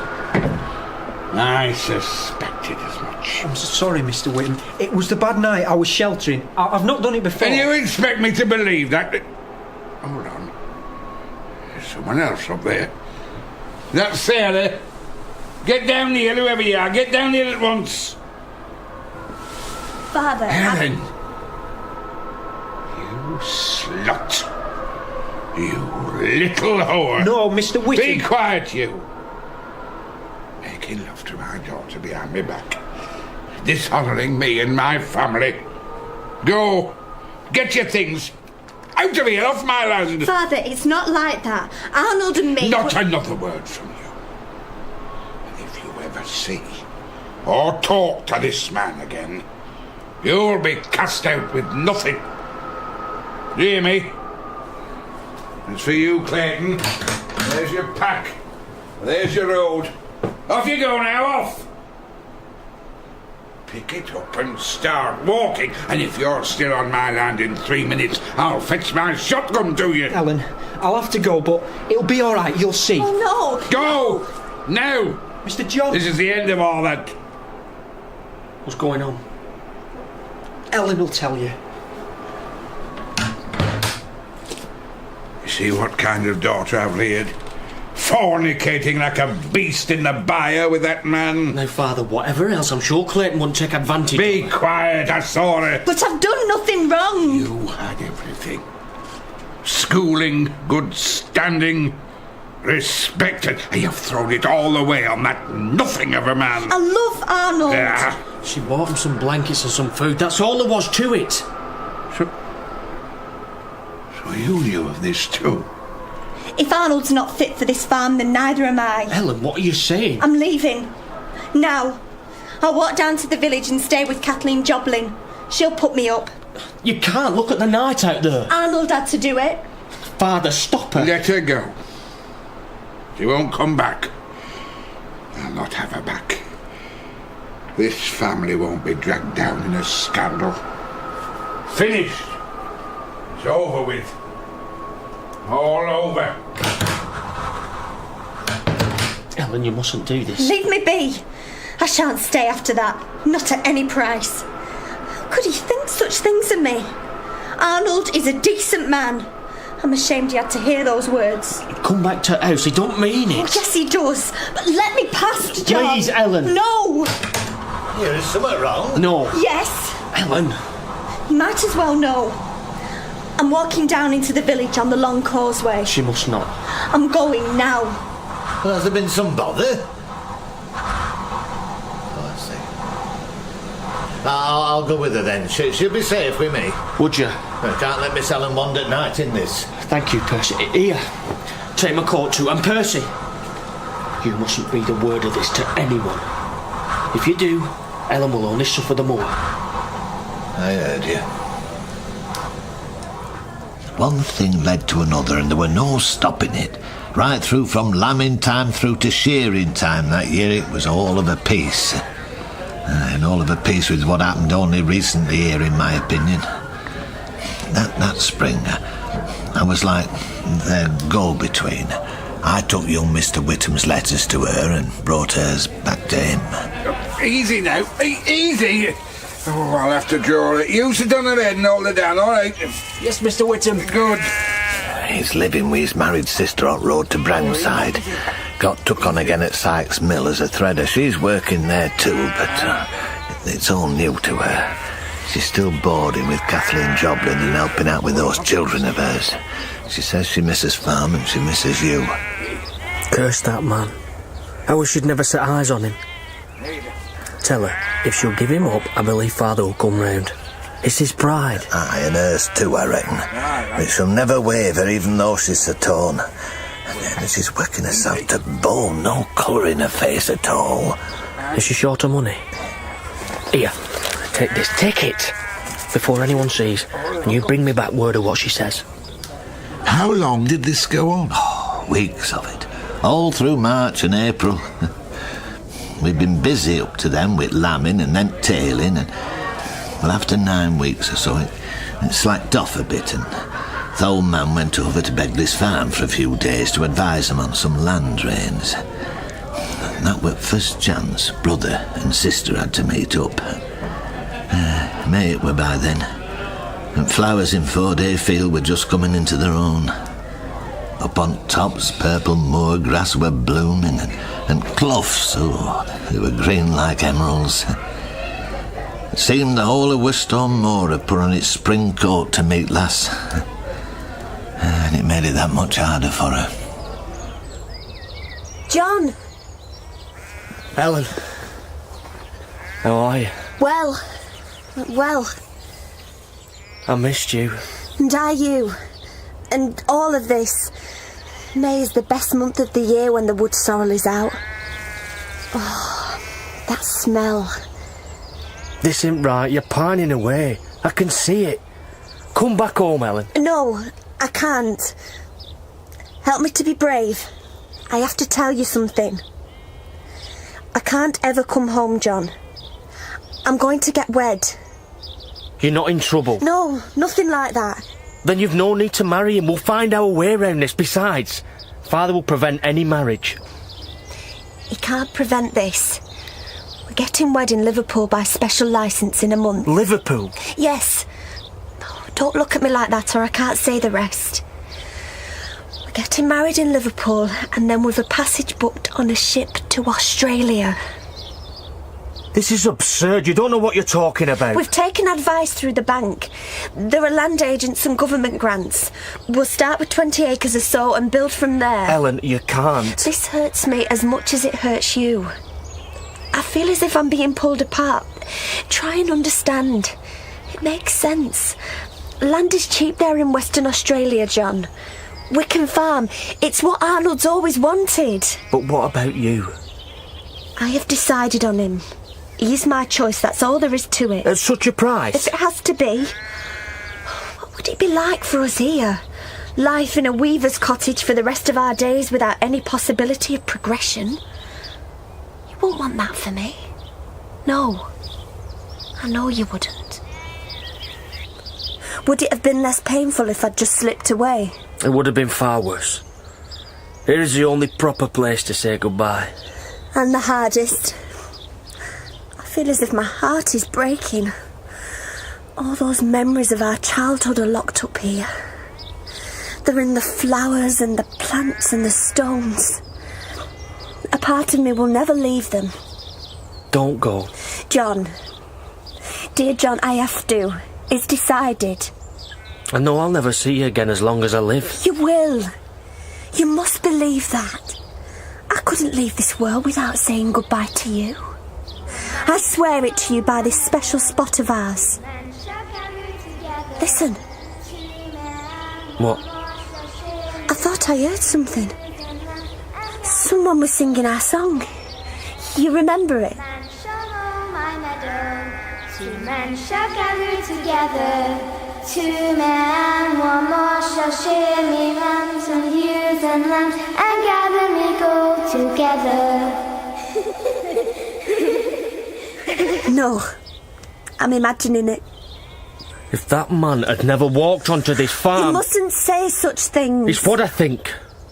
Everything that's good about my life, it comes from you and this land together, and he's taken it all away from me. I shall be thinking of you all the time. You must hold on to that. This will be hard for Father too when he knows. You must tell him that I love him and never meant to hurt him. And now we must hurry or I shall be late. I'll write as soon as I get there. And when will that be? In 6 or 7 weeks. But remember, it will take another 6 weeks for it to reach you. 12 weeks? That's a season. During which time I shall be well looked after by a good man, John. I'll never see it like that. We're here at the crossroads already. Here's where we must part.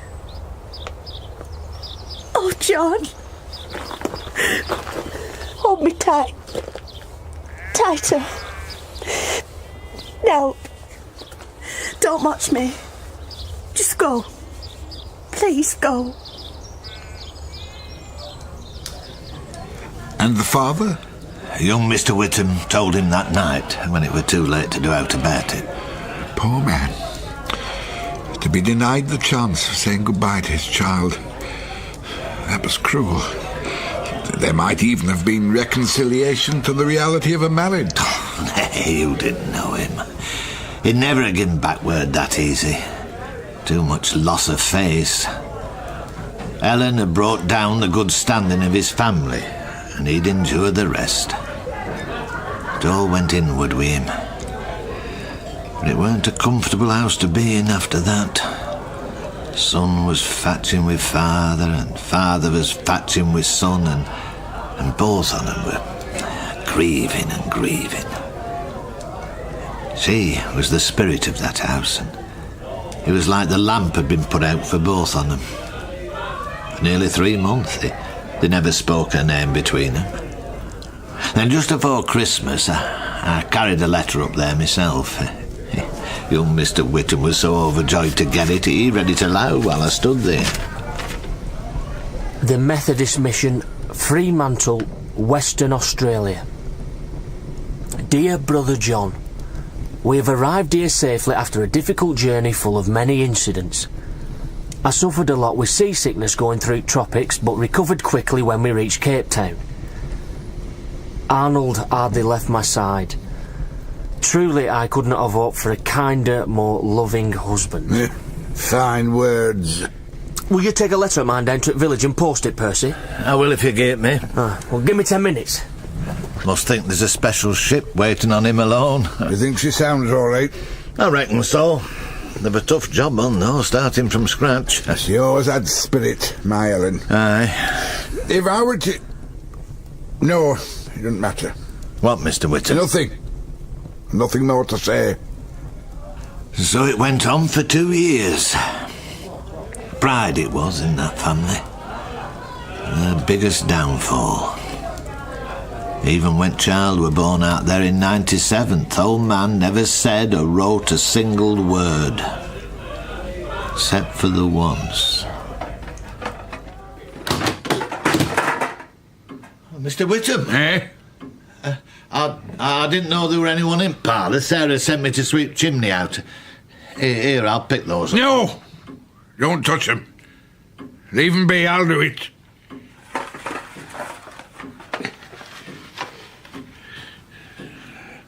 They're Ellen's letters. He keeps them in this tin. Oh, aye. I'll read them a bit when he's out. I see. Turn it all over in my head. How things go for her. Yes, Mr. Whittam. Well, don't just stand there. Get on your way. Right, Mr. Whittam. She was ever my bonny brid, the nose. Yes, Mr. Whittam. Well, what else could I say to him, poor man? It was his only means of knowing about her life, about his grandchild. At least there was a child. Some tangible record of a life lived on into the next generation. And that child was... Edith, whom we'll meet later. But Mother's key to all of what happened here. Ellen were what consumed young Mr. Whittam all the time. Oh, by then they were doing all right out there. Young Mr. Whittam kept sending Miss Eleanor books out on stock breeding and like. But he never wrote a single word to him. Acted like he didn't exist. Oh, he was the enemy by then. It was only ever her. Right up to that dreadful winter night when I was bringing him home from market. 8 years after she'd gone.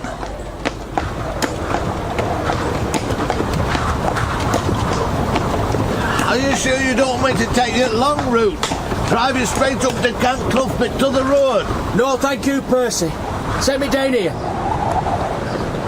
I'll go up the drover's path. It's quicker. Got a good price for those weathers today. I did indeed. Now you get on home. Good night to you. Good night then, young Mr. Whittam.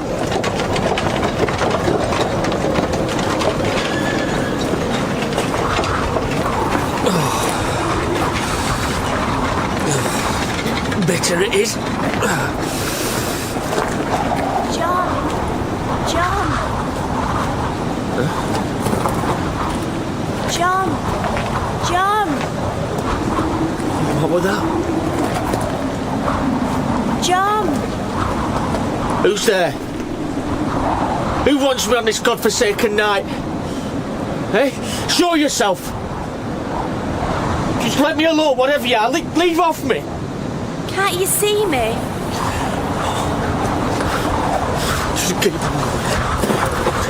Just keep going. I've come back to you. Eyes on track. Head down. And onwards.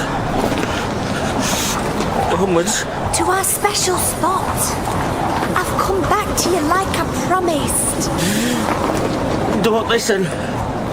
John Whittam, turn round to me. Nearly there. Nearly to top. It's your Ellen. Turn round. Ellen. That's better.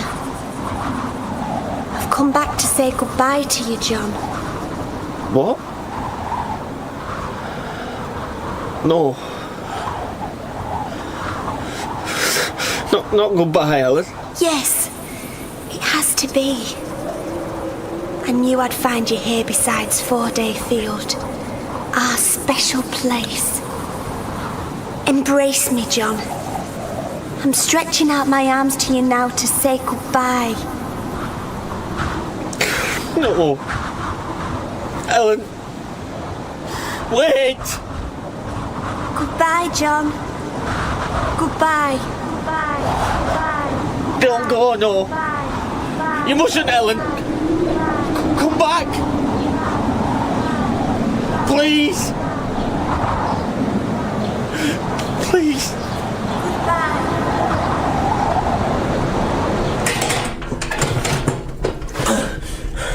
Ellen's dead. Eh? What are you saying? I saw her on path. She's dead. What nonsense is this? She came back to say goodbye. On Drover's path. You're effing, son.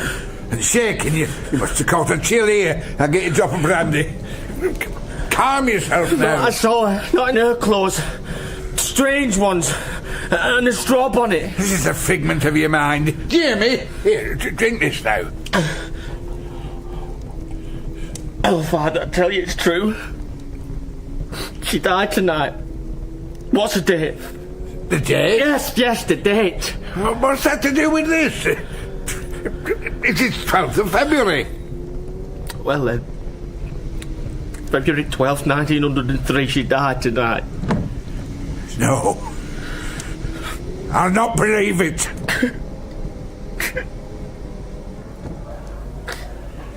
It was just gone 8 weeks later I walked up there with a letter. It was a beautiful morning, with lapwings singing fit to bust, but my feet seemed stuck in clay every step of way. Young Mr. Whittam takes letter off of me, and when he's read it through, he throws it down and starts howling like a dog. The old man says no. Never moves a muff. Then it picks up letter for himself and starts reading it aloud. I felt so sorry for him. It was as if his heart were breaking. No! St John's Church, Guranga Point, Upper Swan River, Perth, Western Australia, February 16th, 1903. Dear Mr. Whittam, I'm sorry to write to you with some very sad news indeed, and hope you will bear it as best you can. There is nothing for it but to be straightforward. Tragically, your daughter Ellen was killed by a thunderbolt in a freak storm on her own land, here in the Upper Swan River area, 4 days ago on February 12th. She and her husband had been cutting down trees for the new house they were planning. Death was almost certainly instantaneous. Her poor husband could not be consoled and said it was his fault. He took himself off into the bush, where we have concluded after exhaustive searches that he perished. Rest assured that the little girl Edith escaped harm and is at present being cared for in my own home within the church community. She will remain with us until your further instructions. Allow me to offer my sentiments of deepest condolence.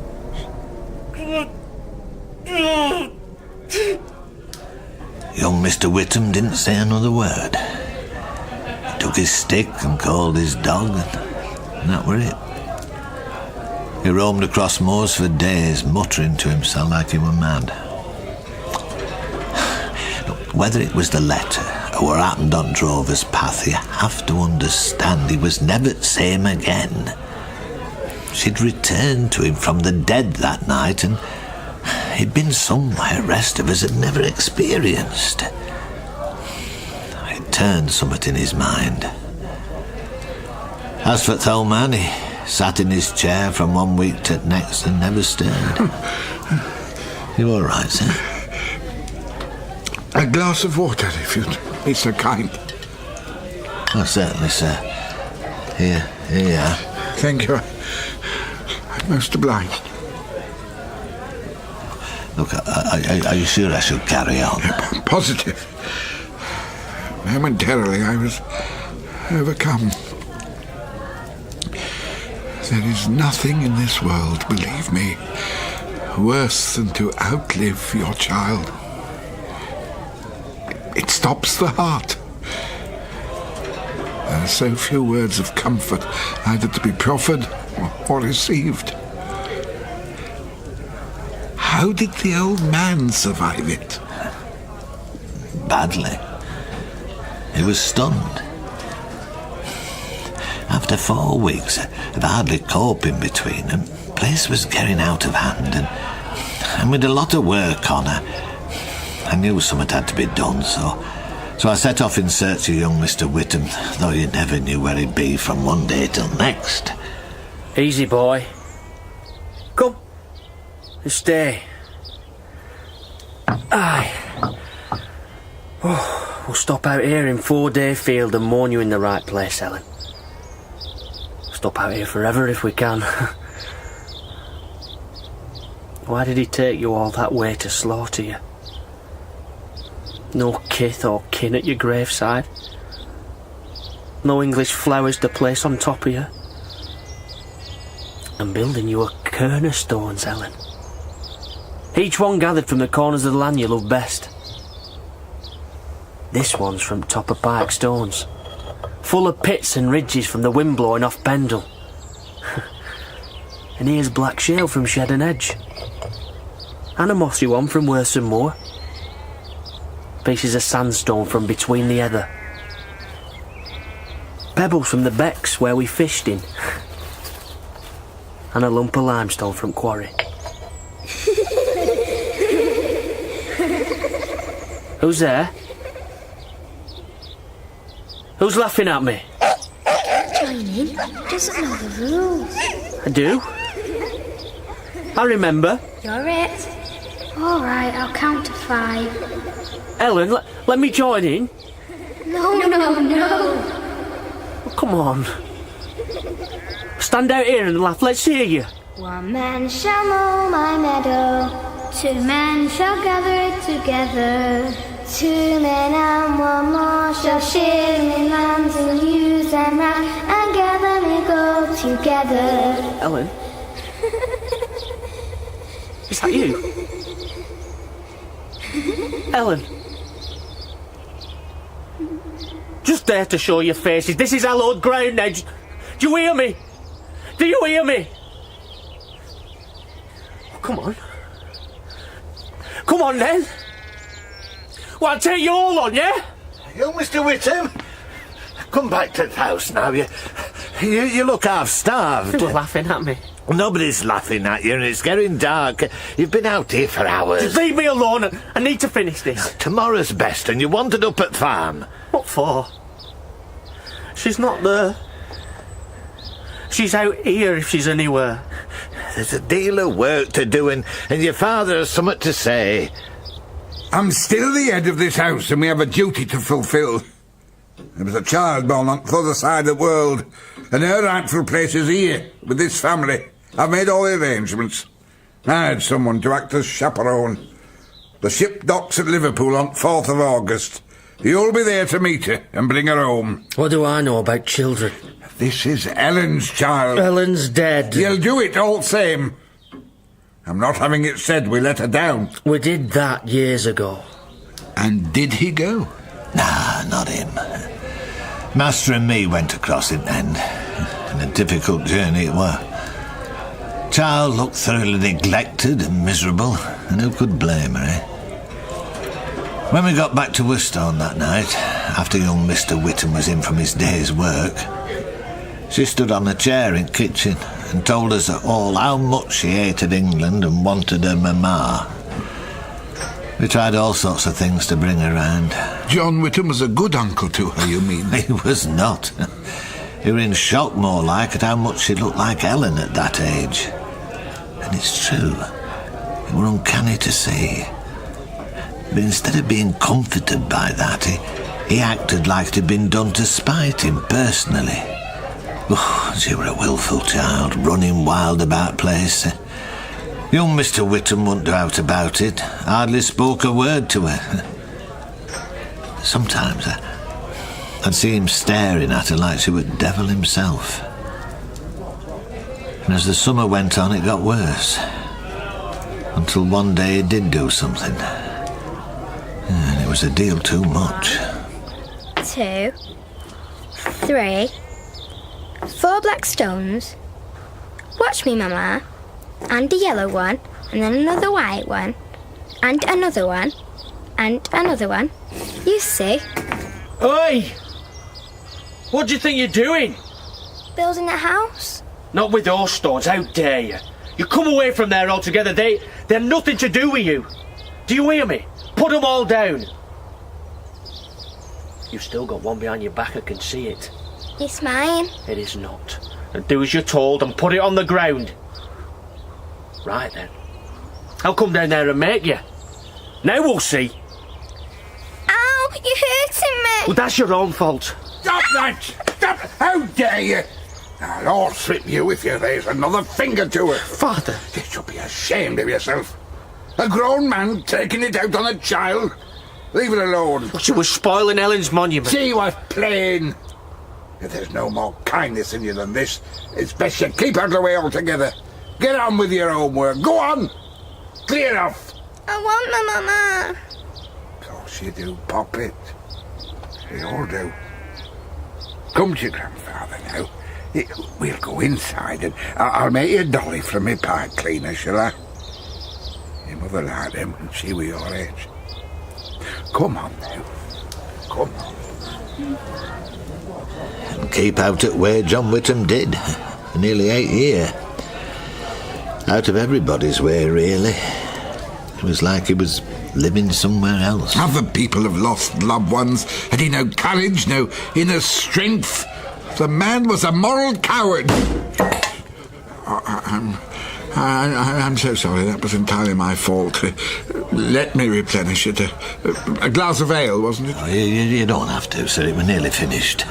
This is very hard for me to listen to. You have to realise he was ill, sir. Only we didn't know then quite how ill. Those signs were there. All the same, I don't understand. Look, do you believe that the souls of the dead can come back and live on in another human being? Is that what John Whittam believed? I don't know. I think he truly believed Ellen would come back to him again. She'd done it once. So every anniversary, February 12th, he made like a wake on Drover's Path with lighted candles and weird callings out. And perhaps she did come back to him one more time, 4 years ago. Who knows? Certainly it's strangest part of this tale. Why else was it that night, of all nights, the old man had his first stroke? And why was it from then on, young Mr. Whittam stopped waiting for her? Light, damn you. Light. Oh, causeway of candles. That's what you deserve. An acre of candles from Clough Bottom to Tops and even beyond that. But they're all burning now. 20 candles to guide you on your way, Ellen, and I'm waiting for you. Here, on the Drover's Path. Come back to me one more time and talk to me. You must. It's so lonely without you. Know you're near. I can feel you now, but I can't see you. Show me where you are. Where are you, Ellen? Where? Please. Please, please, please. Don't let me wait in vain. Vain. Ellen! Over here. Where's here? Here, where I always am. Come and find me. Find me. Mr. Whittam! Young Mr. Whittam! Be quiet! You'll frighten her away. Hey, whatever are you doing lying there on ground? Get up for goodness sake. It's your father. He's been taken badly. Sarah's gone to fetch doctor and I'm to bring you up to the house at once. Not now. Not now! Yes, now it has to be, and quickly. Rest your head against my arm, Grandfather. I'll try and make you more comfortable. You're a good girl, Edith.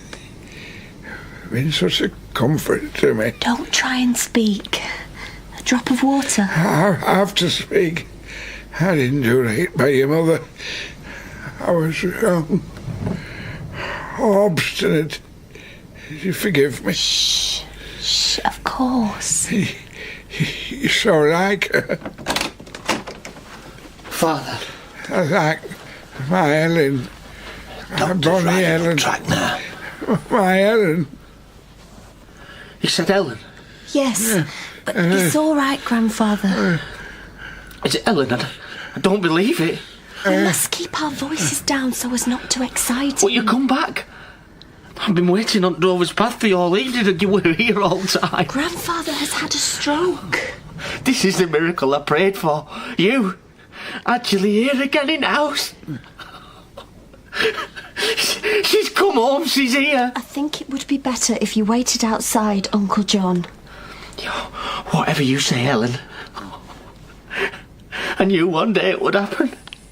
I always knew. Take him downstairs, Percy. Right, Miss Edith. Come on now, young Mr. Whittam. Come with me. That's it. It's all As far as he was concerned, she really was Ellen. Back from Australia in the land she loved best, and it was his job to make sure she never left again. I'm surprised the doctor never intervened. And there was too much else to see to, and of course there were better days when he seemed quite clear about who she really were, but they got fewer and fewer after the old man died. When was that? 3 years later. after 2 more strokes. Edith nursed him right through.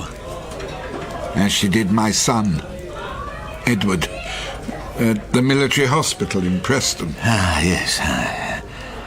And young Mr. Whittam would never have let her off farm to even do that. So besotted he'd become with her. It was the doctor who shamed him into it in the end. Well, you see, she'd done so well with the old man, and he recommended her to those Red Cross people. I wish to God he never had. Yes, sir. I can understand that. The rest you know. So I do. I am really sorry for your loss. Thank you. Forgive me. I'm nearly forgetting myself. Are we going to do this now? Are you sure you want to? I mean, tonight? I must. It's what I'm here for. You don't think I'd shrink from walking up there to pay my respects?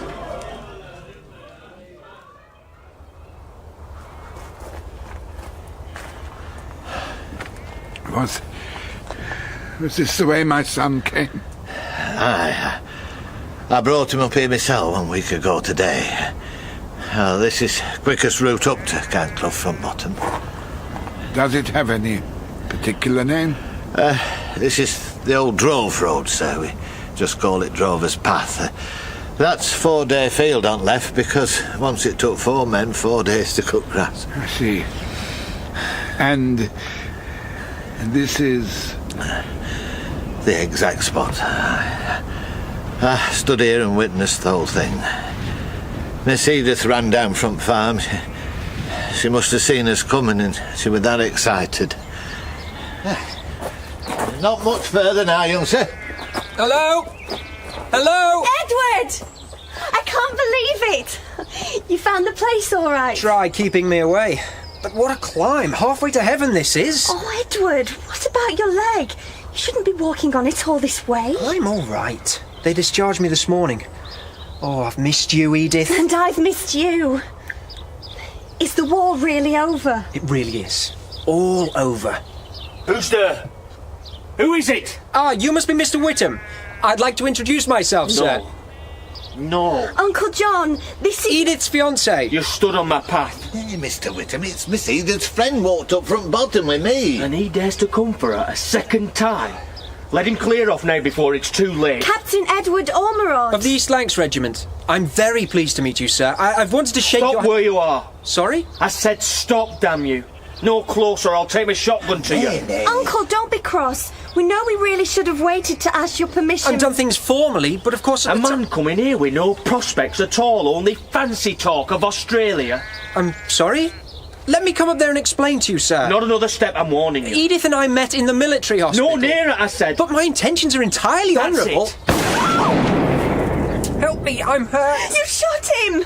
He's bleeding! I should have done it years ago. Fetch a doctor, Percy. Go, quickly. Trying to take her away from where she belongs. It's all right, Edward. I'm here. You'll be all right. Now, Mr. Whittam, put that gun down. No. There's an end to it, once and for all. Arnold Clayton won't trouble us again now. This isn't Arnold Clayton, Uncle.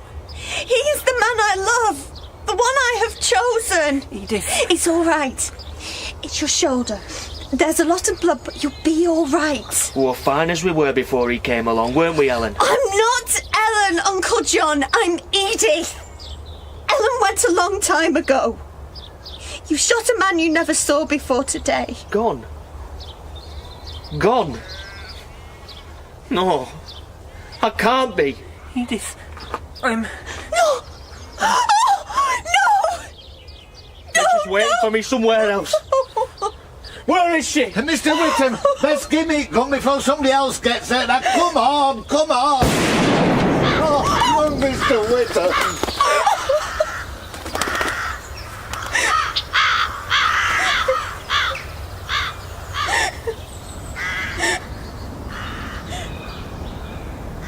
We carried them off path while we waited for the officials. Laid them down over there in 4-day field. It was all quite peaceful in a funny sort of way, and and quiet after what had been before. Did Edward speak at all? Just held Miss Edith's hand a while, and she was that lovely with him. I'm glad about that. Yeah, you could see there was a real understanding between them. He wrote about her in his letters to his mother and me. He said he knew now why he'd been meant to survive the Western Front. You must feel very bitter. The same as many other father this week, I imagine.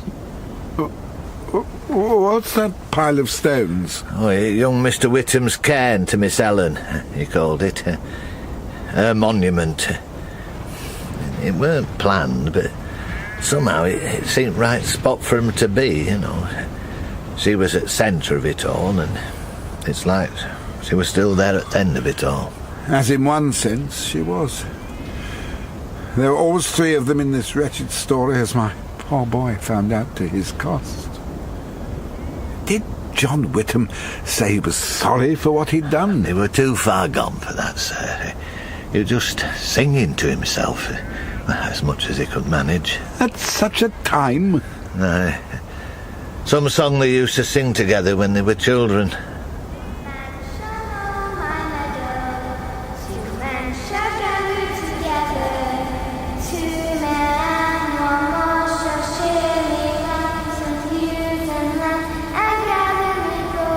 They were always out here in summer, from dawn till dusk, playing, collecting things, making their secrets. In time, that may be a comfort to me. I'd like to think so, yes. This place is a place of innocence. An endless green nursery, where we'll always find them if we call them. Or know they're safe when the guns start roaring. Oh, they'll be here forever now, sir. And future generations will meet them, if they come seeking them on Drover's Path. It's a grand spot to be. Shall we step down now and walk across? Huh? Here, give me your arm. Oh, mind them blackthorn roots, they're spiteful things. That's it. They do talk of a reservoir over at next rise, but I doubt they'll touch this field. No, imagine the land's too valuable for that. Oh, it is that, sir. It's important land.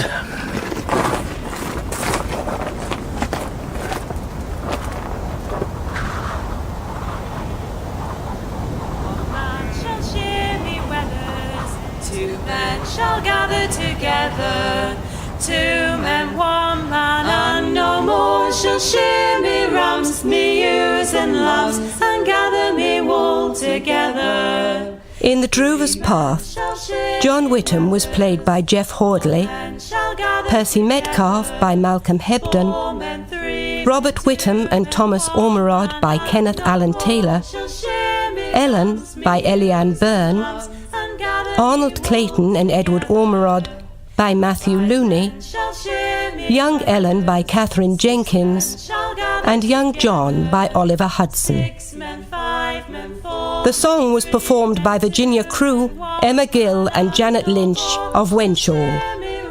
The Drover's Path was written by Vanessa Rosenthal and directed in Manchester by Polly Thomas. Me ewes and lambs, and gather me gold together.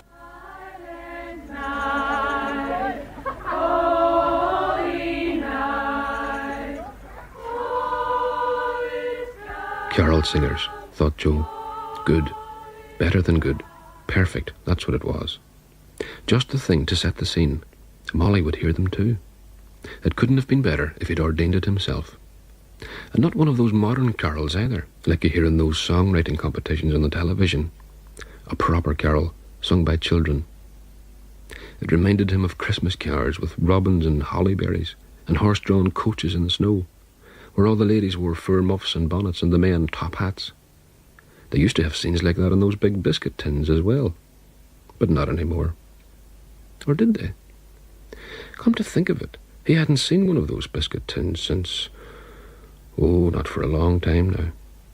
So perhaps they still had them. Joe turned away from the window and then scanned the room as if searching for an intruder. It was empty and familiar. But he still felt spied upon and vaguely guilty. Her picture grinned at him from atop the mantelpiece, and he fancied she was shaking her head at him, saying, "Go on at that, you old idiot. You'll never grow up." 10:30. Time to prepare, or to abandon his plan, to grow up. Do or die time. Do then.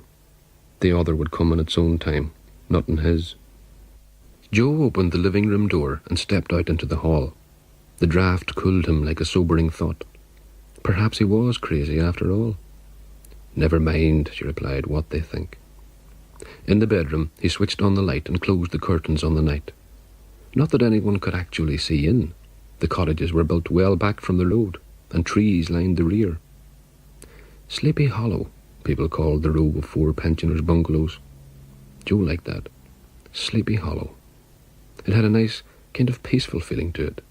Molly hated it, he knew.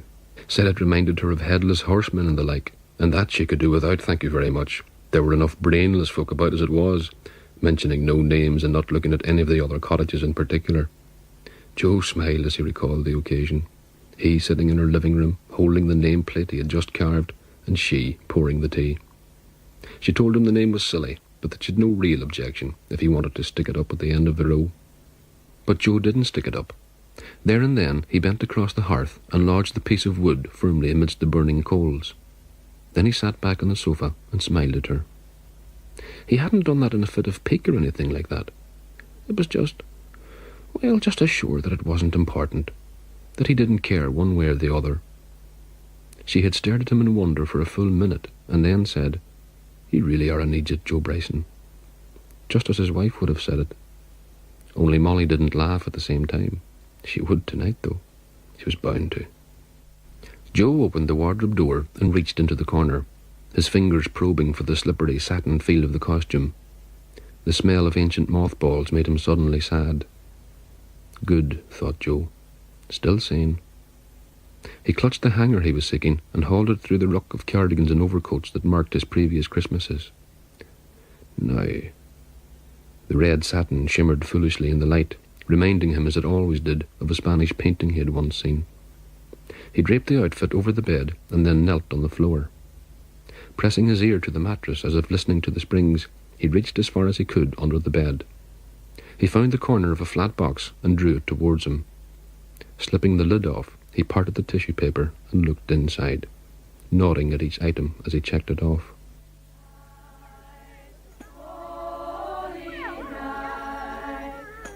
Carol singers, thought Molly. Good God, was there no end to it, and not a tune between them. Well, they needn't knock at her door with their impertinent demands and expect a welcome. Anyway, as like as not they were on one of those employment schemes, apprentice do-gooders or some such. Well, they would earn their money out in a night like that, when any half-sensible body was home in bed. Speaking of which, it was time she made a move in that direction. Not that she would sleep very much. She never did these days. But she was a great believer in ritual and sticking to well-worn paths. And so she would go in a moment now and lie in the dark and listen and wait for death and pray. Pray like the silly old woman she was. Oh, God, leave me dignity. Leave me that at least.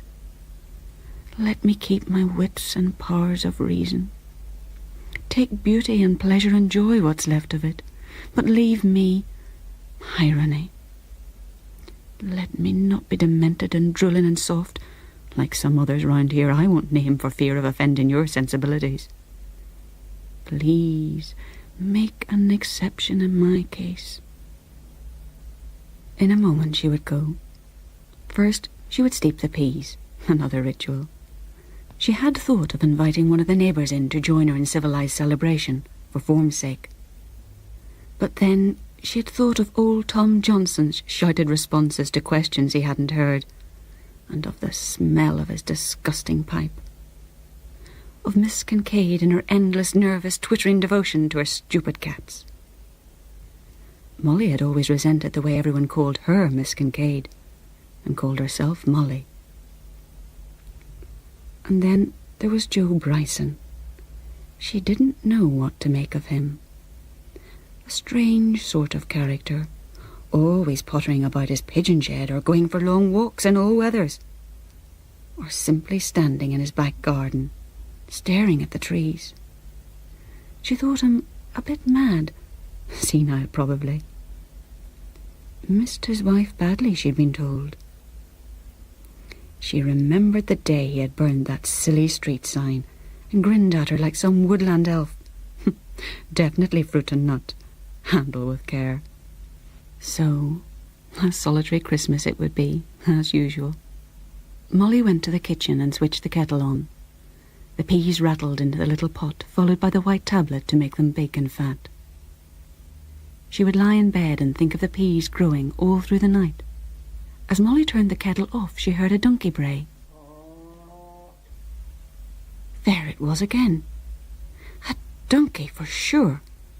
Braying in Sleepy Hollow on Christmas Eve. With a rising sense of dread, Molly returned to the living room to peep through the curtains. Joe was beginning to think now that borrowing the donkey hadn't been such a good idea after all. Come on, old hand. It's only 3 doors. You'll be back in your pigeon shed before you know it. Easy now, boy. It was the costume, perhaps. The donkey didn't recognize him in the Santa outfit. Shh. Easy there. Easy, boy.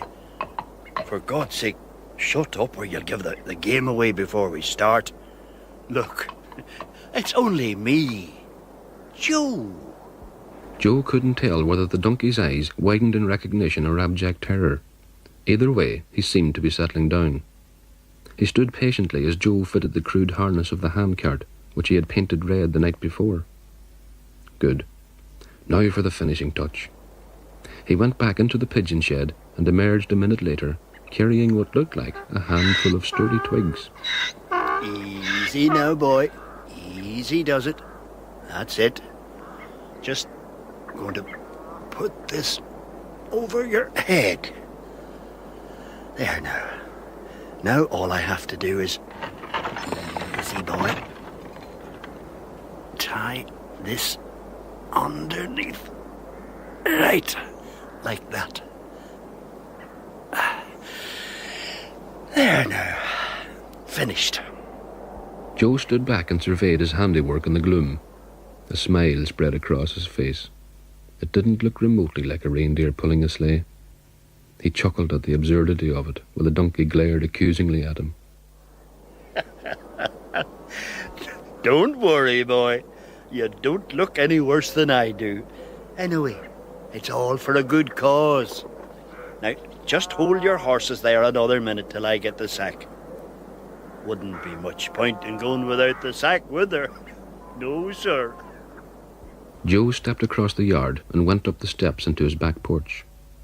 He bent to pick up the sack, and as he straightened up, he caught a glimpse of his reflection in the glass of the kitchen door. Something suddenly struck him as incongruous.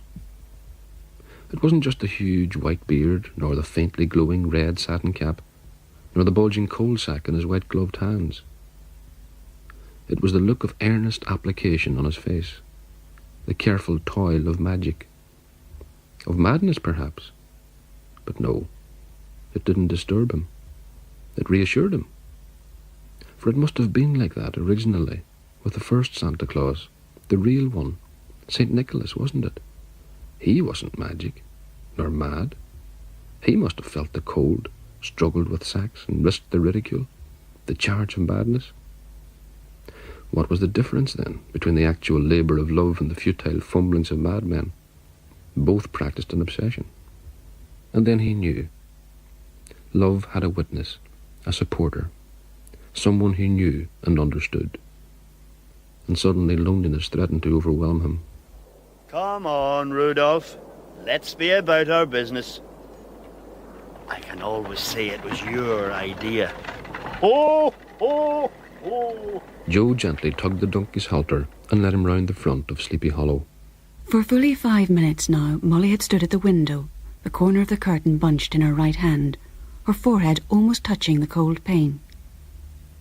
She had abandoned her search for the donkey after the first 30 seconds.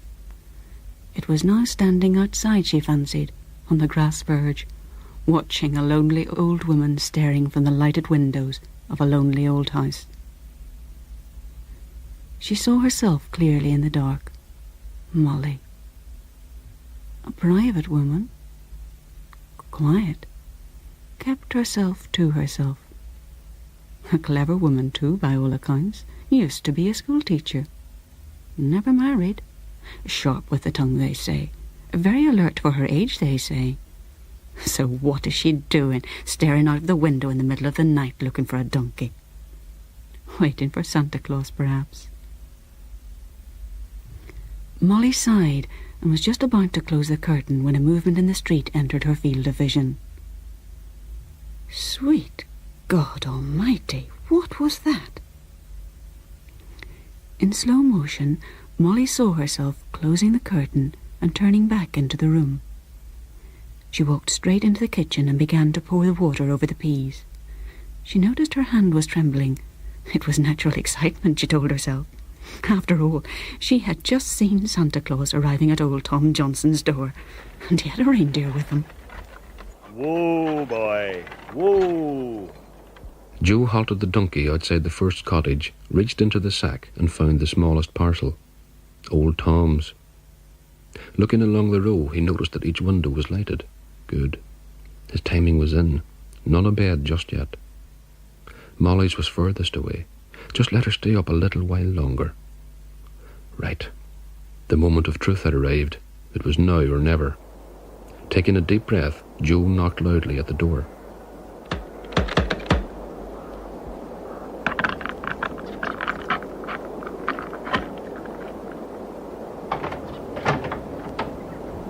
Yes? Hello? Who's that? Merry Christmas, Tom. It's Santa Claus. Ho, ho, ho. Oh, I doubt you have the wrong house, mister. I know nothing about it. Come on, Tom. Now, how could Santa Claus get the wrong house? Eh? What's that? I said... Never mind. I've brought you a present, so I have. Here you are. Merry Christmas. Is that for me? Aye. I thought it was time you had a new one. Open it and see. Eh? Can open it? Aye.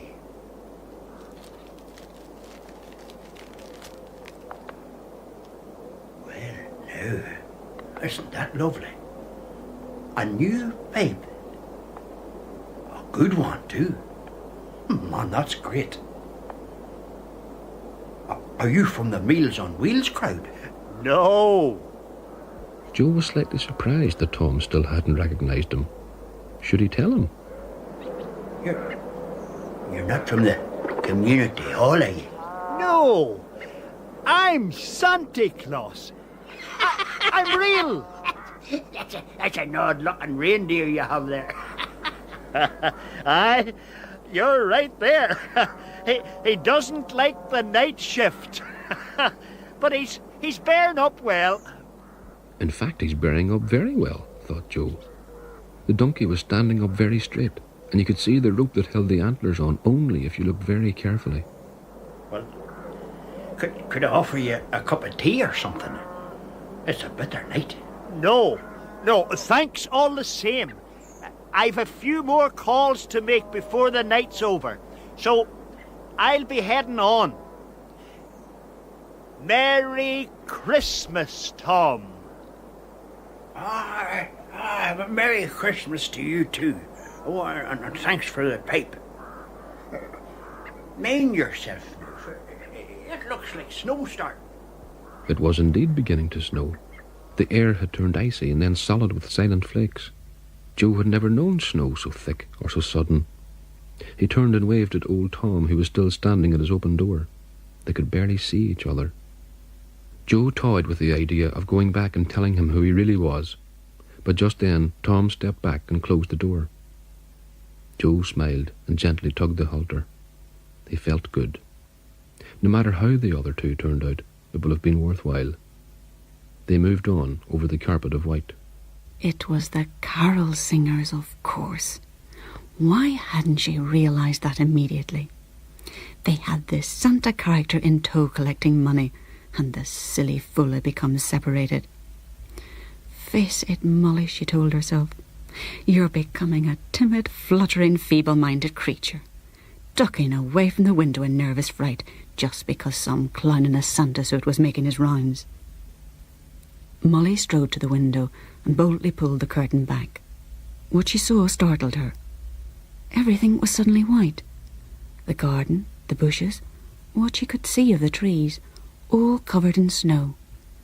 And it fell so thickly. Yet not 5 minutes ago. Had it really only been 5 minutes? Never mind. It was here now. Something else caught her attention then. Through the snow she could just about make out a large dim shape outside Miss Kincaid's garden. It must be the Santa fool, of course, with his reindeer or whatever it really was. She knew that. What disturbed her slightly, though she couldn't say why, was the faint red glow that seemed to emanate from them and tinge the falling flakes with pink. 2 steps took Joe up the path to Miss Kincaid's door. This time he didn't hesitate, but rapped the knocker smartly right away. He noticed his red sleeve had a thick icing of snow. But he didn't feel cold at all. Strange, that. He wouldn't have long to wait here. Miss Kincaid was always alert, ever an ear cocked for the slightest rustling in Sleepy Hollow. He was sure that she'd heard all the goings-on outside old Tom's house. As if to prove his point, the door slid silently open, and Miss Kincaid stood there, smiling from ear to ear. Oh, Merry Christmas. Do come in and have a glass of sherry. I have it poured already. I've been expecting you. Thank you, Miss Kincaid. That's very kind of you. I'll just go and get your present in first.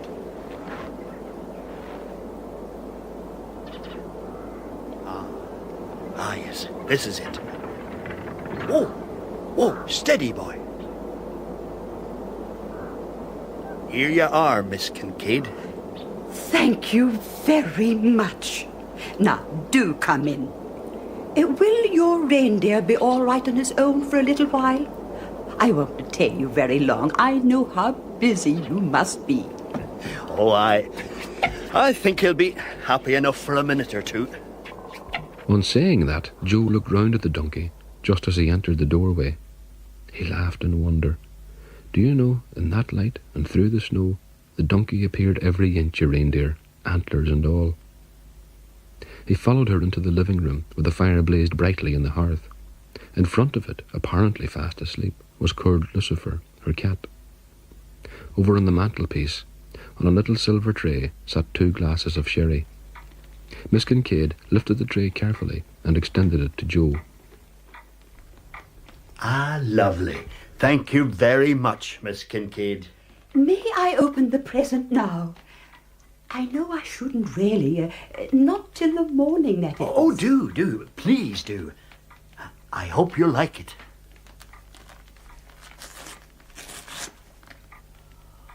Now, isn't that pretty? And just what he needed. A new feeding bowl. Oh, and look, it's got his name on it. He will be pleased. Thank you so much. Joe was pleased. He wasn't sure whether it was because he was in reckless mood, or because he didn't like to leave the donkey outside on his own, but he suddenly tilted his head back and downed the sherry in one gulp. My goodness, you must have been thirsty. Would you like another? Ah, no. Thanks all the same. I have to keep a clear head. I am driving, don't forget. No, that was just the ticket. Thank you very much. Of course, and I won't keep you back any longer. I think this is wonderful work you do. Have you done the others in the street yet? Well, I've just come from Tom's house, and I'm just popping next door now to see Molly. Oh, you won't forget Mr. Bryson, will you? He's very fond of Lucifer, you know. Jo was staggered. She hadn't recognised him either, not even from his voice. Nor did he feel the slightest inclination to tell her, strangely enough. No, I won't forget Mr. Bryson. Don't worry. I'm leaving him to the last. Ah, well, I must be on my way now.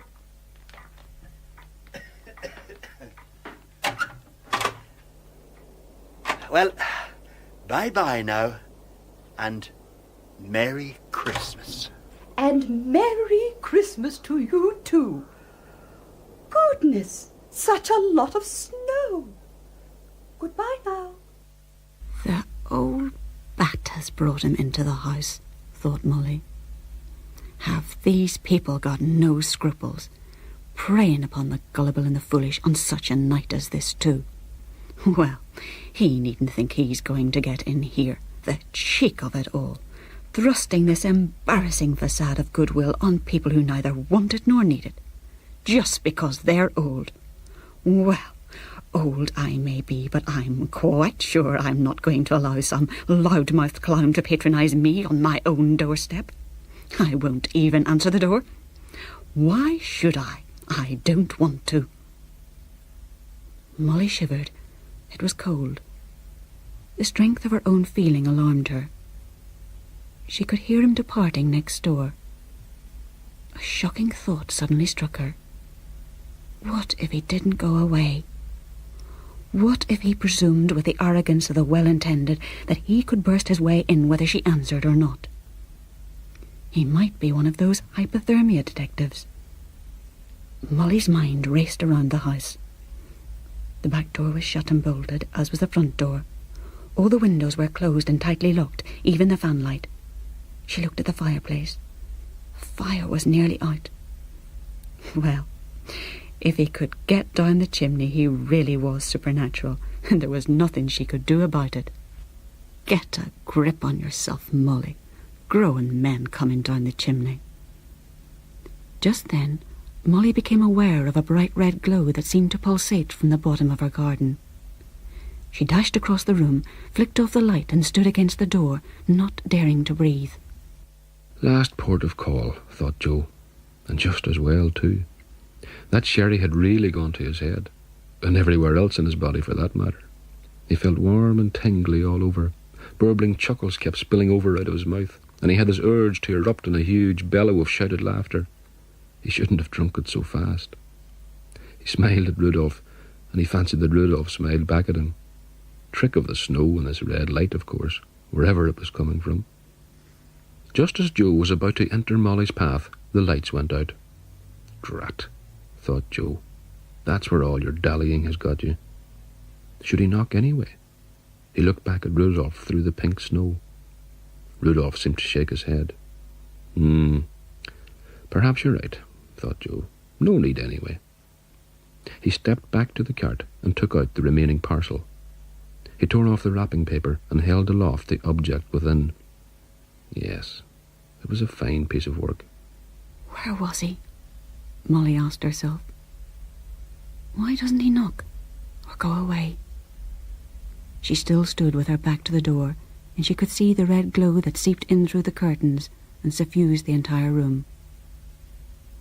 She heard footsteps going back down the path. Silence. And then footsteps returning. He seemed to be scrabbling at the wall, and then... What on earth was the man doing? Trying to break down the wall? Another one. The man was mad.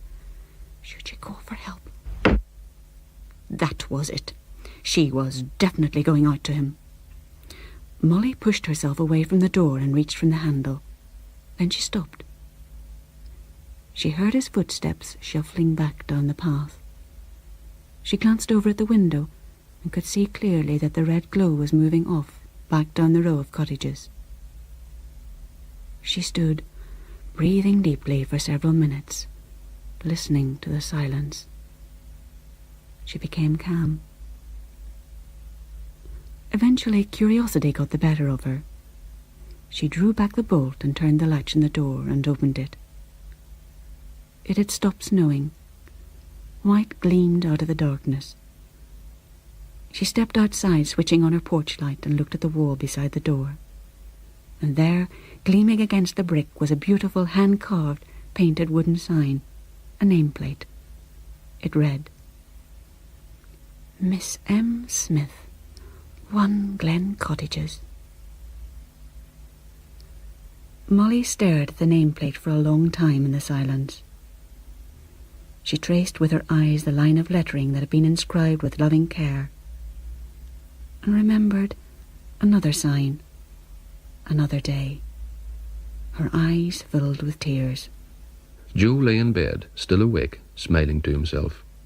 "Don't forget Mr. Bryson." He chuckled. Mr. Bryson had done all right, thank you very much. Even Rudolph seemed to have enjoyed it in the end. He wondered again if he should have told them. But no, better as it was. He didn't want thanks. Then he heard a noise at the door. Not a knock, really. What was it? The wind? But there was no wind. It couldn't have been a postman, surely. No, not at this time of night. But it had sounded like the letterbox. Joe slid out of bed and padded across the bedroom floor, wincing at the cold. He stepped into the hall and switched on the light. There, lying on the mat inside the door, was an envelope of delicate blue. Neatly written on the front was, Father Christmas, 4 Sleepy Hollow. A smile of delight took over Joe's face. He opened it. Dear Joe, forgive me both for my rudeness and for the lateness of this invitation. It would give me great pleasure to have you as my guest for Christmas dinner tomorrow. Please come at 2 o'clock. Molly. Joe folded the letter carefully. He had a witness. Michael Gormley was reading A Christmas Story by Last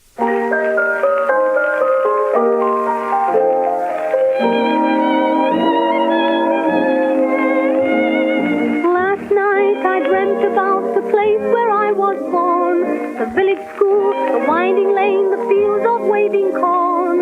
Gee, that dream brought memories to me, my childhood days, in fancy I could see. When the sun had gone to rest and I was tired of play, Dad would put me on his back and then to me he'd say, up The Spirit of the House. Bedfordshire, heading for the land of dreams. When By Michael Robson. To those happy childhood days, like yesterday it seems.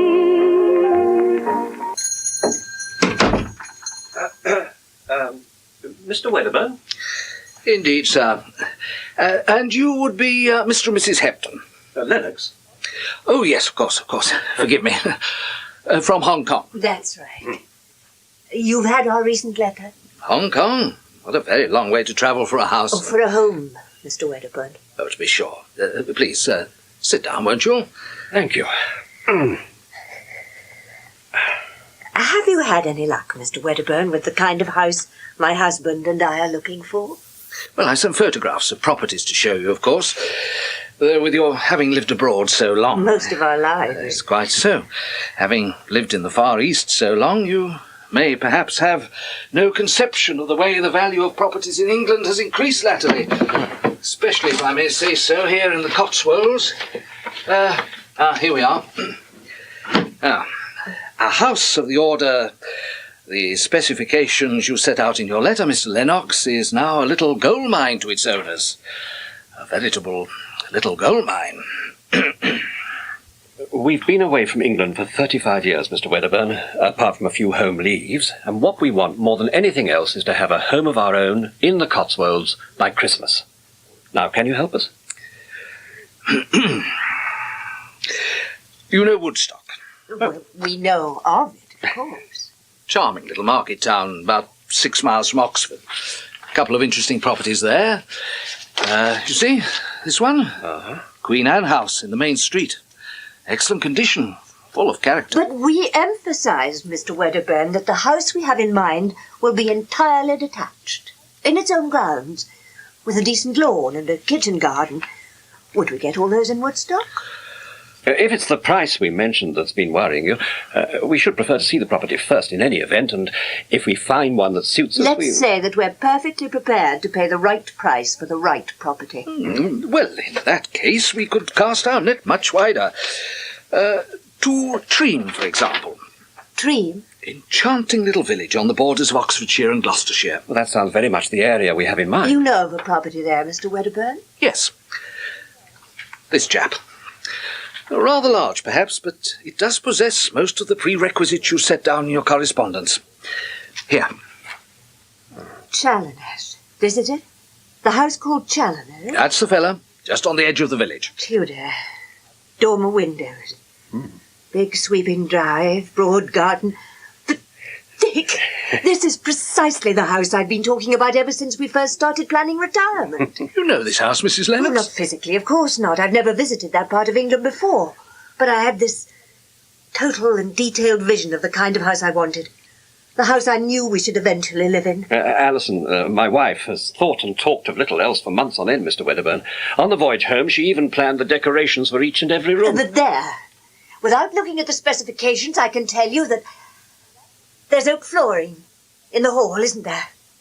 A wide staircase that halfway up divides to right and left to meet the first landing. 2 master bedrooms, 2 guest rooms, and 2 modernised bathrooms. Accurate in every particular. Astonishing. I knew this was how it would be. Well, when do we visit Challoner's, Mr. Wedderburn?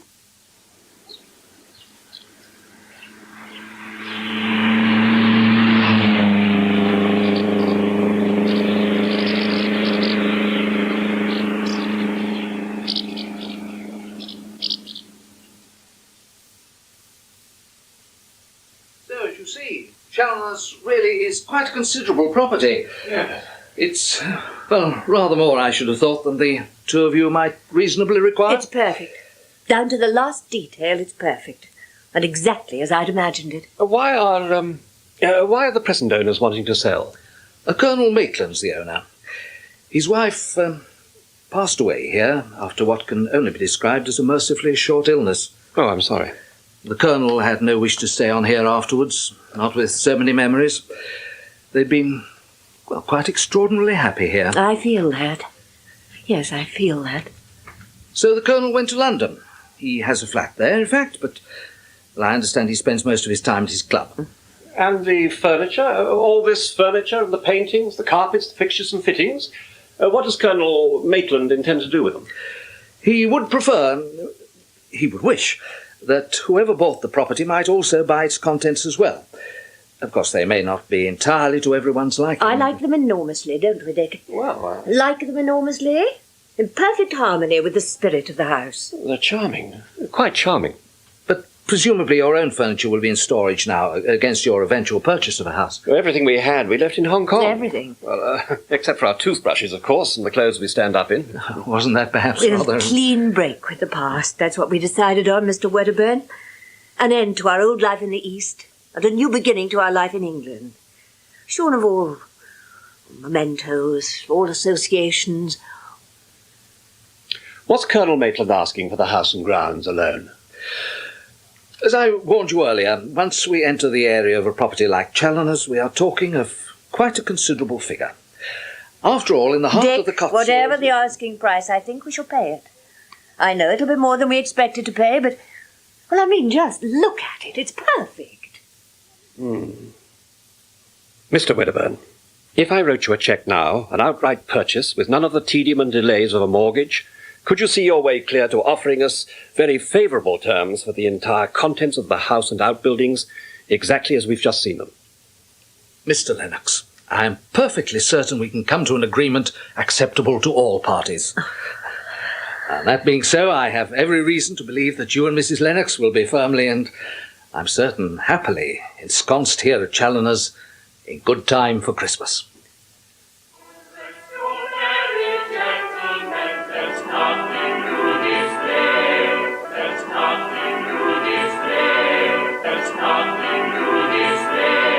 There's nothing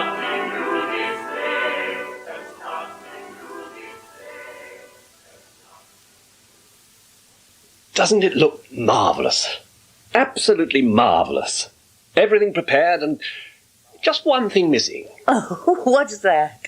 I can't think of anything. There's turkey ready for the oven, plum pudding standing by for a final steam, wine in the cellar, holly and mistletoe in the hall, and that enormous Christmas tree. You are an old fusspot, darling. What could possibly be missing? Well, you know, Christmas cards. But why on earth should we expect Christmas cards? We haven't sent any. Nobody knows we're here except Mr. Wedderburn. And I don't imagine, however sweet he may be, that he sends Christmas cards to all his clients. Oh, what does it matter, anyway? We're here. Challoner's is ours, signed, sealed, and delivered. And we're spending our very first English Christmas together. In exactly the place we've always dreamed about. The house you've always known about, somehow or other. Wasn't that a clever one? Oh, Dick, let's not potter about soberly until this evening. I really do fancy a drink. Yes. Something bright and sharp. And why not, for heaven's sake? What'll it be? I think a gin and French, darling. And more gin and... What's that? What's what? A noise outside. Sounds as if someone's arrived in a motor. Well, go and look, sweetheart. Perhaps it's our first guests of the season. But where is it? Well, if it really is visitors, they'll have drawn up outside the front door, won't they? Here's your drink. Dick, God, we're here. There's no car anywhere. What? Are you going to give me a hand with this luggage or not? Why the hell should I? You're supposed to be the That's odd. I can hear the voices, but I can't see anyone. Driving, didn't I? So you can do some bloody lifting. Oh, it's uncanny. What's that? Oh, this is mad. Someone's opened the front door. Is it my fault you have a hangover? Is it my fault you stayed on at that ridiculous party last night instead of coming on Those here voices. They're in the hall. You were the one who fancied having a ball at Douglas's, not me. Where are you going? I'm going upstairs. I'm going upstairs to wash and change, and I hope when I come down you'll be in a better mood. If you recall, darling, it was you who bickered all the way down from London. The way you were driving, any normal person would have gone raving mad. Give it a break, will you, Daphne? We're here for 5 days, so let's just try to get up on the right foot for once in a while. He's in the other room, the study. I'm going out there. Sort it out. No. Wait a minute. They might be dangerous. I hope you aren't starting on the booze already. You downed enough last night to sink a battleship. While you were taking enough aboard to float a bloody aircraft carrier. George.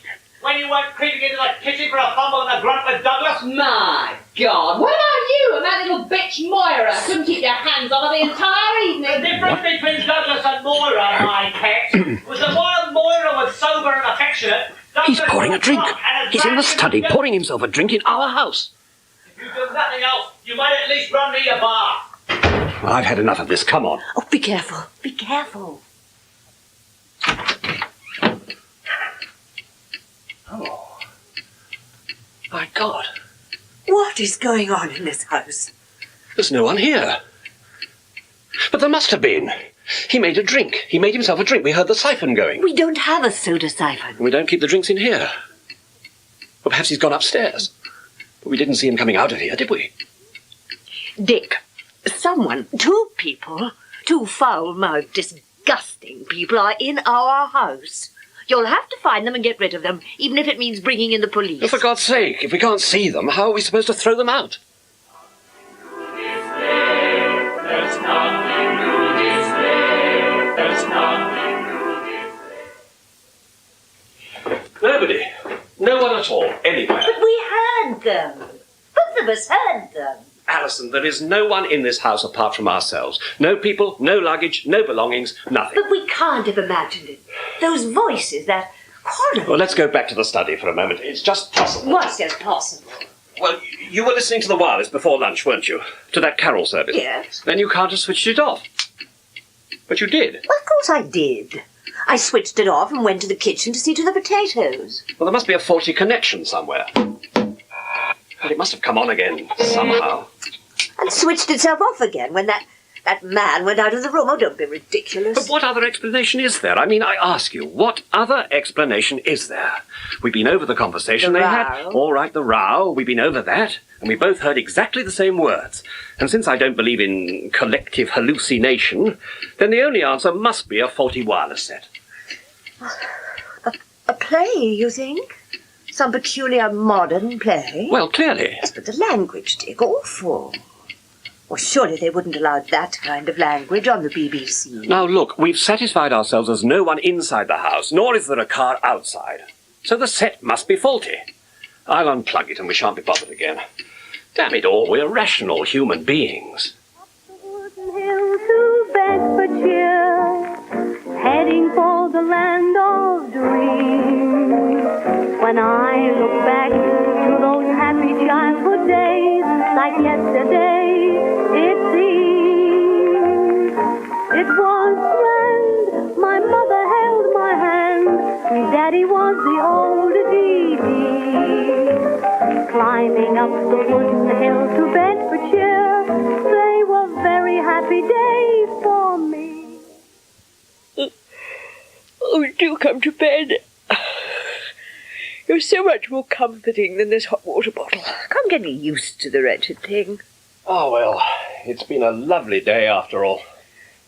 Well, you were obviously right about those voices on the wireless. There's not a murmur since you unplugged it. There's always a rational explanation for these things if you just keep cool and look for it. Hoarfrost beginning. Do you know, with a bit of luck, we might actually have a white Christmas day. Oh, wouldn't it be marvellous? Oh, just think. The first snow we'll have seen for, 30 years? Just about. Mustn't bank on it, though. Shove over, then. Give a chap a little leg room. Ah! You're cold. Oh.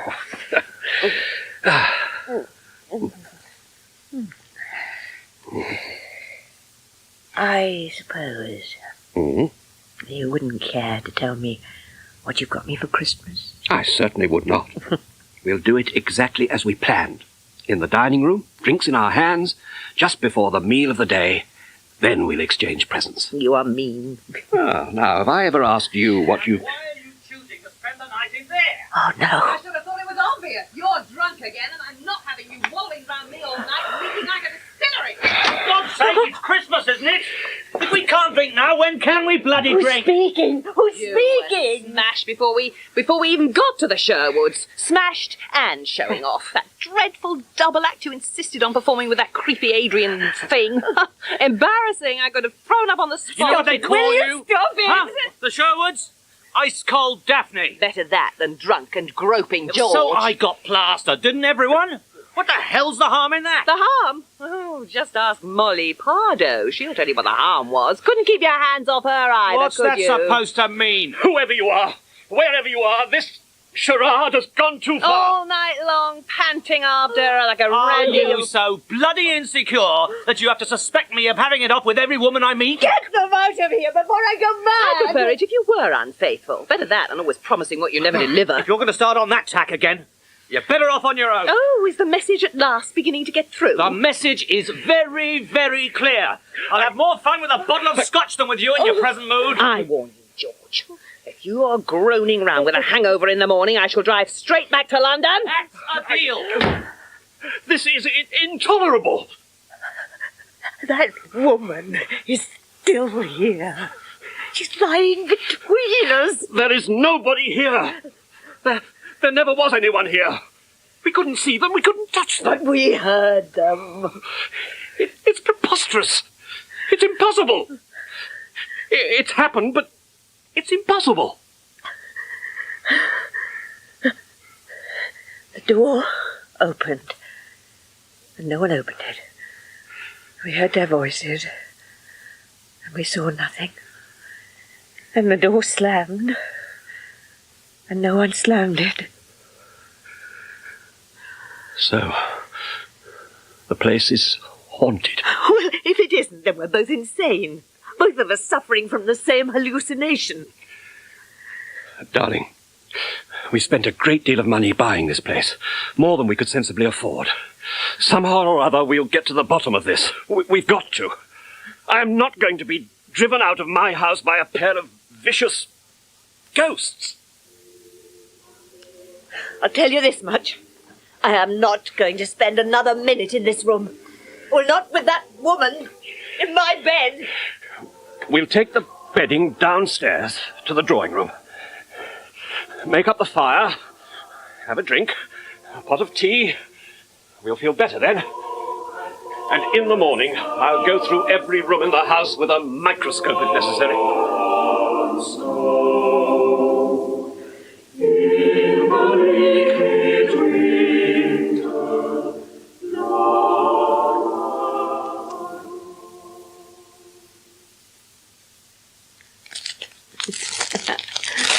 Lovely paper doll, isn't it?